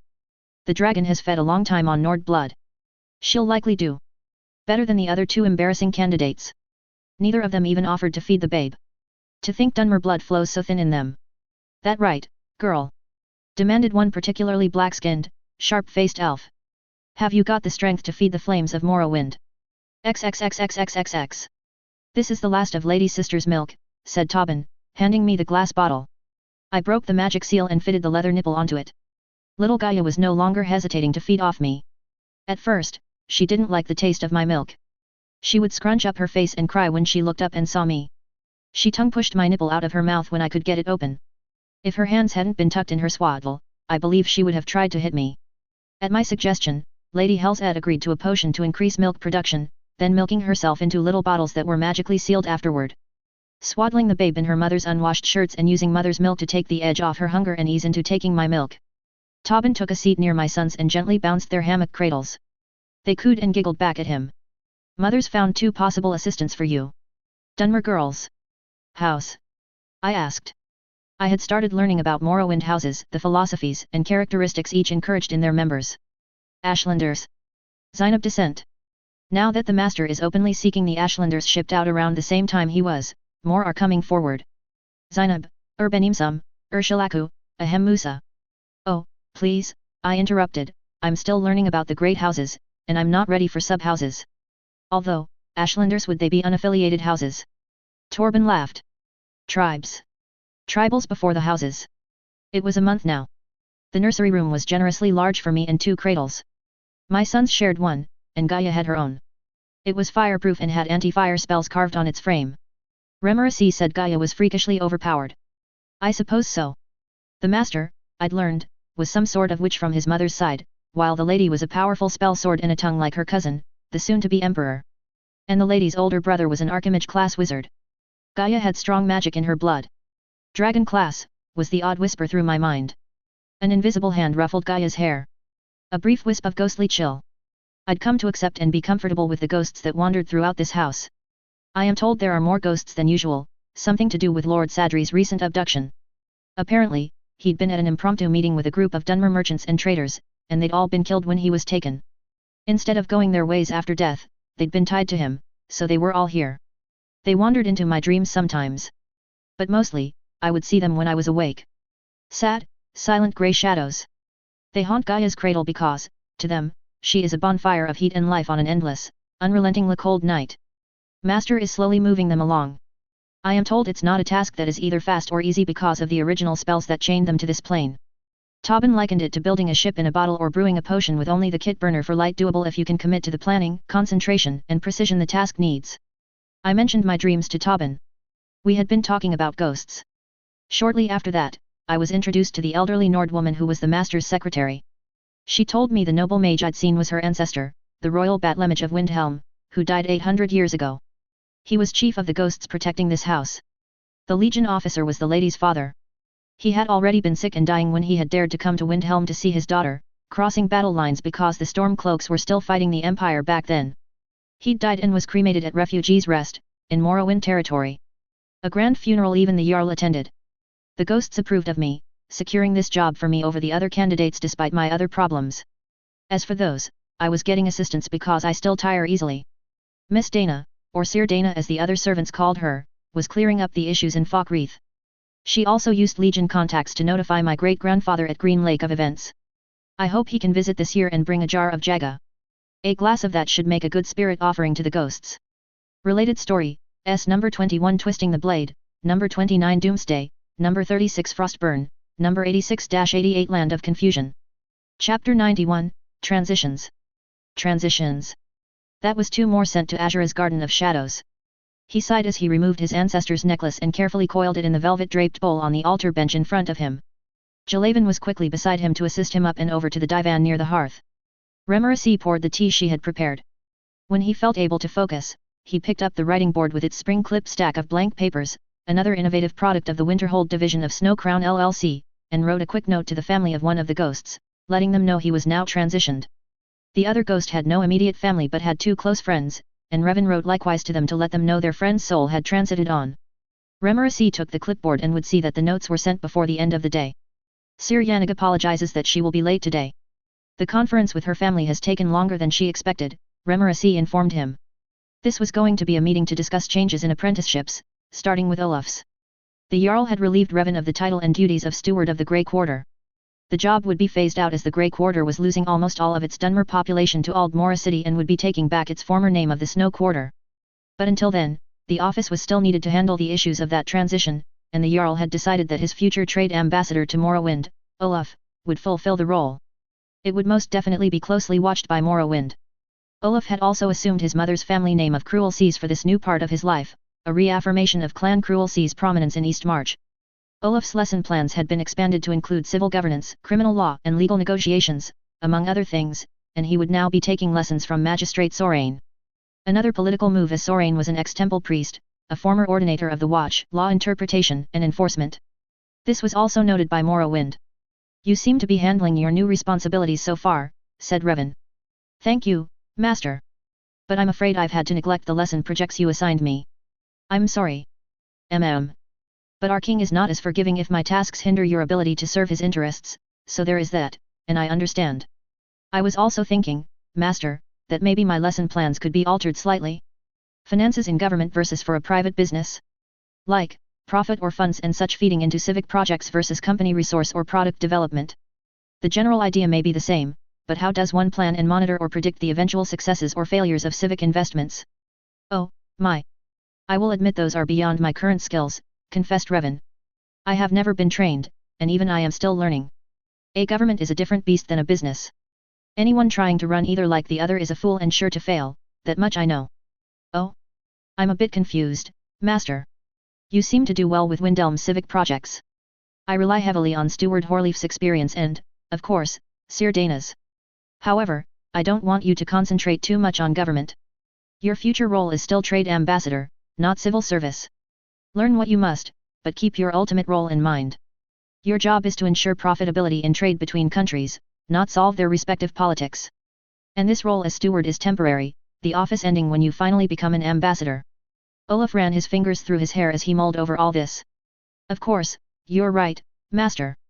But insofar as the Grey Quarters are concerned, you would probably get what you need for the short term by sitting in with Yannick's lessons with Sira Ilani or working a deal for the Sira to be your resource, said Revan. Olaf nodded thoughtfully. Like she's yours, I see. I would have to, as she's one of the civic leaders there. I shouldn't have automatically assumed she'd help me like she's helped you. And the same for Sir Emberise. Damn. Revan hummed approvingly. Very good. You've recognized the grounds of negotiations has shifted. Yes. I actually need more from them, and I can't reciprocate on the same level as you, so I need to renegotiate for what I am able to do. As future trade ambassador, you may have some bargaining leverage, an ability to promise future options. Olaf's eyes narrowed as he stared back at Revan. Them, and your aid in negotiations. Revan chuckled. Oh, very good. But no, not at this time. Confine your bargains with them. My situation is too unstable for me to make any good faith promises. Yannick arrived. I'm sorry everyone, Master. Did I miss anything? Not really. Do you agree with me, Olaf? Asked Revan mildly. Olaf frowned. Galavin, sitting beside him, kicked him. Civic finances, he hissed. Yannick's eyebrows arched, and she looked at Olaf. Oh. Well, I was discussing with Master the possibility of taking up classes with Sira Ilani on the civic finances that she's been teaching you, he explained to Yannick. It seems I need some quick lessons on the government aspect of finance to do my new job. So maybe not the full in-depth course that she gives you, but enough for me to do my job for the next couple of years. Oh, I see. And you want to know how to best bargain with Sir Ilani to bother herself with shoring up a rookie like you versus our Master? All right, we can talk about this later after this meeting. Thanks, Yannick. Settle in, Yannick, my dear, said Revan, gesturing to the refreshments table. We'll discuss your change in circumstance last. Thank you, Master. Now, Galavin, your father appears well pleased with your overall progress even if he's impatient with the schedule. I have apologized to him for the disruptions that have delayed your education. Father's not unreasonable, Master. Things happen, and the winds blow as the gods will. He's told me to study how your allies rallied and report what I observed. Revan smiled wryly. Do your best. I will not ask for your final report. That is between you and your father. Only his opinion matters in that aspect of your development. Has he asked you to consider any alterations in your lessons? No, master. The boy grinned. I think my gift of a dragon's tooth distracted him. And he was pleased by the tale Count Farewell told of my adventure with him. They actually got along? Asked Olaf with a grin. A surprise for me, too, admitted Jalaven. Father may not be as quick as Indores to declare friendship, but he has said the Hlalo is a true warrior, and that is great praise. Very good, said Revan. Constance, your apprenticeship, thankfully, still appears on track. Are you also satisfied with its progress? For the most part, master. I wish its pace could be kept to the original schedule, but with Skyrim's separation, I've been asked to start up yet another orphanage in Whiterun. Geirmund will remain my primary, but it is seen as inside Stormcloak territory for all that Throat of the World and Ivarstead are seen as belonging to all Skyrim. And the Reach, of course, is its own territory, and the Lord of Karthwassen is taking responsibility for the White Bear orphanage on his land. Oh, and his new forsworn wife has asked to visit to see what we do at Geirmund. I see. Then we will discuss later changes to your lesson schedule.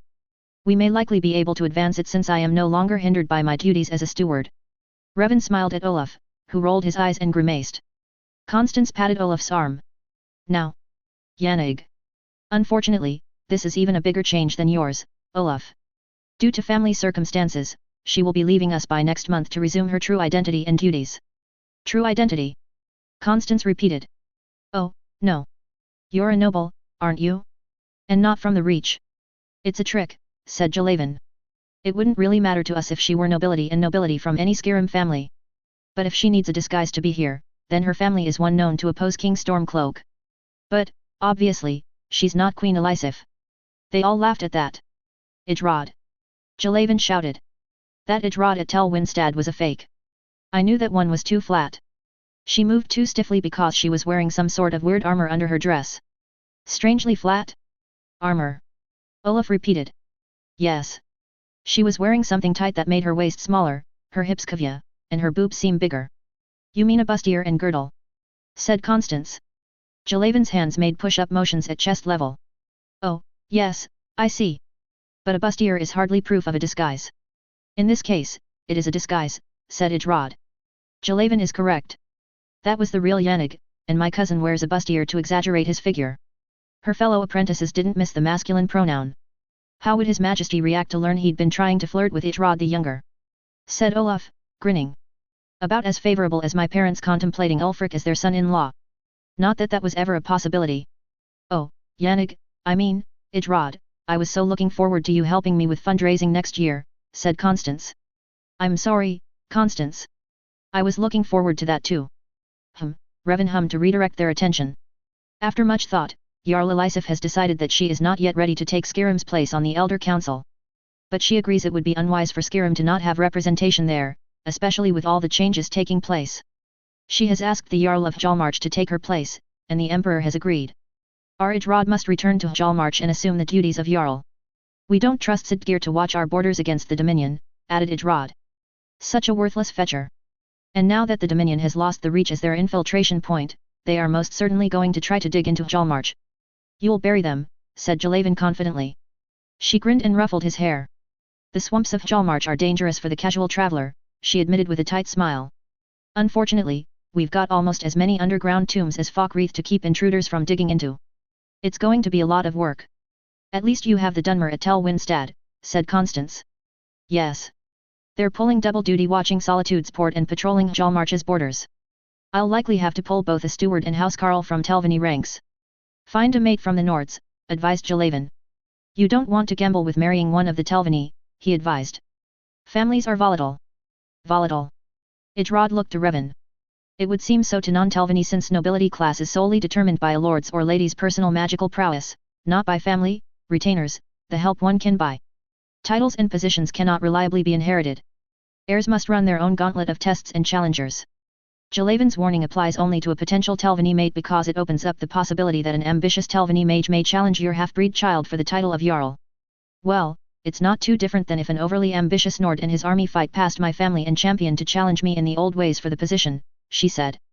Although, it's been a while since that was normal in Skyrim. We're almost becoming as stodgy as the Imperials or Bretons, where bloodline trumps over personal achievements and strengths. But I suppose I shall have to start looking for a suitable mate, she added with a deep sigh. I hope Yannick has some ideas. Might as well start looking through the current crop of nobility in solitude, though I was hoping for better prospects. I hope he's identified better quality ones than the wittles and wastrels that initially came courting me. Let your Telvanni know you're looking, suggested Revan. If you're not adverse to commoners, let it be known the minimum standard you will accept, and they shall actively seek and investigate prospects for you.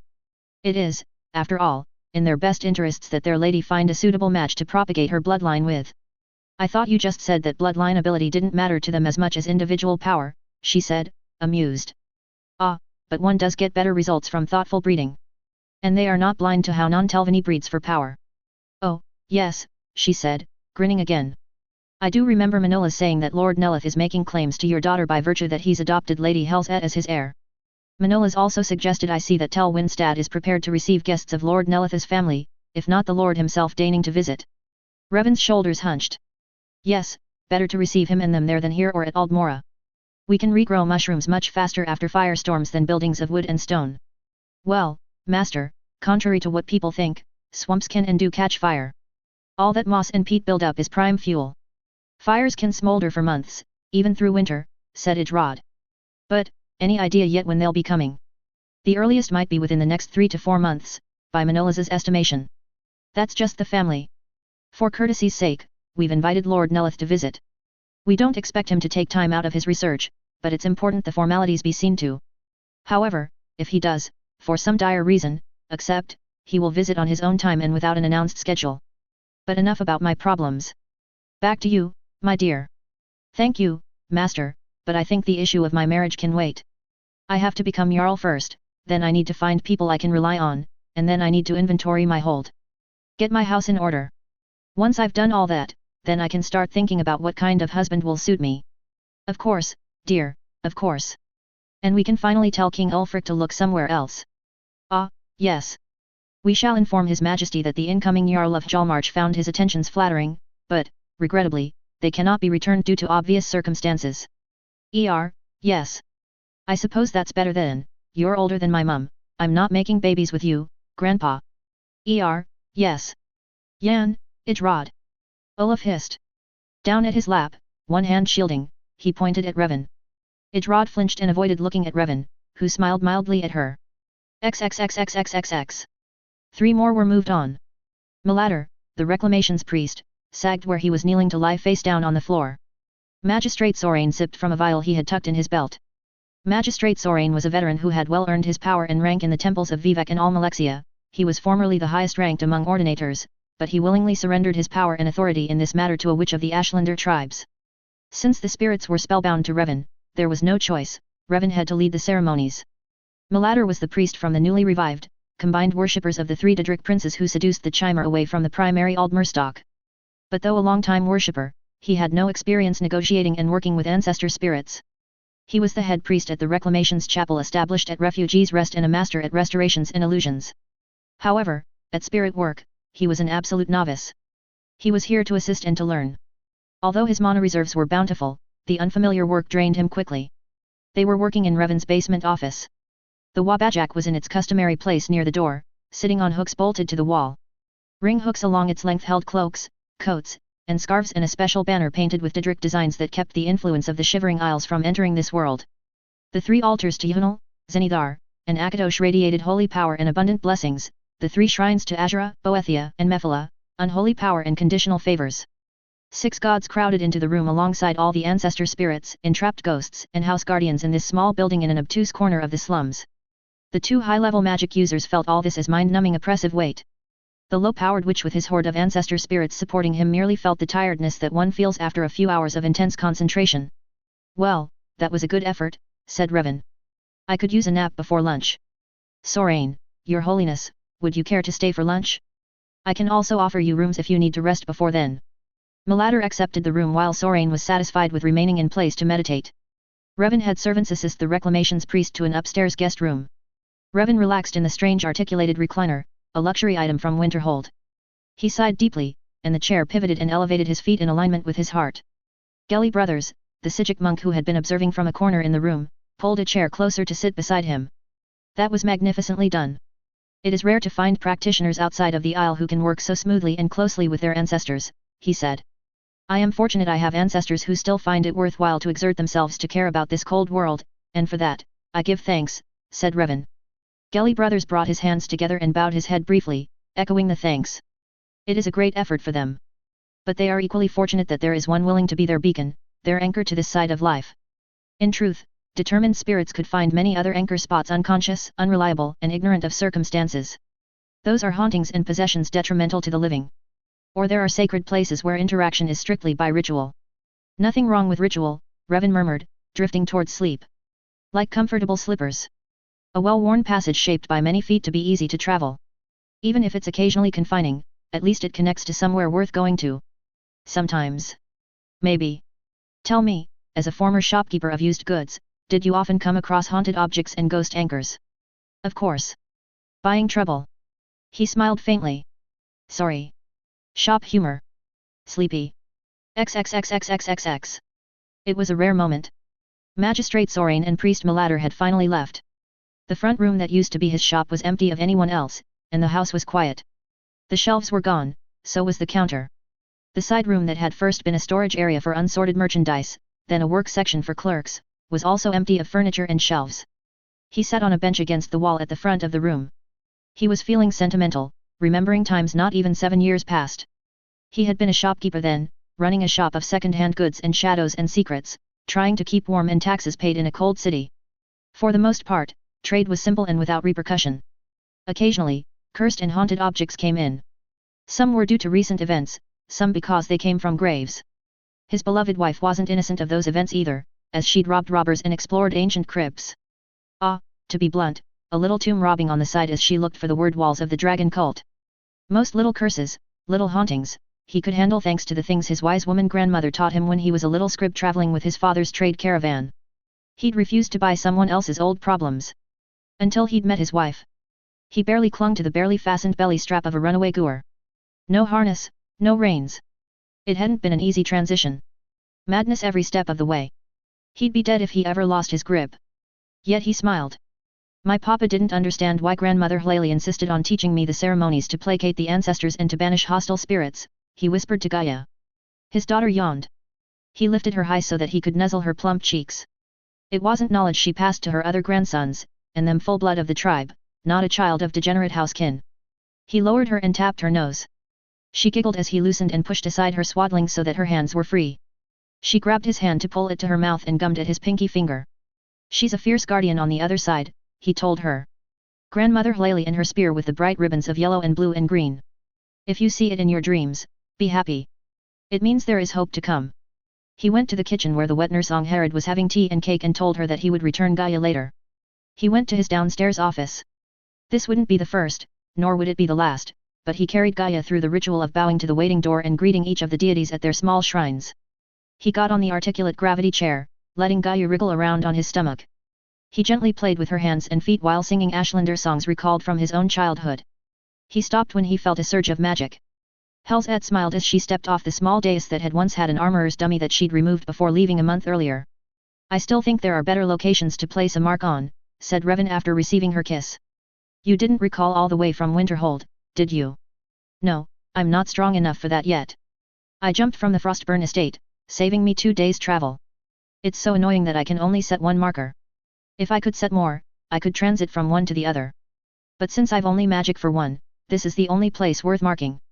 She picked up Gaia, humming with happiness and rubbing cheeks with her. Gives me the incentive to work harder. Don't push yourself too hard, love.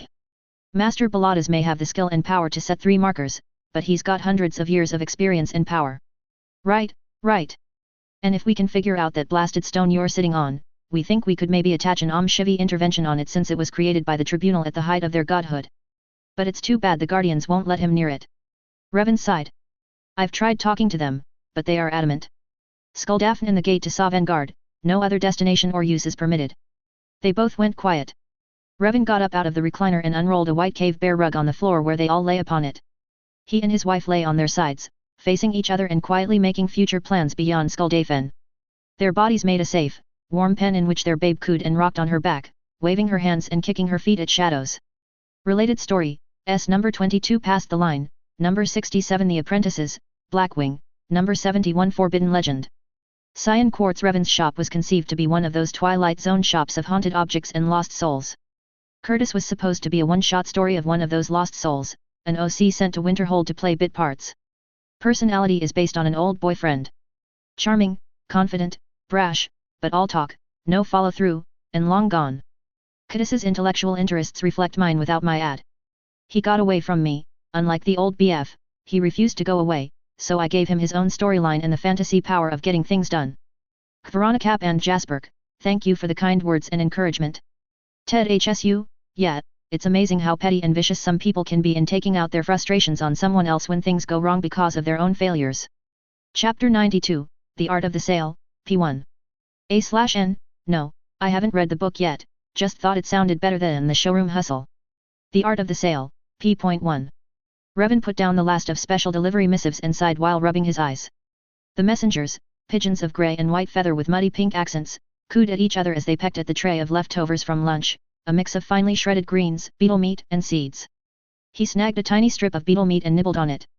Bland. Would taste better with the tangy sauce it was originally served with. Is that a good sign, Master? Asked Constance, looking up from her own pile of study, a hastily compiled stack of basic Telvanni etiquette. His beloved was off chasing the dragons again, so Constance filled the role of hostess. Jalaven and Olaf also looked up from their study of the same notes. Olaf's role was bodyguard, and Jalaven was page and secondary bodyguard. I suppose, he answered.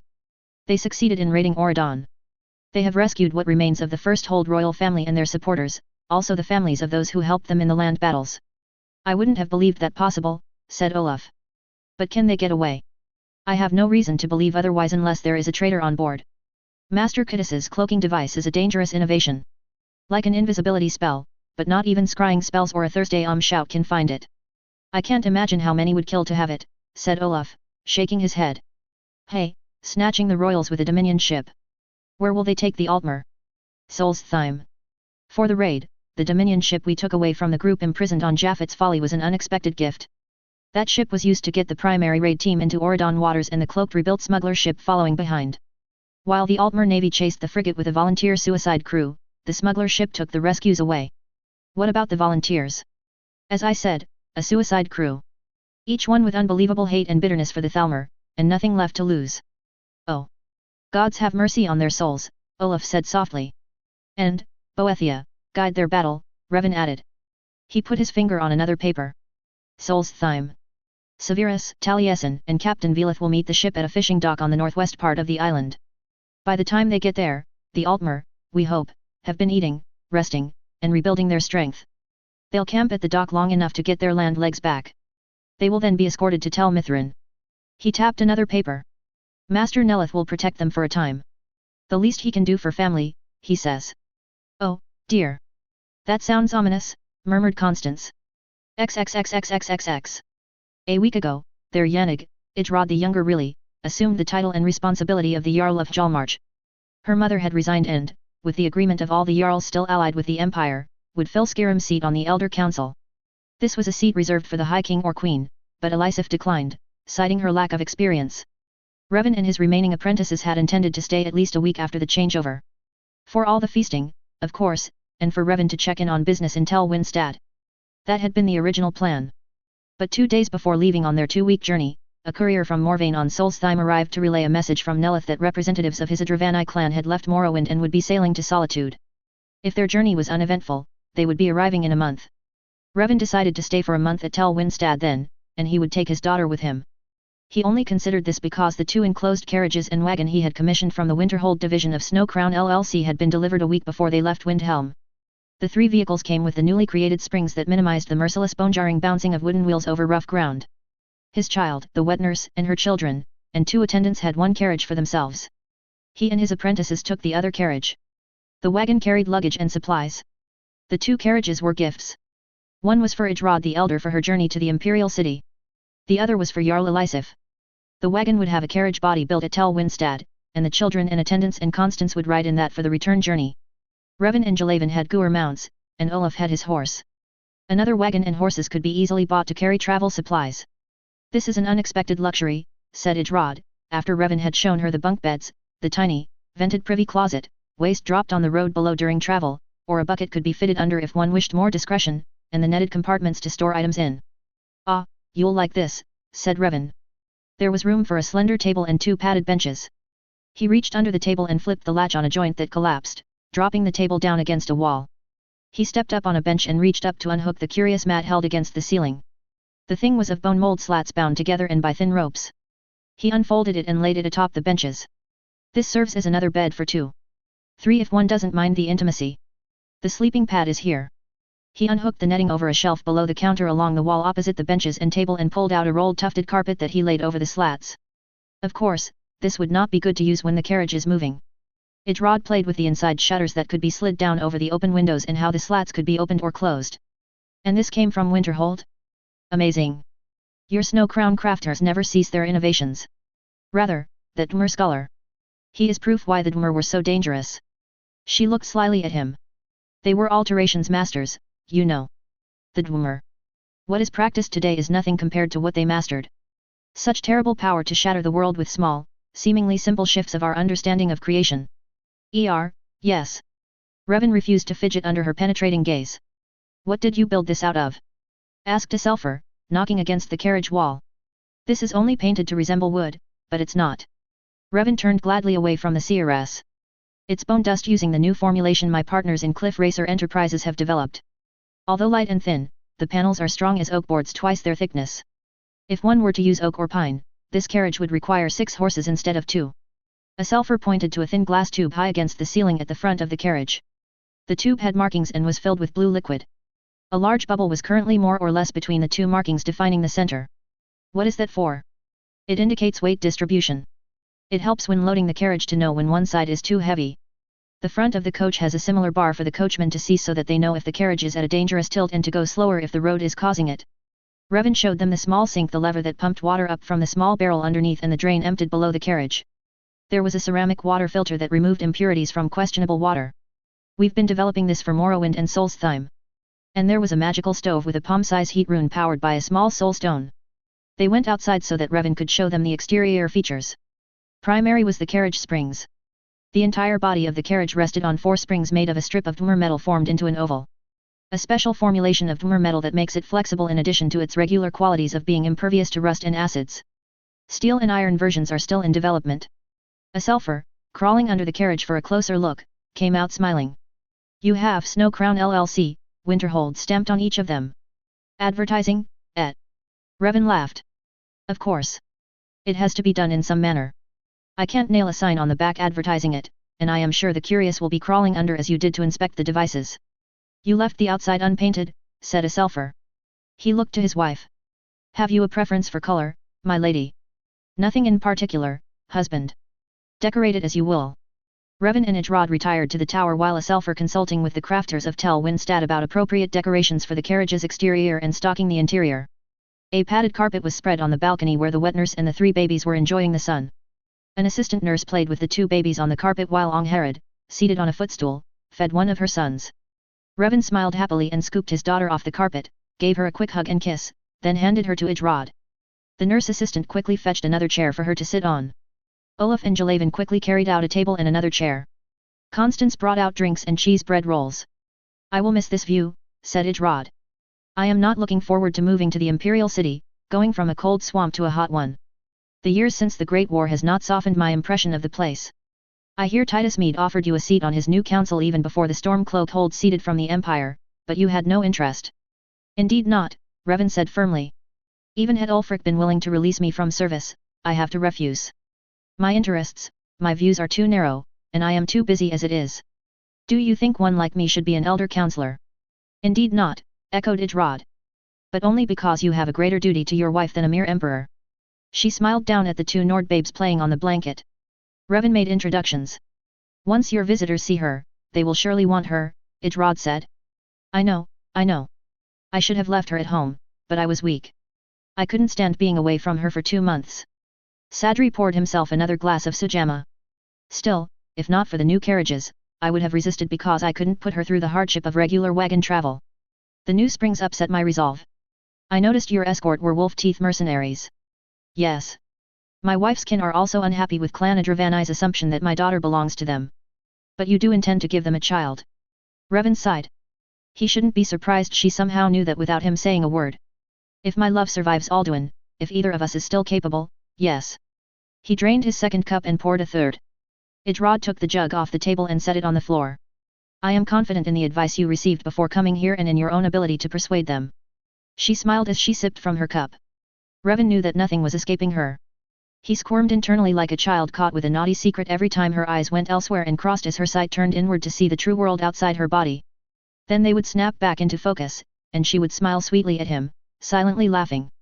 He thought of the reports from his Telvanni mages working with the Jarl and her son at his command. They'd reported Idrod's excellent progress in the mental disciplines to focus one's magic, lessons she continued even after her son's power had been detached from her control. Jorik had come out of their ancestors' crypt, fully reborn, jarringly certain, and found his spirit guide. It had taken her some months to fully recover, but she was now healthy and sharper than ever before. The blunt knife she'd worked with most of her life had finally been honed to a razor's edge. Not that it made the immediate folk in Morthal any less uneasy around her. The Telvanni hailed her power. The Nords would rather her mad than knowing their ruler had been distracted all these years by visions of their daily lives and pasts and secrets. Idrod the Younger having no such talent was a relief. And, having someone like Idrod the Elder on the Elder Council, looking out for Skyrim's interests, was of immeasurable benefit so long as she was far, far, far away.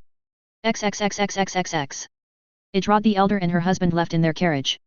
A selfer had it painted deep forest green with moss green trim, and the doors bore Jalmarch's triskelion in gold and white. They took with them 15 servants and guards. Escorting them were another 10 of Legion soldiers from Tullius's command rotating home. Geordies from Proud Spire went with them. She would teach the Nord and Telvanni servants and guards what she had learned of general imperial etiquette, customs, and dealing with their nobility. Once in Cyrodiil, she would meet up with Valdemar and use her pretty face to get into places and talk to people he couldn't access. The binoculars gave him a marvelous view of the odd Nord-style ship with its Redoran flag sailing under the Arch of Solitude. Dunmer did not need large trade ships, just ferries or barges. If the Septim Empire had not forced it, Morrowind would not be large-scale trading with the rest of the world. Crossing oceans meant buying or adapting Outlander ships, and this one was a bizarre combination of wood and chitin. He was amazed it made it through the Sea of Ghosts.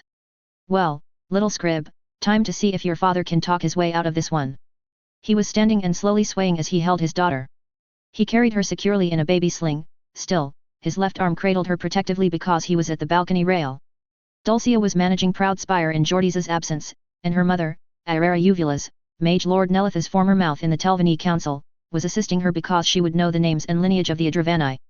Jalavan and Olaf waited at Solitude's docks, watching for the ship's arrival to greet the Adravanni and escort them to Proud Spire. Gil would return with the number of people and the names of the nobles. Partitions would be grown on the level below to create the necessary rooms. By noon of the second day, they would be ferried across the Karth River to here, shown their rooms, and be settled in by dinnertime and his first meeting with them. The area near the balcony had been cleared of furniture. A large, thick carpet of Ashlander design was put down along with large cushions. In front of each cushion was a small table with dishes, cutlery, and goblets. Revan stood on the lift platform, greeting each as they floated up and landed. He had chosen to wear the gold robes of a Hlalo noble, a style heavily influenced by Cyrodiil fashion. However, his jewelry and hair ornaments of colorful stones, carved bones, and feathers were Ashlander. Constance stood beside him. She was in a silk dress of forest green, and over that was a shawl of spider silk and dyed gold embroidered the measuring scales of the house in more gold thread. Pinning the shawl firmly in place was a gold disc with the family crest of Hlalo House Indres, all gifts from her future house father, Count Farwell Indres of Cheydinhul. 6 Adravanni nobles had come, Matesboran and Illyrissa, Setvina, Sorasso, and brothers Anstar and Alvaru. All mages and heads of their respective family lines within the Adravanni clan. Now that we are all here, please, follow me to the balcony where we have various drinks for your tasting, said Constance, smiling and gesturing for them to follow. The first hour was a look-over period. Revan stayed on the balcony, back to the room, deliberately ignoring where his guests wandered. The only room they could not yet enter was the baby's room. It had no door, but there was a folding screen standing just inside, blocking any view into the room. If one got too close, Irera Uvulas sitting in a chair just out of sight, would turn them away. They would not push or bully their way past her. A shock, naturally, said Setvina, as Revan had poured into her goblet another variation of Sujamma. He poured himself a small glass, a mouthful, from the same bottle and drained the glass in one swallow. She took a sip afterward. A Hlalo spellsword, of all things, and an outlander. He wanted haste in registering her with the temple because he suspected the Redoran wanted her as well. Revan nodded. He'd heard this before. We discover your filing of an updated kinship roster. You have not updated since then. I do not yet have the full Altmer bloodline to add, he said, shrugging. The Altmer Lord Nelith shelters at his tower, said Alirisa, stepping forward to join in their conversation. Revan moved back to allow her in. Princess Morgia's children and their loyalists. Was it not Athalmer that contacted you on their behalf for the rescue? That was Lady Ardith Chamius D. Carudile pretending to be Athalmer. She is their cousin and was imprisoned with them. But the Thalmer gave the purebloods a chance to escape if they forswore kinship and allowed themselves to be bound to service. She and 2 others did, but she was the only one to successfully escape before a slave binding was set into her soul. The other 2 died in the escape attempt. She stole an identity and enlisted into the Dominion army to eventually win an assignment to Skyrim, where she contacted me. He poured himself another small glass of sujamma and sipped it this time. I wanted her here, but she wanted to be with her family.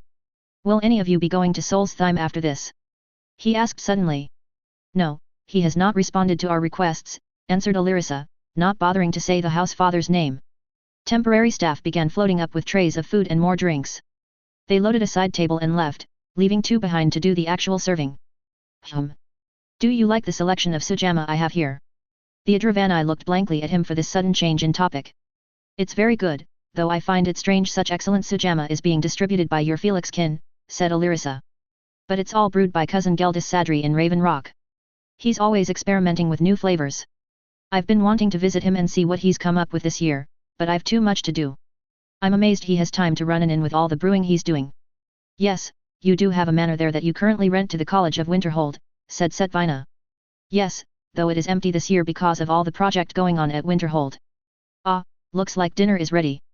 Please, Sarjos, shall we?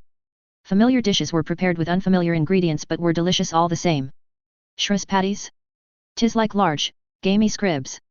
These mushrooms are exquisite.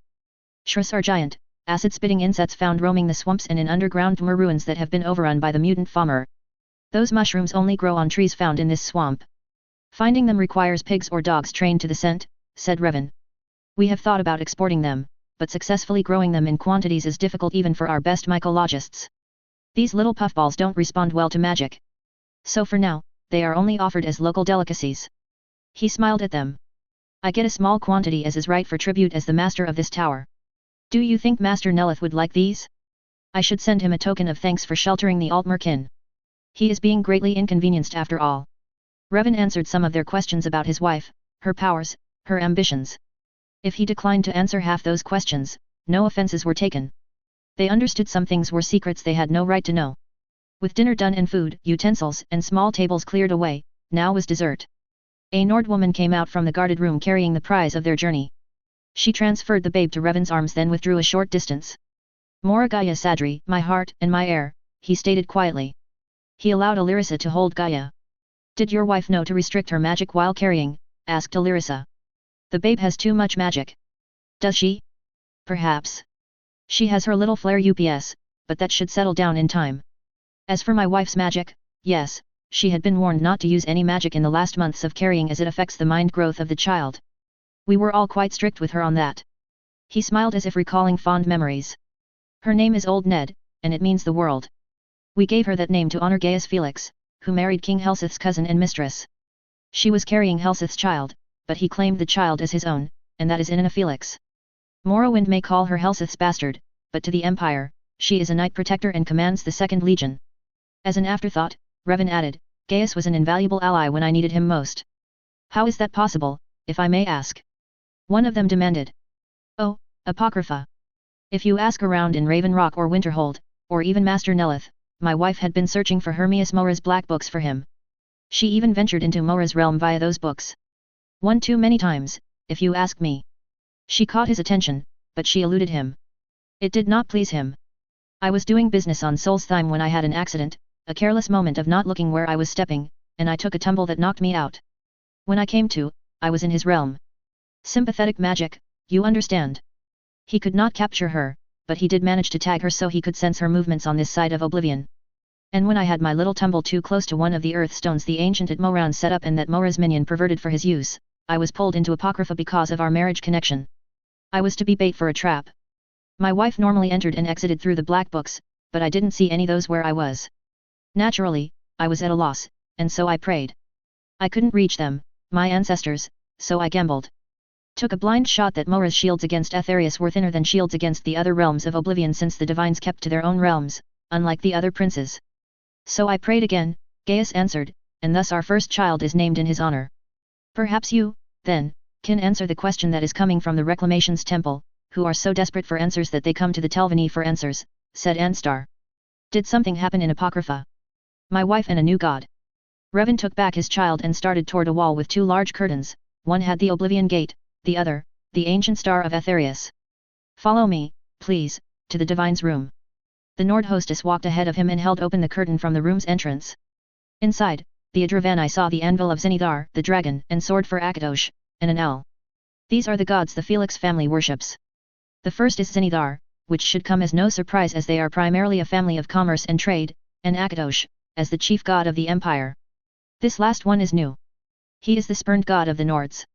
He is the hermit god, Yahunal, the owl that flies in the night and strikes in silence. The Nords fear his power because they perceive it as magic when, in fact, it is not magic he advocates but practical knowledge, mathematics, literature, research and discovery of solutions through the application of observation and intellect. The Nords, in ignorance, continued to see his as magic, therefore mere magic that they despised. The Aelchians decided he was merely a primitive version of Julianos, the god of knowledge and magic. What most Nords had forgotten was that Yahunal was the implacable enemy of the woodland man, their ancient name of Hermias Mora, the ghost of the forest that tries to confuse hunters and gatherers to lose their way and wander lost until death. Trees to paper, you see the connection? Yahunal is the god that came to my wife's aid when she battled a dragon priest minion of Mora in Apocrypha. In that battle, Yahunal succeeded in imprisoning Hermias Mora in his own realm. The owl god is currently ruling Apocrypha like Jagartharn once ruled the empire. My wife and I find him a god worthy of worship, and so do the rest of the Felixes. He will be the god of the new Aldmora city. His chief priest is currently at Winterhold College. Perhaps it may amuse you to know the god's chief messenger is the former Telvanni archimage of Winterhold College, Savos Aaron. If you go to Apocrypha, you may find the garden of knowledge he created there. I had to use him as a blood sacrifice to open the gate for Yahunal to enter Apocrypha. Little Gaia started fussing. Revan cooed at her, tapping her hands to distract her until her fussing turned to giggles and gummy smiles. I hope you will forgive me if I call for an early retirement for this evening. I am feeling fatigued, and I am sure all of you must still be recovering from your long journey here. I do hope you will take to visit the village below. My wife and I are quite proud of how well it's thriving in Skyrim. Look around, ask as many questions as you like. If you wish to travel back to Solitude or visit nearby villages, let my acting steward know, and he shall arrange transportation, even guides if you wish. I have appointments tomorrow morning and afternoon, but let us all at least have evening meals together in my tower where we may continue our conversations. Ted HSU, well, only Olaf serves Ulfric, the rest will go their own way. Founder/majority stakeholder in Snowcrown with its monopoly on the Dragonbone Dust Market and any inventions coming out of the Winterhold R&D division, so plenty of money. And Gaia's Nord wet nurse is her primary milk source since Mama's too busy saving the world. Chapter 93, Art of the Sale, P2. The Art of the Sale, P.2. AKA, the showroom hustle. Dunmer weren't known for their ships. If they needed to go or ship great distances, they depended on foreign ships, and the East Empire Trading Company had liked that just fine. Now the EETC was gone. Trees on Vardenfell, the type best for boat building, was premium, so the ship they had traveled on was a salvage and patched with chitin and bone mold. A touch of magic reinforced the hull against water. Perfectly safe to sail, but a miserable journey all the same. Dunmer weren't meant for sailing. This was a bright summer day when they docked, but still bitterly cold. Alyrisa shifted her shawl higher on her neck. She and everyone in their party wore ornaments spelled against the cold. The Nords, however, acted like it was a burning, dry summer in the Ashlands. They clustered on the dock after carefully descending the ramp. Getting land legs, as the Nord captain put it. Right. The Adravanni weren't about to try to walk off the dock swaying in drunken unison like a swagger of crevets after a feast of semi-poisonous prid larvae. Someone comes, said Borin, her husband, nodding to his left. They looked. A yellow-haired Nord was boldly staring and striding towards them. He was dressed in black leather clothes that looked part armor with all the small plates of blackened steel fastened to his jacket. Beside him was a Dunmer boy, defiantly Ashlander in dress and ornamentation.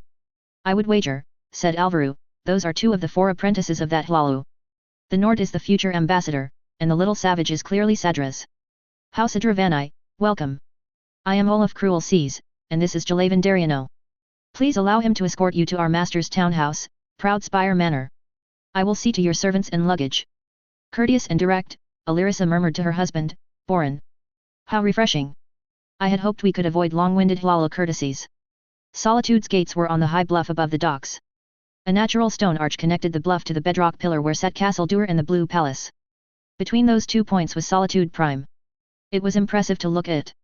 Alirissa could see the Nords might think this arrangement impregnable to attacks with their self-imposed limitations on magic.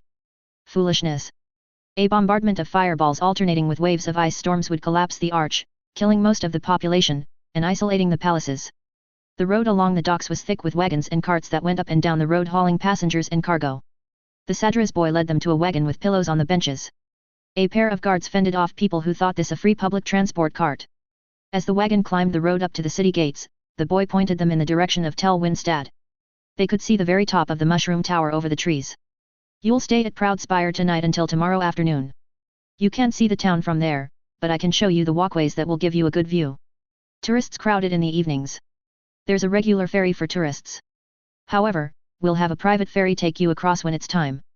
Why not go now instead? Asked Alvaru. Rooms.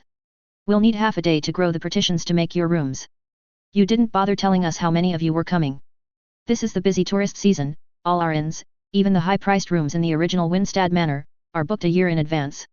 We've freed a couple rooms in Proud Spire, so you'll have to share for one evening.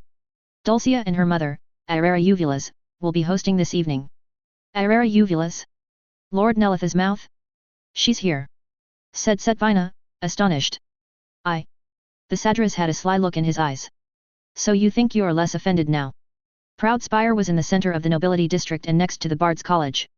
Thankfully, the rooms they had were the farthest from the college, so they weren't subjected to the incessant practices of novices fumbling through their lessons in the open courtyard next to Proud Spire.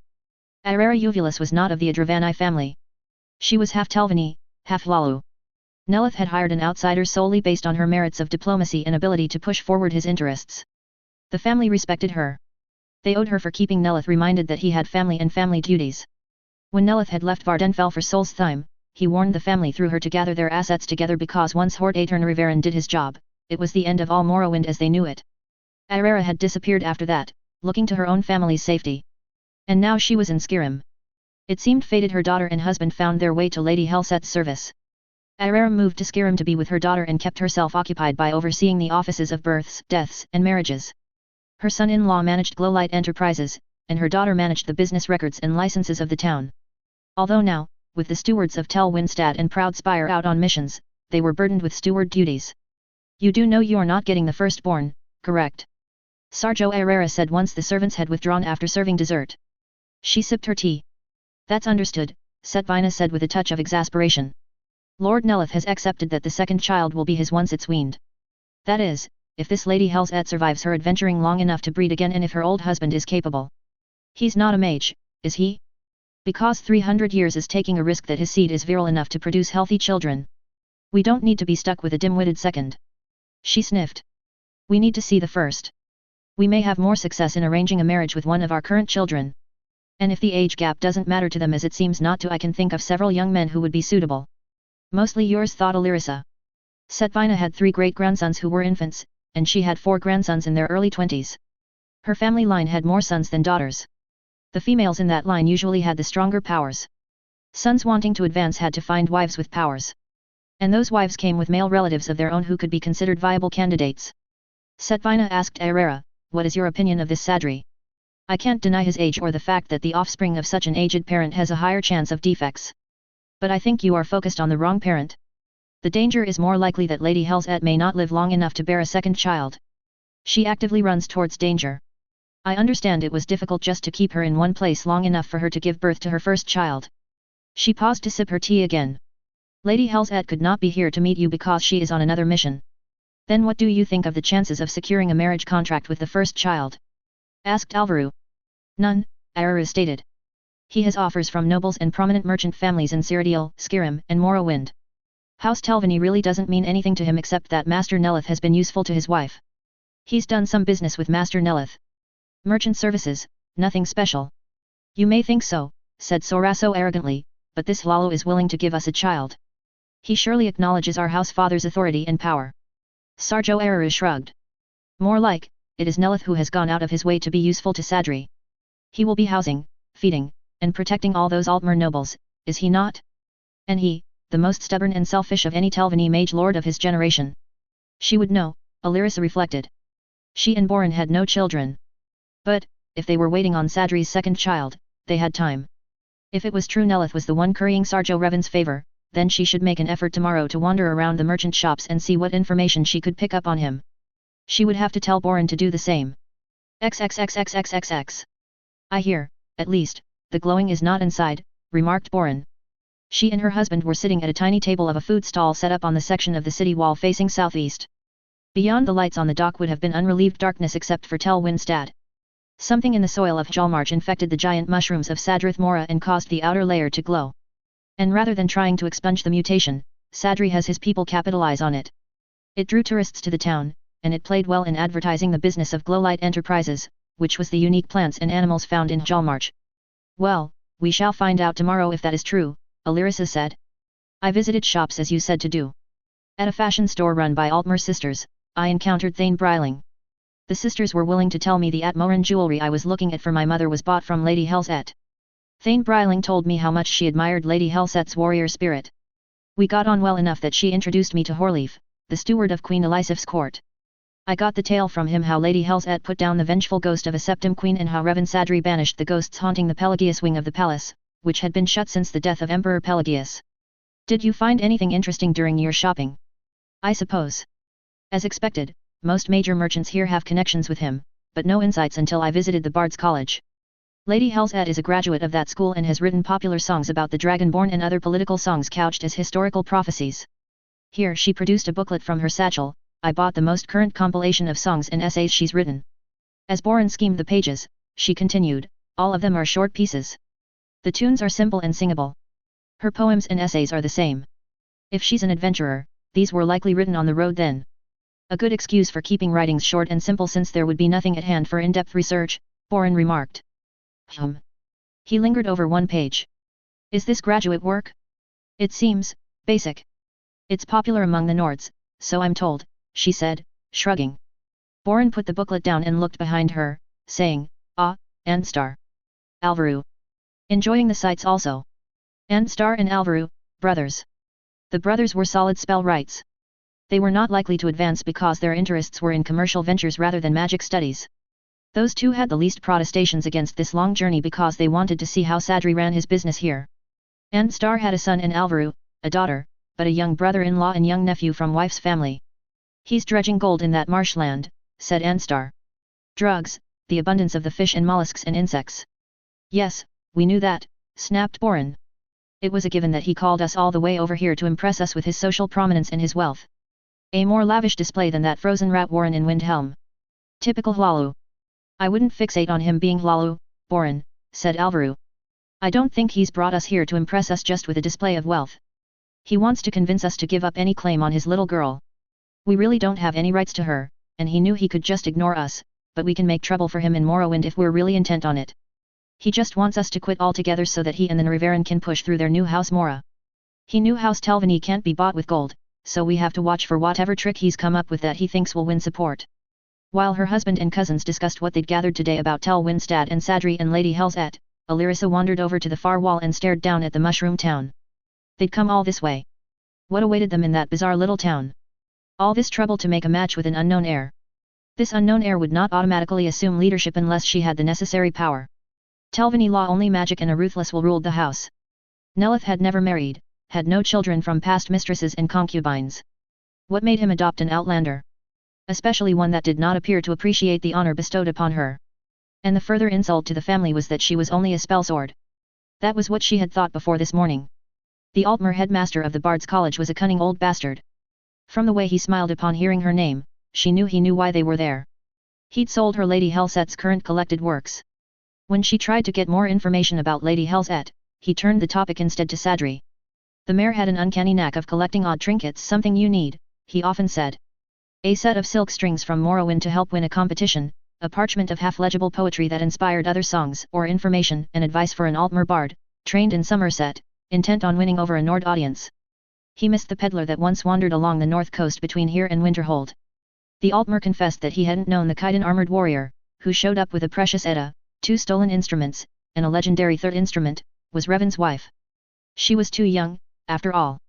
She'd been invited to join the college because she also had a good voice and quick wits for verse. She was wild and reckless, and he'd never imagined she'd be compatible with the thoughtful and mild-mannered peddler. He'd only learned the truth when Sadri dropped in at the college to visit while he was in solitude to establish lines of credit for his wife to use. Shadow under the lamppost, right? Alirisa asked him about the recent vampire war and Revan's role. The Altmer smirked in that manner typical of his kind. Oh, Revan is no great warrior or wizard, but as I've told you, he's one of the best peddlers of unusual goods and information. From what he told me, a lost Sadri ancestor was one of those vampires. Revan follows the Ashlander ways of his mother, and he was able to invoke ancestral protection.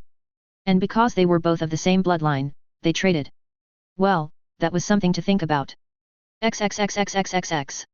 The mushroom pod homes looked ordinary in full sunlight, but the flesh still shimmered in the shadows. Tel Winstad, the original Nord Manor, now served as a meeting hall for the village and expensive room rentals. On the main level, the back room behind the meeting hall was guarded because that room opened to the levitation platform of the mushroom tower. There were 5 levels: employee rooms on the first level, level 2, general storage, level 3, guest rooms or temporary storage, level 4, owner's suite, and level 5, small storage of owner's items. Sparse, but a generous size, Alirisa said. She looked to the 2 servants they'd brought with them. Have you a room to sleep, or are you supposed to take the floor? There's a large barrack-style room for the servants. It also has a simple kitchen and small pantry for convenience, answered her maid. Locals have also been assigned to assist us. She went over to an ornament hanging from a plaque on the wall. Pull this token, and one of the bells in our barracks will ring. The bells are numbered, so we know who is summoning. 1 pull summons any available attendant. 2 means your personal attendants should come. A clever convenience, said Alirisa. We should not need your specific services except in the mornings and evenings. It is more important you shop for the items we want. All their servants, of course, knew how to shop for information. Of course, Sarjo. We'll rest for an hour. I'll wear the green shawl with my formal gown. My usual, said Borin. He pulled a wrapped bundle from a bag on his side of the bed. I bought this at that Altmer shop. Why not wear this instead of the green shawl?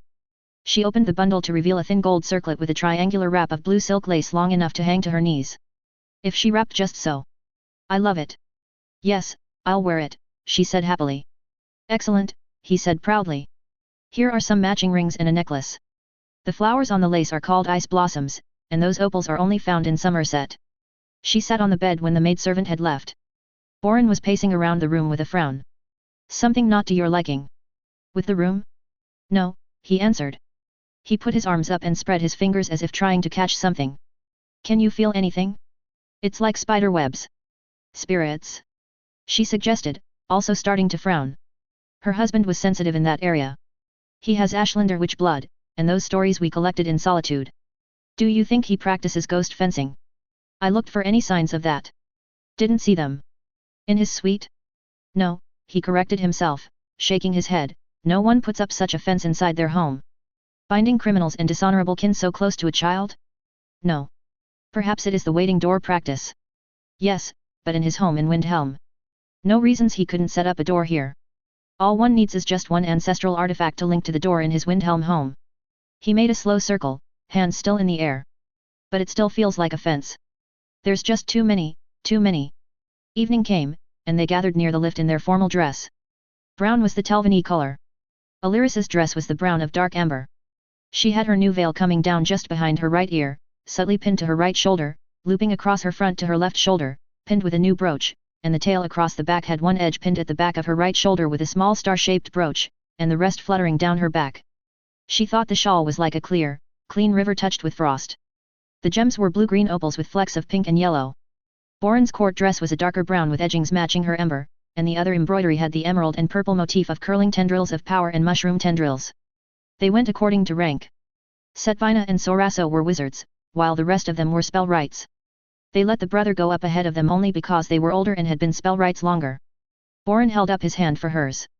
Revan Sadri dressed in gold robes like a halalo counselor, but not a bright gold. Antique, like lightly toasted brown. His ornaments of bone and feathers, the styling of jewelry, were Ashlander. The crest across his chest was the new House Mora sigil of the encircled tree. He was going grey despite only being late middle-aged. Alirisa didn't think him particularly handsome or striking of features but appreciated the gentleness of his smile and the brightness of his gaze that indicated to her a lively mind and spirit. Borin's grip on her hand had tightened, the only sign he gave that he was unhappy about something. She side-glanced at him, recognizing the half-closed eyes as concentration. Was he still fretting about ghost fence guardians? Then she noticed Setvina and Soraso were also tense. That wasn't good.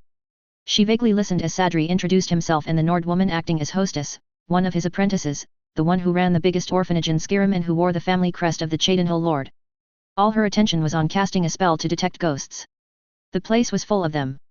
Not malignant, mad spirits bound by a traditional ghost fence, but intelligent haunts. Active ancestral spirits. Every Adravani here knew how to conjure ancestral spirits for protection, but such conjures compelled from oblivion could only stay a limited time. The spirits here were not forced from their rest to serve. They'd willingly come through a waiting door. They could not be sent back by regular banishment spells. If they made one move against Sadri, they'd have a hard time leaving this tower alive. And if they did, it was still unlikely they'd make it back to Morrowind, for they'd be plagued by misfortune every step of the way. To her eyes, they were vague figures. She knew her husband could see more details, so she'd have to ask him later. Still, she was able to see the largest concentration was around one open doorway to a room. The doorway was blocked by a screen set just inside the room. That was probably the infant's room. The other concentration was on the far wall. A niche. Inside was a wood stand with a bowl on top. That had to be the waiting door. To the waiting door's right was a long banner with the Aetherius star, and to the waiting door's left was the Gate of Oblivion. There were 3 other open doorways into rooms. They were being herded to the balcony, where there was a table set with cups and various bottles of wine, ales, sujamis, flin, and brandies. Alirisa stood with Setvin and engaged Sadri in conversation. Sadri pointed out which sujamis were made by his cousin on Solstheim and sold throughout the empire under House Felix. It's been good business for his cousin, bringing in more jobs and income to Raven Rock. Curiously, he mentioned that the inn his cousin also owned had expanded and was always full up and that the manor his wife owned was currently sitting empty, just waiting for the return of the College of Winterhold students or other guests. He deliberately turned his back on the room, clearly determined to ignore the guests poking around his home. The Nord hostess smiled and offered small edibles and poured drinks. She seemed to know the Adravani weren't interested in socializing with a mere apprentice. Soraso came to converse with Sadri, which gave Alirisa her chance to excuse herself and join her husband. He was staring at the coat rack. Borin. She said worriedly. He nodded at the coat rack. The staff of Shiagaratha's champion. She inhaled in shock, whipping her head around to look at one of the cornerstones of the House of Troubles. Shiagarath, the tester of minds, is popularly said to be the one who threw Bardau at Vardenfell in anger at the tribunal. Vivek stopped the rock and, in his pride, let it be turned into a prison for religious dissidents. No doubt that some of Sadri's ancestors were guests on the rock because some of his Ashlander ancestors were Nriveran cultists. The tales I heard in the Blue Palace when I was talking to the steward, the one where Sadri banished the ghosts of the Pelagius wing. I am told he left the wing carrying a crystal sword and a 3-faced staff. Oh, yes. It is said King Stormcloak received a crystal sword from him, said Alirisa. And Pelagius, the Mad Emperor. The wing became haunted almost immediately after his death. Ghosts so powerful that neither the holiest priests of the city nor the court mage could banish them, yet he did it upon one visit. So thoroughly that I could detect no trace of the previous haunting. When ghosts so numerous, so powerful gather, there is always a trace of a forced door, yet I could detect nothing. And this tower, the ghosts. Yes. There is a waiting door set up, and it is wide open. His ancestors and the ancestors of his wife are here. Dunmer and Imperials. Oblivion and Aetherius. It's said in the Grey Quarter that Revan Sadri has the luck of Shiagarath working for him. Her husband, an illusions and alterations master, had been fascinated with the ghost stories surrounding Revan Sadri. He'd also been interested in the Nord's Dragonborn legend. Sadri's wife was supposed to be the half-sister of the Dragonborn Archimage of Winterhold. And from Windelm's Grey Quarter was the rumor that the Nriveran, a family member of House Felix, had also tested out as a Nord Dragonborn. The Nriveran prophecies have called him Dragonborn, but everyone had interpreted that as meaning born under the Imperial Dragon, therefore an outlander. When the Nriveran had made his unexpected appearance at a gathering of influential people attending the Stormcloak coronation, there had arisen whispers that he was the Dragonborn of Morrowind, tasked to save Morrowind even as the Dragonborn Archimage was tasked to save Skirim. Then the other rumors. At that same gathering, an Indoril lord had tried to challenge Sadri but had withdrawn and fled when the mayor had revealed his weapon of choice was Mephila's vampire, the soul-destroying ebony blade of her champion. And there were the tales that the new Moragtong had protected him from assassination attempts and had declared him a contract untouchable. There were the other rumors that at their Solstheim house, his wife kept Murun Dagon's razor and Malakatha's hammer, 2 more corners of the House of Troubles. Madness. And the proof of it was on the wall draped in coats, cloaks, scarves, and umbrellas. This was a tower of terror, and they were going to be on their best behavior. Dinner. Excellent meal, exquisite mushrooms. Sadri broadly hinted that if they wished to stop at Solstheim on their way back to Morrowind, he would be happy to let them stay at his manor in Raven Rock if they didn't mind that it was Redoran territory. If they liked the sujamma he was serving, they might enjoy visiting his cousin's brewery. And if they were there, could they do him a favor by delivering items of Nelith Tower of Tel Mithrin? The hints would seem heavy-handed, but then none of the Adravani really had their wits about them, overwhelmed as they were by the sheer weight of otherworldly power swirling around them. He finally brought his daughter out, and Alirisa was granted the honor of holding the babe. The girl was exquisite and had an abundance of magic potential. What's her sign? She asked. The mage, answered Sadri. Boran put his arm around her and hugged her close. He gently stroked the babe's cheek. The babe grinned back at him. Did your wife know to restrict her magic while carrying? Asked Alirisa. The babe has too much magic. Does she? Perhaps. She has her little flare UPS, but that should settle down in time. As for my wife's magic, yes, she had been warned not to use any magic in the last months of carrying as it affects the mind growth of the child. We were all quite strict with her on that. He smiled as if recalling fond memories. The babe's name was Moragaya Sadri. As he explained the name, it led to a story about his capture by Hermias Mora's champion Marake. His wife had encountered Marake years ago when she'd accidentally read her first black book while assisting a young Skull maiden trying to free her people from a strange spell. It wouldn't be the last time she went into Apocrypha via a black book. The second time had been when she was helping an old miner solve the mystery of his missing ancestor in Raven Rock Mine. Now she had the attention of Hermias Mora, and Marake knew then he had a dangerous rival. Hermias Mora was a fickle master, and he was scheming to replace his current rebelling servant with a new, younger, perhaps more compliant one. So, Marake captured Sadri into Apocrypha to use as bait so he could kill her. However, Sadri was aided by his wife's ancestors. Naturally, he'd tried reaching out to his ancestors first, but Mora's realm was heavily reinforced against the other planes of Oblivion. Not so against Aetherius. So he reached there, and Gaius Felix answered. Sadri took back his daughter and invited them to follow him to the Divine's room, the doorway that had been hidden behind the Aetherius banner. That meant the other banner. He explained the three shrines to Zenithar, Oriel, and Yahunal. That last god, he emphasized, was not another name for Julianos. The hermit god Yahunal was currently holding Hermias Mora imprisoned while ruling Apocrypha. What? How? A story for another evening, said Sadri. He led them out of the room. Boran glanced at her, she nodded. They quickly slipped behind the Oblivion banner. There were 3 shrines to the great ancestors. But, here, the small offering tables before each shrine held a champion's object: Azura's star, Bohadia's gold brand, and Mephila's vampire. Bivak. Boran spat. I've seen enough. You do not get on the bad side of one who holds the Wabajak in one hand and the vampire in the other. XXXXXXX. Are we alone, husband? Yes, no one has followed us down. Boran pulled her tight against him. Good to know his ghosts aren't so suspicious as to follow us into bed, Alirisa said, relaxing. That little girl is something else. No doubt the second child will be as powerful, although I worry. Lady Helsat sounds too reckless, and nothing he said contradicts that. So, you think there will be a second child? I don't know. They fell silent. Alirisa, I'm thinking of taking up his offer for Solstheim. Do you want to go with me? Do you think to visit Nelith? If he permits. But what I want to do is question the Redurans and visit the Skull village. I noticed you are the only one he let hold his daughter. The Redurans of Raven Rock vied with Nelith to adopt her. He's invited us to use his home there. I think we should. I'm not fond of those military shellbacks, but she apparently is. If we gain their approval, I think she will find time to meet with us. I should go home to oversee the harvests and the progress of rebuilding the harbor if you are going to extend your travel. But Raven Rock now has regular passenger ships to Blacklight, and I can travel from there to home, so, yes, let's go. Chapter 94, Stone Chippings. A/N, again, a reminder that I've altered the TE lore for Debella's Sibyl and brought in a new goddess. A/N, in case anyone was counting, after all this time, I've finally fixed down Revan's age.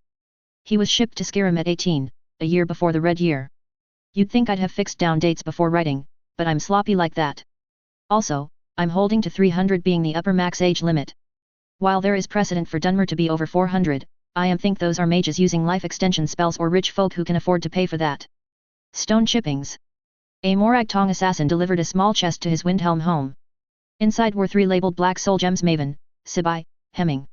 He had not made a contract with them, and there was nothing else in the box to indicate who had paid for this macabre gift. He should notify the rest of the family in Cyrodiil so they could watch for the power void fallout. It might flush other players out into the open. As for the gems, he had no immediate need for them.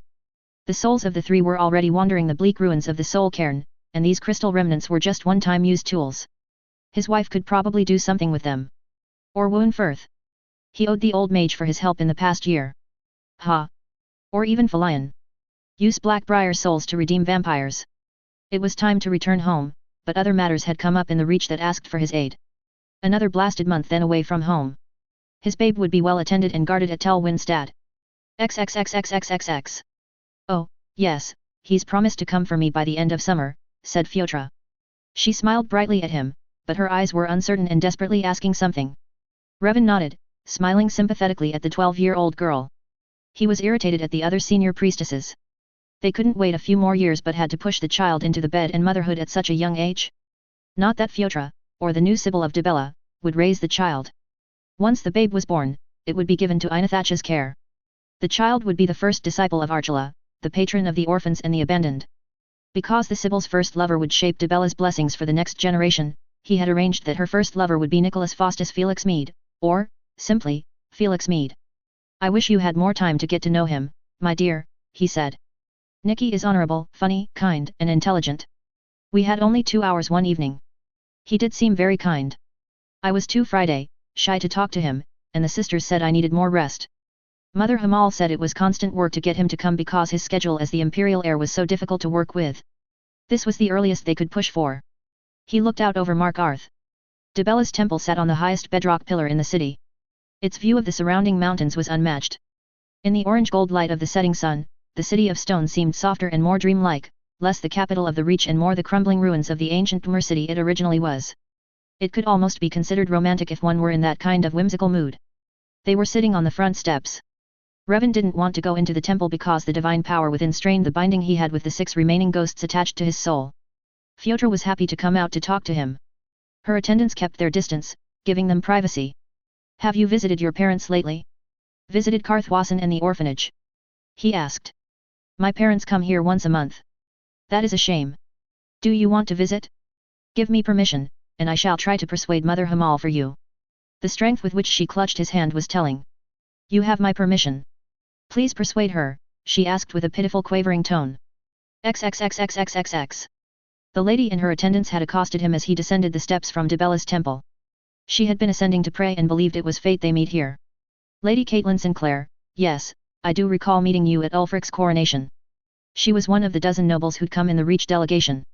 He recalled that she and his wife got along well, and she was also acquainted with the Blackwing family of Thornberry Village, the village Yannick Blackwing was from. She also knew him because she always placed second in any shooting competitions against him. She was Reach-born and of Reach blood. Her family held land along the High Rock border. Far enough from Markarth that they held their own against the Forsworn and the late Silverblood machinations. Their estate territory also abutted the Thornberry village land.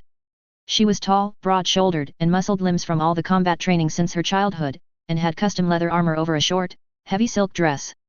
Her buckler and sword were also custom-made to her hands. Bright blue eyes and thick, dark amber hair tied back with a ribbon. When Revan had first met her, she was in a long, floor-dragging court gown, painted, and her hair in complicated braids and ribbons. He liked this look on her much better. She was inexplicably in love with Jarl Igmund. But while he respected her intelligence and superior fighting skills, he wasn't physically attracted to her body type, preferring a more diminutive, buxom feminine form and feminine mannerisms. Igmund had talked enough, freely invoking Revan's name to repel advances by many parties intent on marriage. Idiot. I heard that Thane Pharaoh's mate was making a special trip to Markarth, leaving his precious child behind in Hjalmarch. Everyone knows Igmund awaits to hear the news that you've found a bride for him. I was coming here to pray to Dibella that you would consider me as a candidate. How did you know I was coming? Yannick wrote to me. You want to be Igmund's queen? I do. Come with me, please. Let us have lunch together, and I will tell you what advantages I bring. Or I can tell you right here if you wish. XXXXXXX. What brings you to Markarth, Revan? Have you finally found someone for Igmund? Icewind had appeared at his door carrying a small barrel of juniper beer and a basket of roasted fish and fresh bread. He must have had people watching to catch Revan on the one afternoon he wasn't rushing out do business or meeting people. No, I'm still looking. It's not an easy task to find someone both strong enough to manage him and satisfy the forsworn demand for one of their own, especially from the other side of the continent. Yes. And since we've been to East March, we've heard how busy you are with your new town and your new dark elf house. Nonetheless, Igmund is getting no younger, neither is Madanach. I understand. But you tell me, Icewind, has Igmund softened his resentment of taking a reach bride? He's making an effort. Those private talks you arranged between him and Ulfric seems to have quieted down his rants against the Forsworn. Hjalmarch and Whiterun have also had conversations with him while you were captured. I should warn you that Hjalmarch made some interesting forecasts for him. Oh, had she? I wish she would have mentioned that to me before she left for Bruma. Ah, well. Icewind laughed. She well and truly reminded everyone just how mad the world was. Well, one assurance is that Whiterun and Hjalmarch will be strengthening their border control to monitor Dominion activity. Madanach has already taken over the abandoned Legion fortresses and checkpoints. The Nords that remain are uneasy about their place in the Reach. The new queen you find is going to have to be someone special to calm their fears. Which again brings us to the question of what business do you have in the Reach this time? Revan made gentle patting motions in the air with his hands as he answered, nothing dramatic, I assure you. Just catching up on life with the new Sibyl, Karthwassen, and the new orphanage. I also hear that Calc Elmo has temporarily returned here to celebrate the pregnancy of his young wife. Icewind smiled briefly at that. Yes. He's also been making some vague promises of luxuries. He tells us he's invited that Dunmer inventor he's been working with to come here with some of his clever crafters. Oh, yes. I did grant permission for them to stay at Velindrel. But it is likely Master Curtis and his people will be camping in Juanzel. So, Sibyl, Karthwassen, Orphanage, and Calc Elmo, Icewind repeated, counting on his fingers. Anything else? My, you are always so suspicious of me. Very well, Nepos has asked me to host his niece who is on her way back to High Rock to visit her parents. He'd rather be here, but he cannot get away from whatever task Madanach has him on. He has a niece. Yes. He's mentioned it before, and I distinctly remember you being at the dinner event when he mentioned it. Other nobles were joking about finding young High Rock noblewomen who had Reach blood as Nepos did. Hey. She sounds promising. I'll mention her to Igmund. No. I wasn't bringing her up as a match. Besides, she's a student at Winterhold. Would Igmund want a wizard for a bride? And Lady Elizabeth will not give up her ambition to become a master of restorations for a crown. And as a wizard, she will outlive him by decades. Oh, yes. That is off-putting. Yes. She's at the top of her class. I don't know if Igmund is man enough for her. What do you mean by that? Oh, nothing. She is not a candidate. What I think there is nothing worth considering. Lying ash viper. The moment you turned away to get that second bottle of wine when there's a perfectly good one still on the table, I knew you were smirking. I'll tell Igmund that and make sure he's in the proper frame of mind to make a favorable impression on her. Revan rolled his eyes. The man always took his words in the worst possible way. XXXXXXX. Oh, this place has grown so much. Fyotra exclaimed as she dragged Mother Hamal over to the shrine of Archula. So this is Karthwassen, said Lady Elizabeth Ashcroft. It's not the little dirt village I first heard of. Cousin Ainthach is doing well building it up into a proper town. It's like Winterhold, coming back from the dead. Revan turned to smile at the Breton girl. She'd gotten a few inches taller since he'd first met her in Whiterun during the last moot. Did you enjoy your tour of the mines? He asked. It was interesting, truly. And certainly safer than exploring the underground ruins around Winterhold. At least here, there's no danger of running into Falmer and their giant insects. She held up a chunk of silver ore. And I got a nice souvenir. That should make at least 4 rings or a good-sized brooch to hold your cloak. And how do you like your cousins, Ainthach and his wife? Cousin Ainthach represented himself well in his letters. I like him and admire his determination to build up this town. Giselle is a bit wild, but I like her. She seems excited to have the responsibility to raise the first saint of their goddess. She's genuinely fond of Ainthach even though he's over 2 decades older. She also tells me he's a bit shy to come to passion, but it's worth the effort because he's very thorough. Not that I really needed to know that, she added, mumbling and blushing. The feather doesn't drop lightly from the bird it came from, commented Revan. What? I'm sure if you ever meet her grandmother Minuet, you'd see what I mean. Her grandmother has her own way of bringing men to their knees. I don't think I want to know the details of how you, a married man, knows that, cousin Revan. It's probably too much for my maidenly ears. Yes. Jalavan jogged up to them. Master, the visitors you said to watch for have arrived. They're settling into the temporary workers' barracks number 3 at the far edge of town. Ah. And how do they look? Like a tough band of robbers or mercenaries.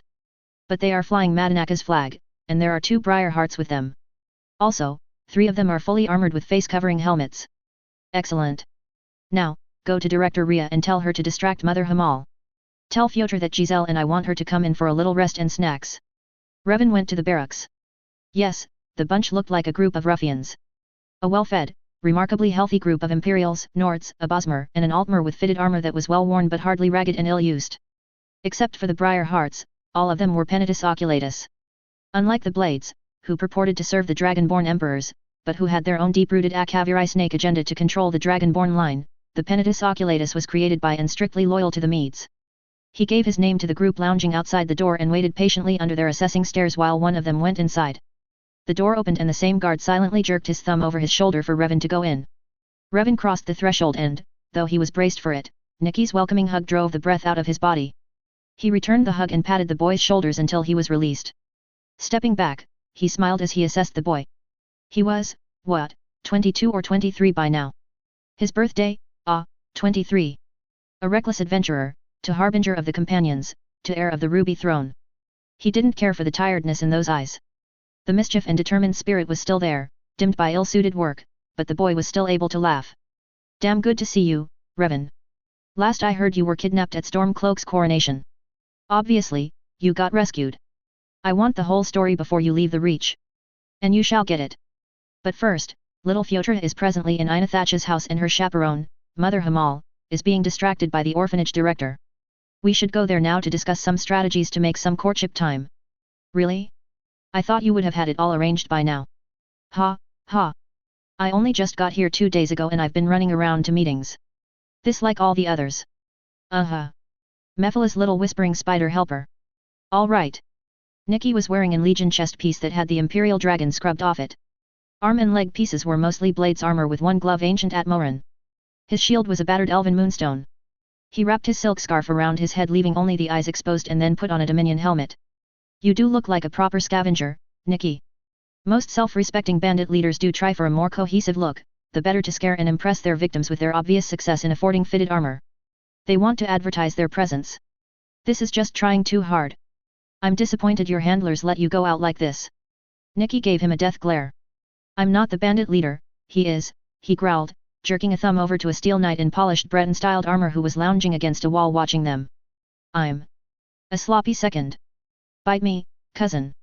I beg you forgive my ill-judged words, oh prince. And stop sucking. Bivak. Come on, commander. Oh, Revan, this is commander-in-law. Commander, this is Lord Revan Sadri. He's married to my cousin, Hellsat Pharaoh Felix, who also happens to be a Thane of Mark Arth. Still is, right, even though the Reach has separated from Skyrim and the Empire. Yes. Igmund insisted. And one of my tasks here is to assure him that I haven't forgotten my agreement to find him a queen to unify the Reach. They walked outside. Commander-in-law strode in front of them and they, like subordinates should, kept a pace behind. A subtle signal from Nikki kept any other of his guards from following them. Matchmaking again. You still haven't found Ulfric a queen. I really don't see why I should. He has dozens of noble ladies flocking about him. All he has to do is hold out his hand. A little effort on his part and he can find a suitable match. It must have been fun when you finally told him Yannick was really Ijrod the Younger. His fascination was blunted while I was captured. Jarl Ijrod's wording ways while she was in Windhelm tempered his later disappointment as he realized he did not want those qualities in his wife. Ha! And speaking of mismatched pairings, how's Calc Elmo and his romance going? He's a bit confused. It seems he managed to get Falayan pregnant. Baladas is quite vexed with him because his work lately has been erratic. Igmund, again, is unhappy about this as it only reminds him that I have yet to find him someone. They got to Inathacha's house. It had been built up a bit to be more fitting to a noble. Nothing too fancy to be wildly out of place in the small town. Ainthach stood on the porch and greeted them, then he and Commander-in-law went to the wider porch area where there was a table and benches and sat there, in public view, to talk. Revan and Nikki slipped inside the house. He introduced Nikki to Giselle. This was their first meeting.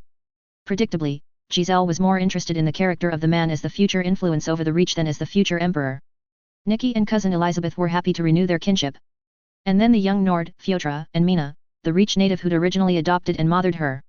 Nikki greeted Fyodor gently and sat to her left on the long couch, not touching, but close enough that she could feel his body heat. Fyodor's mother sat on her right. Visiting your uncle, Elizabeth? He asked. I would. But Madanak had a job for him and so he can't be here, so I'm staying at Velindrel Hall. It's a bit nicer than my uncle's place. You here by yourself? No, I brought 2 friends who wanted to see Solitude and Mark Arth. They won't be going all the way to Johanna with me because they were originally runaway serfs from Wayrest, and they have no interest in going back to High Rock. One's a restoration student like me and her brother studies alteration. They're both older than me and have acted as my bodyguards since they survived as mercenaries to get to Winterhold.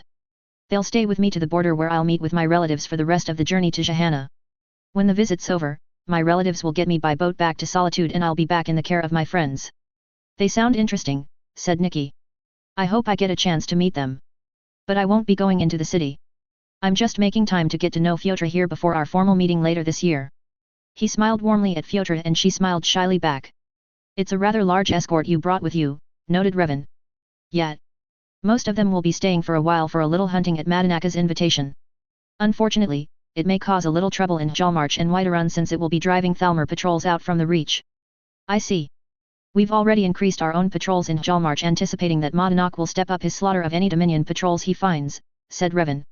We've already anticipated more Thalmor activity, and Idrod the Younger has a number of her own ideas to counter Fakriatha's complicit lack of security. It would be nice if your specters would communicate with our people, but it being against policy, we'll just have to make do. Yes, make do, interrupted Giselle, eyeing Nikki critically. If you want to make time with Fyodra, you can't go about looking like that. Come upstairs with me. We need you to look like you belong in this town, like a minor. She stood up and held her hand to Nikki. Hagraven Minuet's granddaughter. Best listen to her, Nikki. Minuet? Is she the one who grabbed? Oh, right. When Minuet and Nikki were absent, Fyodra asked, is there a way I could get more time with him? When Mother Hamal takes me back to the city in a couple hours, I don't know when I'll be able to come here again. You're staying for the evening prayer service, yes? Oh, yes, we are, then leaving afterwards to return to Markarth before the sun sets. Then I have until then to persuade her to let you stay longer in Minuet's care. XXXXXXX. It's cheating the way you call on ghosts and goddesses to push people around. Not that I have the right to complain. It's come in handy. And after a week, Fyodra is a lot more relaxed around me. I'm still not happy about her age, but I'm hopeful that now she thinks of me as a good friend. And when I return to fulfill that bargain, she'll still trust me when I take her to bed. I can't compel the divines to act. Just take it as a sign Archula really wants this to happen, that she manifested with Debella's flower clutched in her talons. Revan released the vines to drape over the section of stone he'd been working on. Archula's grotto had grown. He'd laid the foundation stones, but others with superior skills had added beautifully carved stones and small, whimsical sculptures. Then others had planted a hardy garden of native flower and flowering vines, all which had medicinal uses.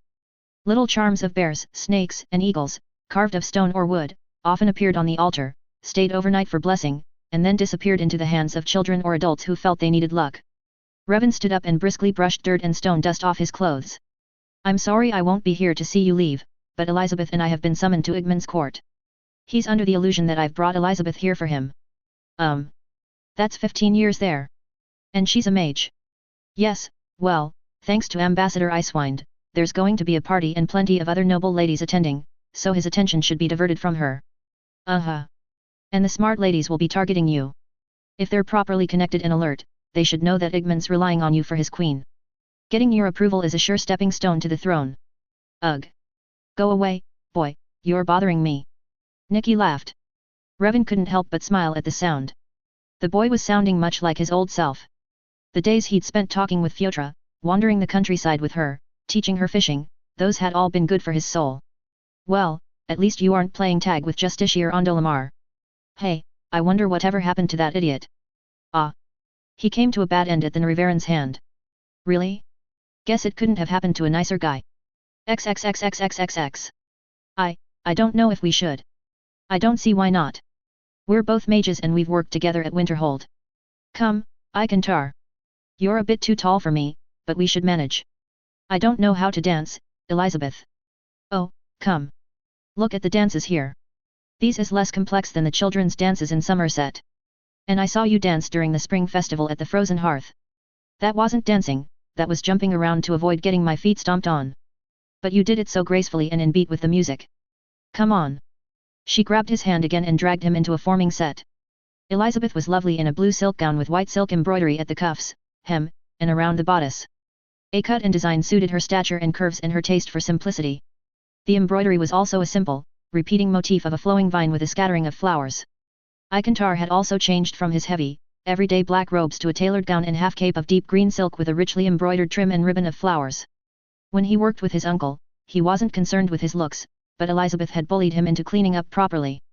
His hair was washed, brushed, and oiled until it looked like yellow silk strands with the faintest blush of red. It was also styled to show off his neck, the width of his shoulders, and the shape of his face. The embroidery trim also had points of color that echoed the amber of his eyes. He now presented an exotic, masculine beauty that drew a mix of admiration, lust, disapproval, and envy. Igmund ferociously scowled as he watched the two dance together. The size difference was ridiculous. Elizabeth barely came up to Mare's heart. A Breton rose to the Somerset flower vine. That is Calselmo's nephew, yes? That pale mouse scuttling under his uncle's orders. That is Ikantar, yes, my Jarl, said Revan. As for being a mouse, he's found his place working on special projects in Winterhold. It's amazing how one can bloom when given a chance to explore other fields of interest. Calc Elmo really needs to find another assistant with equal interest in the Dwemer and Farmer. He's finally realized the boy is 40 and sensible enough to live his own life without his elders interfering. 40 is a boy to you? Growled Igmund. It is if we're talking about Mare. I'm 219 years, my Jarl. Anyone less than 50 seems a wet-nosed infant to me. It is a bad habit. And it's disconcerting to Mare how the children of man can be so cunning and dangerous at an age where our children are still learning how to mind their manners in public. Oh, and I see that look. Yes, by the social ethics of my kind, I'm a pervert for taking an infant to wife. Doesn't matter that she's half man and physically outgrew Mare children of the same age. But never mind my sex life. This is your party, and there are a good number of ladies of native blood. That may be so, but none of them have the right connections or influence with the natives outside the city. That much I have learned to acknowledge, said Igmund. Now, Lady Elizabeth has only her connection to Lord Nepos. She was born and raised in High Rock. Only in the past 2 years has she been learning of her other Reach kinsman, Ainthach of Carthwassen, and his family. Her ancestress may have been the daughter of Reach nobility, Duke Alarki of Carthwassen Hall, but that was centuries ago, early Third Era. Her kinship with Nepos is distant if one were to analyze their pedigrees. The continuous ties of kinship had been maintained down the centuries only by the personal affections of individuals. A small thing. A remarkable and precious thing. However, politically and technically, 100 or so degrees of separation, thus negligible and does not fulfill the conditions. It will if you say it will. Pardon? Did you say something, my Jarl? Igmund only turned a little red and looked away. Ambassador Icewind nudged him. If Nepos and Modonok acknowledge her, she could qualify. Again, that's not up to me. Yes, those two could create a measure of acceptance among the Forsworn. But the real task is for Igmund to convince her to stay. Her investment in the Reach is primary to success. And how would he start? Asked Icewind. When Revan didn't immediately answer, he nudged the elf and repeated the question. Why not start by asking the obvious question, which is why a Breton mage chooses to go into magic-hating Nord country to study at a small, independent college instead of at one of the great universities in High Rock. Ask about her interests, ask about her family. I gave this counsel to Calc Elmo. He could probably tell you word for word what I told him. Ask that elf. Icewind said doubtfully. I suppose. And no one thought he'd ever succeed with Falayan. They watched Igmund watching Elizabeth. Igmund's expression grew darker as he saw the slights some of the nobles enacted on the Breton lady. The darker his expression, the more who noticed, and the more subtle the insults became. Ikantar, who had sensed the mood long before, made some excuse to pull her out of the room. This, of course, set off more nasty gossip about the closeness of Bretons and High Elves. Revan turned and bowed. Please excuse me, my Jarl. I am feeling fatigued. Additionally, Elizabeth and I will be leaving Markarth early tomorrow morning to spend the day at Carthwassen for their spring equinox celebration. She will be leaving the day after to continue her journey to Johanna to spend time with her family before returning to Winterhold. He straightened and looked solemnly at the Nord. If you wish to court her, you will first have to approach Nepos, Modonok, and Ainthach. Say nothing to her. They may have demands or expectations you will have to negotiate. They will be the ones to create her acceptance by the natives of the Reach. Their letters to her about your activity will influence her favor. That's my best advice. And when should I tell her I want her as my queen? When she's back in Winterhold. But not until you've spoken to her Reach kinsman first. That's a lot of work to win her love, said Icewind. Ah, there is a misunderstanding here. Revan looked disapprovingly at both of them. Ambassador, I never said Lady Elizabeth was a candidate for marriage. My Jarl, if you wish to marry for love, choose another. I recommend Lady Caitlin of the Sinclair family. She has a passion for you, she and her family have stood with the Nords, and she is a warrior my wife respects and considers a friend. The Forsworn will be slow to accept her because she has fought against them. However, they respect her combat prowess, if nothing else. Still, the Forsworn are radical elements. Among the rest of the Reach folk, the Sinclair name is respected. Igmund looked disappointed. The best you can hope for from Lady Elizabeth is her respect. If she accepts marriage to you, it is because her family has decided a political marriage is beneficial to all parties. The Forsworn will be more accepting of her because of Nepos and Modonok. However, as we've witnessed, the other Reach nobility will be harder to win over because she is an outsider. Furthermore, she will outlive you. Once your heir is of the proper age, I expect she will abdicate the throne to follow her true passions. That elf, growled Igmund. Perhaps. Even so, he has honor and will not interfere with a marriage. They will simply wait until your passing. For Mare, a few decades of sexless courtship before marrying is common. But your love life aside, Lady Elizabeth has more to contribute than just her kin connections with the Forsworn. She is well on her way to becoming a master of restorations. Combined with the other knowledge she is also learning from Master Curtis, Winterhold's crafter, and with Calc Elmo and Icantar's assistance, she would bring the clever crafting industry to Markarth. So, Hjalmarch's words come true, said Igmund heavily. I have my choice of accepting kindness from the one I love, or being kind to the one who loves me. I can support, or be supported. The Reach will be united, but not without unique difficulties either way. You haven't danced with her and scarce said anything more than banal pleasantries. How are you so sure you love her? Asked Revan curiously. I don't need anyone telling me I'm getting wet when I'm standing beneath a storm in the Reach. Ah.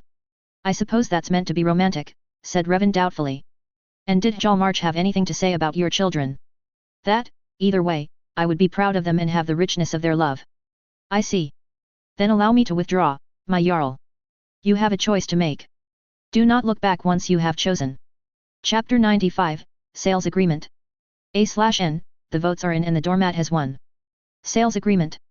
Revan was in the small business office in the secret sub-basement of Bree's home, studying the most current reports Odessa, the Dragonborn steward, had compiled for him. The bell for the secret entrance in one of Whiterun's drain tunnels chimed. Odessa went to answer it and came back with Emily Felix. Early Dawn has agreed to sell. Emily proudly laid down the contract. She wants another year. Also, we're to build a small country house in the Rift, near Golden Glow, to her specifications. Revan nodded. It wasn't an outrageous exchange. Land prices around Windhelm were going up as population and demands increased. Those with money moved to the warmer Rift. With the absence of the Blackbriars, the stiffer regulation of the Thieves' Guild, and the no-nonsense law enforcement of the Indorils and the Wolf-Teeth mercenaries, the Rift was slowly recovering. There was even talk of dredging long-neglected or war-destroyed commercial waterways between Riften and Windhelm to restore the water transport system.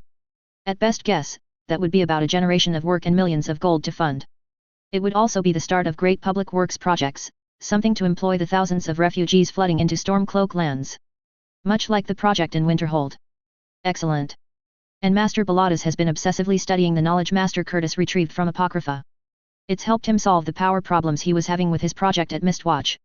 The more he can do that, the easier it will be to reconstruct the teleport platform at Candlehearth with minimal magical accidents in the heart of Windhelm. Securing the ancient teleport shrine in Windhelm was within reach. Good news, but not a happy one. It only meant his wife's final battle with Alduin was growing closer. He was staring at the sales agreement but not seeing it at all. Instead, it was Master Urig's synopsis of the many interviews with Master Curtis, the soul from yet another roving Elder Scroll. The significant events finding an Elder Scroll in Mzark, the Time Rift, the first confrontation with Alduin atop the throat of the world were past events, yet the story differed. There were yet two more events that Revan was sure were not going to change, capturing Udaving and the hero's journey to Sovngarde to force the final battle. 3 dragon burial mounds had been found in the mountains on the Morrowind side. He'd set a bounty among the Redurans that the first to report the emergence of a red dragon would be rewarded, so he knew the day the Alduin had resurrected Udaving. A half-year ago. The role of the red dragon in this Elder Scroll story was needed because, for the transfer gate at Skuldafn to be usable, something had to be done there. The Nord Guardians had told him the location was still active but physically blocked. Something as simple as clearing any rubble that had fallen over the physical location, hopefully, not like the still active Winterhold gate underwater and under tons of debris from the original city's collapse. These mysterious changes in magic were beyond Revan's comprehension. Those who understood gave him the analog of a mountain road broken by earthquakes. Using that road was dangerous and would cost lives. The old Nord Guardians were willing to sacrifice the last of their existence to bridge that road. But, if Baladas could resolve some of the problems at the Candlehearth end, that would mean more of the old warriors would accompany his wife to the other side. Maybe even more than just the old guardians. Revan sighed, overwhelmed at the looming cost, collapsed over the papers, his hands covering his face. Revan! Revan! What's wrong? Cried Amelie, pulling up on his shoulders. Just feeling my age, my dear. It's nothing serious, he answered, forcing a smile. Nothing serious, my ass. She swore. You haven't fully recovered from your kidnapping, and you're overworking again.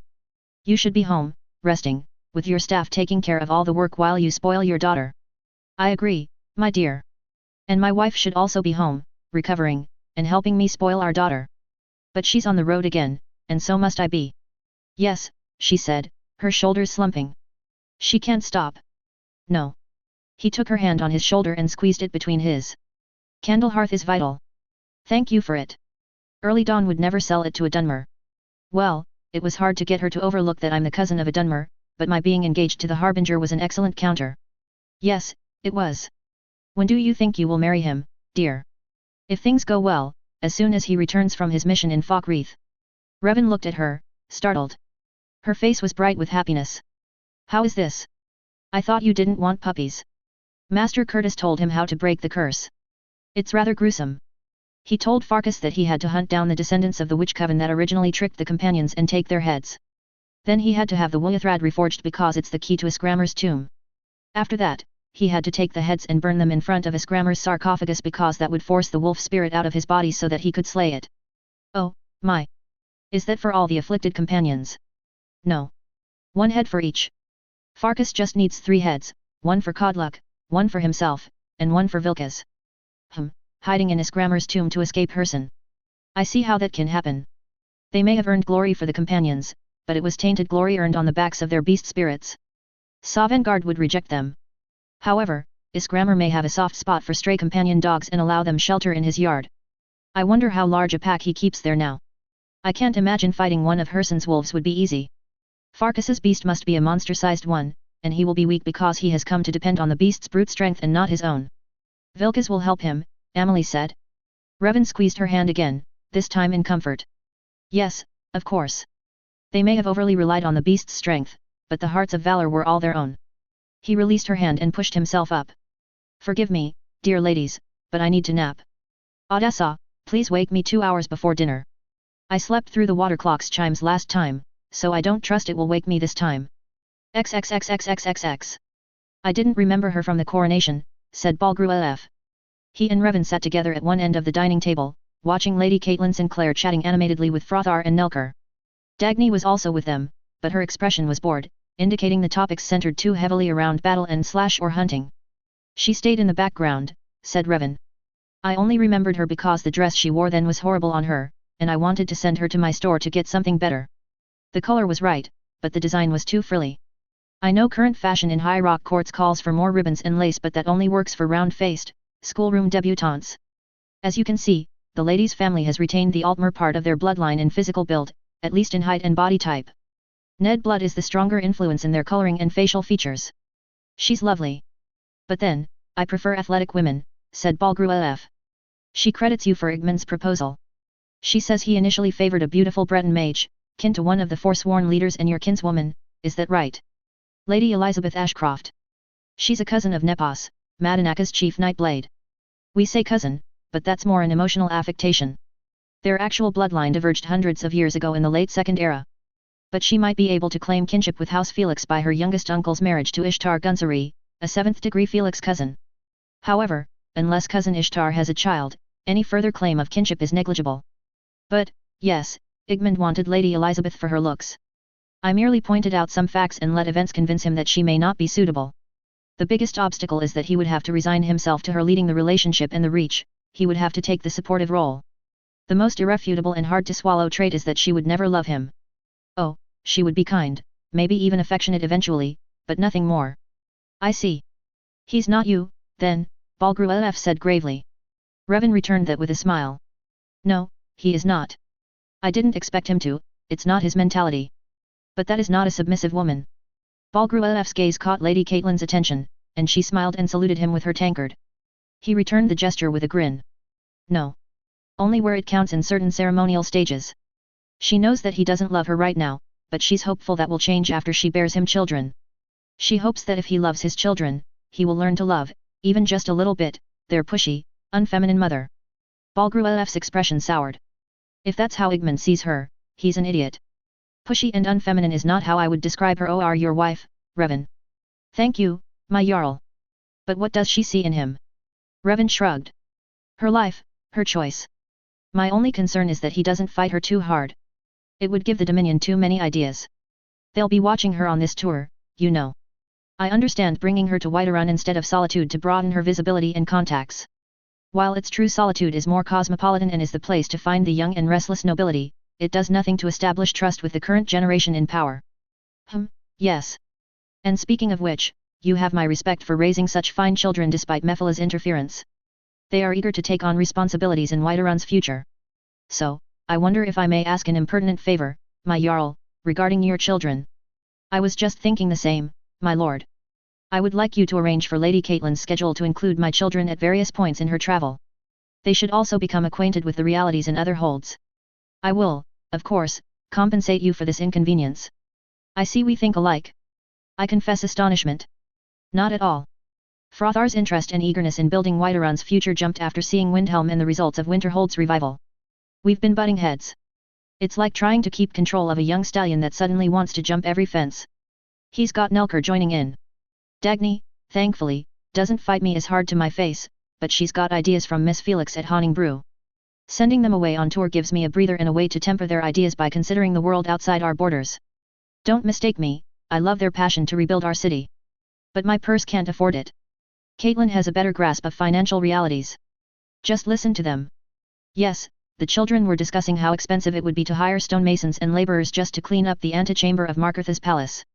And then there was the plumbing. Lady Caitlyn fretted about how long it would take to get engineering graduates from Winterhold. The royal suite of Markarth had an open stream running through it from a broken Dwemer pipe. Igmund might be happy using that to bathe and piss in, but she absolutely did not. Dagny agreed that was beyond acceptable and wondered why their clever court mage with the Dwemer fixation hadn't been charged to fix the problem. Balgruef's children asked about the condition of the city's finances now that the Silverbloods were gone and the tribute from the mines no longer went to the Empire. Yes, it seems their association is beneficial, agreed Revan. XXXXXXX. Lady Caitlyn came to Breeze home to have breakfast with him and discuss her itinerary. My lord, would including Frothar and Nelker on my tour be too much of a bother for you? Oh? I'm delighted you get along with them so well. So am I. I understood your reasoning when you made my first official visit to Whiterun and based my tour from here instead of Solitude. While trade with Solitude is more of high-end goods, we can get the same by going directly to High Rock and Hammerfell. Whiterun trade deals more in staples. Also, Jarl Balgruef has greater influence, in general, than High Queen Elisif. And as she has no husband and no children, her long-term hold on power is shaky. She rules because she has General Tullius and imperial support. Even then, she is in conflict with her advisors. Balgruef's rule is not in question. His children are, so far, strong and not contesting their roles. If I'm considering allies for the future of the Reach, Whiterun should be my primary goal.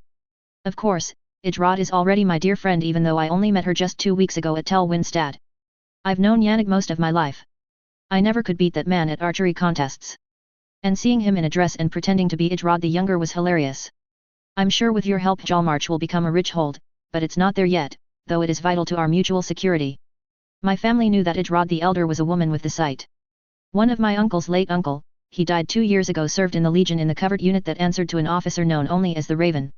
Idrod the Younger doesn't appear to have the same sight like her mother, but she said that's why she trained under you.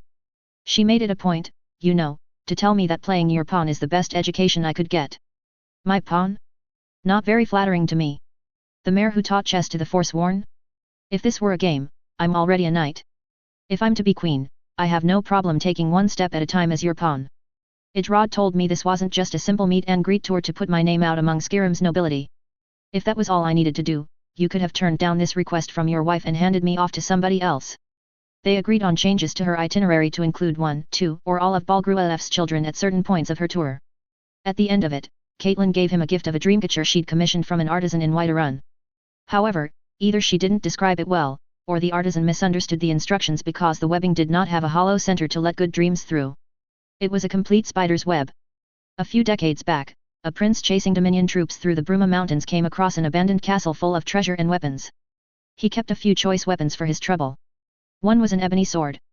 He never used it because it gave him a strong feeling of doom, so he packed it away and forgot about it until he returned home to find it waiting for him there. The Skyforge couldn't melt it. He locked it away in an out-of-the-way room.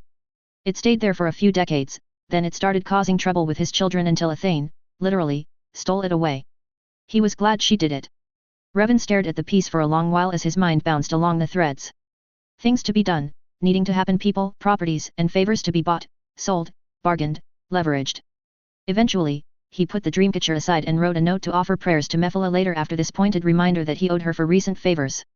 Now, back to the immediate tasks in front of him. A/N, and the doormat hides a bottomless pit or the stooge launcher spring trap. Well, Caitlin wouldn't go as far as that with Igmund. She loves her stubborn, slightly stupid sweetie, but she's not one you can wipe your feet on. Related story, number 21 Twisting the Blade, number 36 Frostburn, number 46 City of Stone, number 64 Rediscovering Family, number 74 Briarpatch. Related second life story, number 40 To Boldly Go. Typo/guest/editing, yup, even with Grammarly, free version, I still miss stuff. By the time I post I've already looked things over 3 times minimum, but by then I've gone mind blind to errors. Guest, isn't it fun when you're the minority/working poor/foreigners and those in power find all these creative legal ways to extract their share of money from your pocket? Chapter 96, Tides of Time. Tides of Time. Soaking in one of many of the natural hot springs in the southernmost part of East March was nice after a long day of travel. And this little tourist spot at Mistwatch had tents that provided soft towels, food and drinks, and even healthy medicinal treatments for ailments that benefited from warm baths and steam treatment. It was all open air, and many guards roamed about to ward away animals and bandits. Oh, this is wonderful, said Lady Caitlin, sagging down until only her upturned face remained above water. What, again, was the reason they can't serve stronger drinks? Asked Frothar, swirling around the magically chilled fruit drink in his tankard. Alcohol affects you faster when you are soaking in the pools, explained Revan. A healer could probably explain it better, but when your body's temperature is higher than normal, it somehow boosts the alcohol's effect. In short, you get drunker faster. The last thing our hosts want is for their guests to get suddenly so drunk they pass out and drown in the pools. Oh, makes sense. Revan stood up. Excuse me, children, but I think I'll go to the Dunmer area and soak there. I'll see you at supper. How hot is the Dunmer area? Asked Nelker. Isn't this hot enough for you? My dear boy, this is what I consider adequate for my baby girl's bath water. They had come to the Mistwatch Springs after visiting Ivarstead. Balgruef's sons had made their hike up the holy mountain with a load of venison and rabbits to donate. Lady Caitlin enjoyed hunting, fishing, and taking combat lessons from the Indoral warriors. Revan had been in conferences with Thane Selrun Moore, Brand Shay, and Constance. It's been a while, my lord. Revan reluctantly opened his eyes and watched Linwi Charmlock, the master of the Thieves' Guild, gingerly lowering himself into the water. Once settled in, the Altmer grinned at him. Surprisingly relaxing, he pronounced while touching the garnet and silver necklace he wore. Obviously, it had a powerful heat-nullifying spell on it. Revan smirked at how orange Linwi was turning all over, a surprisingly attractive shade complementing his glossy brown hair. So it has, Linwi. How's business? Prospering. I'm on my way to Windhelm to look over properties for another gambling house. Would your old house in the quarter be available in the future once your new house in Aldmora is finished? No. Delightful. And I hear you've bought Candlehearth Hall. Miss Felix of the Haunting Brew Meadery bought Candlehearth. The Felixes have set up a business office in Windhelm. I would appreciate having the guild's untouchable mark on it. The business office, not Candlehearth. What do I get in return? What would you like? Your patronage when it opens. If you are willing to enter the establishment of an Altmer, it will encourage a better and richer class to come. Of course, I would ask that you not break the bank. I am not that lucky a gambler. Ha. That is because you are not a gambler. Neither am I. All right. Excellent. Now I shall take my leave. I need to find a pile of snow to burrow in. Fortunately for me, Windhelm always has plenty. He stood and climbed out of the pool but stopped when Revan spoke. Open a restaurant, too. Pardon. Establish outside the city walls and make a contract with pair of Breton chefs ambitious enough to set up in Windhelm. They've been diligently learning how to combine Dunmer food items with their Breton techniques. It's surprisingly tasty. And they've also been showing success in satisfying Nord tastes. Their current place in Windhelm loses business because of location. It's too small and crowded, Diners take too long once inside, that the outside line moves too slowly and discourages business. Their strange fusion of cuisines would appeal to culinary gamblers who like to try new dishes. Putting their money where their mouth is, as it were. It isn't a guarantee that those who come for the food will be inclined to gamble, but that kitchen can also prepare the snacks you will serve to your gambling patrons. You already practice that retention technique in your Riften house. So kind of you. Not at all. I expect I shall see an uptick in my business once yours starts flourishing. Sadri's used wares, you see, is still my business. The Altmer tilted his head and appeared to be thinking. Ah, I see. Pawn shop. XXXXXXX. Mistwatch Fortress. The refurbished remains girded the base of a giant mushroom. Those old Morrowind giants took thousands of years to grow, but Telvanni magic and generous seeding of great soul stones cut growth down to a year or two. Mage Lord Baladas hadn't intended to restart the ancient town of Mistwatch, but it was inevitable. The original fortress now housed Winterhold students doing graduate work, labs, servants, domestic facilities, and business offices. There was an unwalled village, market, and Stormcloak barracks outside the fortress. There was a small inn in the village, but Revan's party was allowed rooms in the tower. The Waishran Baladas was restoring was in the center of a shallow lake of hot water northeast of the fortress. I couldn't help but notice the many guards you have patrolling that area. Spies? Asked Revan. Ever since the coronation, yes. All those outlanders tramping through here to get to the Windhelm, with spies of course, trying to assess Stormcloak's strength. There were wizards in the lot who could sense the changes in the land's magica and track it here. Unfortunately, some recognized the type of magic to spread the rumors that the teleport system was being revived. General Galmer came himself to tell me I'm not allowed to blast away irritants unless they specifically attack me. That was generous of you to concede, said Revan. Bah. Even if the Waishran is revived by my skill, this land is still the Stormcloak's. Someday I shall return to Morrowind when there's a decent teleport link. Has the knowledge Master Curtis brought back from Apocrypha been helpful? It has. But he concentrates on the Dwemer method. I suppose that is to be expected. But the basics of power are the same, and the information on. Revan stopped listening. Dwemer method. He felt disappointment. Everything, again, came back to Candlehearth. The gate at Skulldafn was not a Dwemer teleport destination, so this new release of Apocrypha's secrets would not be of immediate benefit to his wife. It was good that Early Dawn was finally willing to sell. But it would still be another year before Revan could gut it to restore the Waishran destroyed in the last Akhaviri invasion 800 years ago. Another year hoping Alduin's growing army of dragons and fanatic worshippers could be kept at bay. That was a new threat, this revival of the dragon cult. Who knew this old cult would suddenly writhe out from the dust of Atmoran history, their lust for glory sprouting anew to grasp at ancient powers to rebuke the divines. It wasn't coming from Windhelm or anywhere in the Old Kingdom holds. No, the poison was coming from the Nord settlements in Cyrodiil. A blending and fanning from Ned Imperials too long under pressure from the Third Aldmeri Dominion. They'd already tried to contact his wife. They believed the story that she was half Nord and half Imperial, and they urged her to distance herself from the unworthy Dunmer who claimed kinship with her. Her unfaithful late father's family had polluted the Felix name with marriage to a dark elf whore who carried her lover's child. They urged the Dragonborn to rebuke the tainted blood and prepare to take the ruby throne for herself and bring the dragons back to the Empire. Azura blind them, Mephila bind them, Boethia strike them. What fools those cultists were! So far, all of Skyrim's Jarls rejected and loudly denounced the cult. The Stormcloak and his Jarls were rid of the Imperial Dragon, they wanted no other dragon god trying to run their lives. The Imperial allied Jarls, still losing money and resources to the Empire and the Dominion, needed no third mouth to feed. Stormblade Hrafnhildr had visited him when his group was in Ivarstead. She and her hunters and tracking dogs captured one of those lurkers disturbing the peace of the Greybeards and trying to ascend the mountain above High Hrothgar to get to Parthunax. She didn't get much more as her captive used a burst of magic to escape and opted to jump to his death. What she did get from him was fanatic babbling about Alduin's return and the dominion of the dragons. He and his compatriots wanted to kill the great traitor, Parthunax, and win the favor of the true god of time and Aetherius, Alduin. Azura blind them, Mephila bind them, Boethia strike them. Didn't his beloved wife have enough on her shoulders? Idiots, to make more trouble for her. Well, cults also needed money to run. His thoughts turned dark. But it should be enough to try to make a connection, concluded Baladas. It should be quite interesting combining your abilities to the seeker function of the spell.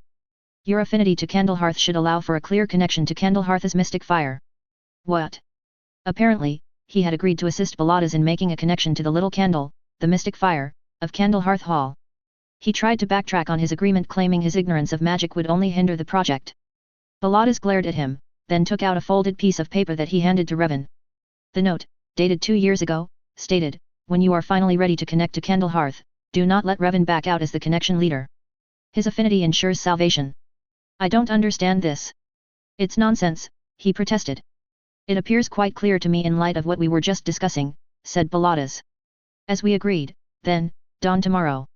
The energy tides of Mundus align with the rising power of Aetherius. Revan ripped that damnable prophecy note into the tiniest pieces he could manage and set fire to the scraps. XXXXXXX. No Waishrans in Whiterun? Asked Frothar. No. The nearest would have been the one at Hrothgar. If there had been Waishrans in central Skyrim, the Skald King would certainly have fled from the Kamal Akavirai into the plains rather than Morrowind, answered Revan. Where was the one at High Hrothgar? I'm not sure. But it's probably in ruins after all this time, stones under the grass and trees. Wouldn't it be great if one could be created? Said Nelker. Though, I have trouble thinking of the havoc such a system would create in the current economy. Instant transport of goods and delicate information. How did the old world manage back then? Teleports were tightly controlled by the temples and mage guilds, said Revan. The service wasn't cheap, and items were limited to what you can carry. The mage operating the teleport was a specialist, and their magic capacity and skills varied.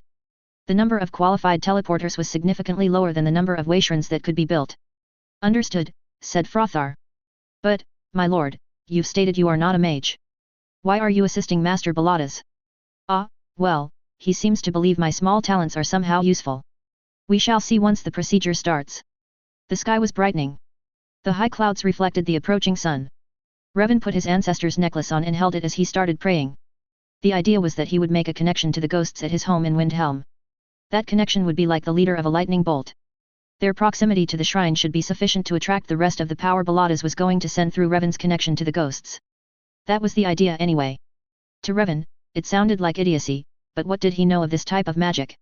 He had to trust that Pilatus was cognizant of what was important here. The real uncertainty was Revan's ability to reach the waiting door at his Windhelm home. The ancestors were everywhere, of course. A waiting door was not necessary to pray or talk to them. But, as a power conduit to oblivion? He had never heard of such a thing. Pilatus had given him the example of an ancestor's fence that drew oblivion's power through the souls of the bound spirits. The great ghost gate that surrounded Red Mountain, thousands crucified above the precipice of oblivion by the lies of the tribunal, their souls drawing power from the infinite abyss. It seemed too simplistic, but, again, what did he know? So he prayed and envisioned his home, delving deep into nostalgia, a vision of back then when things were simpler but lonelier. His young child bride was adventuring somewhere. He was sitting on his hard bed, wrapped in thick blankets, and sipping a cup of hot prid consommé while a snowstorm howled outside and rattled the walls of his tiny shop. Yes, even the disturbing sound of stock being shaken off their shelves by the power of that storm and falling on the floor was something he missed. Ah, well. If he wanted to have things to sell when the storm was over, he'd best get his lazy bones up to take down the fragile items.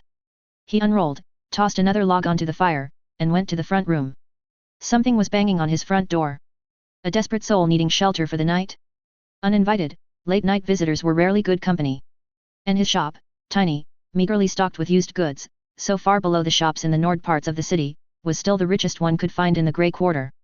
Prudence dictated he ignore that banging. But then he heard her voice on the other side. Was she home?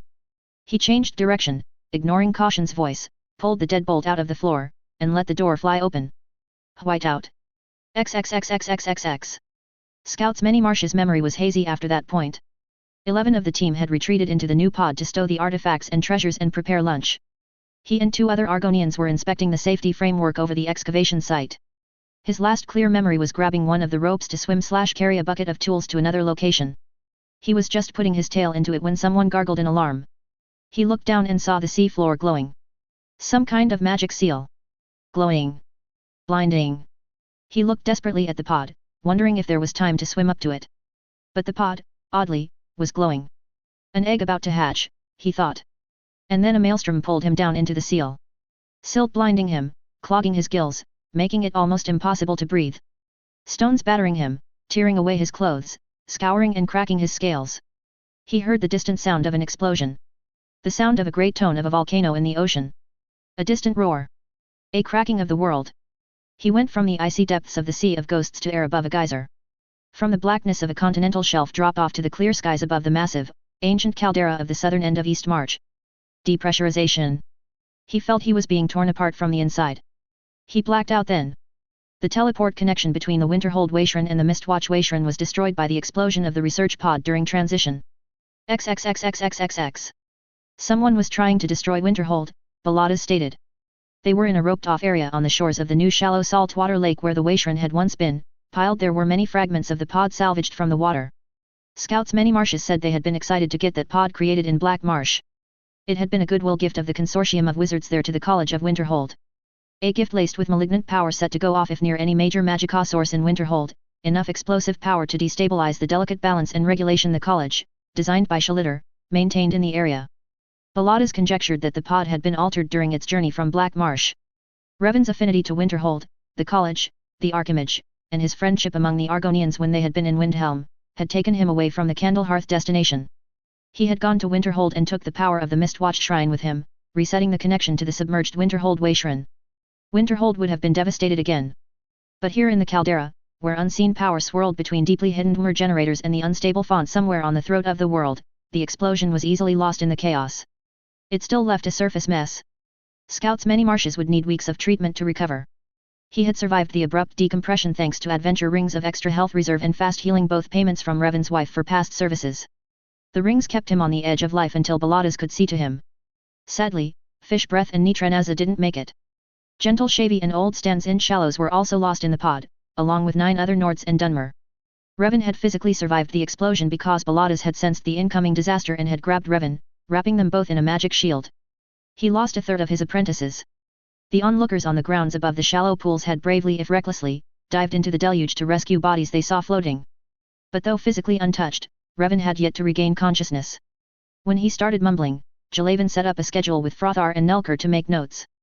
But unlike last time, these weren't vague encouragements and suggestions.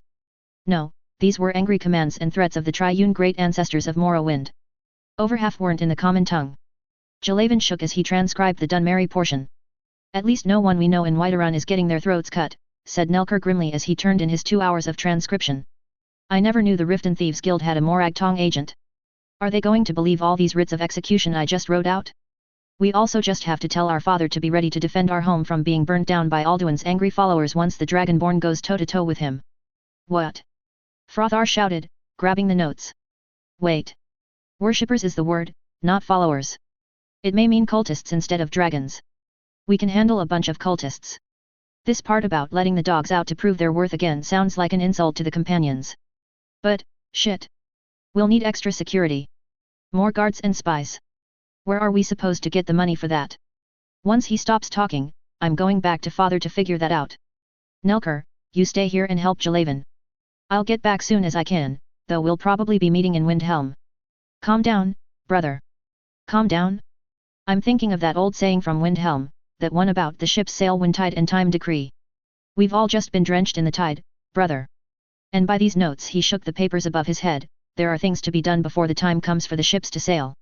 Related story, number 32 Mushrooms, number 74 Briarpatch, number 77 Paradigm Shift, number 84 and 88 Land of Confusion. Ted HSU, you lost me. I'm not sure what you are referencing. In this story bit I was just following along the latest silk trail of Mephala's littlest spider who's doing his best to satisfy fate without being eaten.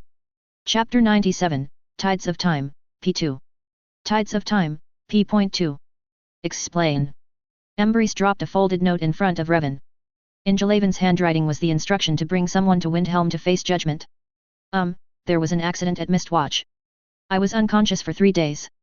Evidently, I talked a lot again. Who is that person? A relic from a past age who owes me a favor.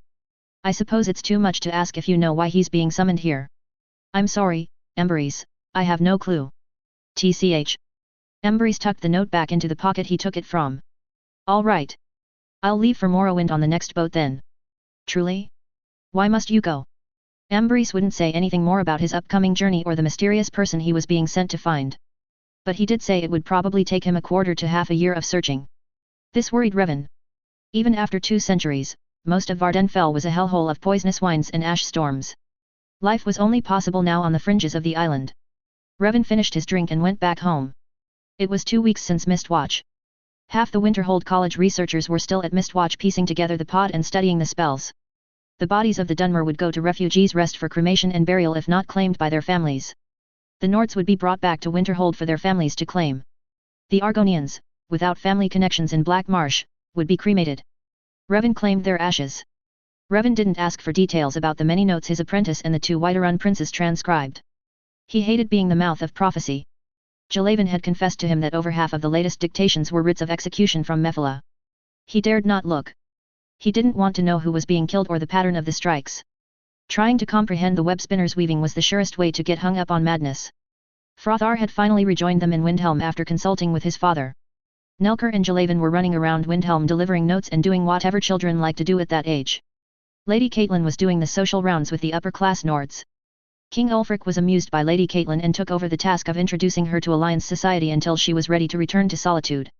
He wanted Revan to continue investigating the situation that caused an explosion in Mistwatch that could have been much deadlier had it exploded in Winterhold. A pigeon brought a copy of a note received by the college days ago. Jorik Ravencrone had sent it as soon as his ship had reached Solitude. On the boat, between Dawnstar and Solitude, he'd had an uneasy dream about an iron leech sucking at Winterhold's power until it exploded with such force that even the college collapsed. Master Tolfter immediately asked Drains the Swamp if he'd noticed anything odd about the new research pod that had been designed and built by the mages of Black Marsh. Drains hadn't. Still, Master Tolfter decided to inspect it himself. He was at the beach, preparing to dive when there was a surge in magicka that flattened everyone sensitive to magicka. The wells of the college sparked erratically, and the pod disappeared. Once he recovered and returned to the college, a second message from Jorik flew in, telling him the dream had shifted to the southern pools of East March's volcanic plain. At Master Baladaz's home. The leech was there. It was too bad Jorik's warning didn't come in time. No. That was useless speculation. The question now was who had put the spells on the research pod. The target had obviously been Winterhold, but was it the city or the college? Could it be both? He couldn't believe anyone would be so envious of a town's crafting industry to destroy it. The target had to be the college, and the city would just be incidental bonus damage. Who was behind the attempt? When had the sabotage occurred? Drains the Swamp was back in Black Marsh investigating. Ed Theman and Brand Shea were with him, Ed as Winterhold's chief investigator, and Brand Shea as his clerk. Brand Shea hadn't been back to Black Marsh in over a century but had exchanged letters with every generation of his Argonian family, 6 generations from his original family. In any case, he was fluent in Gel, the Argonian language, and could read the nuances of their body language. He was the spy standing silent and in sight as Drains did all the questioning and talking. The Dominion was too easy a target. The other suspect was the resurrected dragon cult. Revan had been pondering their unsettling schemes while soaking in Mistwatch hot springs. They were furious that the Dragonborn continued to reject their call to rule the Empire. When the Dragonborn proved to lack ambition, they tried to kill Parthunax to ingratiate themselves with Alduin. His wife had ordered him to stay clear of this cult. She did not want him drawing their attention. And if he heard anything through his regular course of business, he was to report it to her or General Tullius.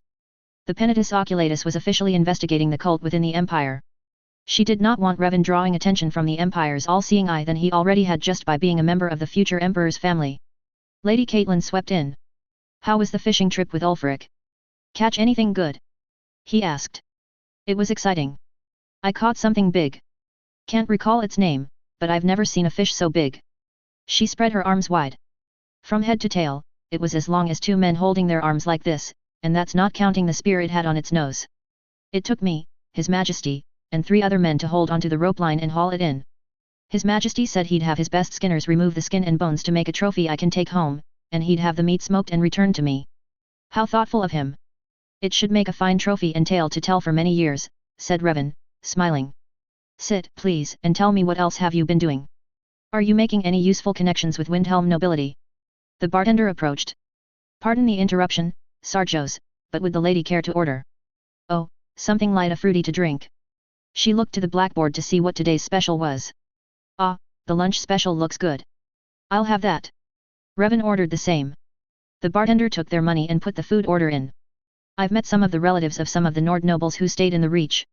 They are concerned that any monetary support they send will actually find their kinsmen. Hard to guarantee anything when your concerns are to minimize the chance of outsider gold disrupting your attempts to stabilize power, murmured Revan. The royal treasury should be a priority of the crown. Well, the crown's treasury and then the primary public bank. As for the transfer of private wealth, that is not your responsibility unless funds are through the Bank of Mark Arth. If that is the case, they must arrange safe transport with the Bank of Mark Arth. Oh, yes, of course. The use of banks is new to me. Yes. An ill-advised, risky venture for any of the Reach natives when the Silverbloods were in charge. But now that they are gone, didn't Jarl Igmund put Lord Nepos in charge? Yes, but Lord Nepos admits he is only familiar with the Silverblood way of handling things. He has no training or experience with commerce or banking on a national scale. Igmund would have appointed you if you were to make your primary residence in Markarth. Revan laughed. She joined him. Yes. Now that I've seen some of your life here, that wasn't ever going to happen. The cook put down 2 plates of crab ravioli coated in lemon and herb butter sauce, spicy seaweed chips on the side, and cabbage and carrot slaw salad. I don't suppose there's an apprentice cook I can take home with me. There's an informal cooking school in Winterhold, said Revan.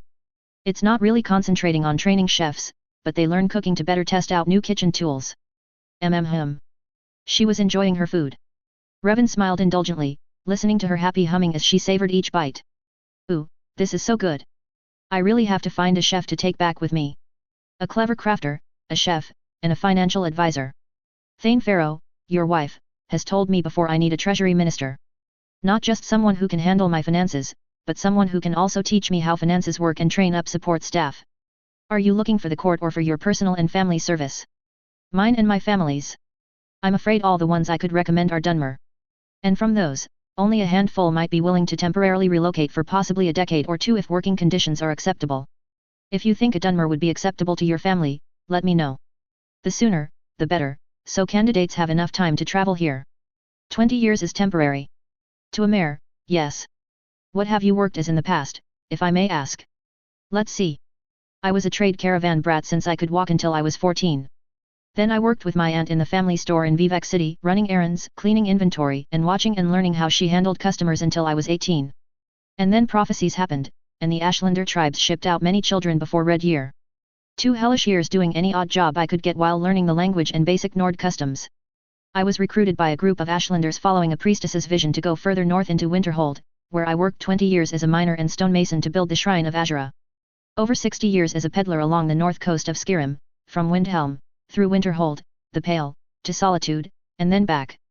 And the past 100 years, I ran a small pawn shop in the Grey Quarter. And only for the past 7 years have I been dipping my fingers in international finance and investing. I got married, you see, to a woman so far above my station, and a little shop in a back alley was not going to do. I see, Lady Caitlin mumbled. She propped her chin on her hand, her curled fingers resting on her lips and hiding her mouth. So, 20 years, really, is nothing to your kind. It's really frightening when I think of how much experience a mayor can have. It can be an advantage. But age, wisdom, and competency do not always go hand in hand. A young idiot can also mature into an old idiot. And it isn't just the quantity of life, there's also the quality. The 100 years I spent as a pawn shop owner became a hand-to-mouth existence in the second half of the century. In truth, I made most of my money and connections when I was a peddler. And it wasn't bad the first quarter century in the Grey Quarter. Things started to inevitably slide as Nord generations changed and their politics and attitudes too quickly by our standards. It's hard to keep friendships and trusts you've forged with adults with their children, the children's children, the children's grandchildren, and so on.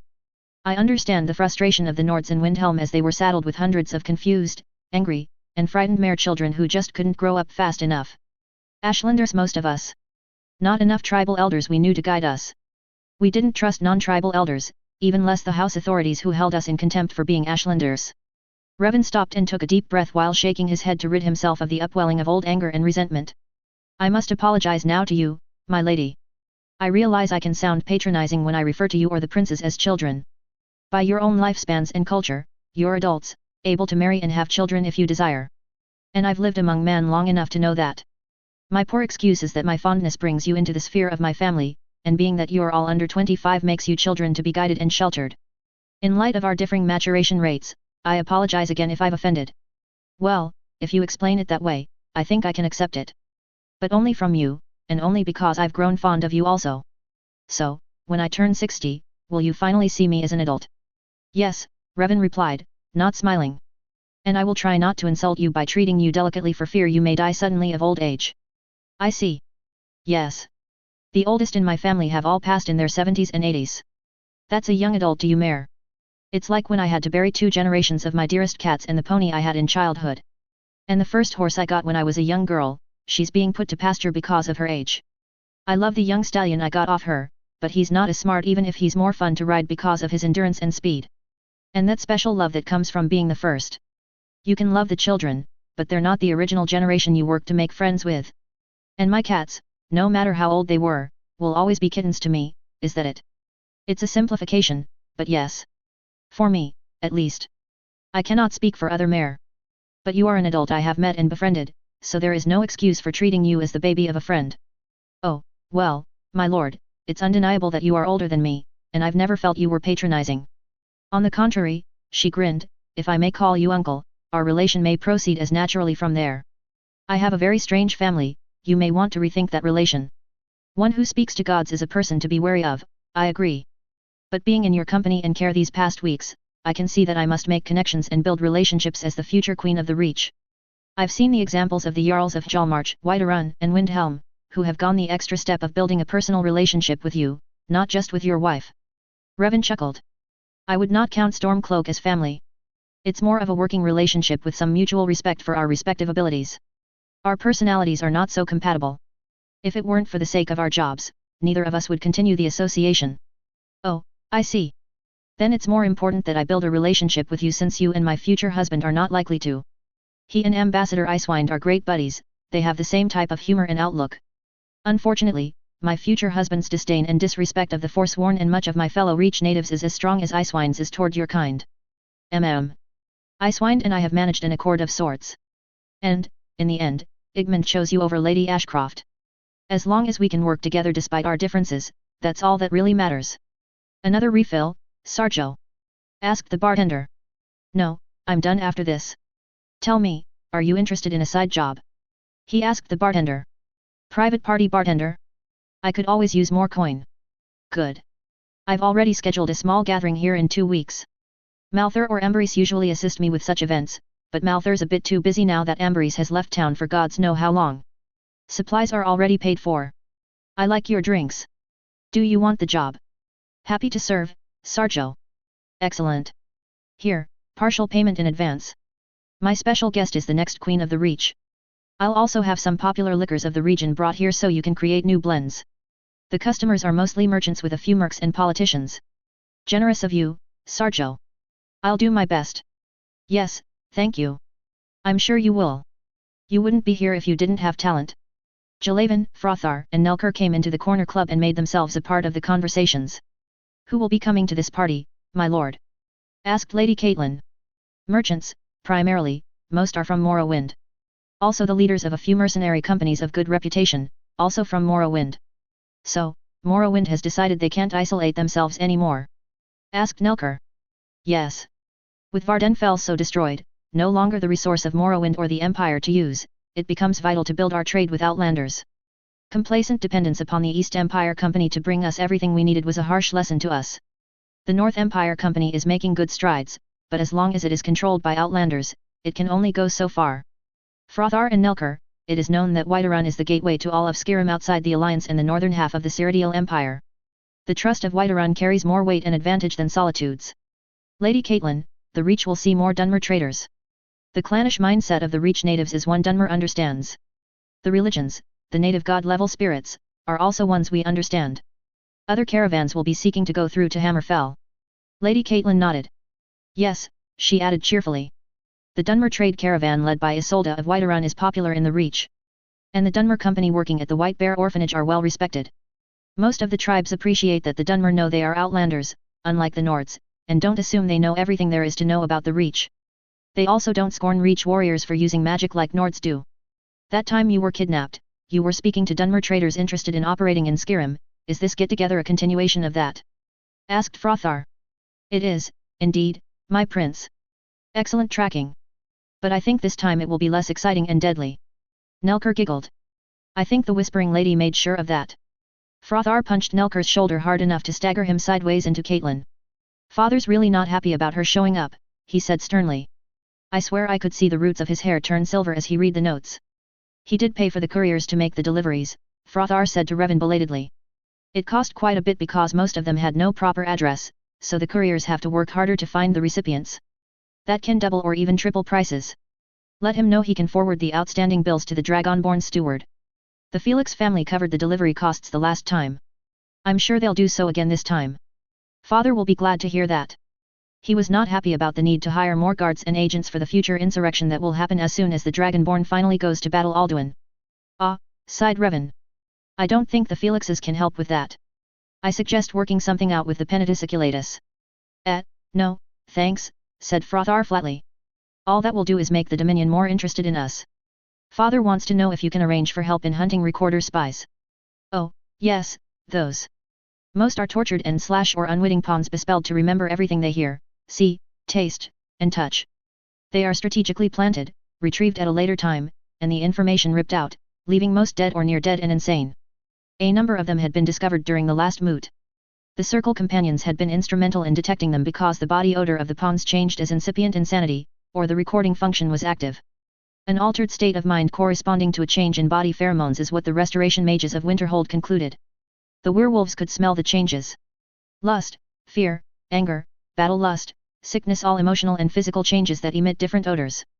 To protect the companions and their secret, Revan had arranged for Dunmer mages to do front work with the companions, making it seem like the mages were doing the detection while the companions were along for apprehension because, once detected, most victims became violent and attacked or tried to suicide per implanted commands. That method was impractical now. Farkas and Vilkas had opted to be rid of their Herson wolves, and Farkas had abolished the rule that only werewolves could join the inner circle of the companions. At the moment, only 2 remained, and they would be the last werewolves to be companions. Also, during the moot, strict security measures were enforced, with many checkpoints requiring people to stand in orderly lines for admittance to events. And in that manner, the werewolves could quickly and unobtrusively sniff-check many people. Now dogs could be trained to do that. However, the method was cruel to the scent donor and risked exposure for the werewolf companions Ela and Skjur. Ela and Skjur were better at killing dogs than training them. Neither had the necessary patience to train dogs. Revan recalled meeting Gunmer of the Dawnguard, a Nord skilled enough to train dogs and trolls to detect and fight vampires. Gunmer also knew the secret of the companions. Revan suggested Frothar contact the Dawnguard and ask for Gunmer's help. Frothar quickly agreed, which prompted Revan to ask, "Do you have any questions about my suggestions?" "No, my lord." Strange. Frothar was a headstrong young man, more like his uncle than his father in his eagerness for battle. So Revan asked, "Perhaps you would like to know my reasons." Frothar grinned. "While father and I were discussing your prophecies, he told me about how he first met you. Back then, you came as a Windhelm shopkeeper just looking to set up accounts for your wife with the Whiterun merchants and register with the local guild. He had a hard time believing you were Arthane's husband. A lukewarm first impression that has long since proven wrong. And after all that transcription, I think it's better if I do not know all the details. I'm not yet smart enough or experienced enough to understand. Uncle Hrongar says trainees like me need to shut up and watch and learn." "I see. Well, learning starts with questions. My thinking is that Gunmer of the Dawnguard is an expert animal trainer. He has even trained trolls to wear armor, take simple orders, and protect anyone wearing Dawnguard armor. Your father needs to root out Dominion sleeper spies. The college has ascertained such spies undergo mental and emotional changes when recording and that dogs can smell these changes. So." He looked expectantly at Frothar to continue the thought. "So father needs to sponsor a special training school to teach dogs to find these types of spies. Ha! Maybe even do police work of finding drug smugglers and chasing down thieves and suspects. That's if you can convince Gunmer to take the job," said Revan. "Training a couple dogs to look for spies might be easy enough, but for the long term? Finding the right people, finding or breeding the right dogs, then finding and training more trainers and handlers takes time and a lot of money. It's one of those projects where you lose money, and the results, even if successful, are subjective in terms of continuous investment." Frothar scowled. "The security and peace of Whiterun is a responsibility we can't be cheap about. It requires vigilance and constant reinvestment of time and money.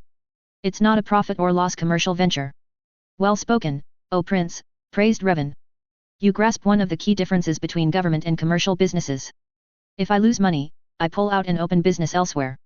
I cut my losses. I may take a few key people with me. If I'm feeling generous, I may provide severance pay to everyone else that may sustain them until they find new employment. Why would you do that? That's money lost that you could put into your next business. The payment is for goodwill. If I have the opportunity to come back, there will be those willing to work for me again. It's called managing your intangible assets." "Intangible assets? What's that?" "Goodwill, trust, reputation, skills, experience, knowledge, personal relations built with customers, suppliers, things that cannot easily be bought, quantified, or guaranteed." "Ah, the human resource," said Frothar, nodding. "I understand. Honor cannot be bought." Just so. Unlike a business owner, we who rule cannot just cut our losses and run. A retreat is acceptable, but only if we are determined to return to fight again. That's true for the fighting forces, but don't forget the ones who can't fight, interjected Jalavan. Your other resources of the tribe, the ones too young and too old, the healers, all the non-combatants.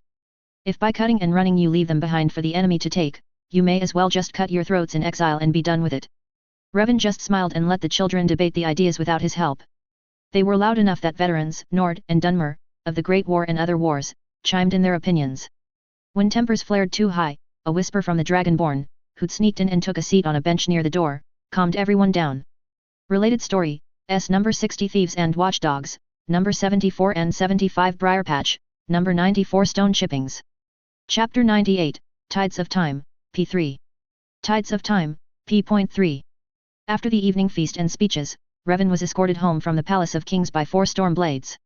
Once home, he immediately went to Gaia's room to relax by her cradle and adore her peaceful sleep. She's a solid sleeper. You can pick her up and hold her, said Angharad, the wet nurse. Revan happily sighed as he slumped in his chair and rested his treasure on his stomach. Her warm weight, soft breathing, her unique scent filling his nose. He was feeling content and incredibly sleepy. Angharad deftly slipped a carry cloth around his shoulders and under the babe so that he needn't fear dropping his daughter if he fell asleep. She also brought a padded stool for his feet and pillows for his back. He woke hours later. Gaia was back in her cradle, and a maid set down a carafe of fragrant apple-scented black tea. Jalavan came in. Master, your escort will arrive in 2 hours. Also, an agent from Tel Winstad arrived an hour ago to consult with you about the Mad Inventor's activities and requests. Would you like to meet him now or after you've eaten? I'll take a quick shower and talk with him over breakfast. The agent was the secretary of Forvian Vidney, his business manager at Tel Winstad. The agent was delivering a report of Master Kittis's activities in solitude, the success of his latest venture, and his recent and sudden financial requests. Forvian wanted to know what limits or orders Revan had concerning the Winterhold inventor. Master Curtis had created an experimental entertainment format entitled Azura and the Box, a unique and innovative work of visual and auditory illusions inspired by an ancient book of the same name. It was of 2 parts. The first part was based on an ancient story of the same name, regarding Admir's riddle played with Azura. It was a piece inspired by that kiss from a rose Curtis had introduced last winter and that the bards were spreading as an anthem to Azura. The second part was that prophecy of the Dragonborn. The latter play was something Curtis told him was from his memory of the bizarre Skyrim game from his past world and life. He called it a game trailer. The finished piece was a revolutionary form of entertainment that Revan could see overtaking the world in the following generations. Moving and talking pictures. The project had been intricate and vexing for Revan and the team he'd put together to handle accounting costs and negotiations for location activities and magic to happen. Snow Crown Investments had contributed the majority of funds, and the report of initial returns should delight them.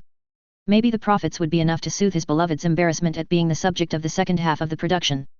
Then the gods, rather, God Oriel, sent an unexpected gift to Curtis. He hadn't been able to save the Fama race, so he had started floating the remnants to Yahunal. Snowmer slaves from Somerset. Interesting. The amount of money Curtis requested to transport the rest of the Snowmer group from Hammerfell was horrifying. Well, the actual amount requested wasn't. But when one added in the hidden expenses bribes to erase memories and slide through border security, erasing money trails, it was a formidable amount. Doing things in secret always cost more. Forvane had already calculated that and needed Revan's approval to sacrifice Glowlight Alchemy's profits for this year. The town depended on that money for multiple civic projects. I'll give you my decision in a few days. Jalavan, take him the apprentice's quarters and put him in one of the empty rooms. And now back to the palace. Ulfric was hosting delegates from the major houses and from Imperial Cheydinhal for trade talks between the Stormcloak Alliance and Morrowind. It was a major event for both sides.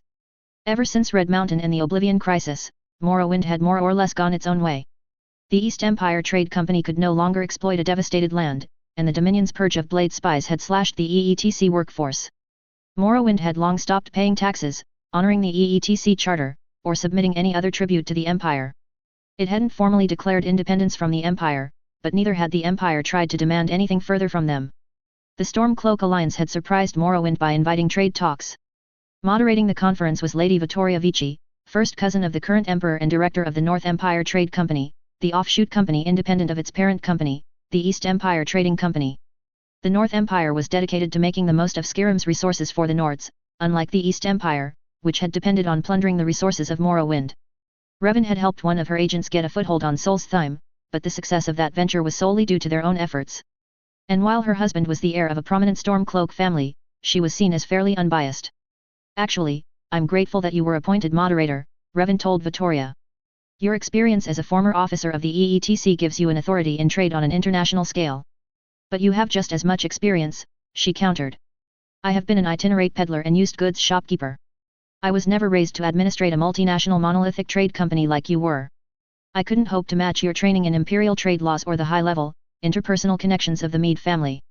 She snorted, dismissing the flattery, and waved to their table server to bring a refill. The corner club was packed, and service was on the slow side. You've created your own companies, you have ground-level growth experience, and your Felix family is as well connected as we Meades. But I was given to understand your house politics stood in your way. Why do your people not trust House Mora? Well, we are taking the name of a house that dissolved 5,000 years ago. It was an odd house known to have foreign blood, and its philosophy was uncomfortably liberal. Not a pure stock, you understand, which is against the general philosophy of houses.